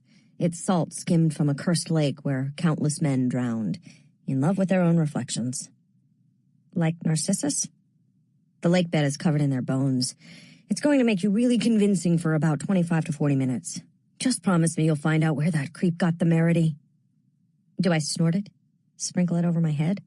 "Swallow. It tastes awful, so you may have trouble keeping it down. You're going to have a brutal headache after it wears off, and so will everyone you came in contact with." Alex shook her head. So much power just left on the mantel for anyone to seize. What was in the rest of those urns? "You shouldn't have these things," she said, thinking of Darlington's wild eyes, of Mercy on her knees. "You shouldn't be able to do this to people." Mike's brows rose. "You don't want it?" "I didn't say that." Alex folded the envelope into her pocket. "But if I ever find out you use something like this on me, I'll burn this building down." The house on Linwood was 2 stories of white wood and a porch sagging beneath the weight of a moldy couch. Darlington had told her that Omega once had a house in the alley behind Wolf's Head, a sturdy stone cottage full of glowing brown wood and leaded glass. Their letters were still worked into the stone. But Alex found it hard to imagine parties like Omega Meltdown and Sex on the Beach in what looked like a cozy tea room for Scottish spinsters. Fraternity culture wasn't quite the same then, Darlington had said. They dressed better, dined formally, took the gentlemen and scholars bit seriously. Gentleman scholar seems like a good description for you. A true gentleman doesn't boast of the title, and a true scholar has better uses for his time than downing flaming Dr. Pepper shots. But when Alex had asked why the frat had been kicked off campus, he'd only shrugged and underlined something in the book he was reading. Times changed. The university wanted the property, and not the liability. Maybe they should have kept them on campus. You surprise me, Stern. Sympathy for the brotherhood of keg stands and misplaced aggression? Alex thought of the squat on Cedros. Make people live like animals, they start acting like animals. But animal was too kind a term for Blake Keeley. Alex took the plastic packet from her pocket and downed the powder inside. She gagged instantly and had to pinch her nose shut, covering her mouth with her fingers to keep from spewing the substance back up. The taste was fetid and salty, and she desperately wanted to rinse her mouth out, but she forced herself to swallow. She didn't feel any different. Jesus, what if Mike had been messing with her? Alex spat once in the muddy yard, then climbed the stairs and tried the front door. It was unlocked. The living room stank of old beer. Another busted couch and a lazy boy recliner were arranged around a chipped coffee table covered in red Solo cups, and a banner with the house's letters had been hung above a makeshift bar with 2 mismatched stools in front of it. A shirtless guy in a backward baseball cap and pajama pants was picking up scattered cups and shoving them into a big black garbage bag. He startled when he saw her. I'm looking for Blake Keeley. He frowned. You a friend of his? Alex wished she'd been in less of a hurry back at manuscript. Just how was the star power supposed to work? She took a breath and gave him a big smile. I'd really appreciate your help. The guy took a step backward. He touched his hand to his heart as if he'd been punched in the chest. Of course, he said earnestly. Of course. Whatever I can do. He returned her smile, and Alex felt a little ill and a little wonderful. Blake, he called up the stairs, gesturing for her to follow. He had a bounce in his step. Twice on the way up, he turned to look at her over his shoulder, grinning. They reached the 2nd floor, and Alex heard music, the thunderous rattle of a video game being played at full volume. Here, the beer smell receded, and Alex detected the distant whiff of some very bad weed, microwave popcorn, and boy. It was just like the place she'd shared with the Lannon Van Nuys. Shabby in a different way, maybe, the architecture older, dimmer, without the clean gilding of a Southern California sun. "Blake!" the shirtless boy called again. He reached back and took Alex's hand with an utterly open smile. A giant poked his head out of the doorway. "Geo, you fuck," he said. He wore shorts and was shirtless, too, cap backward like it was some kind of uniform. "You were supposed to clean the toilet." So Geo was a pledge or some other kind of lackey. "I was cleaning downstairs," he explained. "Do you want to meet... Oh, God, I can't remember your name." Because she hadn't said it, Alex just winked. "Clean the fucking toilet first," the giant complained. "You cockshiners can't just keep shitting on top of shit. And who the hell is..." "Hi," said Alex. And because she never had, she tossed her hair. Hey, hi. How are you?" He tugged his shorts up and then down, removed his cap, ran a hand through his tufty hair, set the cap back in place. "Hi." "I'm looking for Blake." "Why?" His voice was mournful. "Help me find him?" "Absolutely. Blake!" the giant bellowed. "What?" demanded an irritated voice from a bedroom down the hall. Alex didn't know how much time she had left. She shook off Geo the lackey's hand and forged ahead, making sure not to look into the bathroom as she passed. Blake Keeley was slouched on a futon, sipping from a big bottle of Gatorade and playing Call of Duty. He was at least wearing a shirt. She could sense the other boys hovering behind her. "Where's your phone?" Alex asked. "Who the fuck are you?" Blake said, tipping his head back and assessing her with a single arrogant glance. For a moment, Alex panicked. Had Mike's magic powder worn off so fast? Was Blake somehow immune? Then she remembered the way the powder had burned her throat. She yanked the cord from the wall and the game went silent. "What the..." "I'm so sorry," Alex said. Blake blinked, then gave her a lazy, easy smile. That's his panty dropper grin, thought Alex, and considered knocking his teeth in. "No worries at all," he said. "I'm Blake." "I know." His grin widened. "Have we met? I was pretty wasted last night, but..." Alex shut the door, and his eyes widened. He looked almost flustered, but utterly delighted. A kid on Christmas. A rich kid on Christmas. "Can I see your phone?" He stood and handed it over, offering her his spot on the futon. "Do you want to sit?" "No. I want you to stand there looking like an asshole." He should have reacted, but instead he just stood there smiling obediently. "You're a natural." She gave the phone a shake. "Unlock it." He obliged, and she found his gallery, pressed play on the first video. Mercy's face appeared, smiling and eager. Blake stroked the wet head of his penis against her cheek, and she laughed. He turned the camera back on himself and gave his stupid shit-eating grin again, nodding as if to the viewers at home. Alex held up the phone. "Who did you send this video to?" "Just a couple of the brothers, Jason and Rodriguez." "Get them in here. Make them bring their phones." "I'm here," said the giant from behind the door. She pulled it open. "I'm Jason." He was actually raising his hand.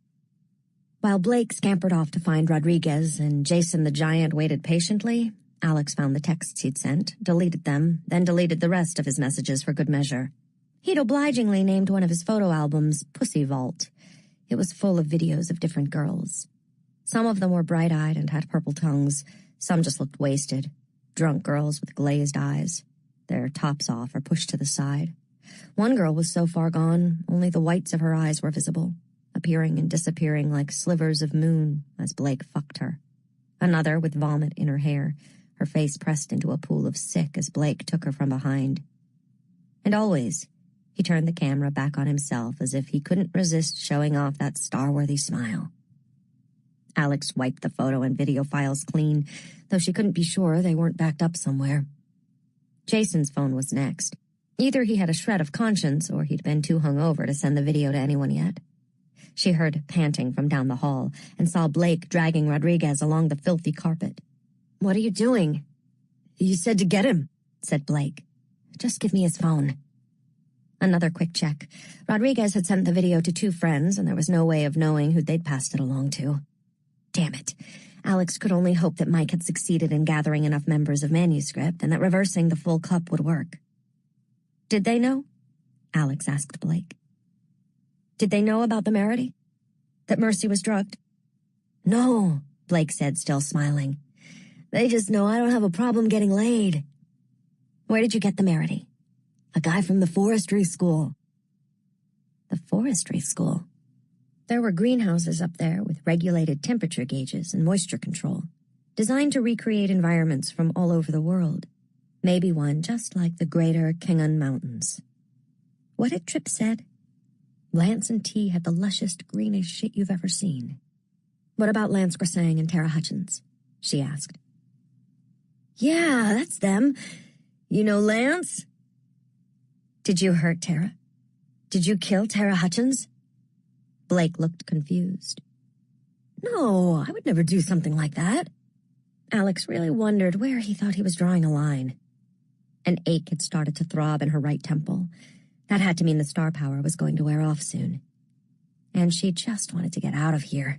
The house made her skin crawl as if it had absorbed every sad, sordid thing that had happened within its walls.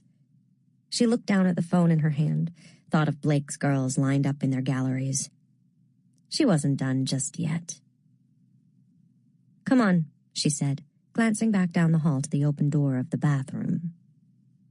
Where are we going? Blake asked, his lazy grin spreading like a broken yolk. We're going to make a little movie. 16. Winter. Lauren had given Mercy an Ambien and put her to bed. Alex stayed with her, dozing in the darkened room, waking in the late evening to Mercy's snuffling tears. The video is gone, Alex told her, reaching down to clasp her hand. I don't believe you. It can't just be gone. If it was going to break, it would have broken. Maybe he wants to hold it over my head so that I come back and do things. It's gone, said Alex. There was no real way of knowing if Mike's ritual had worked. The full cup was meant to build momentum, not drain it. But she had to hope. Why would he pick me? Mercy asked again and again, searching for logic, for some equation that would make this all add up to something she'd said or done. He could have any girl he wanted. Why would he do that to me? Because he doesn't want girls that want him. Because he grew weary of desire and developed a taste for causing shame. Alex didn't know what lived in boys like Blake, beautiful boys who should be happy, who wanted for nothing but still found things to take. When night fell, she climbed down from her bunk and pulled on a sweater and jeans. Come to dinner, she begged Mercy, squatting by their beds to turn on a lamp. Mercy's face was puffy from crying. Her hair gleamed in a black slash against the pillow. She had the same thick, dark, impossible-to-curl hair as Alex. I'm not hungry. Mercy, you have to eat. Mercy buried her face in her pillow. I can't. Mercy. Alex shook her shoulder. Mercy, you're not dropping out of school over this. I never said I was. You don't have to say it. I know you're thinking it. You don't understand. I do, said Alex.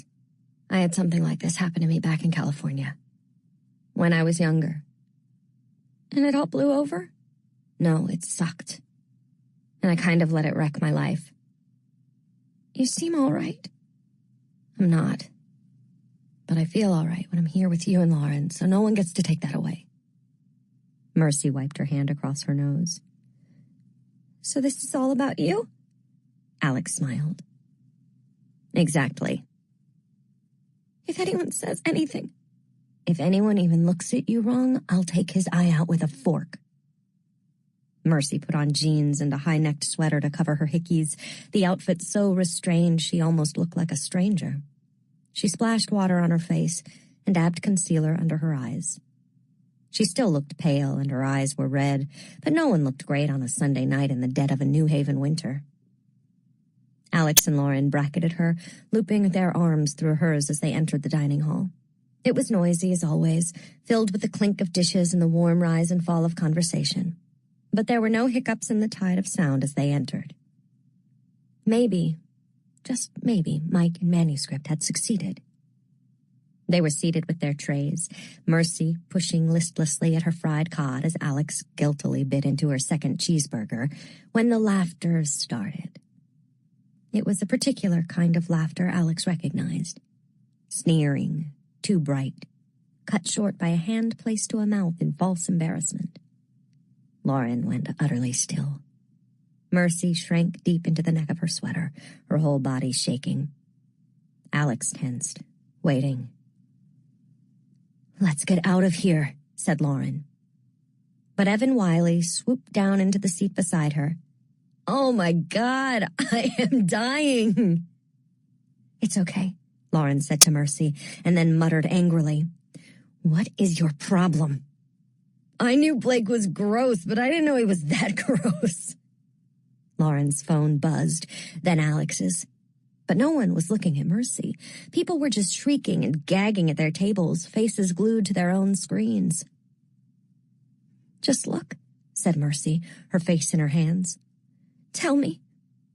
Lauren took a deep breath and picked up her phone. She frowned. "Gross," she gasped. "I know," said Evan. There on the screen was Blake Keeley, bent over a filthy toilet. Alex felt the snake inside her unwind, warm and gratified, as if it had found the perfect sun-baked rock to warm its belly. "Are you serious?"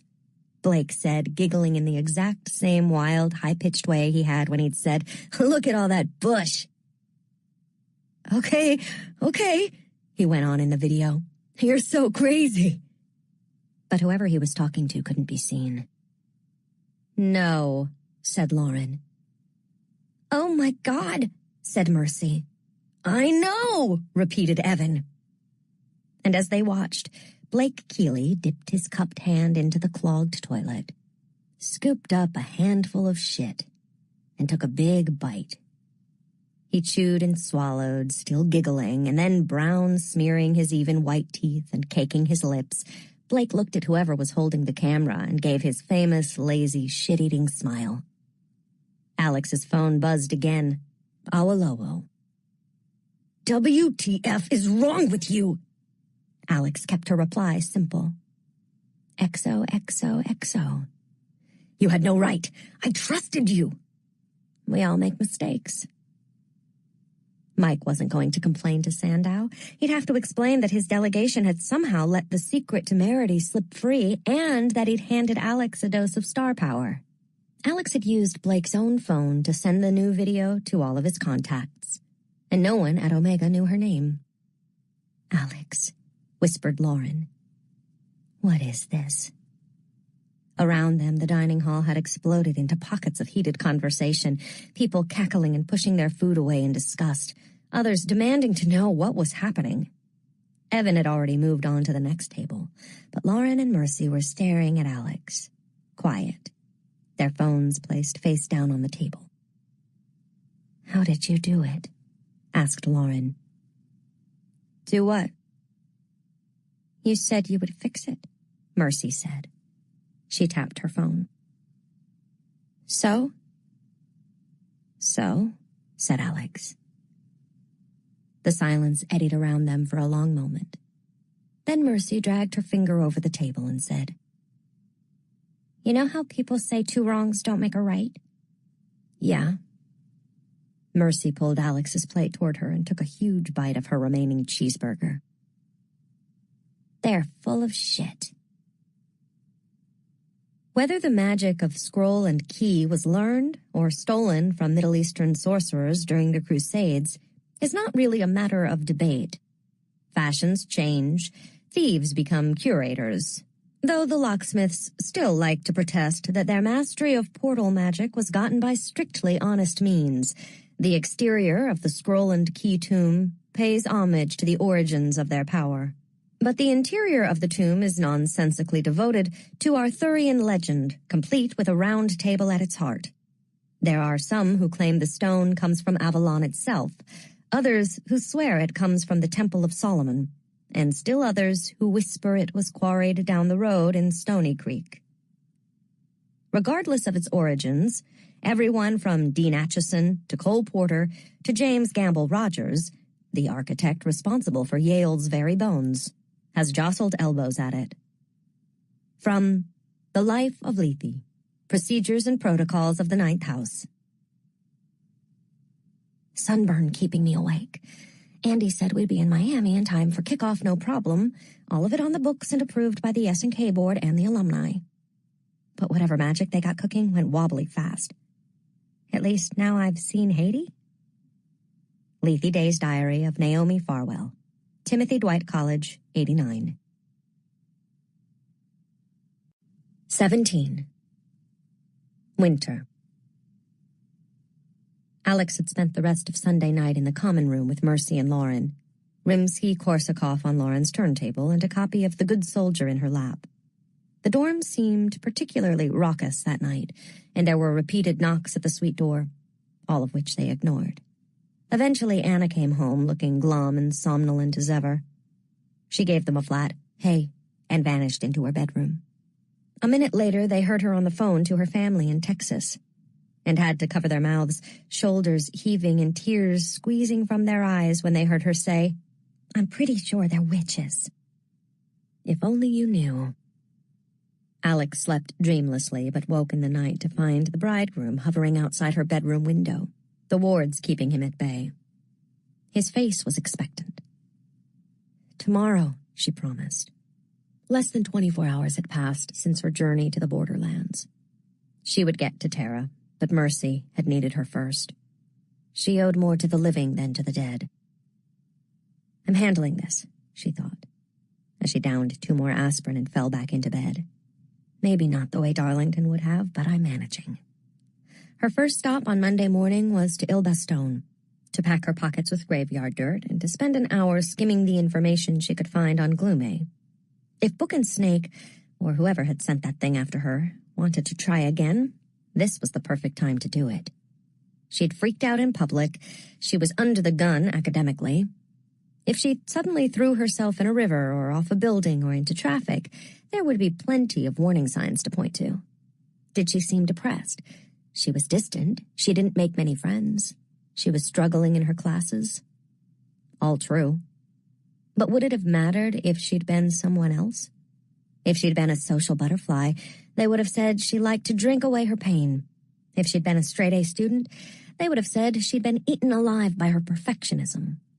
There were always excuses for why girls died. And yet Alex was weirdly comforted by how different her story would be now from what it might have been a year ago. Dying of hypothermia after getting wasted and breaking into a public pool. Overdosing when she tried something new or went too far. Or just vanishing. Losing lens protection and disappearing into the long sprawl of the San Fernando Valley, the rows of little houses like stucco mausoleums in their tiny plots. But if she could avoid dying right now, that would be nice. It's the principle of the thing, as Darlington would say. After arguing with the library for a few hours, she found 2 passages on how to combat Glume. One in English, one in Hebrew, which required a translation stone and turned out to be less about Glume than golems. But since both sources mentioned the use of a wrist or pocket watch, the advice seemed sound. Wind your timepiece tight. The steady tick of a watch confuses any creature made, not born. They perceive a heartbeat in simple clockwork, and will look to find a body where there is none. It wasn't exactly protection, but distraction would have to do. Darlington had worn a wristwatch with a wide black leather band and mother-of-pearl face. She'd assumed it was an heirloom or affectation, but maybe it had a purpose too. Alex entered the armory, where they kept Hiram's crucible. The golden bowl looked almost bereft for lack of use. She found a pocket watch tangled up in a drawer with a collection of pendulums used for hypnotism, wound it, and tucked it into her pocket. But she had to open a lot of drawers before she found the mirrored compact she wanted, wrapped in cotton batting. A card in the drawer explained the mirror's provenance. The glass originally fashioned in China, then set into the compact by members of Manuscript for a still classified Cold War op run by the CIA. How it had made its way from Langley to the Lethe mansion on Orange, the card didn't say. The glass was smudged, and Alex wiped it clean with a puff of breath and her sweatshirt. Despite the events of the weekend, she made it through Spanish without her usual sense of blurriness or panic, spent 2 hours in Sterling, powering through the last of her reading for her Shakespeare section, and then ate her usual double-serving lunch. She felt awake, focused the way she was on Basso Belladonna, but without the heart-twitching jitters. And to think, all it had taken was an attempt on her life and a visit to the borderlands of hell. If only she'd known sooner. That morning, North had been hovering in the Vanderbilt courtyard, and she'd muttered that she wouldn't be free until after lunch. Sure enough, he was waiting when she emerged from the dining hall. And they set out together, up College to Prospect. They were nearly to Ingalls Rink when she realized she hadn't seen a single gray. No, that wasn't quite true. She saw them behind columns, darting into alleys. They're afraid of him, she realized. She remembered him standing in the river, smiling. There are worse things than death, Miss Stern. Alex had to keep consulting her phone as she cut down to Mansfield. She still couldn't quite hold the map of New Haven in her head. She knew the main arteries of the Yale campus, the routes she walked each week to class, but the rest of the body was vague and shapeless to her. She was headed toward a neighborhood she'd driven with Darlington once in his old battered Mercedes. He'd shown her the old Winchester repeating arms factory, which had been partially turned into fancy lofts, the line running straight down the building where the paint gave way to raw brick, the exact moment when the developer had run out of money. He gestured to the sad grid of Science Park, Yale's bid for medical tech investment in the 90s. I guess it didn't work, Alex had said, noting the boarded-up windows and empty parking lot. In the words of my grandfather, this town has been fucked from the start. Darlington had leaned on the gas, as if Alex had witnessed some embarrassing family spat at the Thanksgiving table. They'd passed the cheap row houses and apartment buildings where workmen had lived during the Winchester days, then farther up the slope of Science Hill, the homes that had belonged to the company's foreman, their houses built of brick instead of wood, their lawns wider and trimmed by hedges. Up the hill, farther and farther, solid homes giving way to grand mansions. And, at last, the imposing wooded sprawl of the Marsh Botanical Garden, as if a spell had been lifted. But today Alex wouldn't go to the top of the hill. She kept to the shallows, the weathered row houses, barren yards, liquor stores notched into the corners. Detective Turner had said Tara lived on Woodland. And even without the uniform posted at the door, Alex would have had no trouble picking out the dead girl's place. Across the street, a woman leaned against the fence bordering her yard, arms draped over the chain links as if caught in a slow-motion dive, gazing at the ugly apartment building as if it might start speaking. 2 guys in tracksuits stood talking on the sidewalk, their bodies turned toward the scrubby front lawn of Tara's building, but keeping a coy distance. Alex couldn't blame them. Trouble had a way of catching. Most cities are palimpsests, Darlington had once told her. When she'd searched for the word's meaning, it had taken her 3 starts to find the right spelling. Built over and over again, so you can't remember what went where. But New Haven wears its scars. The big highways that run the wrong way, the dead office parks, the vistas that stretch into nothing but power lines. No one realizes how much life happens between the wounds, how much it has to offer. It's a city built to make you want to keep driving away from it. Tara had lived in the ridges of one of those scars. Alex hadn't worn her peacoat, hadn't pulled her hair back. It was easy for her to fit in here, and she didn't want to draw notice. She set a slow pace, stopped well down the block as if waiting for someone, checked her phone, glanced at North just long enough to detect his frustrated expression. Relax, she muttered. I don't answer to you, buddy. At least I don't think I do. At last, a man exited Tara's building. He was tall, thin, wearing a Patriot's jacket and light-washed jeans. He nodded a hello to the officer and popped his headphones in as he made his way down the brick steps. Alex trailed him around the corner. When they were out of view, she tapped him on the shoulder. He turned, and she held up the mirror in her hand. It flashed bright sunlight over his face, and he threw his hand up to block the glare, stepping back. What the hell? Alex snapped the mirror shut. "Oh my gosh, I'm so sorry," she said. "I thought you were Tom Brady." The guy shot her an ugly look and strode off. Alex jogged back to the apartment building. When she approached the officer at the door, she held up the mirror like a badge. The light fell on his face. "Back already?" asked the cop, seeing nothing but the captured image of the guy in the Patriot's jacket. Manuscript might have the worst tomb, but they had some of the best tricks. "Forgot my wallet," Alex said, making her voice as gruff as possible. The cop nodded, and she vanished inside the front door.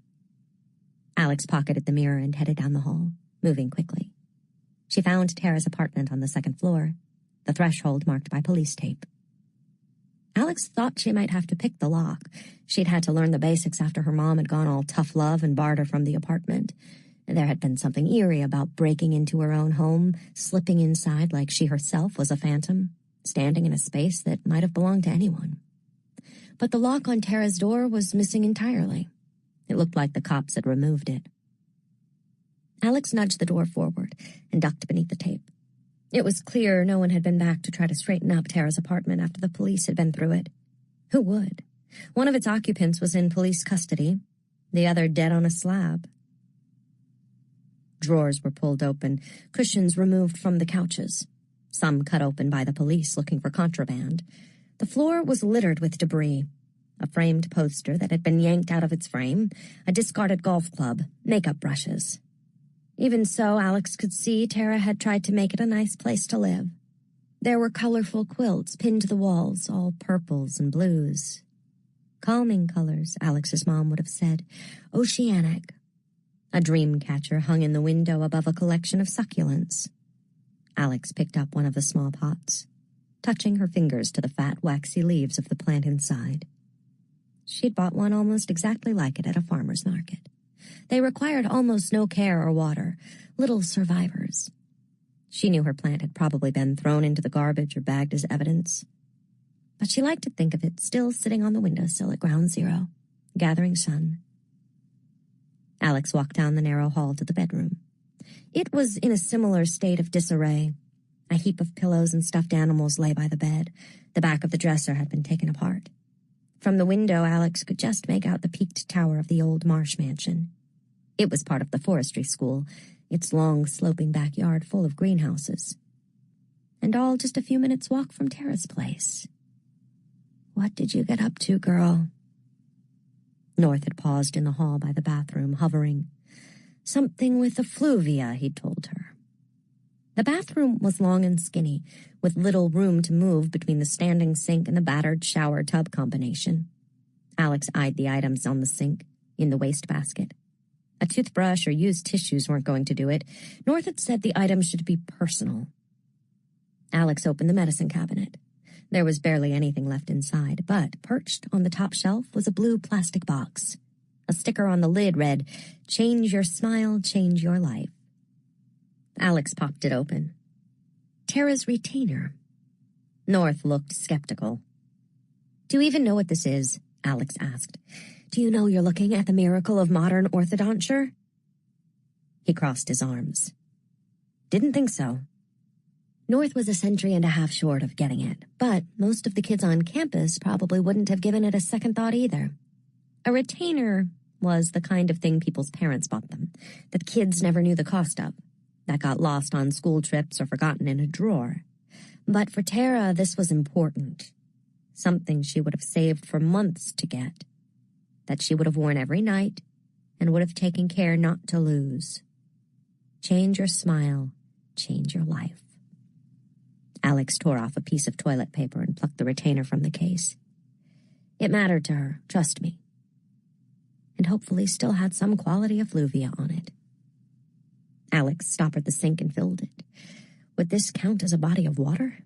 She hoped so. She dropped the retainer into the water. Before it could sink to the bottom, she saw a pale hand emerge beside the drain, as if it had bloomed from the cracked basin. As soon as the fingers closed, both hand and retainer vanished. When she looked up, North held it in his dripping palm, his mouth curled in distaste. Alex shrugged. "You wanted effluvia." She pushed the stopper down, dropped the tissue in the basket, and turned to go. A man was standing in the doorway. He was huge, his head nearly brushing the frame, his shoulders filling the space. He wore a mechanic's gray coverall, the top unzipped and hanging loose. His white t-shirt revealed muscled arms covered in ink. Alex began. But he was already charging. He barreled into her, slamming her backward against the wall. Her head cracked against the window ledge, and he grabbed her by the throat. She clawed at his arms. North's eyes had gone black. He threw himself at her attacker, but passed right through him. This was not a Glooma, not a ghost. This wasn't something from beyond the veil. He was flesh and blood and trying to kill her. North couldn't help her now. Alex slammed her palm into his throat. His breath caught on a gulp and his grip loosened. She brought her knee up between his legs. Not a direct hit, but close enough. He doubled over. Alex shoved past him, tearing the shower curtain off its rings as she passed, stumbling over the plastic. She hurtled into the hallway, North on her heels, and was reaching for the door when suddenly the mechanic was in front of her. He hadn't opened the door. He'd simply appeared through it, just like a gray might. Portal magic? For the briefest moment, Alex glimpsed what looked like a barren yard behind him. Then he was striding toward her. She backed up through the cluttered living room, wrapping an arm around her middle, trying to think. She was bleeding, and it hurt to breathe. He'd broken her ribs. She wasn't sure how many. She could feel something warm and wet trickling down the back of her neck from where she'd hit her head. Could she make it to the kitchen? Grab a knife? "Who are you?" the mechanic growled. His voice was low and raspy, maybe from Alex's chop to his windpipe. "Who hurt Tara?" "Her shitbag boyfriend," Alex spat. He roared and rushed at her. Alex lurched left toward the mantel, dodging him narrowly, but he was still between her and the door, bouncing on his heels as if this were some kind of boxing match. He smiled. "Nowhere to run, bitch." Before she could slip past him, he had his hands around her throat again. Black spots filled her vision. North was shouting, gesturing wildly, powerless to help. No, not powerless. That wasn't right. "Let me in, Alex." No one knew who she was. Not North. Not this monster in front of her. Not Dawes or Mercy or Sandow or any of them. Only Darlington had guessed. 18. Last fall. Darlington knew Alex resented the call. He could hardly blame her. It wasn't a Thursday, when rituals took place, or a Sunday, when she was expected to prepare for the next week's work, and he knew she was struggling to keep up with her classes and the demands of Lethe. He'd been concerned about how the incident at Manuscript might impact their work, but she'd shrugged it off more easily than he had, handling the report so that he wouldn't have to relive the embarrassment, and going right back to complaining about Lethe's demands. The ease with which she let go of that night, the casual forgiveness she'd offered, unnerved him, and made him wonder again at the grim march of the life she'd lived before. She'd even made it smoothly through her second right with Aurelian, a patent application at the Peabody's ugly, fluorescent-lit satellite campus, and her first prognostication for Skull and Bones. There'd been a rocky moment when she turned distinctly green and looked like she might vomit all over the haruspex, but she'd managed, and he could hardly fault her for wavering. He'd been through 12 prognostications, and they still left him feeling shaken. "It will be quick, Stern," he promised her as they set out from Ile Baston on Tuesday night. "Rosenfeld is causing trouble with the grid." "Who's Rosenfeld?" "It's a what? Rosenfeld Hall. You should know the rest." She adjusted the strap on her satchel. "I don't remember." "St. Elmo?" he prompted her. "Right, the electrocuted guy." He'd give her the point. St. Erasmus had supposedly survived electrocution and drowning. He was the namesake for St. Elmo's fire and for the society that had once been housed in Rosenfeld Hall's Elizabethan towers. The red brick building was used for offices and annex space now and was locked at night, but Darlington had a key. "Put these on," he said, handing her rubber gloves and rubber overboots, not unlike the kind once made in his family's factory. Alex obliged and followed him into the foyer. "Why couldn't this wait until tomorrow?" "Because the last time Lethe let trouble at Rosenfeld go, we had a campus-wide blackout." As if chiming in, the lights in the upper stories flickered. The building hummed softly. This is all in the life of Lethe. Remember how you said we don't concern ourselves with the non-landed societies? Alex asked. I do, said Darlington, though he knew what was coming. I took your teachings to heart. Darlington sighed and used his key to open another door, this one to a huge storage room packed with battered dorm furniture and discarded mattresses. This is the old dining hall of St. Elmo. He shone his flashlight over the soaring Gothic arches and cunning stone details. When the society was cash poor in the 60s, the university purchased the building from them and promised to keep leasing the crypt rooms to St. Elmo to use for their rituals. But instead of a proper contract built by Aurelian to secure the terms, the parties opted for a gentleman's agreement. Did the gentlemen change their minds? They died, and less gentlemen took over. Yale refused to renew the society's lease, and St. Elmo's ended up in that grubby little house on Linwood. Home is where the heart is, you snob. Precisely, Stern, and the heart of St. Elmo was here, in their original tomb. They've been broke and all but magicless since they lost this place. Help me move these. They shoved 2 old bed frames out of the way, revealing another locked door. The society had been known for weather magic, Artium Tempestate, which they had used for everything from manipulating commodities to swaying the outcome of essential field goals. Since the move to Linwood, they hadn't managed so much as a swift breeze. All of the society's houses were built at nexuses of magical power. No one was sure what created them, but it was why new tombs couldn't simply be built. There were places in this world that magic avoided, like the bleak lunar plains of the National Mall in Washington, D.C., and places it was drawn to, like Rockefeller Center in Manhattan and the French Quarter in New Orleans. New Haven had an extremely high concentration of sites where magic seemed to catch and build, like cotton candy on a spool. The staircase they were descending wound down through 3 subterranean floors, the hum growing louder with every downward step. There was little left to actually see in the lower levels.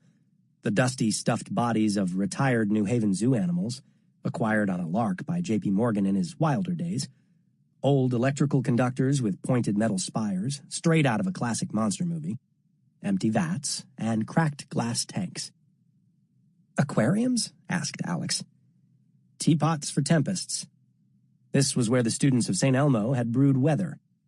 Blizzards that raised utility prices, droughts that burned away crops, winds high and strong enough to sink a battleship.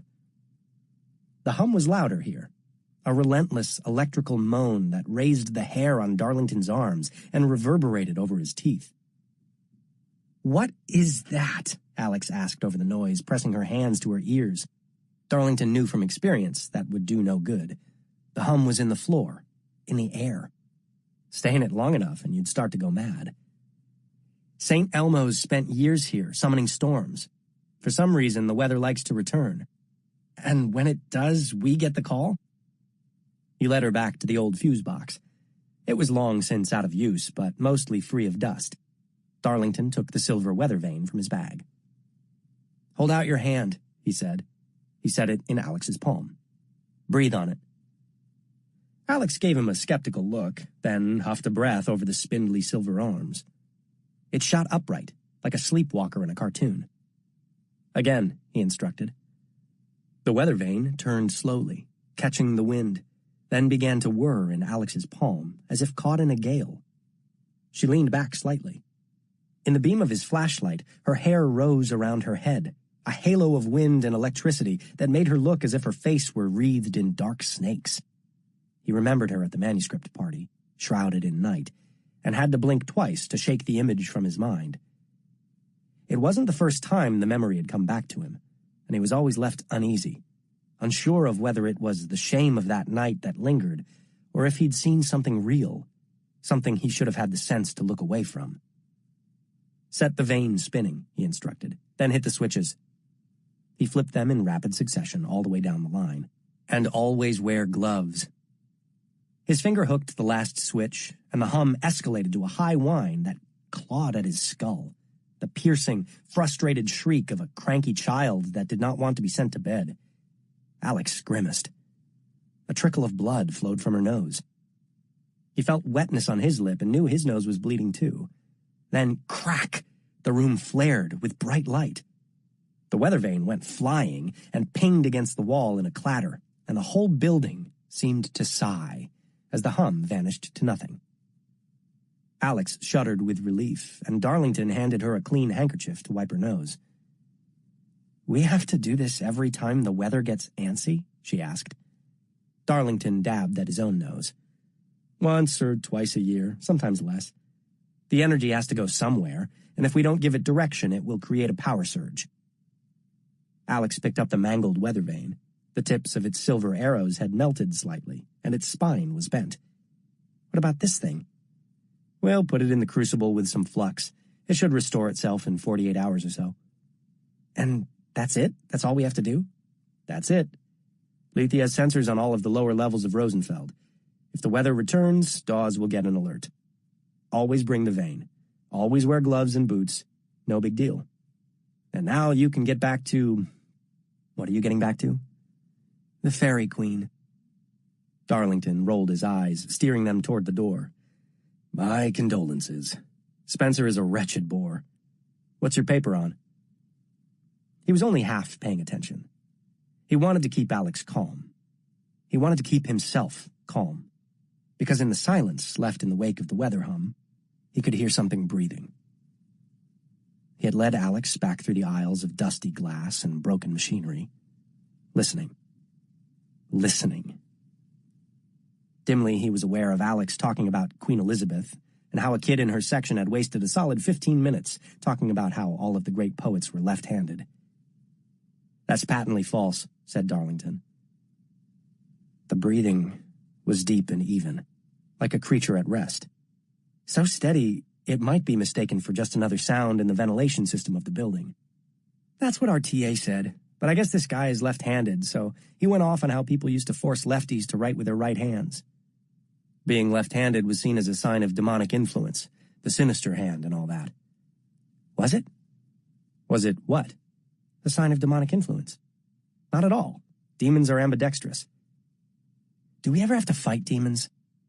"Absolutely not. Demons are confined to some kind of hellscape behind the veil, and the ones that do manage to push through are far above our pay grade."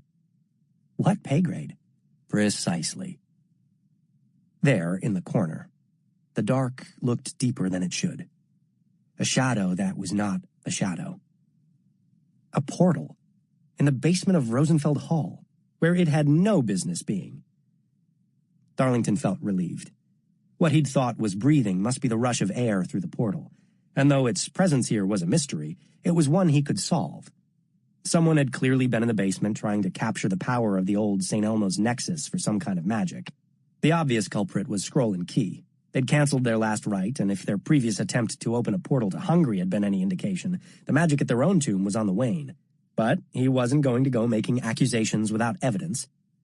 He would cast a containment and warding spell to render the portal unusable, and then they'd have to return to Il-Baston to get the tools he'd need to close this thing permanently. Alex wouldn't like that. "I don't know," she was saying. "Maybe they just tried to curb all those lefty devil kids because it's messy as hell. I could always tell when Helly had been journaling because she had ink all over her wrist." He supposed he could manage closing the portal on his own. Give her a break so she could go write some tiresome paper about tiresome Spencer. Modes of travel and models of transgression in the Fairy Queen. "Who's Helly?" he asked. But the moment he did, the name clicked into place for him. Helen Watson. The dead girl who overdosed. The one Alex had been found beside. Something in him stuttered like a flashbulb. He remembered the ferocious pattern of blood spatter, repeated again and again over the walls of that miserable apartment, like some gruesome textile. A left-handed swing. But Helen Watson had died earlier that night, hadn't she? There'd been no blood on her. Neither girl had been a credible suspect. They were both high out of their minds and too small to have done that kind of damage, and Alex wasn't left-handed. But Helen Watson was. Helly. Alex was looking at him in the dark. She had the cautious look of someone who knew she'd said too much. Darlington knew he should pretend a lack of concern. Act natural. Yes, act natural. Standing in a basement, crackling with storm magic, beside a portal to who knows where, next to a girl who can see ghosts. No, not just see ghosts. Maybe let them in. Act natural. Instead, he stood stock still, staring into Alex's black eyes, his mind rifling through what he knew about possessions by Greys. There had been other people Leigh had followed, people who could supposedly see ghosts.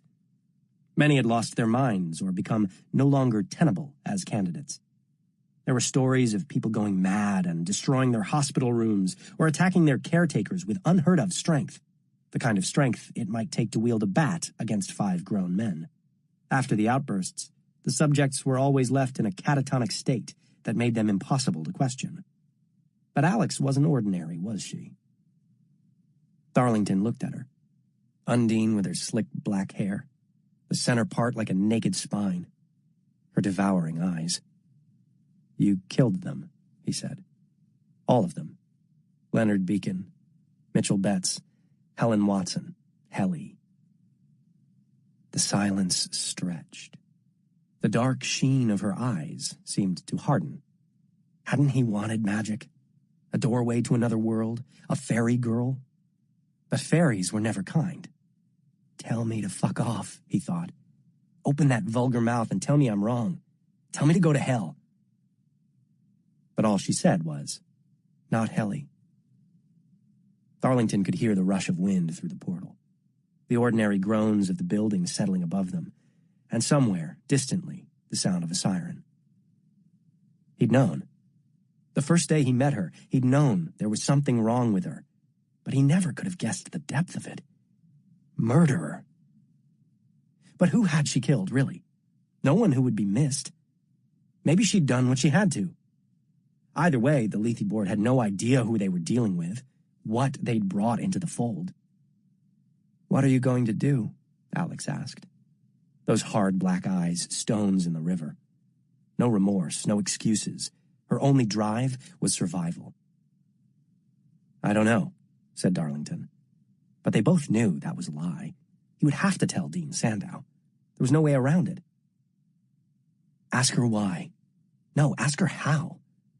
Her motive should matter more to him, but Darlington knew it was the how that would obsess him, and probably the board as well. But they could never let her continue at Leigh. If something happened, if Alex hurt someone again, they would be liable. We'll see, he said, and turned toward the deep shadow in the corner. He didn't want to keep looking at her, to see the fear in her face, the knowledge of all she was about to lose. Was she ever really going to make it anyway? A cold part said she'd never really had what it took to be Leigh, to be Yale. This girl of the West, of easy sunshine, plywood, and formica. Someone was here before us, he said, because it was easier to talk about the work in front of them rather than the fact that she was a killer. Leonard Beacon had been beaten unrecognizable. Mitchell Betts's organs had been nearly liquefied, pummeled into pulp. 2 men in the back rooms had holes in their chests that indicated they'd been staked in the heart. The bat had been left in fragments so small it had been impossible to lift fingerprints.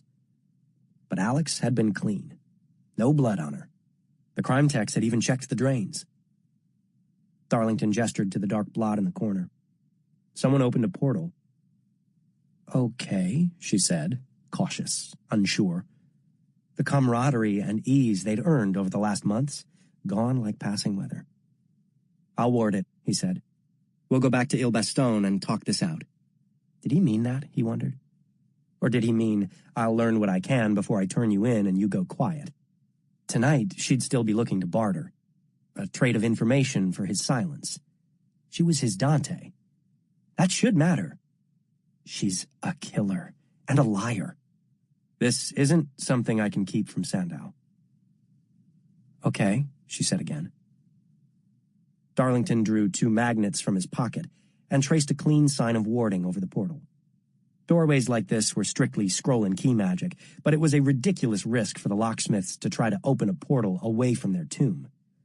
Nevertheless, it was their own magic he would use to close it. Allesamt, he began. Mukhar. The breath was sucked from his mouth before he could finish the words.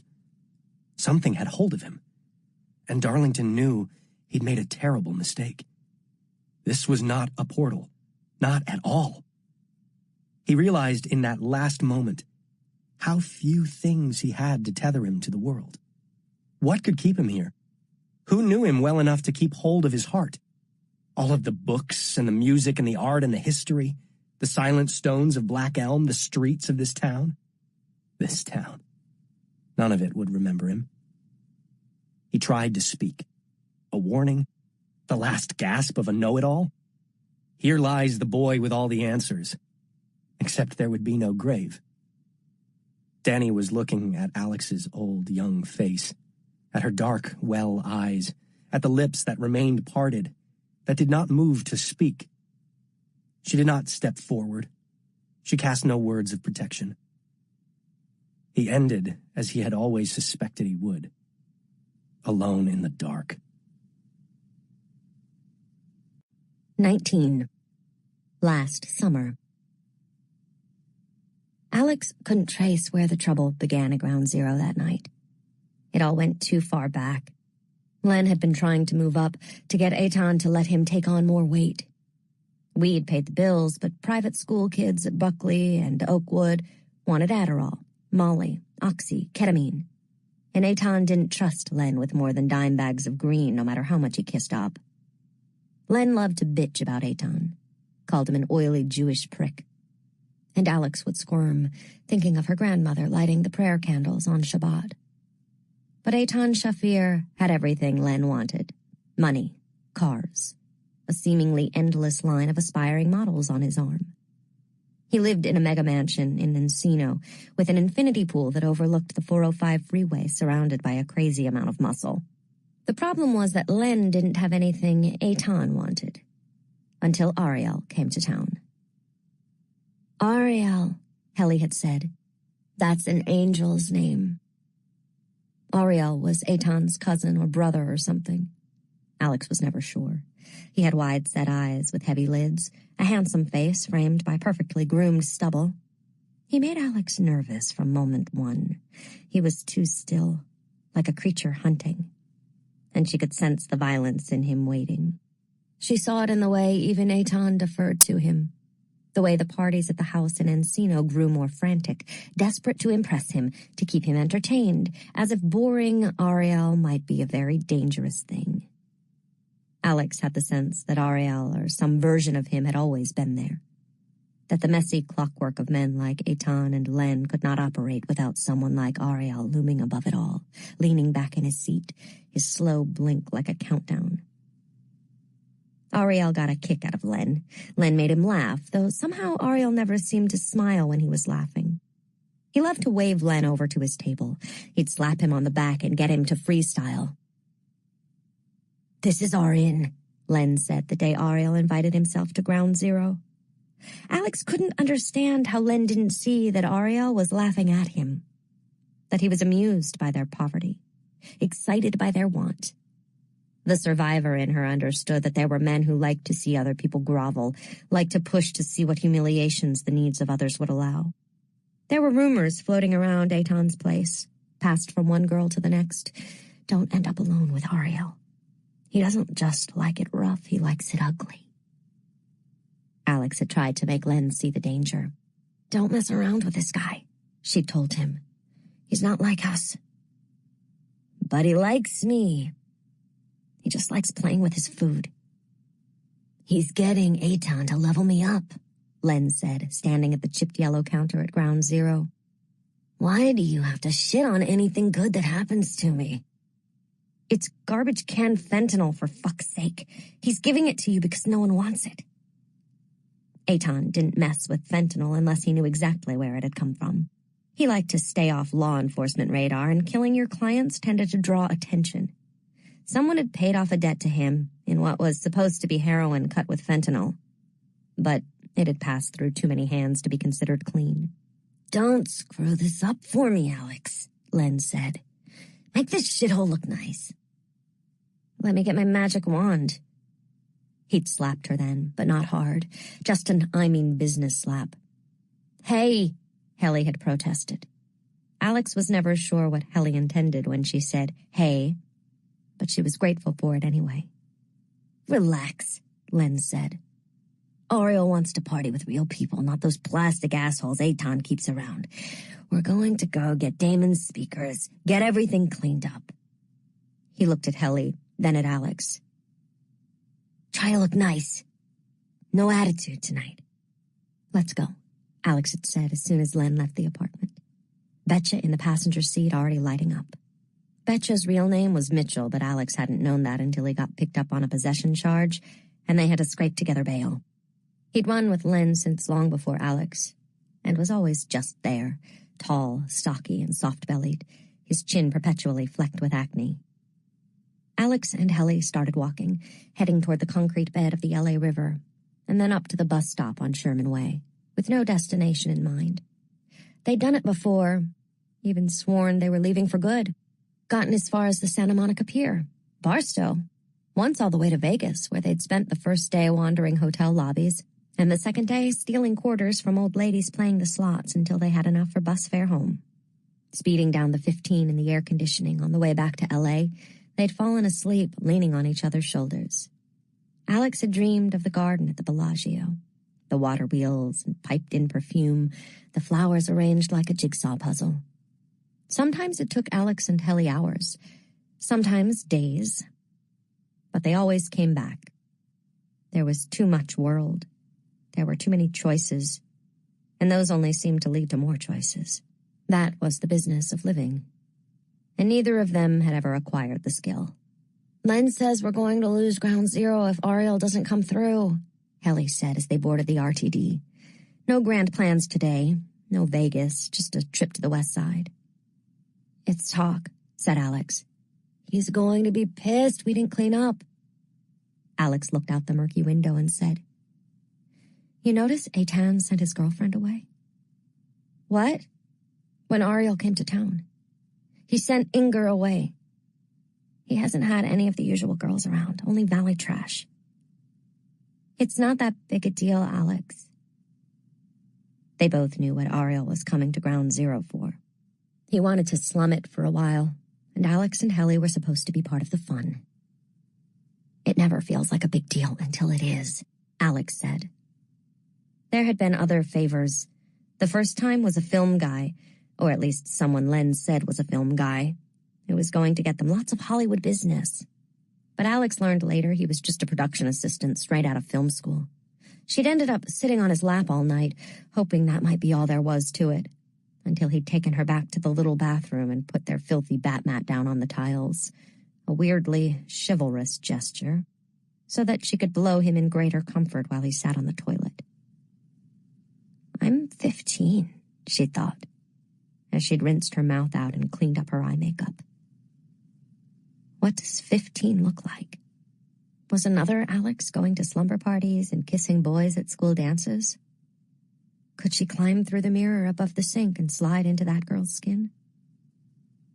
But she was fine, really okay, until the next morning when Len kept slamming cabinet doors and smoking in this way he had where it seemed like he wanted to eat the cigarette with every drag, until at last Alex had snapped and said, "What is your problem?" "My problem? My girlfriend is a whore." Alex had heard that word so many times from Len it barely registered anymore. Bitch, slut, occasionally cunt when he was feeling particularly angry or when he was affecting British gangster. But he'd never called her that. That was a word for other girls. "You said..." "I didn't say shit. You told me to make him happy. And that means suck his dick in whore?" Alex's head had done a dizzy spin. How did he know? Had the film guy walked right out of that bathroom and just announced it? And even if he had, why was Len angry? She knew what make him happy meant. Alex had felt nothing but rage, and it was better than any drug, burning doubt from her mind. "What the fuck did you think I was going to do?" she demanded, surprised at how loud she sounded, how sure. "Impressions? Make him some balloon animals?" She'd picked up their blender, the one Len used for protein shakes, and smashed it against the refrigerator, and for a moment she'd seen fear in Len's eyes, and she had wanted very badly to keep making him feel afraid.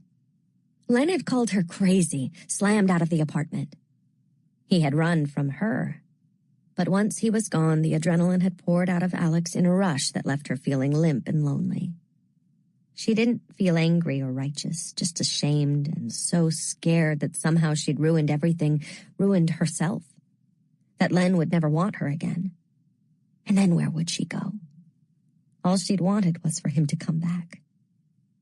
In the end, she apologized and begged him to forgive her, and they got high and turned the air conditioning up and fucked right next to it, the air coming in cooling gusts that masked their panting. But when Len had said she was a good little slut, she hadn't felt sexy or wild. She'd felt so small. She was afraid she might cry, and she was afraid he might like that, too. She'd turned her face to the vent and felt the icy breath of the AC unit blow the fine hairs back from her face. She'd squeezed her eyes shut, and as Len had jackrabbited away behind her, she'd imagined herself on a glacier, naked and alone. The world clean and empty and full of forgiveness. But Ariel wasn't a film student looking for some strange. He had a reputation. There were stories that he was only in the States because he was dodging the Israeli police after roughing up 2 underage girls in Tel Aviv. That he ran a dogfighting ring. That he liked to dislocate girls' shoulders as a kind of foreplay. Like a boy pulling the wings off a fly. Len would be furious when he returned home to find the apartment still a mess. He'd be even madder when they didn't come back to ground zero for the party. But they could survive Len's anger better than Ariel's attention. Alex understood that Len had expected some kind of jealousy when he'd brought Helly home with them that day from Venice Beach. He hadn't predicted Helly's warm laugh, her easy way of looping her arm around Alex, the way she'd pluck a paperback from Alex's shelf of thrillers and old sci-fi and say, "Read to me." Helly had made this life bearable.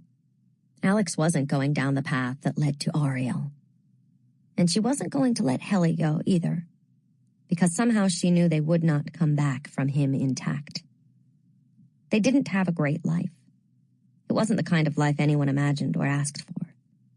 But they managed. They took the bus over the hill, down the 101 to the 405 to Westwood, and walked all the way to UCLA, up the slope to campus and through the sculpture garden. They sat on the steps beneath the pretty arches of Royce Hall and watched the students playing frisbee and lying in the sun reading. Leisure. These golden people pursued leisure because they had so many things they had to do. Occupations. Goals. Alex had nothing she needed to do. Ever. It made her feel like she was falling. When it got bad, she liked to talk about the 2-year game plan. She and Helly would start community college in the fall, or they'd take online classes. They'd both get jobs in the mall and put their money toward a used car so they wouldn't have to take the bus everywhere. Usually Helly liked to play along, but not that day. She'd been sullen, cranky, poking holes in everything. No one is going to give us enough shifts at the mall to afford a car and rent. Then we'll be secretaries or something. Helly had cast a long look over Alex's arms. Too many tattoos. Not on Helly. Lying there on the steps of Royce in her jean shorts, her golden legs crossed, she looked like she belonged. I like that you think this is really happening. It's cute. It could happen. We can't lose the apartment, Alex. I was homeless for a while after my mom kicked me out. I'm not doing that again.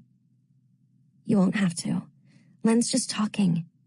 Even if he's not, we'll figure it out. If you stay in the sun much longer, you're gonna look all Mexicana. Helly rose and dusted off her shorts. Let's smoke and go see a movie. We won't have enough money for the bus back. Helly winked. We'll figure it out. They'd found a movie theater, the Old Fox, where Alex sometimes saw the staff putting up red ropes for premieres.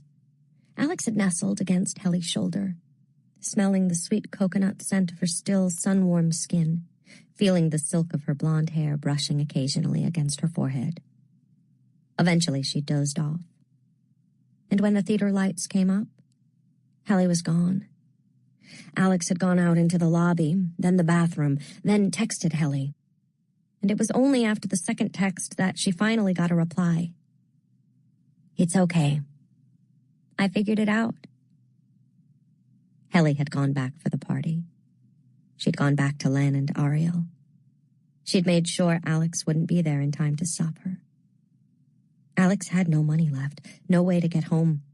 She tried hitching, but no one wanted to pick up a girl with tears streaming down her face, dressed in a dirty t-shirt and the nubs of black jean shorts. She'd walked up and down Westwood Boulevard, unsure of what to do, until at last she'd sold the last of her pot to a redhead with dreads and a skinny dog. When she got back to the apartment, her feet were bloody where blisters had formed and burst inside her Converse low-tops. The party was in full swing at Ground Zero, the music filtering outside in thuds and chirps. She crept inside but didn't see Helly or Ariel in the living room. She waited in line for the bathroom, hoping no one would report her presence to Len, or that he'd be too wasted to care. Washed her feet in the tub, then went back to the bedroom and lay down on the mattress. She texted Helly again. "Are you here? I'm in the back." "Helly, please. Please." She'd fallen asleep, but woke to the sound of Helly lying down beside her. In the dim shine of the security light from the alley, she looked yellow all over. Her eyes were huge and glassy. "Are you okay?" Alex had asked.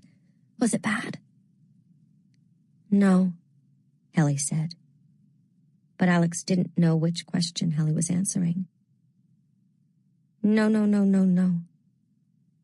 Helly wrapped her arms around Alex and drew her close. Her hair was damp. She had showered. She smelled like dial soap, devoid of the usual sweet coconut Helly smell. "No, no, no, no, no, no," she kept saying. She was giggling, her body shaking in the way it did when she was trying to keep from laughing too loudly, but her hands clutched Alex's back, the fingers digging in as if she were being pulled out to sea. Hours later, Alex had woken again. She felt as if she'd never have a real night's sleep or a real morning, just these short naps broken by half-waking. It was 3 a.m., and the party had died down or moved elsewhere. The apartment was quiet. Helly was on her side, looking at her. Her eyes still looked wild. She'd vomited on her shirt at some point in the night. Alex wrinkled her nose at the stink. "Good morning, smelly Helly," she said. Helly smiled, and there was such sweetness in her face. Such sadness. "Let's get the fuck out of here," Alex said. "For good. We're done with this place." Helly nodded. "Take that shirt off. You smell like hot lunch," Alex said, and reached for the hem. Her hand passed straight through it, straight through the place where the firm skin of Helly's abdomen should have been. Helly blinked once, those eyes so sad, so sad. She just lay there, still looking at Alex, studying her, Alex realized, for the last time. Helly was gone. But she wasn't. Her body was lying on the mattress, on her back, a foot away, her tight t-shirt splattered with vomit, still and cold. Her skin was blue. How long had her ghost lain there, waiting for Alex to wake? There were 2 Hellys in the room. There were no Hellys in the room. "Helly! Helly! Helen!" Alex was crying, leaning over her body, feeling for a pulse. Something broke inside her. "Come back!" she sobbed, reaching for Helly's ghost, her arms passing through her again and again. With each swipe, she glimpsed a bright shard of Helly's life. Her parents' sunny house in Carpinteria, her calloused feet on a surfboard. Ariel with his fingers jammed into her mouth. "You didn't have to do it. You didn't have to." But Helly said nothing, just wept silently. The tears looked like silver against her cheeks. Alex started screaming. Len slammed through the door, his shirt untucked, his hair a messy tangle, already swearing that it was 3 a.m. and couldn't he get some rest in his own house when he saw Helly's body. Then he was just saying the same thing over and over again. Fuck, fuck, fuck. Just like Helly's. No, no, no. Rat-a-tat-tat. A moment later, he had his palm pressed against Alex's mouth. Shut up. Shut the fuck up. God, you stupid bitch, be quiet. But Alex couldn't be quiet. She sobbed in loud torrents, her chest heaving as he squeezed her tighter and tighter. She couldn't breathe. Snot was running from her nose, and his hand was clamped tight against her lips. She scrabbled against him as he squeezed. She was going to black out. Jesus, fuck! He shoved her away, wiped his hands on his pants. Just shut up and let me think. Oh, shit. Betcha was in the doorway, his big belly hanging over his basketball shorts, his t-shirt gapping. Is she? We've got to clean her up, said Len. Get her out of here. For a moment, Alex was nodding, thinking he meant to make her look nice. Helly shouldn't have to go to the hospital with vomit on her shirt. She shouldn't be found that way. It's still early. No one's out there, said Len. We can get her in the car. Drop her, I don't know. That nasty-ass club on Havenhurst. Crashers? Yeah, we'll put her in the alley. She looks used up enough, and there's got to be plenty of shit still in her system. Yeah, said Betcha.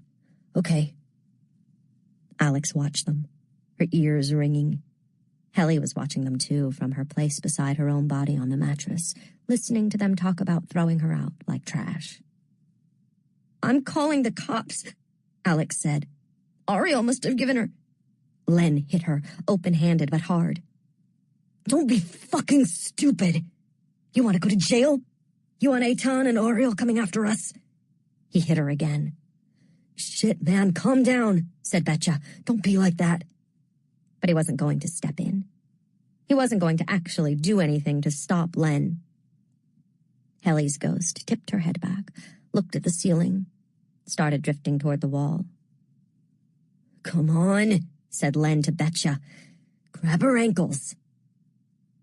You can't do this to her, Alex said. It was what she should have said the previous night. Every night. You can't do this to her. Helly's ghost was already starting to fade through the wall. Len and Betcha had her body slung between them like a hammock. Len had his arms under Helly's armpits. Her head lolled to the side. God, she smells like shit. Betcha grabbed her ankles. One of her pearly pink jelly shoes dangled from her foot. She hadn't taken them off before she came to bed. She probably hadn't noticed. Alex watched it slide off her toe and thunk to the ground. Shit, put that back on her.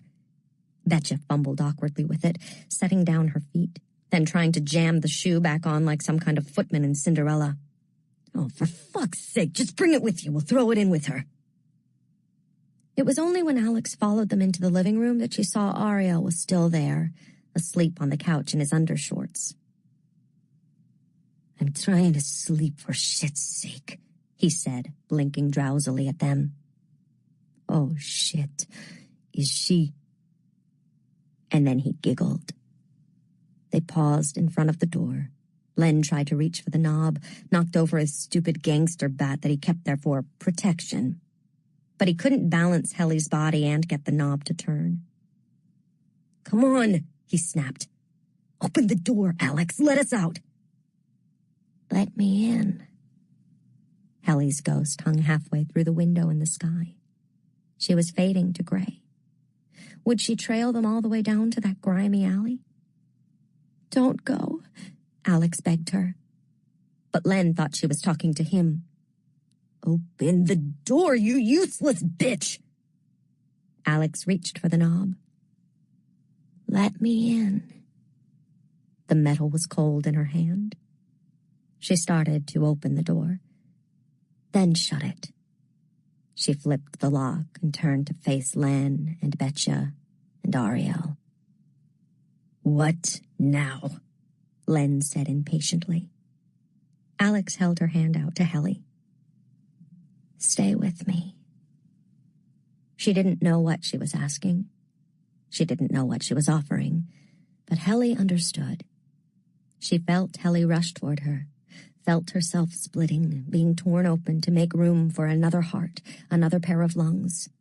For Helly's will, for Helly's strength. "What now, Len?" Alex asked. She picked up the bat. Alex didn't remember much of what happened next. The sense of Helly inside her like a deep-held breath, how light and natural the bat felt in her hand. There was no hesitation. She swung from her left, just as Helly had when she'd played for the Midway Mustangs. Alex was so strong it made her clumsy. She hit Len first, a hard crack to the skull.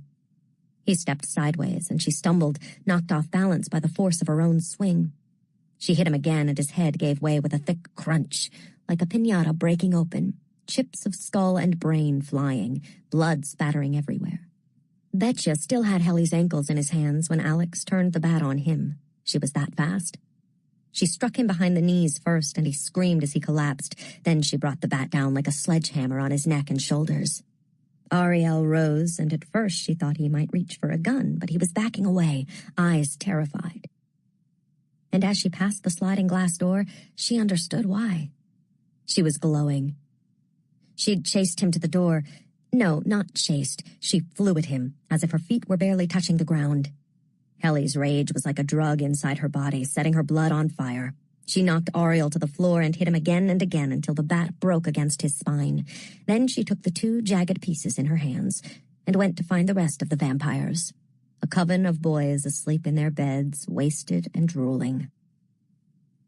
When it was done, when there were no more people left to kill and she felt her own exhaustion creeping into Helly's limitless energy, Helly was the one who guided her, made her put the pink plastic shoes on her own feet, and walk the 2 miles down to where Roscoe crossed the Los Angeles River.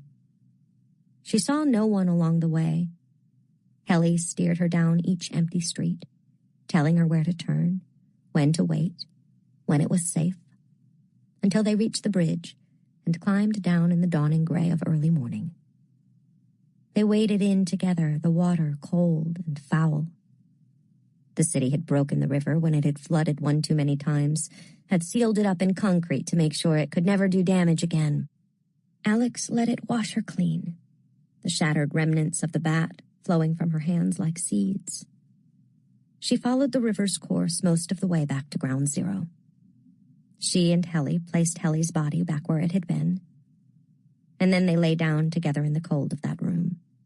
She didn't care what happened now, if the police came, if she froze to death on this floor. "Stay," she told Helly, hearing the thunder of their hearts beating together, feeling the weight of Helly curled into her muscles and bones. "Stay with me." But when she woke, a paramedic was shining a light into her eyes, and Helly was gone. 20. Winter. What had Alex been thinking the night that Darlington vanished? That she just had to get him back to the hutch? They would talk. She would explain. What, exactly? That they deserved it? That killing Len and the others had given not only Helly but her some kind of peace? That the world punished girls like them, like Tara, for all their bad choices, every mistake? That she had liked doling out the punishment herself? That whatever conscience she'd always assumed she possessed just hadn't shown up for work that day? And she certainly wasn't sorry. But she could say she was. She could pretend she didn't remember the feel of the bat in her hand. That she wouldn't do it again. Because that's what Darlington feared. Not that she was bad, but that she was dangerous. He feared chaos. So Alex could tell him that Helly had possessed her. She would turn it into a mystery they could solve together.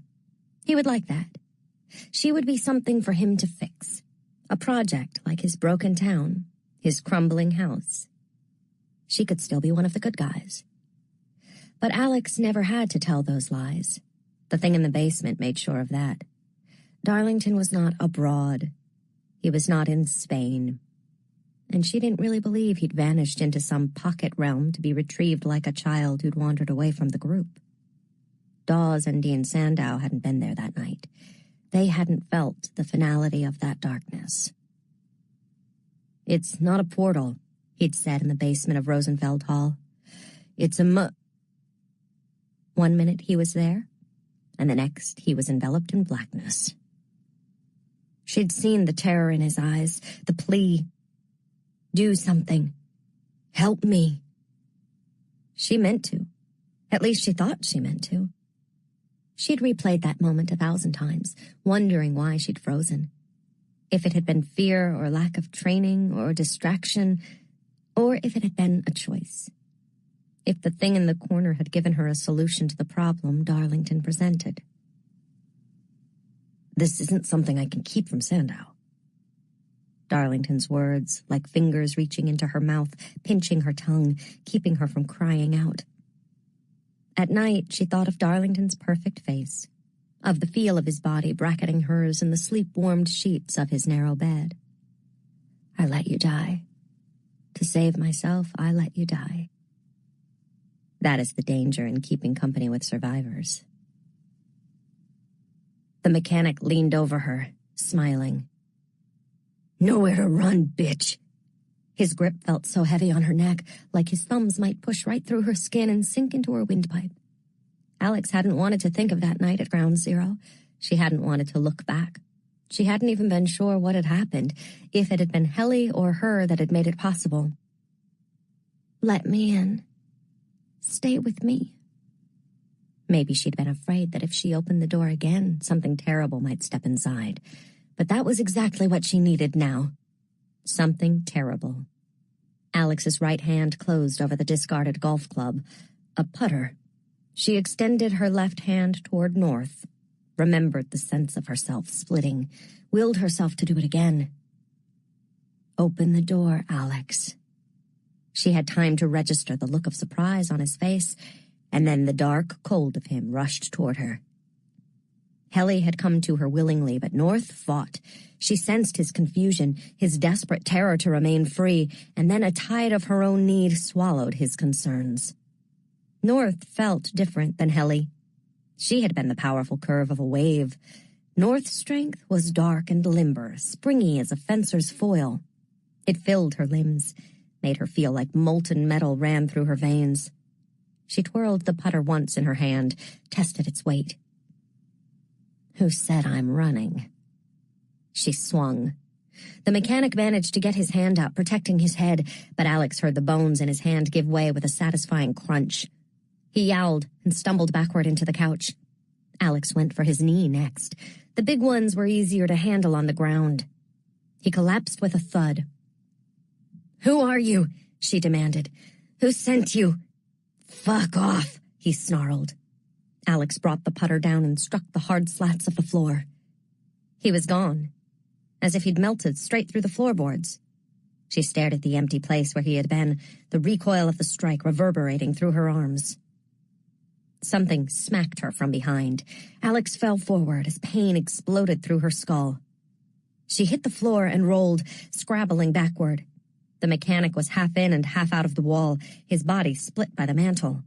Alex sprang to her feet, but in the next second, he was beside her. His fist shot out, cracking across her jaw. Only North's strength kept her from crumpling. She swung the putter, but the mechanic was already gone. A fist cracked into her from the other side. This time she went down. The mechanic kicked her hard in the side, his boot connecting with her broken ribs. She screamed. He kicked again. "Get your hands on your head!" Detective Turner. He was standing at the door, his weapon drawn. The mechanic looked at Turner. He threw his middle fingers up and vanished, melting into the mantel. Alex slumped against the wall and felt North flood out of her. Saw him leave her in a blurry tide, resuming his form, his face frightened and resentful. Was she supposed to feel sorry for him? "I get it," Alex muttered, "but I didn't have a choice." He touched his hand to the wound at his chest as if she'd been the one to shoot him. "Just find Tara," she snapped. "You have the retainer." "The what?" said Turner. He was patting the mantel and the bricked-up hearth beneath it, as if expecting to find a secret passage. Portal magic," Alex grunted out. North looked back once over his shoulder and vanished through the wall of the apartment. Pain came at her in a sudden swell, a time-lapse photograph of a blooming flower, as if North's presence had kept the worst of it at bay, and now that she was empty, the damage could rush in. Alex tried to push herself up. Turner had holstered his weapon. Turner slammed his fist on the counter. "That isn't possible." "It is," said Alex. "You don't understand," said Turner.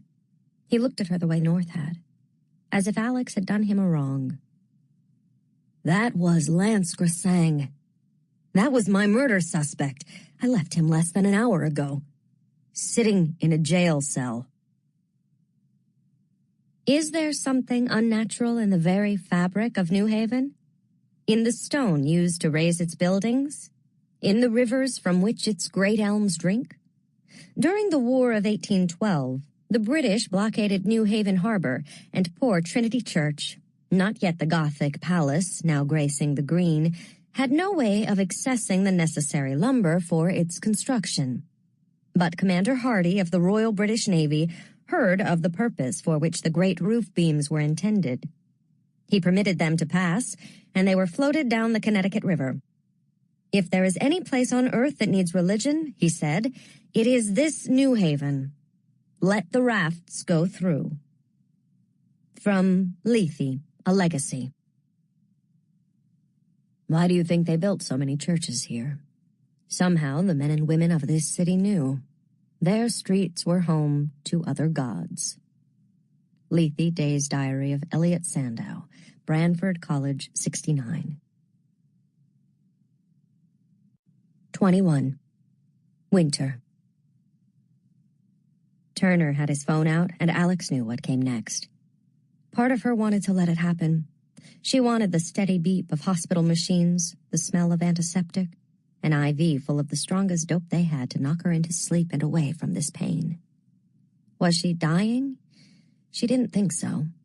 Now that she'd done it once, she figured she'd know, but it felt like she was dying. "Don't," she forced the word out in a rasp. Her throat still hurt like it was being squeezed by Lance Grisang's enormous hands. "No hospital." "Did you see that in a movie?" "How are you going to explain this to a doctor?" "I'll say I found you this way," said Turner. "Okay, how am I going to explain this? And the messed up crime scene, and how I got in here?" "How did you get in here?" "I don't need a hospital. Take me to Dawes." "Dawes?"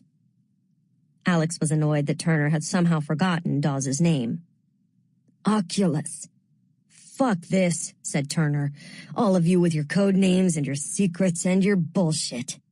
She could see the way he was leaping from rage to fear and back again. His mind was trying to erase everything he'd seen.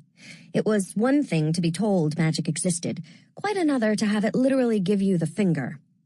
Alex wondered how much Lethe had shared with Centurion. Did they hand him the same Life of Lethe booklet? A long file full of horror stories?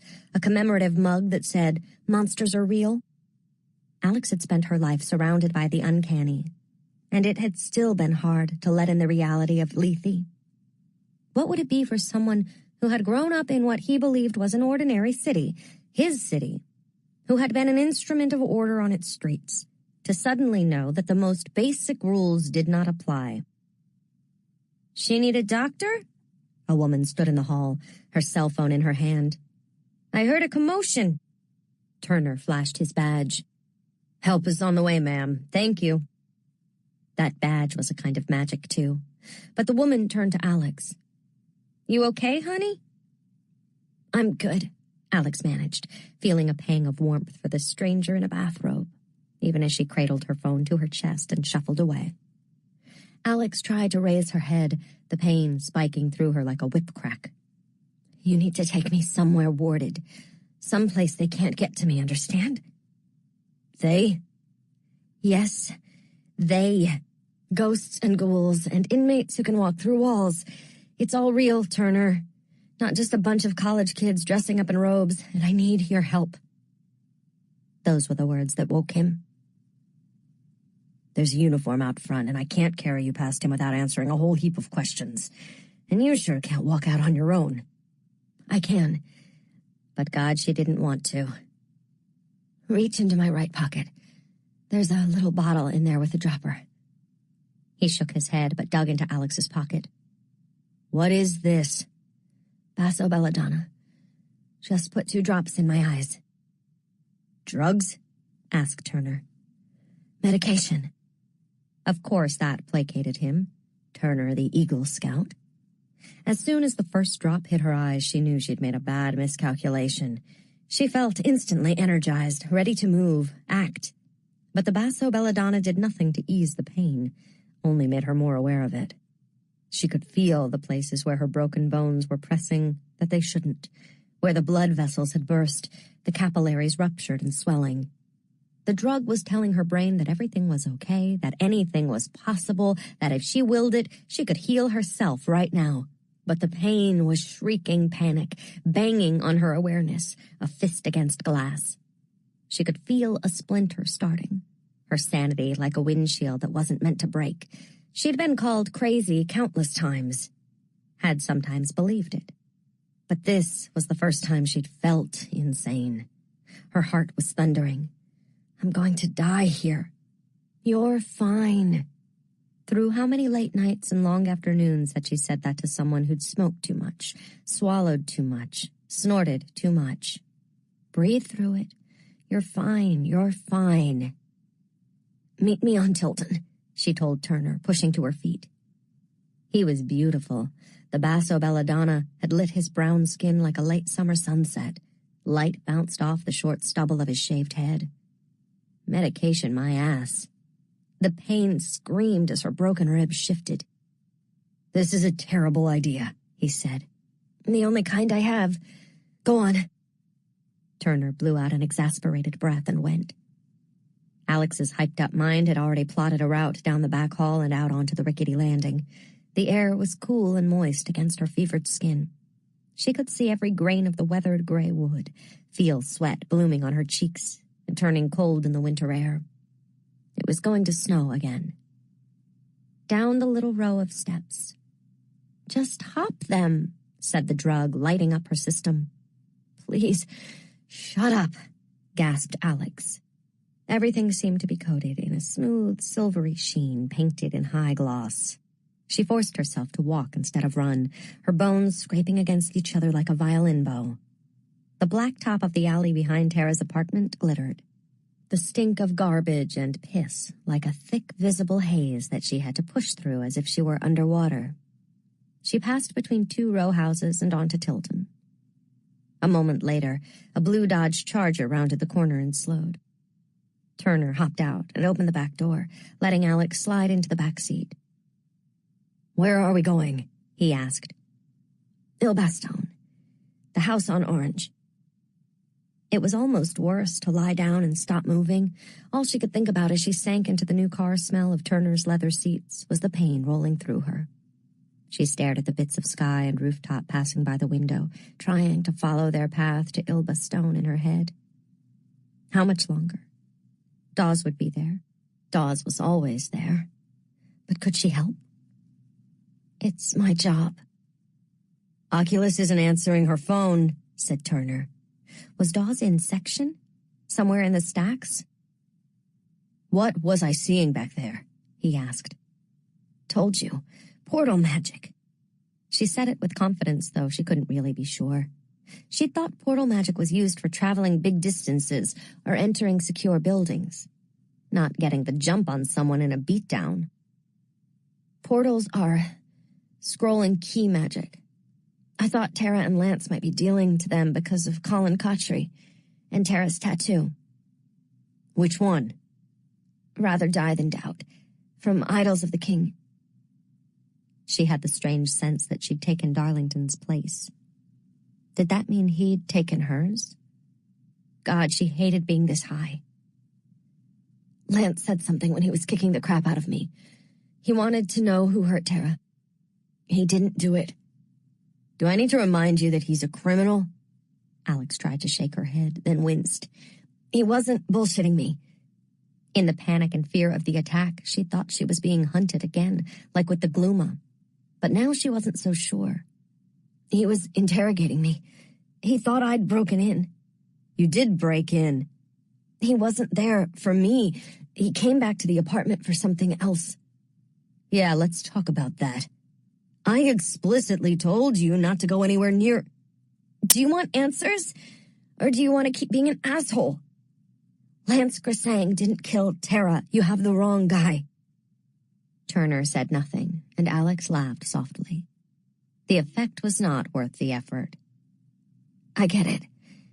Either you're crazy and seeing shit, or I'm crazy.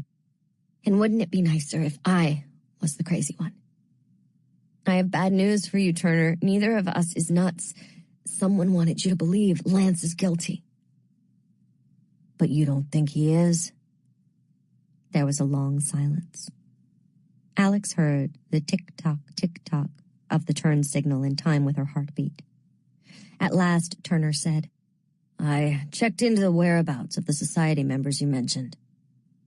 So, he followed up.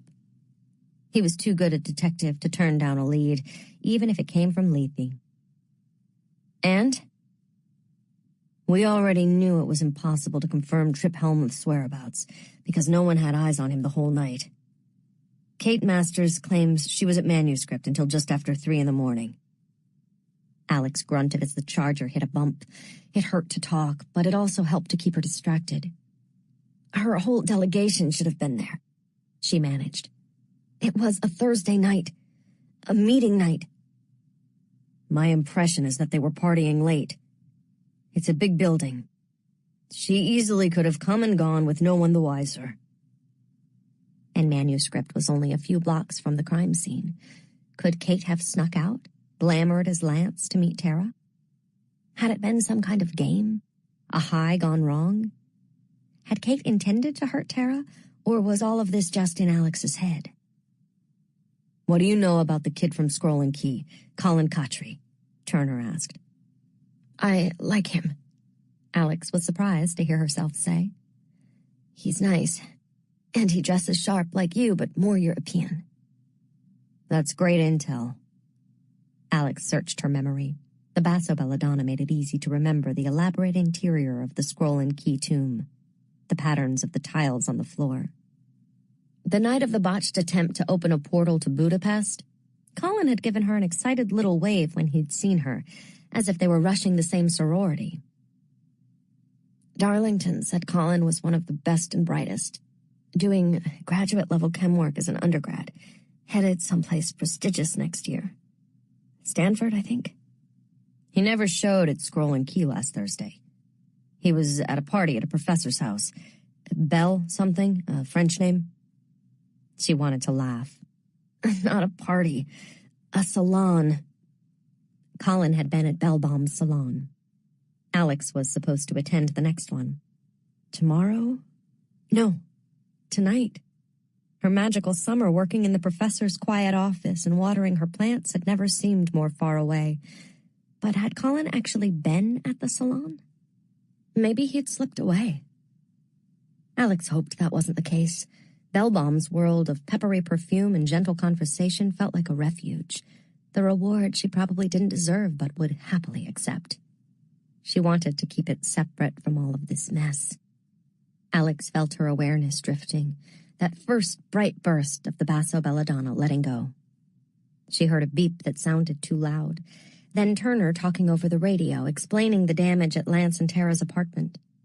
Someone looking for drugs. He'd pursued on foot but lost the perp. He gave a vague description of a suspect who might have been male or female in a parka that might have been black or dark blue. Alex was surprised to hear him lying, but she knew he wasn't covering for her. He didn't know how to explain Lance or what he'd seen. At last, Turner said, "We're coming up on the green." Alex forced herself to sit up so she could direct him. The world felt red, as if even the air touching her body was out to get her. "Alley," she said, as the dark brick and stained glass of Il Bastone came into view. There were lights on in the parlor window. "Be home, Dawes." "Park in back." Alex shut her eyes and released a sigh when the engine stopped. She heard Turner's door slam, and then he was helping her climb out of the car. "Keys," he said. "No keys." She had a worried moment when Turner fumbled with the doorknob, wondering if the house would let him in. But either her presence was enough or it recognized Centurion. The door swung open. Il Baston made a worried rattle as she entered, the chandeliers tinkling. To anyone else, it probably would have felt like a truck rolling by, but Alex could feel the house's concern, and it put a lump in her throat. Maybe it just disapproved of so much blood and trauma crossing its threshold. But Alex wanted to believe that the house did not like the suffering of one of its own. Dawes was lying on the parlor carpet in her lumpy sweatshirt, headphones on. "Hey," said Turner, and repeated, "Hey," when she didn't answer. Dawes jumped. It was like watching a big beige rabbit come to life. She startled and cringed backward at the sight of Turner and Alex in the parlor. "Is she racist or just twitchy?" asked Turner. "I'm not a racist," said Dawes. "We're all racists, Dawes," said Alex. "How did you even make it through undergrad?" Dawes's mouth went slack as Turner dragged Alex into the light. "Oh my God. Oh my God, what happened?" "Long story," said Alex. "Can you fix me?" "We should go to the hospital," said Dawes. "I've never—" "No," said Alex. "I'm not leaving the wards." "What got you?" "A very big dude." "Then who can walk through walls?" "Oh." She pressed her lips together and then said, "Detective Turner, could you—" "What do you need?" "Goat's milk. I think Elm City Market stocks it." "How much?" "As much as they have. The Crucible will do the rest." "Alex, can you get up the stairs?" Alex glanced at the staircase. She wasn't sure she could. Turner hesitated. "I can—" "No," said Alex. "Dawes and I will manage." "Fine," he said, already heading toward the back door. "You're lucky this dump of a town is gentrifying. Like to see me walk into the Family Dollar looking for goat's milk." "You should have let him carry you," Dawes grunted as they made their slow way up the stairs. Alex's body was fighting every step. Right now, he feels guilty for not listening to me. I can't let him make up for it just yet. "Why?" "Because the worse he feels, the more he'll do for us. Trust me. Turner doesn't like to be in the wrong." Another step. Another. Why didn't this place have an elevator? A magical one full of morphine. "Tell me about Scroll and Key." "I thought their magic was waning. The night Darlington and I observed, they couldn't even open a portal to Eastern Europe. They've had a few bad years. The trouble getting the best taps. There's been some speculation in Lethe that portal magic is so disruptive it's been eroding the power nexus their tomb is built on." But maybe the locksmiths had been pretending, running a little con, trying to look weaker than they actually were. Why? So that they could perform rituals in secret without Lethe interference? Or was there something shady about the rituals themselves? But how would that connect Colin Cottrey to Tara? All Tripp had said was that Tara had mentioned Colin once in passing. There had to be more to it. That tattoo couldn't just be coincidence. Dawes led Alex to the armory and propped her up against Hiram's crucible. It felt like it was vibrating gently, the metal cool against Alex's skin. She had never used the golden bowl, just watched Darlington mix his elixir in it. He had treated it with reverence and resentment, like any junkie with a drug. "The hospital would be safer," Dawes said, rummaging through the drawers in the vast cabinet, opening and closing one after another. "Come on, Dawes," Alex said. "You gave me that spider egg stuff before." "That's different. It was a specific magical cure for a specific magical ailment." "You didn't hesitate to drown me. How hard can it be to fix me up?" I did hesitate. And none of the societies specialize in healing magic. Why? Alex said. Maybe if she kept talking, her body couldn't give up. Seems like there'd be money in it. Dawes' disapproving frown, that learning should be for the sake of learning look, reminded her painfully of Darlington. Actually, everything she did in this moment was painful. Healing magic is messy, said Dawes. It's the most commonly practiced by lay people, and that means power gets distributed more broadly, instead of being drawn to nexuses. There are also strong prohibitions against tampering with immortality, and it isn't like I know exactly what's wrong with you. I can't x-ray you and just cast a spell to mend a broken rib. You could have internal bleeding, or I don't know what. You'll think of something. We're going to try revision, said Dawes. I can take you back. Will an hour do it? 2 hours? I hope we have enough milk. Are you talking about time travel? Dawes paused with a hand on a drawer. Are you serious? Nope, said Alex hurriedly. I'm just helping your body revert to an earlier version of itself. It's an undoing. Much easier than trying to make new flesh or bone. It's actually a kind of portal magic. So you can thank Scroll and Key for it. I'll send them a note. How far back can you go? Not far, not without stronger magic and more people to work it.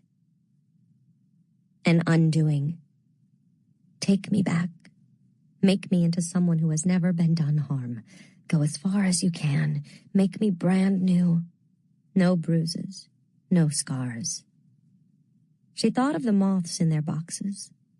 She missed her tattoos, her old clothes. She missed sitting in the sun with Helly. She missed the gentle, dilapidated curves of her mother's couch. Alex didn't really know what she missed, only that she was homesick for something. Maybe for someone she'd never been.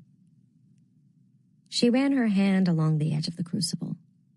Could this thing burn me new? Make it so I'd never have to see another ghost or gray or whatever they decided to call it. And would she even wish for that now? Alex remembered Bellbaum asking what she wanted. Safety.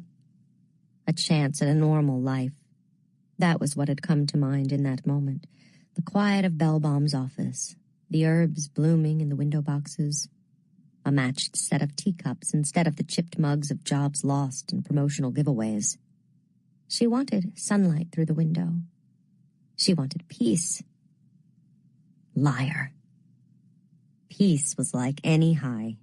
It couldn't last. It was an illusion, something that could be interrupted in a moment and lost forever. Only 2 things kept you safe: money and power. Alex didn't have money, but she did have power. She'd been afraid of it, afraid of staring directly at that blood-soaked night, afraid she'd feel regret or shame, of saying goodbye to Helly all over again. But when she'd finally looked, let herself remember, well, maybe there was something broken and shriveled in her because she felt only a deep calm in knowing what she was capable of. The Greys had plagued her life, changed it horribly. But after all of those years of torment, they'd finally given something back to her.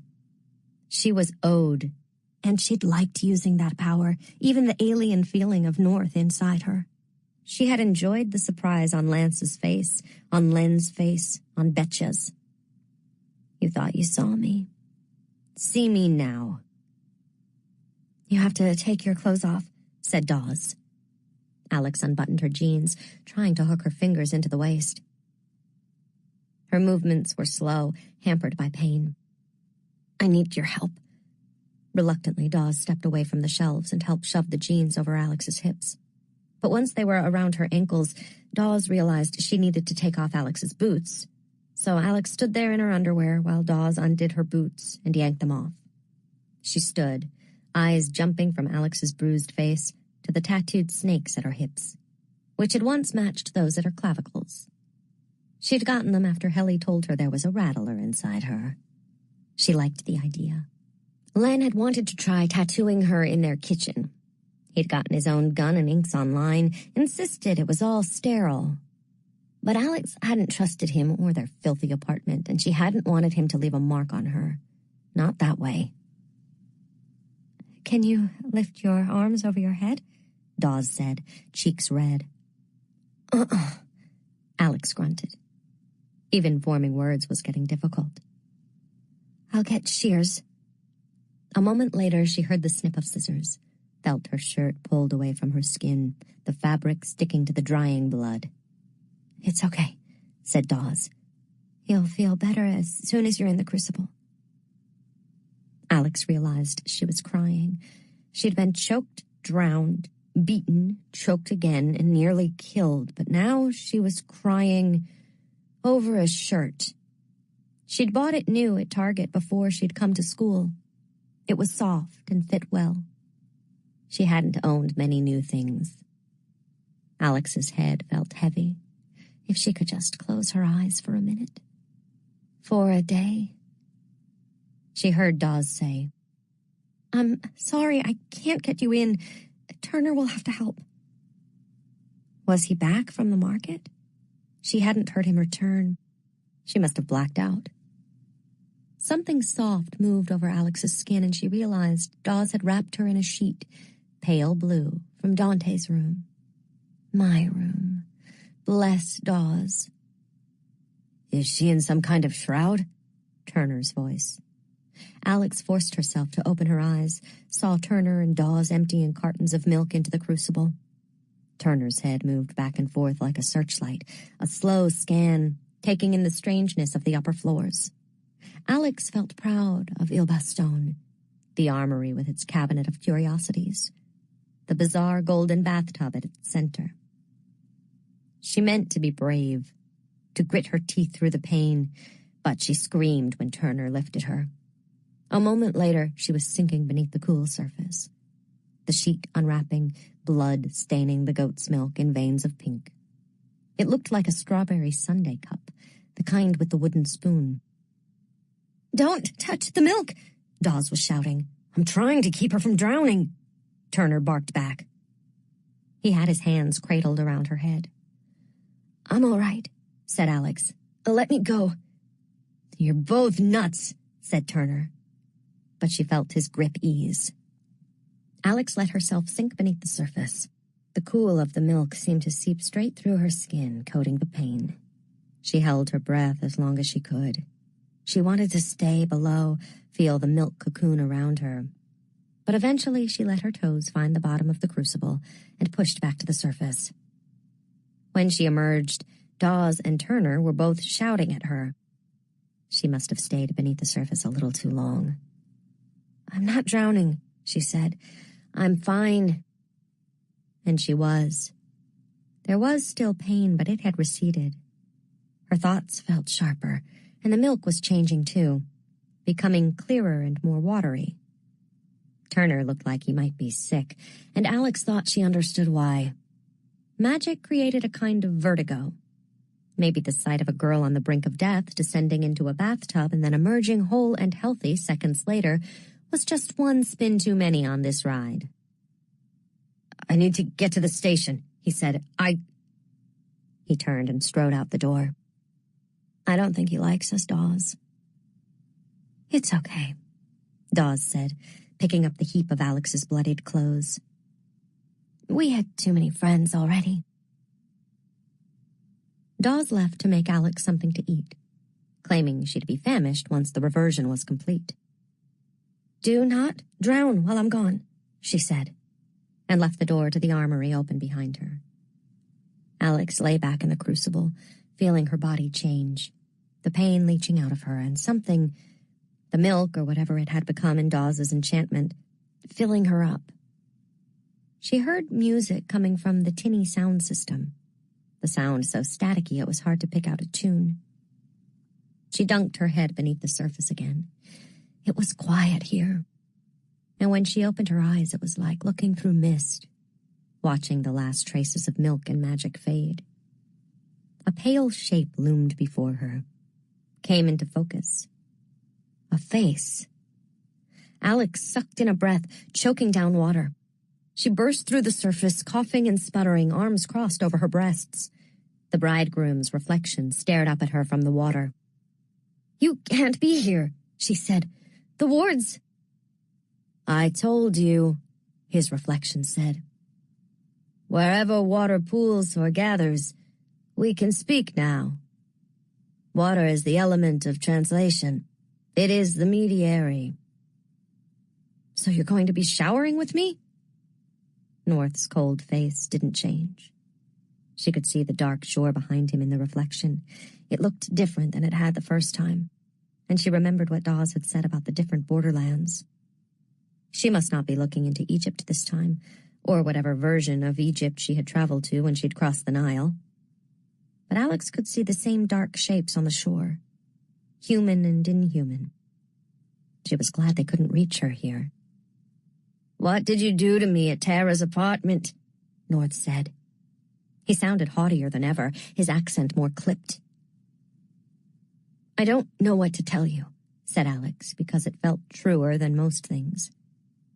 There wasn't really time to ask for permission. "But what did you do? How did you do it?" "Stay with me." "I don't really know." She didn't understand any of it. Where the ability had come from. Why she could see things no one else could. Was it buried somewhere in her bloodline? In the genes of the father she'd never met? Was it in her grandmother's bones? The Greys had never dared approach in Estrella Stern's house, the candles lit at the windows. If she'd lived longer, would she have found a way to protect Alex? "I gave you my strength," said North. "No," thought Alex. "I took it." But she doubted North would appreciate the distinction. "I know what you did to those men," said North. "I saw when you let me inside." Alex shivered. All the warmth and well-being that had poured into her as she'd soaked in the milk bath was no match for the thought of a Grey rattling around in her head. What else had the bridegroom seen? It doesn't matter. Unlike Darlington, North couldn't share her secrets with the world. No matter how many layers of the veil he pierced, he was still trapped in death. "You have enemies on this side of the veil, Galaxy Stern," he continued. "Leonard Beacon, Mitchell Betts, Ariel Harrell. A whole host of men you sent to the darker shore." Daniel Arlington. Except he'd said Darlington wasn't on the other side. A murmur rose from the shapes behind the bridegroom, the same sound she'd heard when she waded into the Nile. Jean Dumond. Jonathan Mont. It might not even be a name. The syllables sounded strange and wrong, as if spoken by mouths not made to form human language. And what about Helly? Was she happy where she was? Was she safe from Len? Or would they find each other behind the veil and make their own misery there? "Yeah, well, I have enemies on this side, too. Instead of looking at my old buddies, how about you find Tara?" "Why don't you seek out Darlington's notebooks?" "I've been busy, and it's not like you're going anywhere." "How glib you are. How sure of yourself. There was a time when I had the same confidence. Time took it. Time takes everything, Miss Stern. But I didn't have to go looking for your friends. After what you did to me at Tara Hutchins's residence, they came looking for me. They could smell your power on me like stale smoke. You've deepened the bond between us." Perfect. Exactly what she needed. Just find Tara. I have hope that repellent object will draw her to me. But her death was brutal. She may be recovering somewhere. The other side can be a dismaying place for the new dead. Alex hadn't thought of that. She had just assumed people crossed over into some kind of understanding, painlessness, tranquility. She looked again at the surface of the water, that wobbling reflection of the bridegroom, at those monstrous shapes somewhere behind him, and shivered. How had Helly passed into the next world? Her death had been, well, in some ways, compared to Tara, compared to Lan and Betcha and Ariel, she had passed in relative peace. It was still death. It was still death too soon. "Find her," said Alex. "Find Tara so I can figure out who hurt her, and Turner can put him away before he hurts me." North frowned. "I don't know that the detective is a good partner in this endeavor." Alex leaned back against the curve of the crucible. She wanted to get out of the water, but she wasn't sure if she was supposed to. "Not used to seeing a black man with a badge?" "I haven't been holed up in my tomb for the last 100 years, Miss Stern. I know the world has changed." His tomb. "Where are you buried?" "My bones are in Evergreen." His lip curled. "It's quite the tourist attraction." "And Daisy?" "Her family had her interred in their mausoleum on Grove Street." "That's why you're always lurking around there." "I'm not lurking. I go to pay my respects." "You go because you're hoping she'll see you doing your penance and forgive you." When North was mad, his face changed. It looked less human. "I did not hurt Daisy." "Temper, temper," crooned Alex, but she didn't want to provoke him further. She needed him, and she could make a gesture toward peace. "I'm sorry about what I did at the apartment." "No, you're not." "So much for peace." "No, I'm not." North turned his head away. His profile looked like it had been cut for a coin. "It wasn't an entirely unenjoyable experience." Now that surprised her. "No?" "It was. I had forgotten what it felt like to be in a body." Alex considered. She shouldn't deepen the bond, but if he could look inside her head when he entered her, maybe his thoughts would be open to her, too. She'd gotten little sense of him in the panic of the fight. "You can come back in if you like." He hesitated. Why? Because there was intimacy in the act? Or because he had something to hide? Dawes bustled through the door, a tray heaped with dishes in her hands. She set it down on the map cabinet. "I kept it simple: mashed potatoes, macaroni and cheese, tomato soup, green salad." As soon as the smell hit, Alex's stomach began to rumble and saliva filled her mouth. "Bless you, Dawes. Can I get out of this thing?" Dawes glanced at the tub. "It looks clear." "If you're going to eat, I'll stay," said North. His voice was steady, but he looked eager in the mirror of the water. Dawes handed Alex a towel and helped her climb awkwardly from the tub.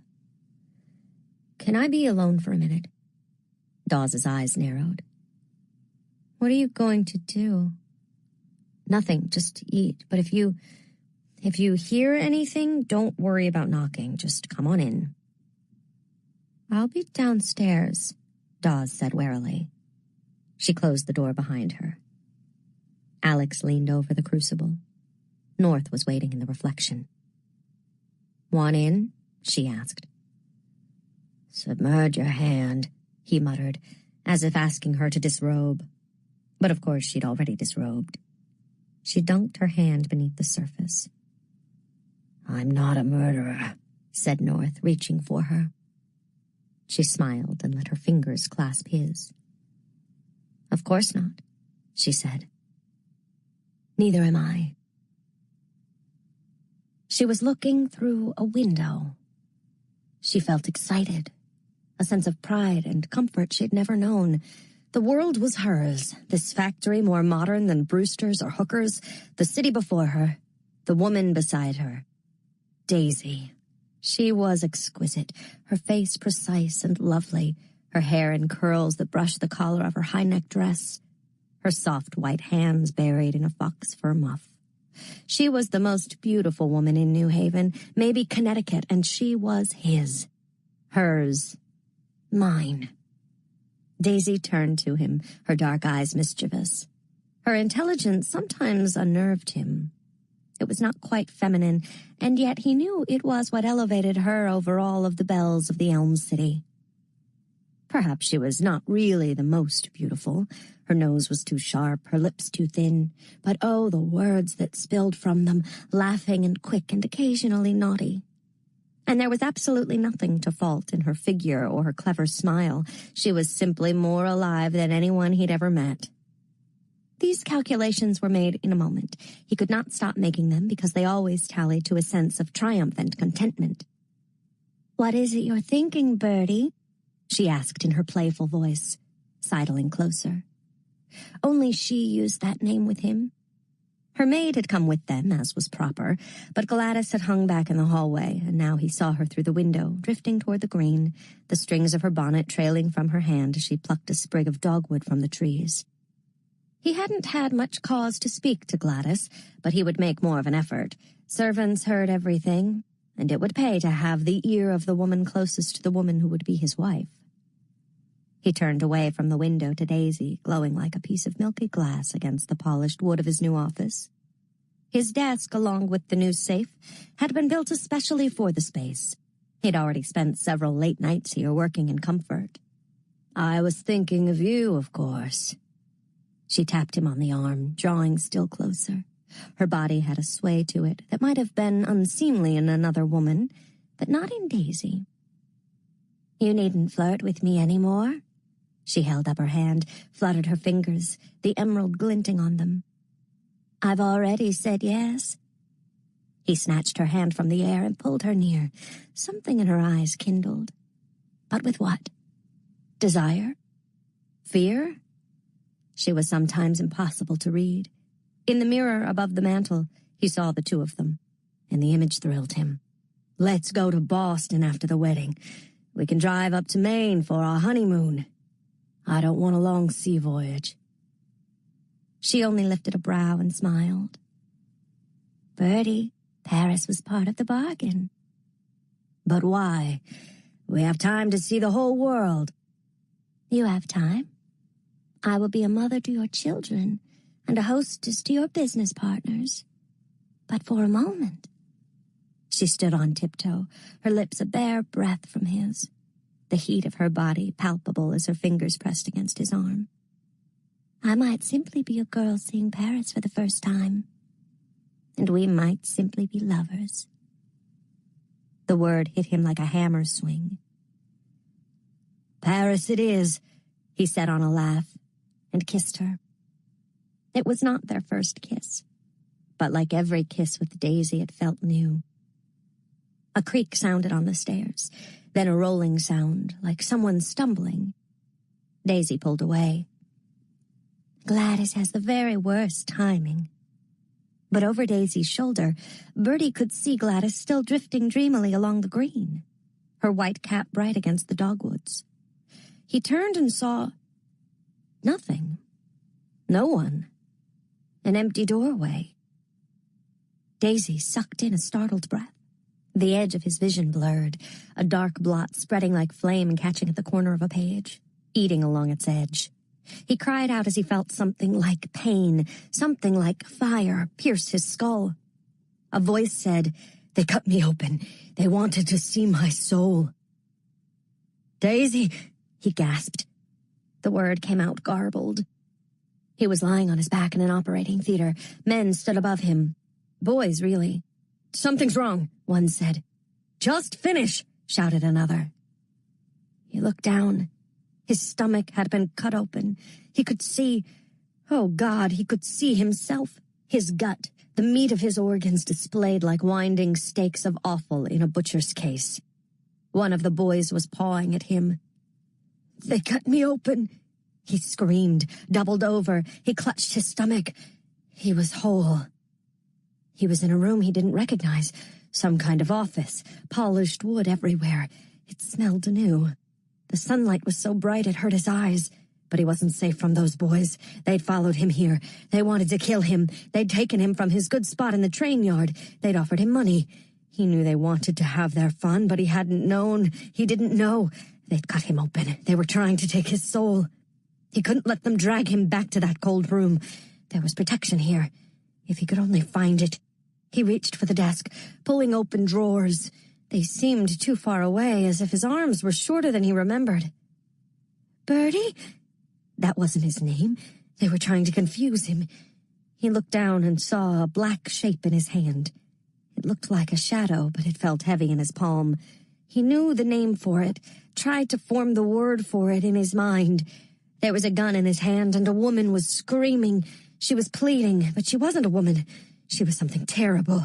He could see night gather around her. The boys had sent her to bring him back so they could cut him open again. Lightning flashed, but the sky was still blue. Daisy. He was supposed to protect her. She was crawling across the floor. She was weeping. She was trying to get away. There. A monster staring back at him from above the mantel, his white face filled with horror and rage. They'd come for him, and he had to stop them. There was only one way to do it. He had to ruin their fun. He turned the shadow in his hand, pressed it to his gut. Another flash of lightning. When had the storm come on?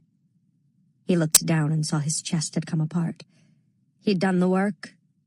Now they couldn't cut him open. They couldn't take his soul. He was on the floor. He saw sunlight crisscrossing the slats. A beetle crawling over the dusty floorboards. Daisy. He knew her. Lay still beside him, the roses fading from her cheeks, her wicked, lively eyes gone cold. 22. Winter. Alex staggered backward, nearly knocking the tray from the table where Dawes had placed it. She clutched her chest, expecting to find an open wound there. Her mouth was full of food, and she realized that she'd been standing in front of the tray, shoveling macaroni into her mouth, as she relived North's death. She could still sense him inside her, oblivious, lost to the sensations of eating for the first time in more than 100 years. With all of her will, she shoved him from her, resealing the breach that had allowed him inside. She spat out the macaroni, gasped for air, lurched to the edge of the crucible. The only face looking back at her from the surface of the water was her own. She slapped her hand against it, watching the ripples spread. "You killed her," she whispered. "I saw you kill her. I felt it." But even as she said it, she knew she hadn't been North in that moment. There had been someone else inside him. Alex stumbled down the hall to the Dante bedroom and pulled on a pair of Lethe House sweats. It felt like days had passed, but it had only been hours. There was a lingering soreness where her ribs had been broken, the only sign of the beating she'd endured. And yet she was so tired. Each day had started to feel like a year, and she wasn't sure if it was the physical trauma or the heavy exposure to the uncanny that was wearing her down. Afternoon light streamed through the stained glass windows, leaving bright patterns of blue and yellow on the polished slats of the floor. Maybe she would sleep here tonight, even if it did mean she had to go to class in sweats. She was literally running out of clothes. These attempts on her life were playing havoc with her wardrobe. The bathroom off the big bedroom had 2 standing pedestal sinks and a deep claw-footed tub that she'd never used. Had Darlington? She had trouble imagining him sinking into a bubble bath to relax. She cupped her hand beneath the sink to drink, then spat into the basin. Alex flinched back. The water was pink and speckled with something. She stoppered the drain before it could vanish. She was looking at North's blood. She felt sure of it. Blood he had himself swallowed nearly 100 years ago when he died. And parsley. Little bits of it. She remembered Michael Reyes lying unconscious on an operating table, the bonesmen gathered around him. Dove's heart for clarity, geranium root, a dish of bitter herbs, the diet of the victima before a prognostication. There had been someone inside North that day at the factory, someone who had been used by Bones for a prognostication long before there was a Lethe House around to keep watch. They cut me open. They wanted to see my soul. They'd let him die. She felt sure of it. Some nameless vagrant who would never be missed. NMDH. No more dead hobos. She'd seen the inscription in Lethe, a legacy, a little joke among the old boys of the Ninth House. Alex hadn't quite believed it, somehow, even after she'd seen Michael Reyes cut open on a table. She should check on him, make sure he was okay. Alex let the sink drain. She rinsed her mouth again, wrapped her wet hair in a fresh towel, and sat down at the little antique desk by the window. Bones had been founded in 1832. They hadn't built their tomb until 25 years later, but that didn't mean they weren't trying their hand at rituals before that. No one had been keeping an eye on the societies back then, and she remembered what Darlington said about stray magic breaking loose from the rituals. What if something had gone wrong with that early prognostication? What if a gray had disrupted the rite, sent the victima's spirit flying wild? What if it had found its way into North? He hadn't even seemed to recognize that he was holding a gun, a shadow in my hand. The terrified victima inside North, North inside Alex. They were like a nesting doll of the uncanny. Had the spirit somehow chosen North's body to escape to?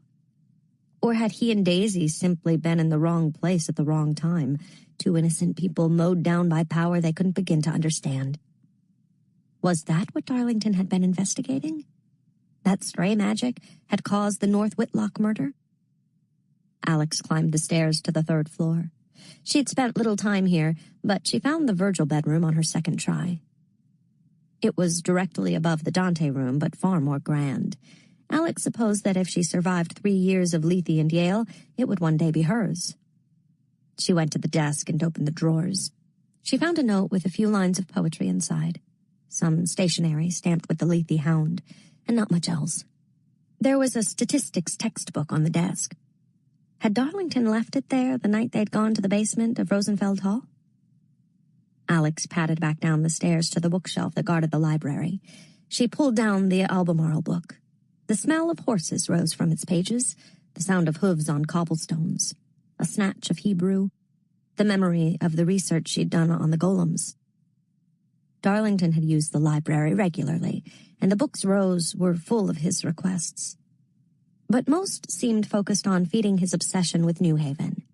Manufacturing history, land deeds, city planning. There were entries from Dawes, too, all about tarot and ancient mystery cults, and even a few from Dean Sandow. But then, there it was, early in the fall semester, 2 names in Darlington's jagged scrawl: Bertram Boyce North and Daisy Whitlock. The bridegroom was right. Darlington had been looking into his case. But where were his notes? Had they been in his satchel that night at Rosenfeld and been swallowed up with the rest of him? "Where are you, Darlington?" she whispered. "And can you forgive me?" "Alex?" She jumped. Dawes was standing at the top of the stairs, her headphones clamped around her neck, a dish rag in her hands. "Turner's back. He has something to show us." Alex retrieved her socks from the armory and joined Turner and Dawes in the parlor. They sat shoulder to shoulder at a clunky-looking laptop, matching frowns on their faces. Turner had changed into jeans and a button-down shirt, but still managed to look sharp, especially next to Dawes. He waved Alex over, a stack of folders piled beside him.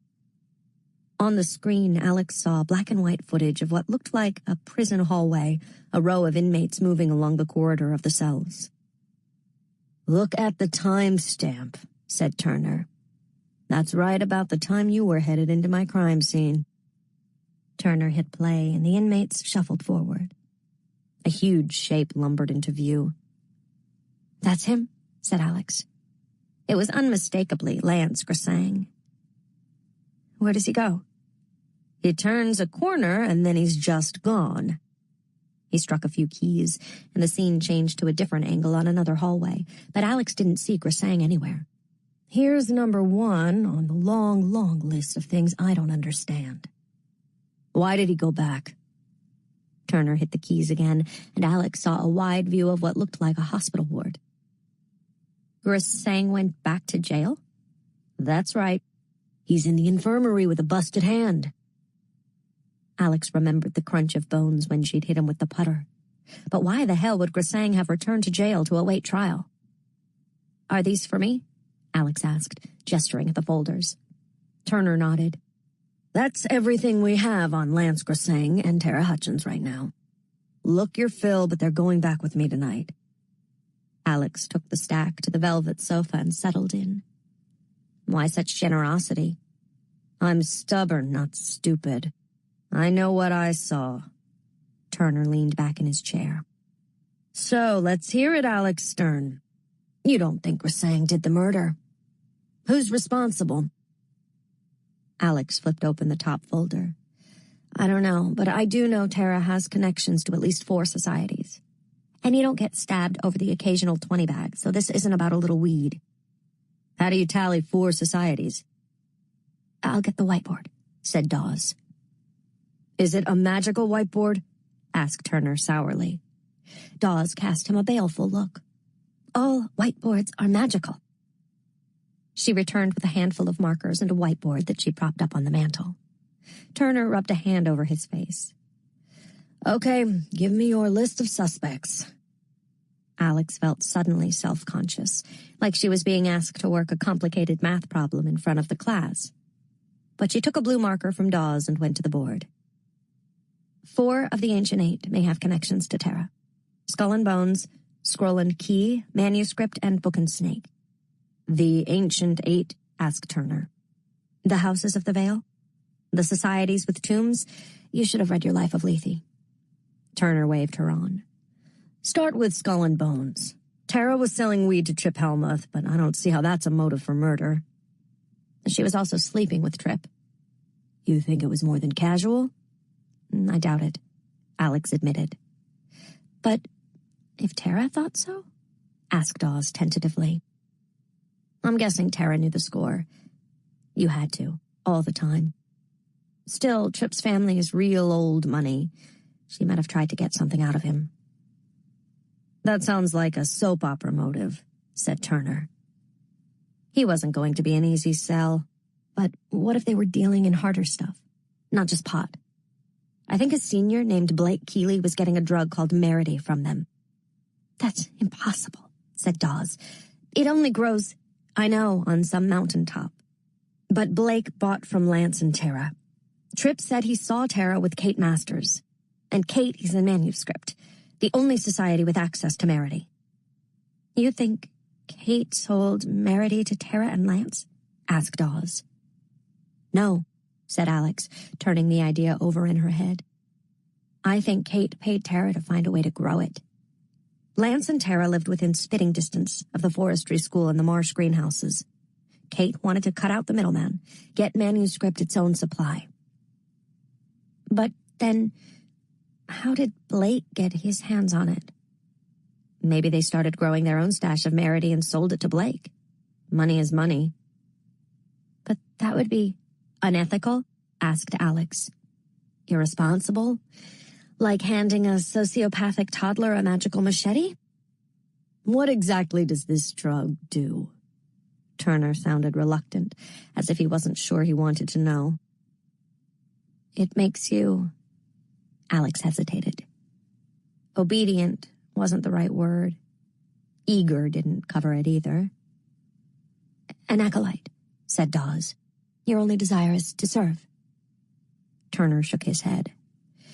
And let me guess, it isn't a regulated substance because no one's ever heard of it to regulate it. He had the same nauseated expression he'd worn when he saw Alex healed by the crucible. All you children playing with fire, looking surprised when the house burns down. He scrubbed a hand over his face. Back to the board. Tara is connected to Bones by Tripp, Manuscript by Kate Masters, and this drug. Is Colin Cottrey her only connection to Scroll and Key? No, said Alex.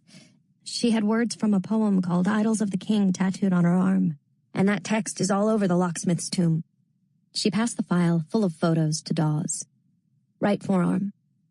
Dawes glanced at the autopsy photos displaying Tara's tattoos, then shuffled hurriedly past. That doesn't feel like a casual connection, said Alex. What's this? Dawes asked, tapping a photo of Tara's bedroom. Just a bunch of jewelry-making tools, said Turner. She had a little business on the side. Of course she had.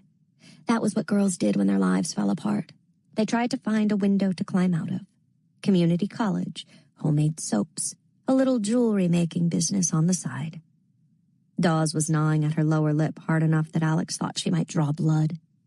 Alex leaned over and peered at the picture, at the cheap knockoff gems and dishes of curved hooks for earrings, the pliers. But one of the dishes looked different than the others. It was shallower, the metal beaten and raw, the leavings of something like ash or a ring of lime around its base. "Dawes," said Alex, "what does that look like to you?" Dawes pushed the file away as if she could banish it. "It's a crucible." "What would Tara have used it for? To process the Merity?" Dawes shook her head. "No, Merity is used in its raw form." "Hey," said Turner, "how about we pretend for a minute I don't know what a crucible is?" Dawes tucked a strand of her auburn hair behind her ear and, without looking at him, said, "They're vessels created for magical and alchemical use. They're usually made of pure gold and highly reactive. That big gold bathtub Dawes just put me in is a crucible," said Alex. "You're telling me the thing in Tara's apartment is real gold? It's the size of an ashtray. No way Grisang and his girl could afford something like that." "Unless it was a gift," said Alex, "and unless whatever they were making in it was worth more than the metal itself." Dawes pulled her sweatshirt sleeves over her hands. "There are stories about holy men who would use psilocybin, mushrooms, to literally open doorways to other worlds. But the drugs had to be purified in a crucible." "Doorways," said Alex, remembering the night she and Darlington had observed the botched ritual at Scroll and Key. "You mean portals? You said there are rumors of the magic at Scroll and Key failing. Could Lance and Tara's secret sauce have helped with that?" Dawes expelled a long breath. "Yes, in theory, a drug like that could help facilitate opening the portals." Alex picked up the photo of the tiny crucible. "Do you have this stuff in, custody or whatever?" "In evidence," said Turner. "Yes, we do. If there's enough residue left in that thing, we can have it tested, see if it matches the hallucinogen we found in Tara's system." Dawes had taken her headphones from around her neck. She sat with them cradled in her lap like a sleeping animal. "What is it?" Alex asked her. "You said Lance was walking through walls, maybe using portal magic to attack you. If someone from Scroll and Key allowed outsiders access to their tomb? If they brought Lance and Tara into their rituals, the Houses of the Veil consider that unforgivable. No fandom." Alex and Turner exchanged a glance. "What's the penalty for sharing that kind of information with outsiders?" Alex asked. Dawes clutched her headphones. "The society would be stripped of its tomb and disbanded." "You know what that sounds like," said Turner. "Yeah," replied Alex. "Motive." Had Colin Cottrey inducted Lance and Tara into the secrets of the society? Had it been some kind of payment, one he didn't want to continue to make? Was that what had gotten Tara killed? It was hard for Alex to imagine clean, cheerful Colin committing violent murder, but he was a boy with a bright future, and that meant he had plenty to lose. "I'm going to Professor Bellbaum's salon tonight," said Alex. She would have preferred to fall asleep right here in front of the fire, but she didn't intend to piss off the one person who seemed to be looking out for her future. "Colin works for Bellbaum. I can try to find out how late he stayed at her house the night Tara died." "Alex," said Dawes quietly, looking up at last, "if Darlington found out about the drugs, about what Colin and the other locksmiths were doing with Lance and Tara, maybe—" She trailed off, but Alex knew what she was suggesting. Maybe Scroll and Key had been responsible for the portal that had disappeared at Darlington that night in the Rosenfeld basement. "Where is Darlington?" asked Turner. "And if you say Spain, I'm going to pack up my files and go home. My bed is looking real good right now." Dawes squirmed in her chair. "Something happened to him," said Alex. "We're not sure what. There's a ritual to try to reach him, but it can only be attempted at the new moon." "Why the new moon?" "The timing matters," said Dawes. For a ritual to work, it helps if it's built around an auspicious date or an auspicious place. The new moon represents the moment before something hidden is revealed. Sandow wanted you to keep it quiet? Asked Turner. Alex nodded, feeling guilty. She hadn't exactly wanted to trumpet the news either. What about Darlington's family? Darlington is our responsibility, said Dawes sharply, protective to the last. We'll get him back. Maybe. Turner leaned forward. So, what you're saying is that Scroll and Key may be involved in a murder and a kidnapping? Alex shrugged. Sure, let's call it that. But we can't rule out manuscript. Maybe Kate Masters found out Tara sold the Merity to Blake Keeley, that he was using it on girls. Or maybe something went wrong with their deal. If Lance didn't kill Tara, someone was glamored to look like him. Manuscript has plenty of tricks and gimmicks that would let Kate spend a few hours wearing his face. And none of this explains the glooma that was sent after me. Alex reached into her pocket and felt the reassuring tick of the watch. Turner looked like he might do murder himself. The what now? The thing that chased me down Elm. Don't fucking look at me like that. It happened. Fine, it happened, said Turner. Glume are servants of the dead, said Dawes. They're errand boys. Alex scowled. That was a highly homicidal errand boy. You give them a simple task, they accomplish it. Book and Snake uses them as messengers to and from the other side of the veil. They're too violent and unpredictable to really be good for much else. Except for making a girl look crazy and maybe shutting her up permanently. So, Book and Snake is on the board, said Turner. Motive unknown. You realize none of this is evidence, right? We can draw no credible connections to these societies beyond what Tripp told you.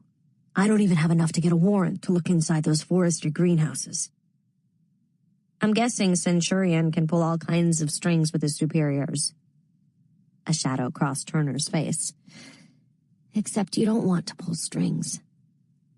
That isn't the way things should work, and I can't just go to my captain.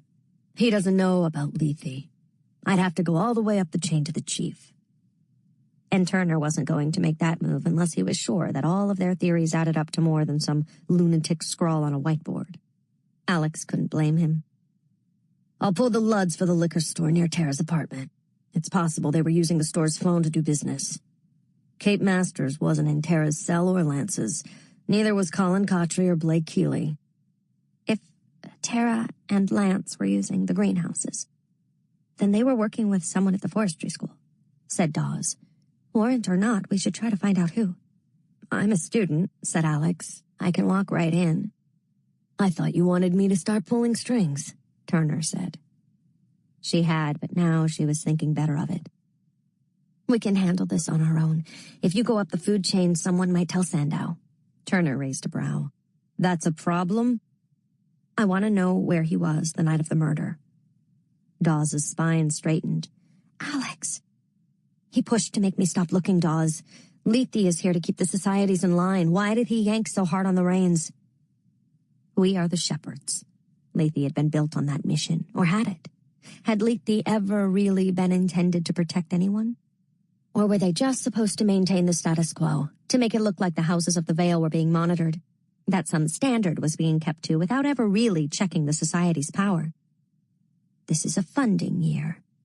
Had Sandow somehow known that if they looked too closely, they'd find connections to the society rosters? Bones, Book and Snake, Scroll and Key, Manuscript, 4 of the 8 societies responsible for funding Lethe.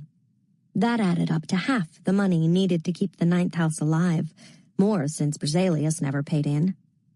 Was Lethe that precious to Sandow? What kind of salary does Dean Sandow get from Lethe? Alex asked. Dawes blinked.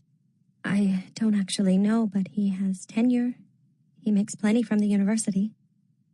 Gambling? Suggested Turner. Drugs? Debt? Dawes' spine seemed to straighten even more, as if she were an antenna being adjusted to receive information. Divorce, she said slowly, reluctantly. His wife left him 2 years ago. They've been in court ever since, still. It's probably nothing, said Alex, though she wasn't at all sure that was true.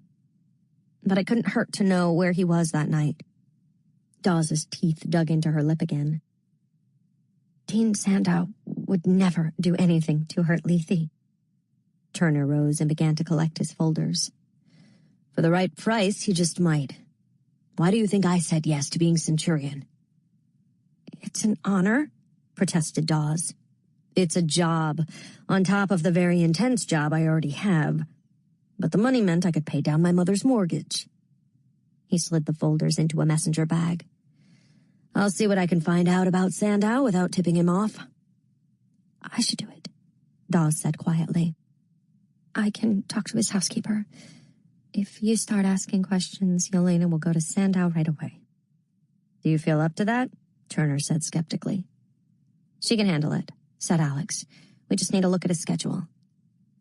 I like money as a motive, said Turner. Nice and clean, none of this hocus-pocus bullshit.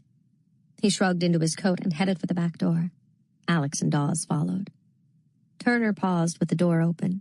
Behind him, Alex could see the sky turning the deep blue of dusk, the street lamps coming on.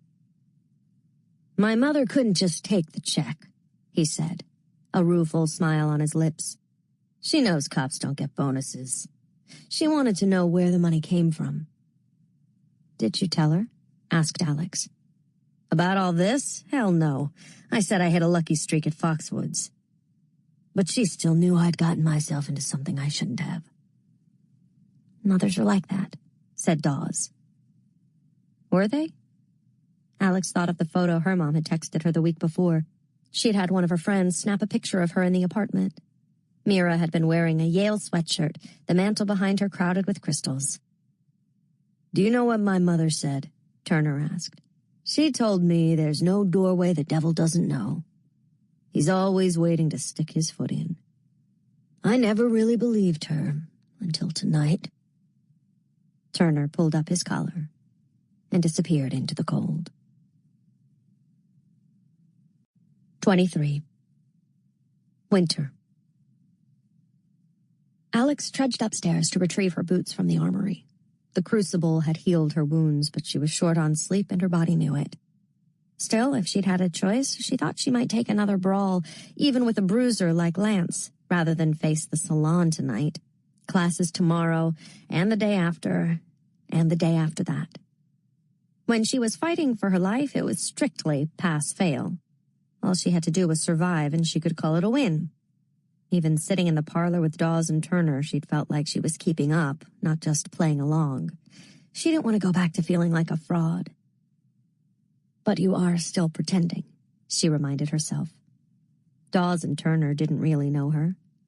They never would have guessed at what Darlington had learned about her past. And if the new moon rite worked, if Darlington returned 2 days from now and told them all the truth, would anyone speak for her then? Alex found a stack of clothes on her bed in the Dante room. I brought them from my apartment, Dawes said, hovering in the doorway, hands curled into her sleeves. They're not stylish, but they're better than sweats. I know you like black, so... They're perfect. They weren't. The jeans were too long and the shirt had been washed so many times it was closer to gray than black. But Dawes hadn't needed to share her closet. Alex wanted to soak up every kindness while she still could. As she set out for Bellbaum's house, Alex felt jumpy. She'd wound her watch tight in case the Glooma was stalking her, stuffed a jar of graveyard dirt into her satchel, placed 2 magnets in her pocket, and studied the signs of warding needed to close a portal temporarily. They felt like small protections. The list of suspects in Tara's murder had become a list of possible threats, and they were all packing too much magical firepower. Bellbaum lived on St. Ronan, a 20-minute walk north from Ilbastone, not far from the Divinity School. Her house was one of the smaller ones on the street, 2 stories high and built of red brick covered in gray vines like an old woman's hair. Alex entered through a garden gate beneath a white lattice arch, and the same sense of calm she'd felt in Bellbaum's office descended over her. The garden smelled of mint and marjoram. Alex paused on the path. It was some kind of crushed gravel, the color of slate. Through the tall windows she could see a circle of people gathered in a variety of chairs, a few crowded onto a piano bench, some on the floor. She glimpsed glasses of red wine, plates poised on knees. A boy with a beard and a wild mane of curls was reading from something. She felt like she was looking into another Yale, a Yale beyond Lethe and the societies, one that might open and keep opening if she could just learn its rituals and codes. At Darlington's house, she had felt like a trespasser. Here she had been invited. She might not belong, but she was welcome. She knocked softly at the door and, when no one answered, pushed gently. It was unlocked, as if there were never unwanted visitors. There were coats hung in heaps and in piles along a row of hooks. The floor was littered with boots. Bellbaum saw her hovering in the door and gestured Alex toward the kitchen. Then Alex understood. She was staff. Of course she was staff. Thank God she was staff and wouldn't have to try to pretend to be anything else. Over Bellbaum's shoulder, Alex spotted Dean Sandow talking to 2 students on a settee. She slipped into the kitchen, hoping he hadn't seen her, and then wondered why she should worry about it. Did she really think he had hurt Tara? That he was capable of something that gruesome? In the parlor back at Ile Baston, it had seemed possible. But here, in this place of warmth and easy conversation, Alex couldn't quite get her head around it. The kitchen was vast, the cupboards white, the countertops black, the floor a clean checkerboard. "Alex!" crowed Colin when she appeared. "Murder suspects on all sides." "I didn't know you were coming. We need extra hands. What are you wearing?" "Black is fine, but next time a white button-down." Alex didn't own a white button-down. "Okay," she said. "Just come over here and set these on a baking sheet." Alex fell into the rhythm of following orders.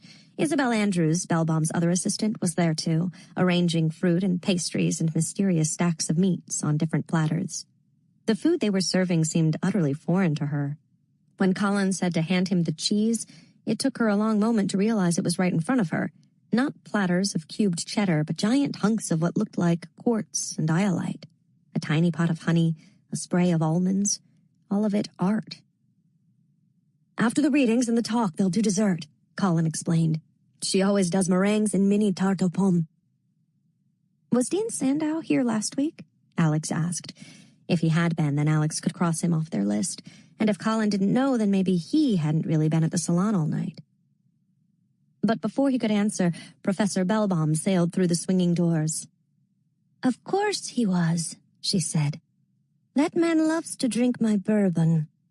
She popped a tiny wild strawberry into her mouth and wiped her fingers on a towel.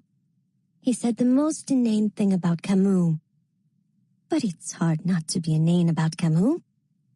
I'm not sure why I expected better. He has a Rumi quote framed beside his desk. It pains me. Darling Colin, please make sure we always have white and red at hand." She held up an empty bottle and Colin's face went ashen. "It's all right, love. Grab a bottle and come join us. Alex and the others can keep things under control here, yes? Did you bring something to read?" Yes." Colin drifted from the kitchen as if his ankles had just sprouted wings. "Meringues," commanded Isabel. "Meringues," repeated Alex, walking over to the mixer and handing the bowl to Isabel. She snapped a picture of the kitchen for her mom and texted, "At work." This was the way she wanted Mira to think of her.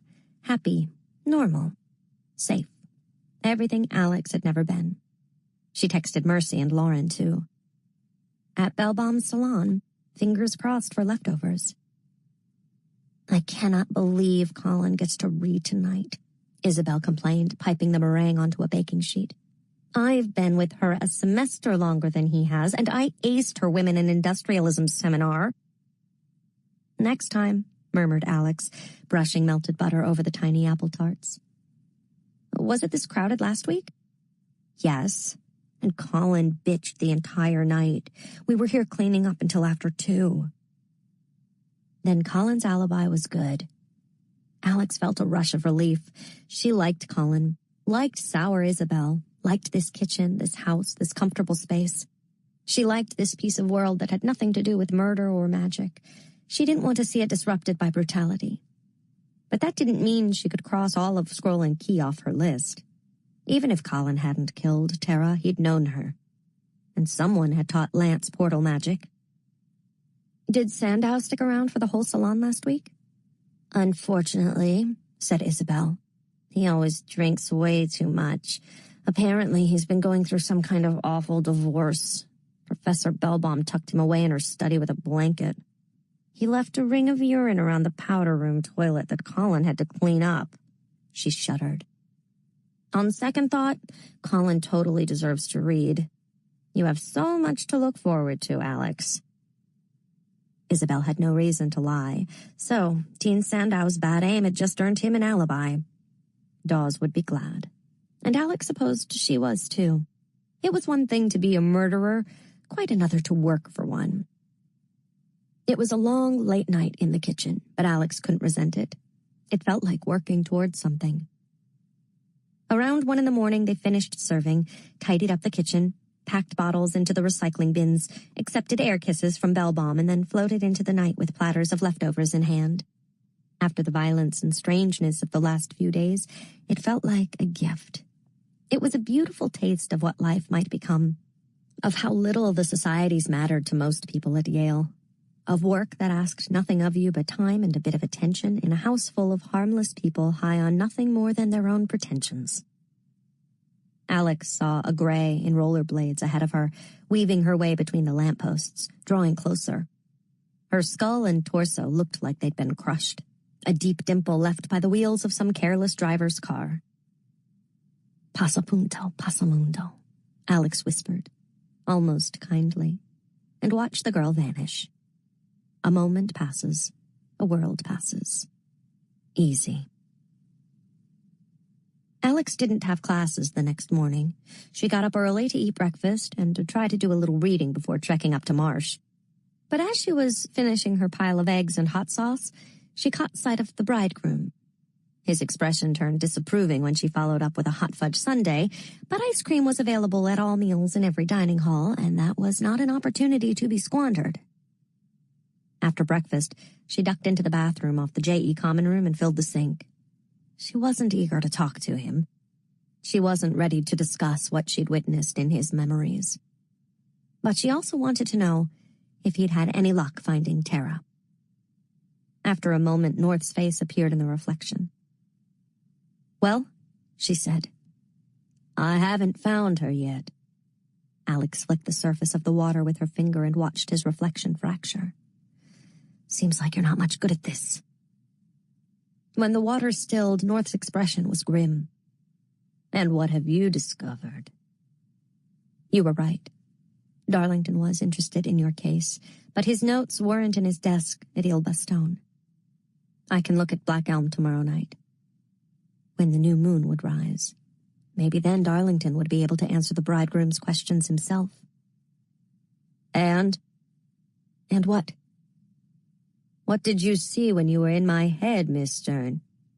You were distressed when you cast me out. Alex contemplated how much she wanted to tell him.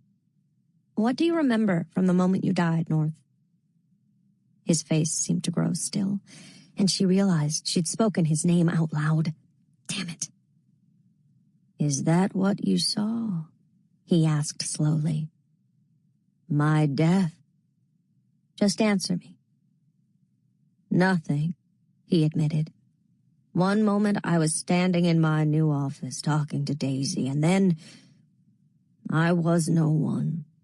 The mortal world was lost to me. You were on the other side. Alex could see how that would mess with your head. Did you ever try to find Gladys O'Donoghue behind the veil? Who? Daisy's maid. North frowned. The police interviewed her. She found our bodies, but she wasn't even there to witness the crime. And she was just a maid? Said Alex. Guys like this never notice the help. But North was right. Alex had spotted Gladys outside enjoying the spring weather herself. If Gladys had seen or heard something strange at the scene, she had every reason to share the information with the police. And Alex suspected there had been no one to see. Just magic, invisible and wild, the frightened spirit of a man who had been brutalized by the bonesmen and somehow found his way into North. I'll let you know what I find at Black Elm. Quit following me around and go hunt down Tara. What did you see in my head, Miss Stern? Sorry, you're breaking up. Alex released the plug in the drain. She headed out of the common room and texted Turner that she was on her way to the Marsh greenhouses. On her way, she placed a phone call to the hospital to ask after Michael Reyes. She should have checked in on the Victima from Skull and Bones' latest prognostications sooner, but she'd been more than a little distracted. It took her a while to get the right person on the line, but eventually Jean Gadula came on to tell her that Reyes was recovering well and would be sent home in the next 2 days. Alex knew home was Columbus House, a shelter far away from campus. She hoped Bones at least left him with a pocketful of cash for his trouble. The Marsh Botanical Garden sat at the top of Science Hill, the old mansion topped by what looked like a bell tower, the grounds of the former estate rolling down the slope toward the apartment Tara had shared with Lance. There was no real security, and Alex blended in easily with the students coming and going from the facility. 4 massive forestry school greenhouses stood near the back entrance, surrounded by a cluster of smaller glass structures. Alex had worried she wouldn't be able to identify where Tara had tended her dangerous garden, but as she made a circuit around the grounds, she detected the stink of the uncanny beneath the smells of manure and turned soil. Though the little greenhouse looked ordinary enough, Alex suspected it had the remnants of a glamour on it, probably courtesy of Kate Masters and manuscript. How else would Tara have cultivated her crops without inviting suspicion? But when Alex pulled open the door, she found nothing but empty planters and overturned pots on the tables. Someone had cleaned the place out. Kate? Colin? Someone else?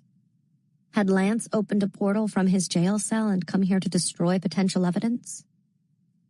A single slender tendril of some unknown plant lay in a pile of dirt beside a toppled plastic container. Alex touched her finger to it. The little vine unfurled, a lone white bud appearing from its leaves. Its petals parted in a burst of glittering seeds like a firework, with a soft but audible puh, and it withered to nothing. Outside, Alex found a lean woman in jeans and a barn jacket digging through a bucket of some kind of mulch with gloved hands. "Hey," she said, "can you tell me who uses that greenhouse?" "Sveta Myers. She's a grad student." Alex didn't remember her name from Tara's case file. "You know where I can find her?" The woman shook her head. "She left a couple days ago. Took the rest of the semester off." Sveta Myers had gotten spooked. Maybe she'd done the work of destroying the greenhouse herself. "You ever see her with a couple? Skinny little blonde girl and a big guy? Looked like he lived at the gym." "I saw the girl here a lot. She was Sveta's cousin or niece or something." Alex highly doubted that. "I might have seen the guy once or twice. Why?" "Thanks for your help," said Alex, and headed for the gates. She tried to shake off her feeling of disappointment as she made her way back down the hill. She'd hoped to find more of Tara in the gardens, not just piles of dirt heaped like a fresh grave. Turner said he'd meet Alex outside Ingalls Rink, and she spotted his Dodge idling by the curb. It was blessedly warm inside. "Anything?" he asked. She shook her head. "Someone cleaned the whole place out, and the student they were working with skipped town too. Someone named Sveta Myers." "Doesn't ring a bell, but I'll see if I can track her down." "I'll check the alumni rosters to see if she's connected to any of the societies," said Alex. "I want to talk to Lance Grisang." "You're back on that?" Alex had almost forgotten she'd feigned interest in talking to Grisang before. Someone has to question him about the new information we have. "If the case goes to trial, it will be too late. Someone sent a monster after me. They killed Tara, stole all her plants. Maybe they got to Sveta Myers, too. They're cleaning house." "Even if I could get an interview with Grisang, I'm not bringing you with me." "Why not? We need Grisang to believe we understand more about all of this than he does. It will take him about 30 seconds to realize you don't know your ass from a hot rock." "What a colorful turn of phrase." "I saw you in that apartment, Turner. You almost wet yourself when Lance disappeared through that wall." You have a real way about you, you know that, Stern? Is it my charm or my looks that you can't get enough of? Turner twisted in his seat to give her a long stare. You don't always have to come out swinging. What are you so angry at? Alex felt an irritating jolt of embarrassment. Everything, she muttered, gazing at the fogged-up windshield. Anyway, you know I'm right. Maybe so, but Lance is represented by counsel. Neither of us can talk to him without his lawyer. Would you like to? Of course I'd like to. I'd also like a rare steak and a moment of peace without you yapping in my ear. Can't oblige. But I think I can get you an interview with Grisang. Well, let's say that's true. Nothing we'll learn will be admissible in a court of law, Stern. Lance Grisang could tell us he killed Tara 12 times over, and we wouldn't be able to pin it on him. But we'll still get answers. Turner rested his gloved hands on the steering wheel. I'm pretty sure when my mother was talking about the devil, she had you in mind. I'm a delight. If I said yes, what would we need? Turner already had a nice enough suit. You own a briefcase? I can borrow one. Great. Then all we need is this. She pulled the mirror she'd used to gain access to Tara's apartment from her pocket. You want me to walk into a secure jail with a compact and a nice attaché case? It's worse than that, Turner. Alex flipped the mirror in her hand. I want you to believe in magic. 24. Winter. The plan was trickier than Alex had anticipated. The mirror would fool the guards they encountered, but not the cameras in the jail. Dawes came to the rescue with an actual tempest in a teapot. Alex hadn't thought Darlington was being literal when they'd walked through the bizarre basement of Rosenfeld Hall, but apparently back in their heyday, St. Elmo's had managed all kinds of interesting magic. It's not just the vessel, Dawes explained to Alex and Turner the next day, standing at the counter in the kitchen at Il Baston, a golden teapot and jeweled strainer before her. It's the tea itself. She carefully measured out dried leaves from a tin stamped with the St. Elmo's crest, a sinister little design referred to as the Goat and Boat. Darlington said they're campaigning for a new tomb, Alex said. Dawes nodded. Losing Rosenfeld Hall broke them. They've been petitioning for years, claiming all sorts of new applications for their magic. But without a nexus to build over, there's no point to a new tomb. She poured the water over the leaves and set the timer on her phone. The lights flickered. Make the brew too strong and you could short the grid for the entire eastern seaboard. Why are the tombs so important? Turner asked. This is just a house, and you're standing there working magic. He ran his tongue over his teeth as if he didn't like the taste of the word. Lethe house magic is spell and object-based. Borrowed enchantments, very stable. We don't rely on rites. It's why we can keep the wards up. The other societies are trafficking with far more powerful forces, telling the future, communicating with the dead, altering matter. Big magic, said Alex. Turner leaned back against the counter. So, they have machine guns and you're working with a bow and arrow? Dawes looked up, startled. She rubbed her nose. Well, more like a crossbow, but yes. The timer sounded. Dawes swiftly removed the strainer and poured the tea into a thermos. She handed it to Alex. You should have about 2 hours of real disruption. After that, she shrugged. But you're not going to knock the power out, right? Turner asked. I don't want to be at a jail when all the lights go down. Ah, look how far you've come, Alex said. Now you're worried about magic being too powerful. Dawes tugged at her sweatshirt sleeves, the surety she'd displayed while caught up in brewing the tea evaporating. Not if I got it right?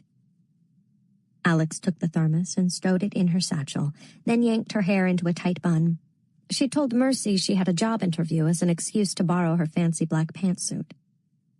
I hope you get the job, Mercy had said, and hugged Alex so tight it felt like her bones were bending. I hope I get it too, Alex had replied. She had been happy to play dress-up, happy to have this adventure to fill her hours, regardless of the danger. The new moon rite had felt distant, impossibly far off, but tonight it would happen. She was having trouble thinking about anything else. She checked her phone. No signal. Turner did the same. Me neither. Alex turned on the little television that sat above the breakfast nook. Nothing but static. A perfect brew, Dawes. Dawes looked pleased. Good luck. I'm about to commit career suicide, said Turner. Let's hope we've got more on our side than luck. The drive to the jail was short. No one there knew Alex, so she didn't have to worry about being recognized. She made a perfectly reasonable assistant in her borrowed corporate drag. Turner was another matter. He'd had to pop by the courthouse that morning to bump into Lance Grisang's attorney and secure his visage in the compact. They passed through security without incident. Stop looking at the cameras, Alex whispered as she and Turner were escorted down a dingy hallway lit by buzzing fluorescents. They look like they're working. The power is on, but they're just recording static, Alex said with more confidence than she felt. The thermos was tucked into her bag, its weight resting reassuringly against her hip. Once they were inside the meeting room, they'd be safe at last. There was no video or audio recording allowed in a conference between an attorney and his client. Lance was seated at the table when they entered. What do you want? He said when he caught sight of Turner, who had pocketed the compact after flashing it at the scowling guard. You've got 1 hour, the guard said. Don't push it. Grisang shoved back from the table, looking from Turner to Alex. What the fuck is this? Are you two working together? 1 hour, the guard repeated, then locked the door behind him. I know my rights, Grisang said, standing. He looked even bigger than he had at the apartment, and his bandaged hand didn't do much to put Alex at ease. She had made it her business not to get trapped in small spaces with men like Lance Grisang. You didn't want to be the only thing in sight when their moods went sour. Sit down, said Turner. We need to have a conversation. You can't talk to me without my lawyer. You walked through a wall yesterday, said Turner. That in the penal code? Lance looked almost sheepish at the accusation. He knows he's not supposed to be using portal magic, Alex thought. And he most definitely wasn't supposed to be seen doing it by a cop. Lance had no way of knowing that Turner was associated with the Houses of the Vale. Sit down, Grisang, Turner repeated. You might be glad you did. Alex wondered if Lance would just pop a mushroom in his mouth and vanish through the floor. But slowly, sullenly, he dropped back into his seat. Turner and Lance took chairs opposite him at the table. Lance's jaw set, and he jutted his chin toward Alex. Why were you at my place? My place, not our place. She said nothing. I'm trying to find out who killed Tara, said Turner. Lance threw up his hands. If you know I'm innocent, why don't you get me out of this shithole? Innocent is a big word for what you are, Turner said in that same pleasant, condescending tone he'd used on Alex just a few days ago. Maybe you're innocent of this particular bit of brutality, and if that's the case, it will be my great pleasure to make sure the murder charge against you is vacated. But right now, what I want to convey to you is that no one knows we're here. The guards all think you're chatting with your lawyer, and what you need to absorb is that we can do whatever we want. Am I supposed to be afraid? Yes, said Turner. You are. But not of us. Hey, he can be afraid of us, said Alex. He can, but he has bigger problems to worry about. If you didn't kill Tara, then someone did, and that someone is just waiting to lay hands on you too. Right now, you're a useful scapegoat, but for how long? Tara knew things she wasn't supposed to, and maybe you did too. I don't know shit. I'm not the one you need to convince. You've seen what these people can do. Do you think they care about wiping away a little shit stain like you?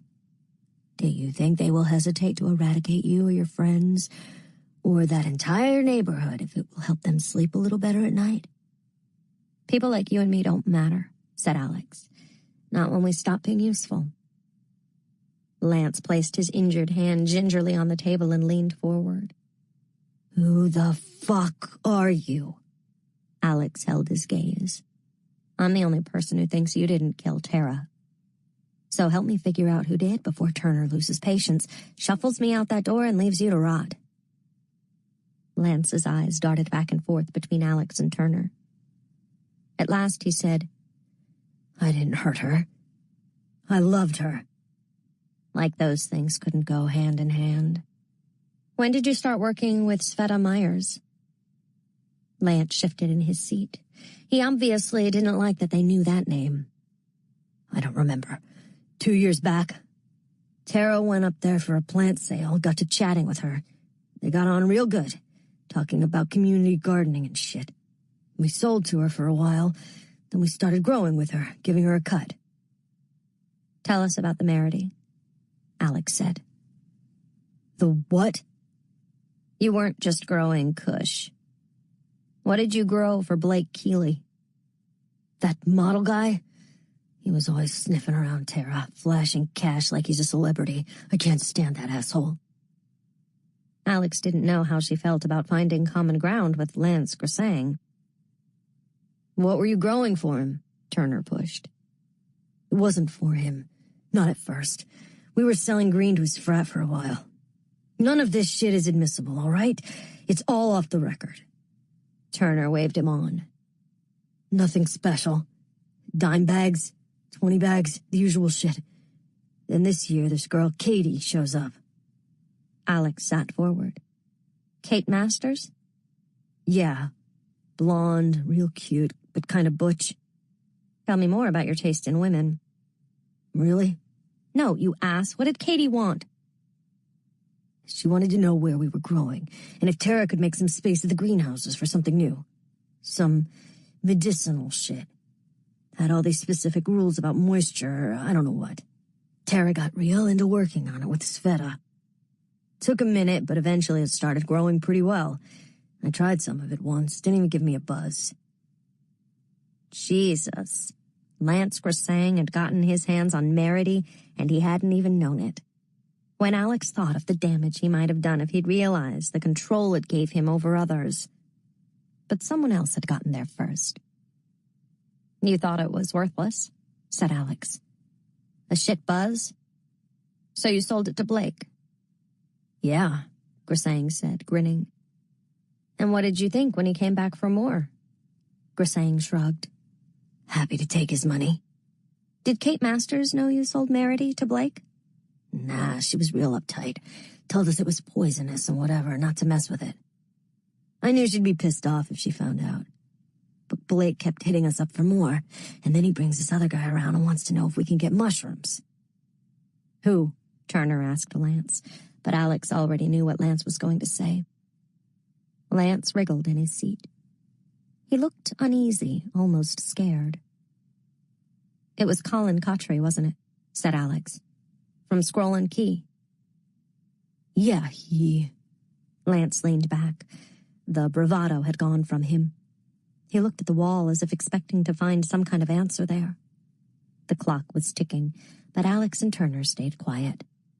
I didn't know what we were starting. Tell me, said Turner. Tell me how it began. Tara was at the greenhouses all the time. Lance said haltingly. Coming home late, staying up to try mixing shit, putting the mushrooms together with I don't know what. She had this little yellow dish Colin gave her, called it her witch's cauldron. Colin couldn't get enough of the tabs she made. He kept coming back for more. Tabs? Asked Turner. I thought you were dealing with mushrooms. Tara distilled that shit down. It wasn't acid, I don't know what it was. Lance rubbed his good hand up his other arm, and Alex could see his skin had puckered with goosebumps. We wanted to know what Colin was using it for, but he was real cagey about it, so Tara's like, I guess I won't be cooking for you guys anymore. Lance held his hands out like he was pleading with Alex. I told her just to leave it alone. Just keep taking Colin's cash. But it wasn't enough, Alex said. Rather die than doubt. Tara had sensed something big at play, and she'd wanted to be a part of it. So what happened? Colin caved. Alex couldn't tell if he sounded more smug or regretful. One weekend, he and his buddies come get us at the apartment. We all take the tabs Tara made, and they blindfold us and take us into this building, this room. It was real pretty, with these screens with, Jewish stars on them, and the roof was open so you could see the skies. Alex had been in that room the night of the failed locksmith ritual, when they'd tried to get to Budapest. Had they staged the whole thing, knowing it wouldn't work without Tara's tabs? We stand in a circle at this round table, and they start chanting, and I don't know, Arabic maybe, and the table just opens up. Like a passage? Asked Turner. Lance was shaking his head. No, you don't understand. There was no bottom. It was night down there. Some other night. And night up top. Our night, it was all stars. There was real awe in his voice. We walked through and we were standing on a mountaintop. You could see for miles. It was so clear you could see the bend in the horizon. It was incredible. I was sick as shit the next day, though, and God, we smelled. It didn't wash off for days. Lance sighed and said, I guess it just went on from there. Colin and that whole crew wanted Tara to keep cooking up her stuff for them. We wanted to keep tripping. Tara wanted to see the world. I only wanted to fuck around. We went to the Amazon, Morocco, those hot pools in Iceland. We went to New Orleans for New Year's. It was like the best video game ever. Lance released a little laugh. Colin couldn't figure out how Tara was mixing the shit. He acted like he thought it was funny, but I could tell it pissed him off. Alex tried to reconcile this Colin, greedy, jealous, tripping with drug dealers, with the ambitious, perfectly groomed boy she'd seen at Bellbaum's house. Where had he thought this would end? How did Blake and Colin know each other? Alex asked. She couldn't imagine them hanging out. Lance shrugged. Lacrosse or some shit. Lacrosse. Colin seemed so distinctly un-jock-like, it was hard to picture. Had he seen one of Blake's nasty little videos and recognized Merity the way Alex had? The locksmith's magic had started to fail. The nexus beneath their tomb wasn't working anymore, and they were desperate for ways to open portals. And Colin, bright, friendly, polished Colin, hadn't reported what Blake had been doing with the Merity. He hadn't stopped him from hurting girls. Instead, he'd seized an opportunity for himself and his society. What about Trip Helmuth? Said Turner. It felt strange to ask about rosy-cheeked, good-vibes-only Trip, but Alex was glad he wasn't ruling anyone out. Who? Rich kid, said Alex. Sailing team? Always seems to have a tan. That could be a lot of guys around Yale. Alex didn't think he was playing dumb, but she couldn't be sure. The other day you opened a portal in the jail, said Turner. I had a tab on me when you guys picked me up. Lance grinned. Plenty of places to stash something that small. Why not just escape? Asked Turner. Go to Cuba or something. What the fuck would I do in Cuba? Lance asked. Besides, you can't portal big distances from anywhere with the table. He meant the tomb. Scroll and Key still needed the nexus. Tara's tabs weren't enough on their own. Wait, said Alex. You wasted your only tab going back to your apartment? I thought I could get some cash, maybe make a run for it or get something to trade in here, but your asshole cops had tore the whole place apart. Why didn't you just portal to the tomb, the table, and then go wherever you wanted? Lance blinked. Shit. He slumped back in his chair. Shit. He trained his gaze on Alex. He looked impossibly mournful. You're going to help me, right? You're going to protect me. Turner stood. Keep your head down, Grisang. As long as you look like you're taking the fall, you should be safe in here. Alex expected Lance to protest, try to bargain, maybe even threaten them. Instead, he just sat there, his big body frozen like a stone idol beneath the fluorescent lights. He didn't say a word when Turner knocked on the door and the guard came to fetch them. Didn't look up when they left.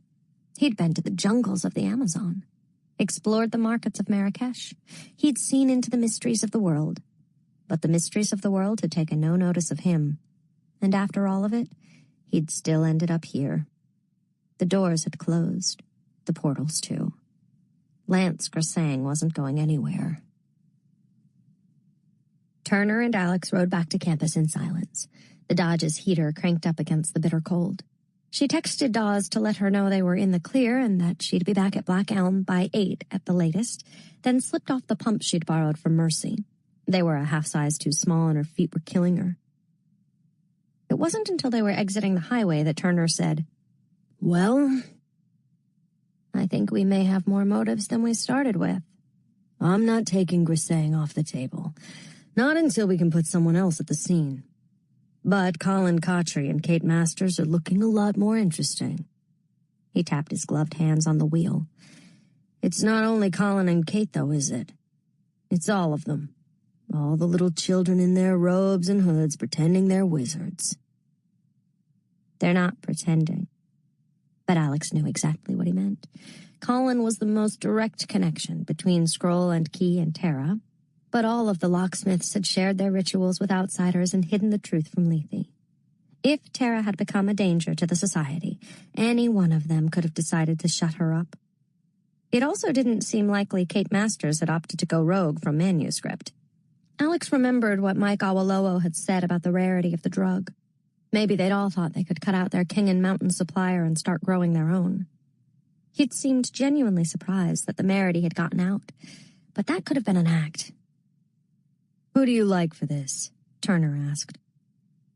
Alex tried not to show her surprise. Turner might just be using her as a sounding board, but it felt good to be asked. She wished she had a better answer. Alex flexed her aching feet. Any member of manuscript could have used a glamour to make Tara think she was meeting Lance. Plus, if Keyes relied on Tara for the secret sauce, why would they want her dead? Their magic has been a mess the last few years. They needed her. "Unless she was pushing too hard," said Turner. "We have no idea what her relationship with Colin was really like. We don't even know exactly what was in those tabs of hers. We aren't talking about magic mushrooms anymore." That was true. Maybe Colin the chemwiz hadn't liked being shown up by a town girl. And Alex doubted anyone in Scroll and Key liked being blackmailed into sharing their rights. It was also possible someone had cracked Tara's recipe and decided they didn't want her around anymore. Colin Cottrey had an alibi that night, Alex said. He was at Bellbaum's salon. "You're telling me he couldn't just open up a convenient little portal, pop through, kill Tara, be back before anyone noticed?" Alex wanted to smack herself. "Smart, Turner." "It's almost like I'm good at my job." Alex knew she should have thought of it herself. Maybe she would have if she wasn't too busy hoping Colin wasn't involved in the worst of this. That her perfect, promising summer with Bellbaum could remain untouched by the ugliness of Tara's murder. Turner steered the car up Chapel and pulled in at the Vanderbilt gates. She saw North hovering by the steps to her entryway. How long had he been waiting? And had he found Tara on the other side? With a shiver, she realized he'd been killed, or killed Pretty Daisy and himself, only blocks from where she was sitting. "What would you say if I told you there's a ghost outside my dorm?" asked Alex. "Right there in the courtyard." "Honestly?" asked Turner. "After everything I've seen the last few days?" "Yeah." "I'd still think you were screwing with me."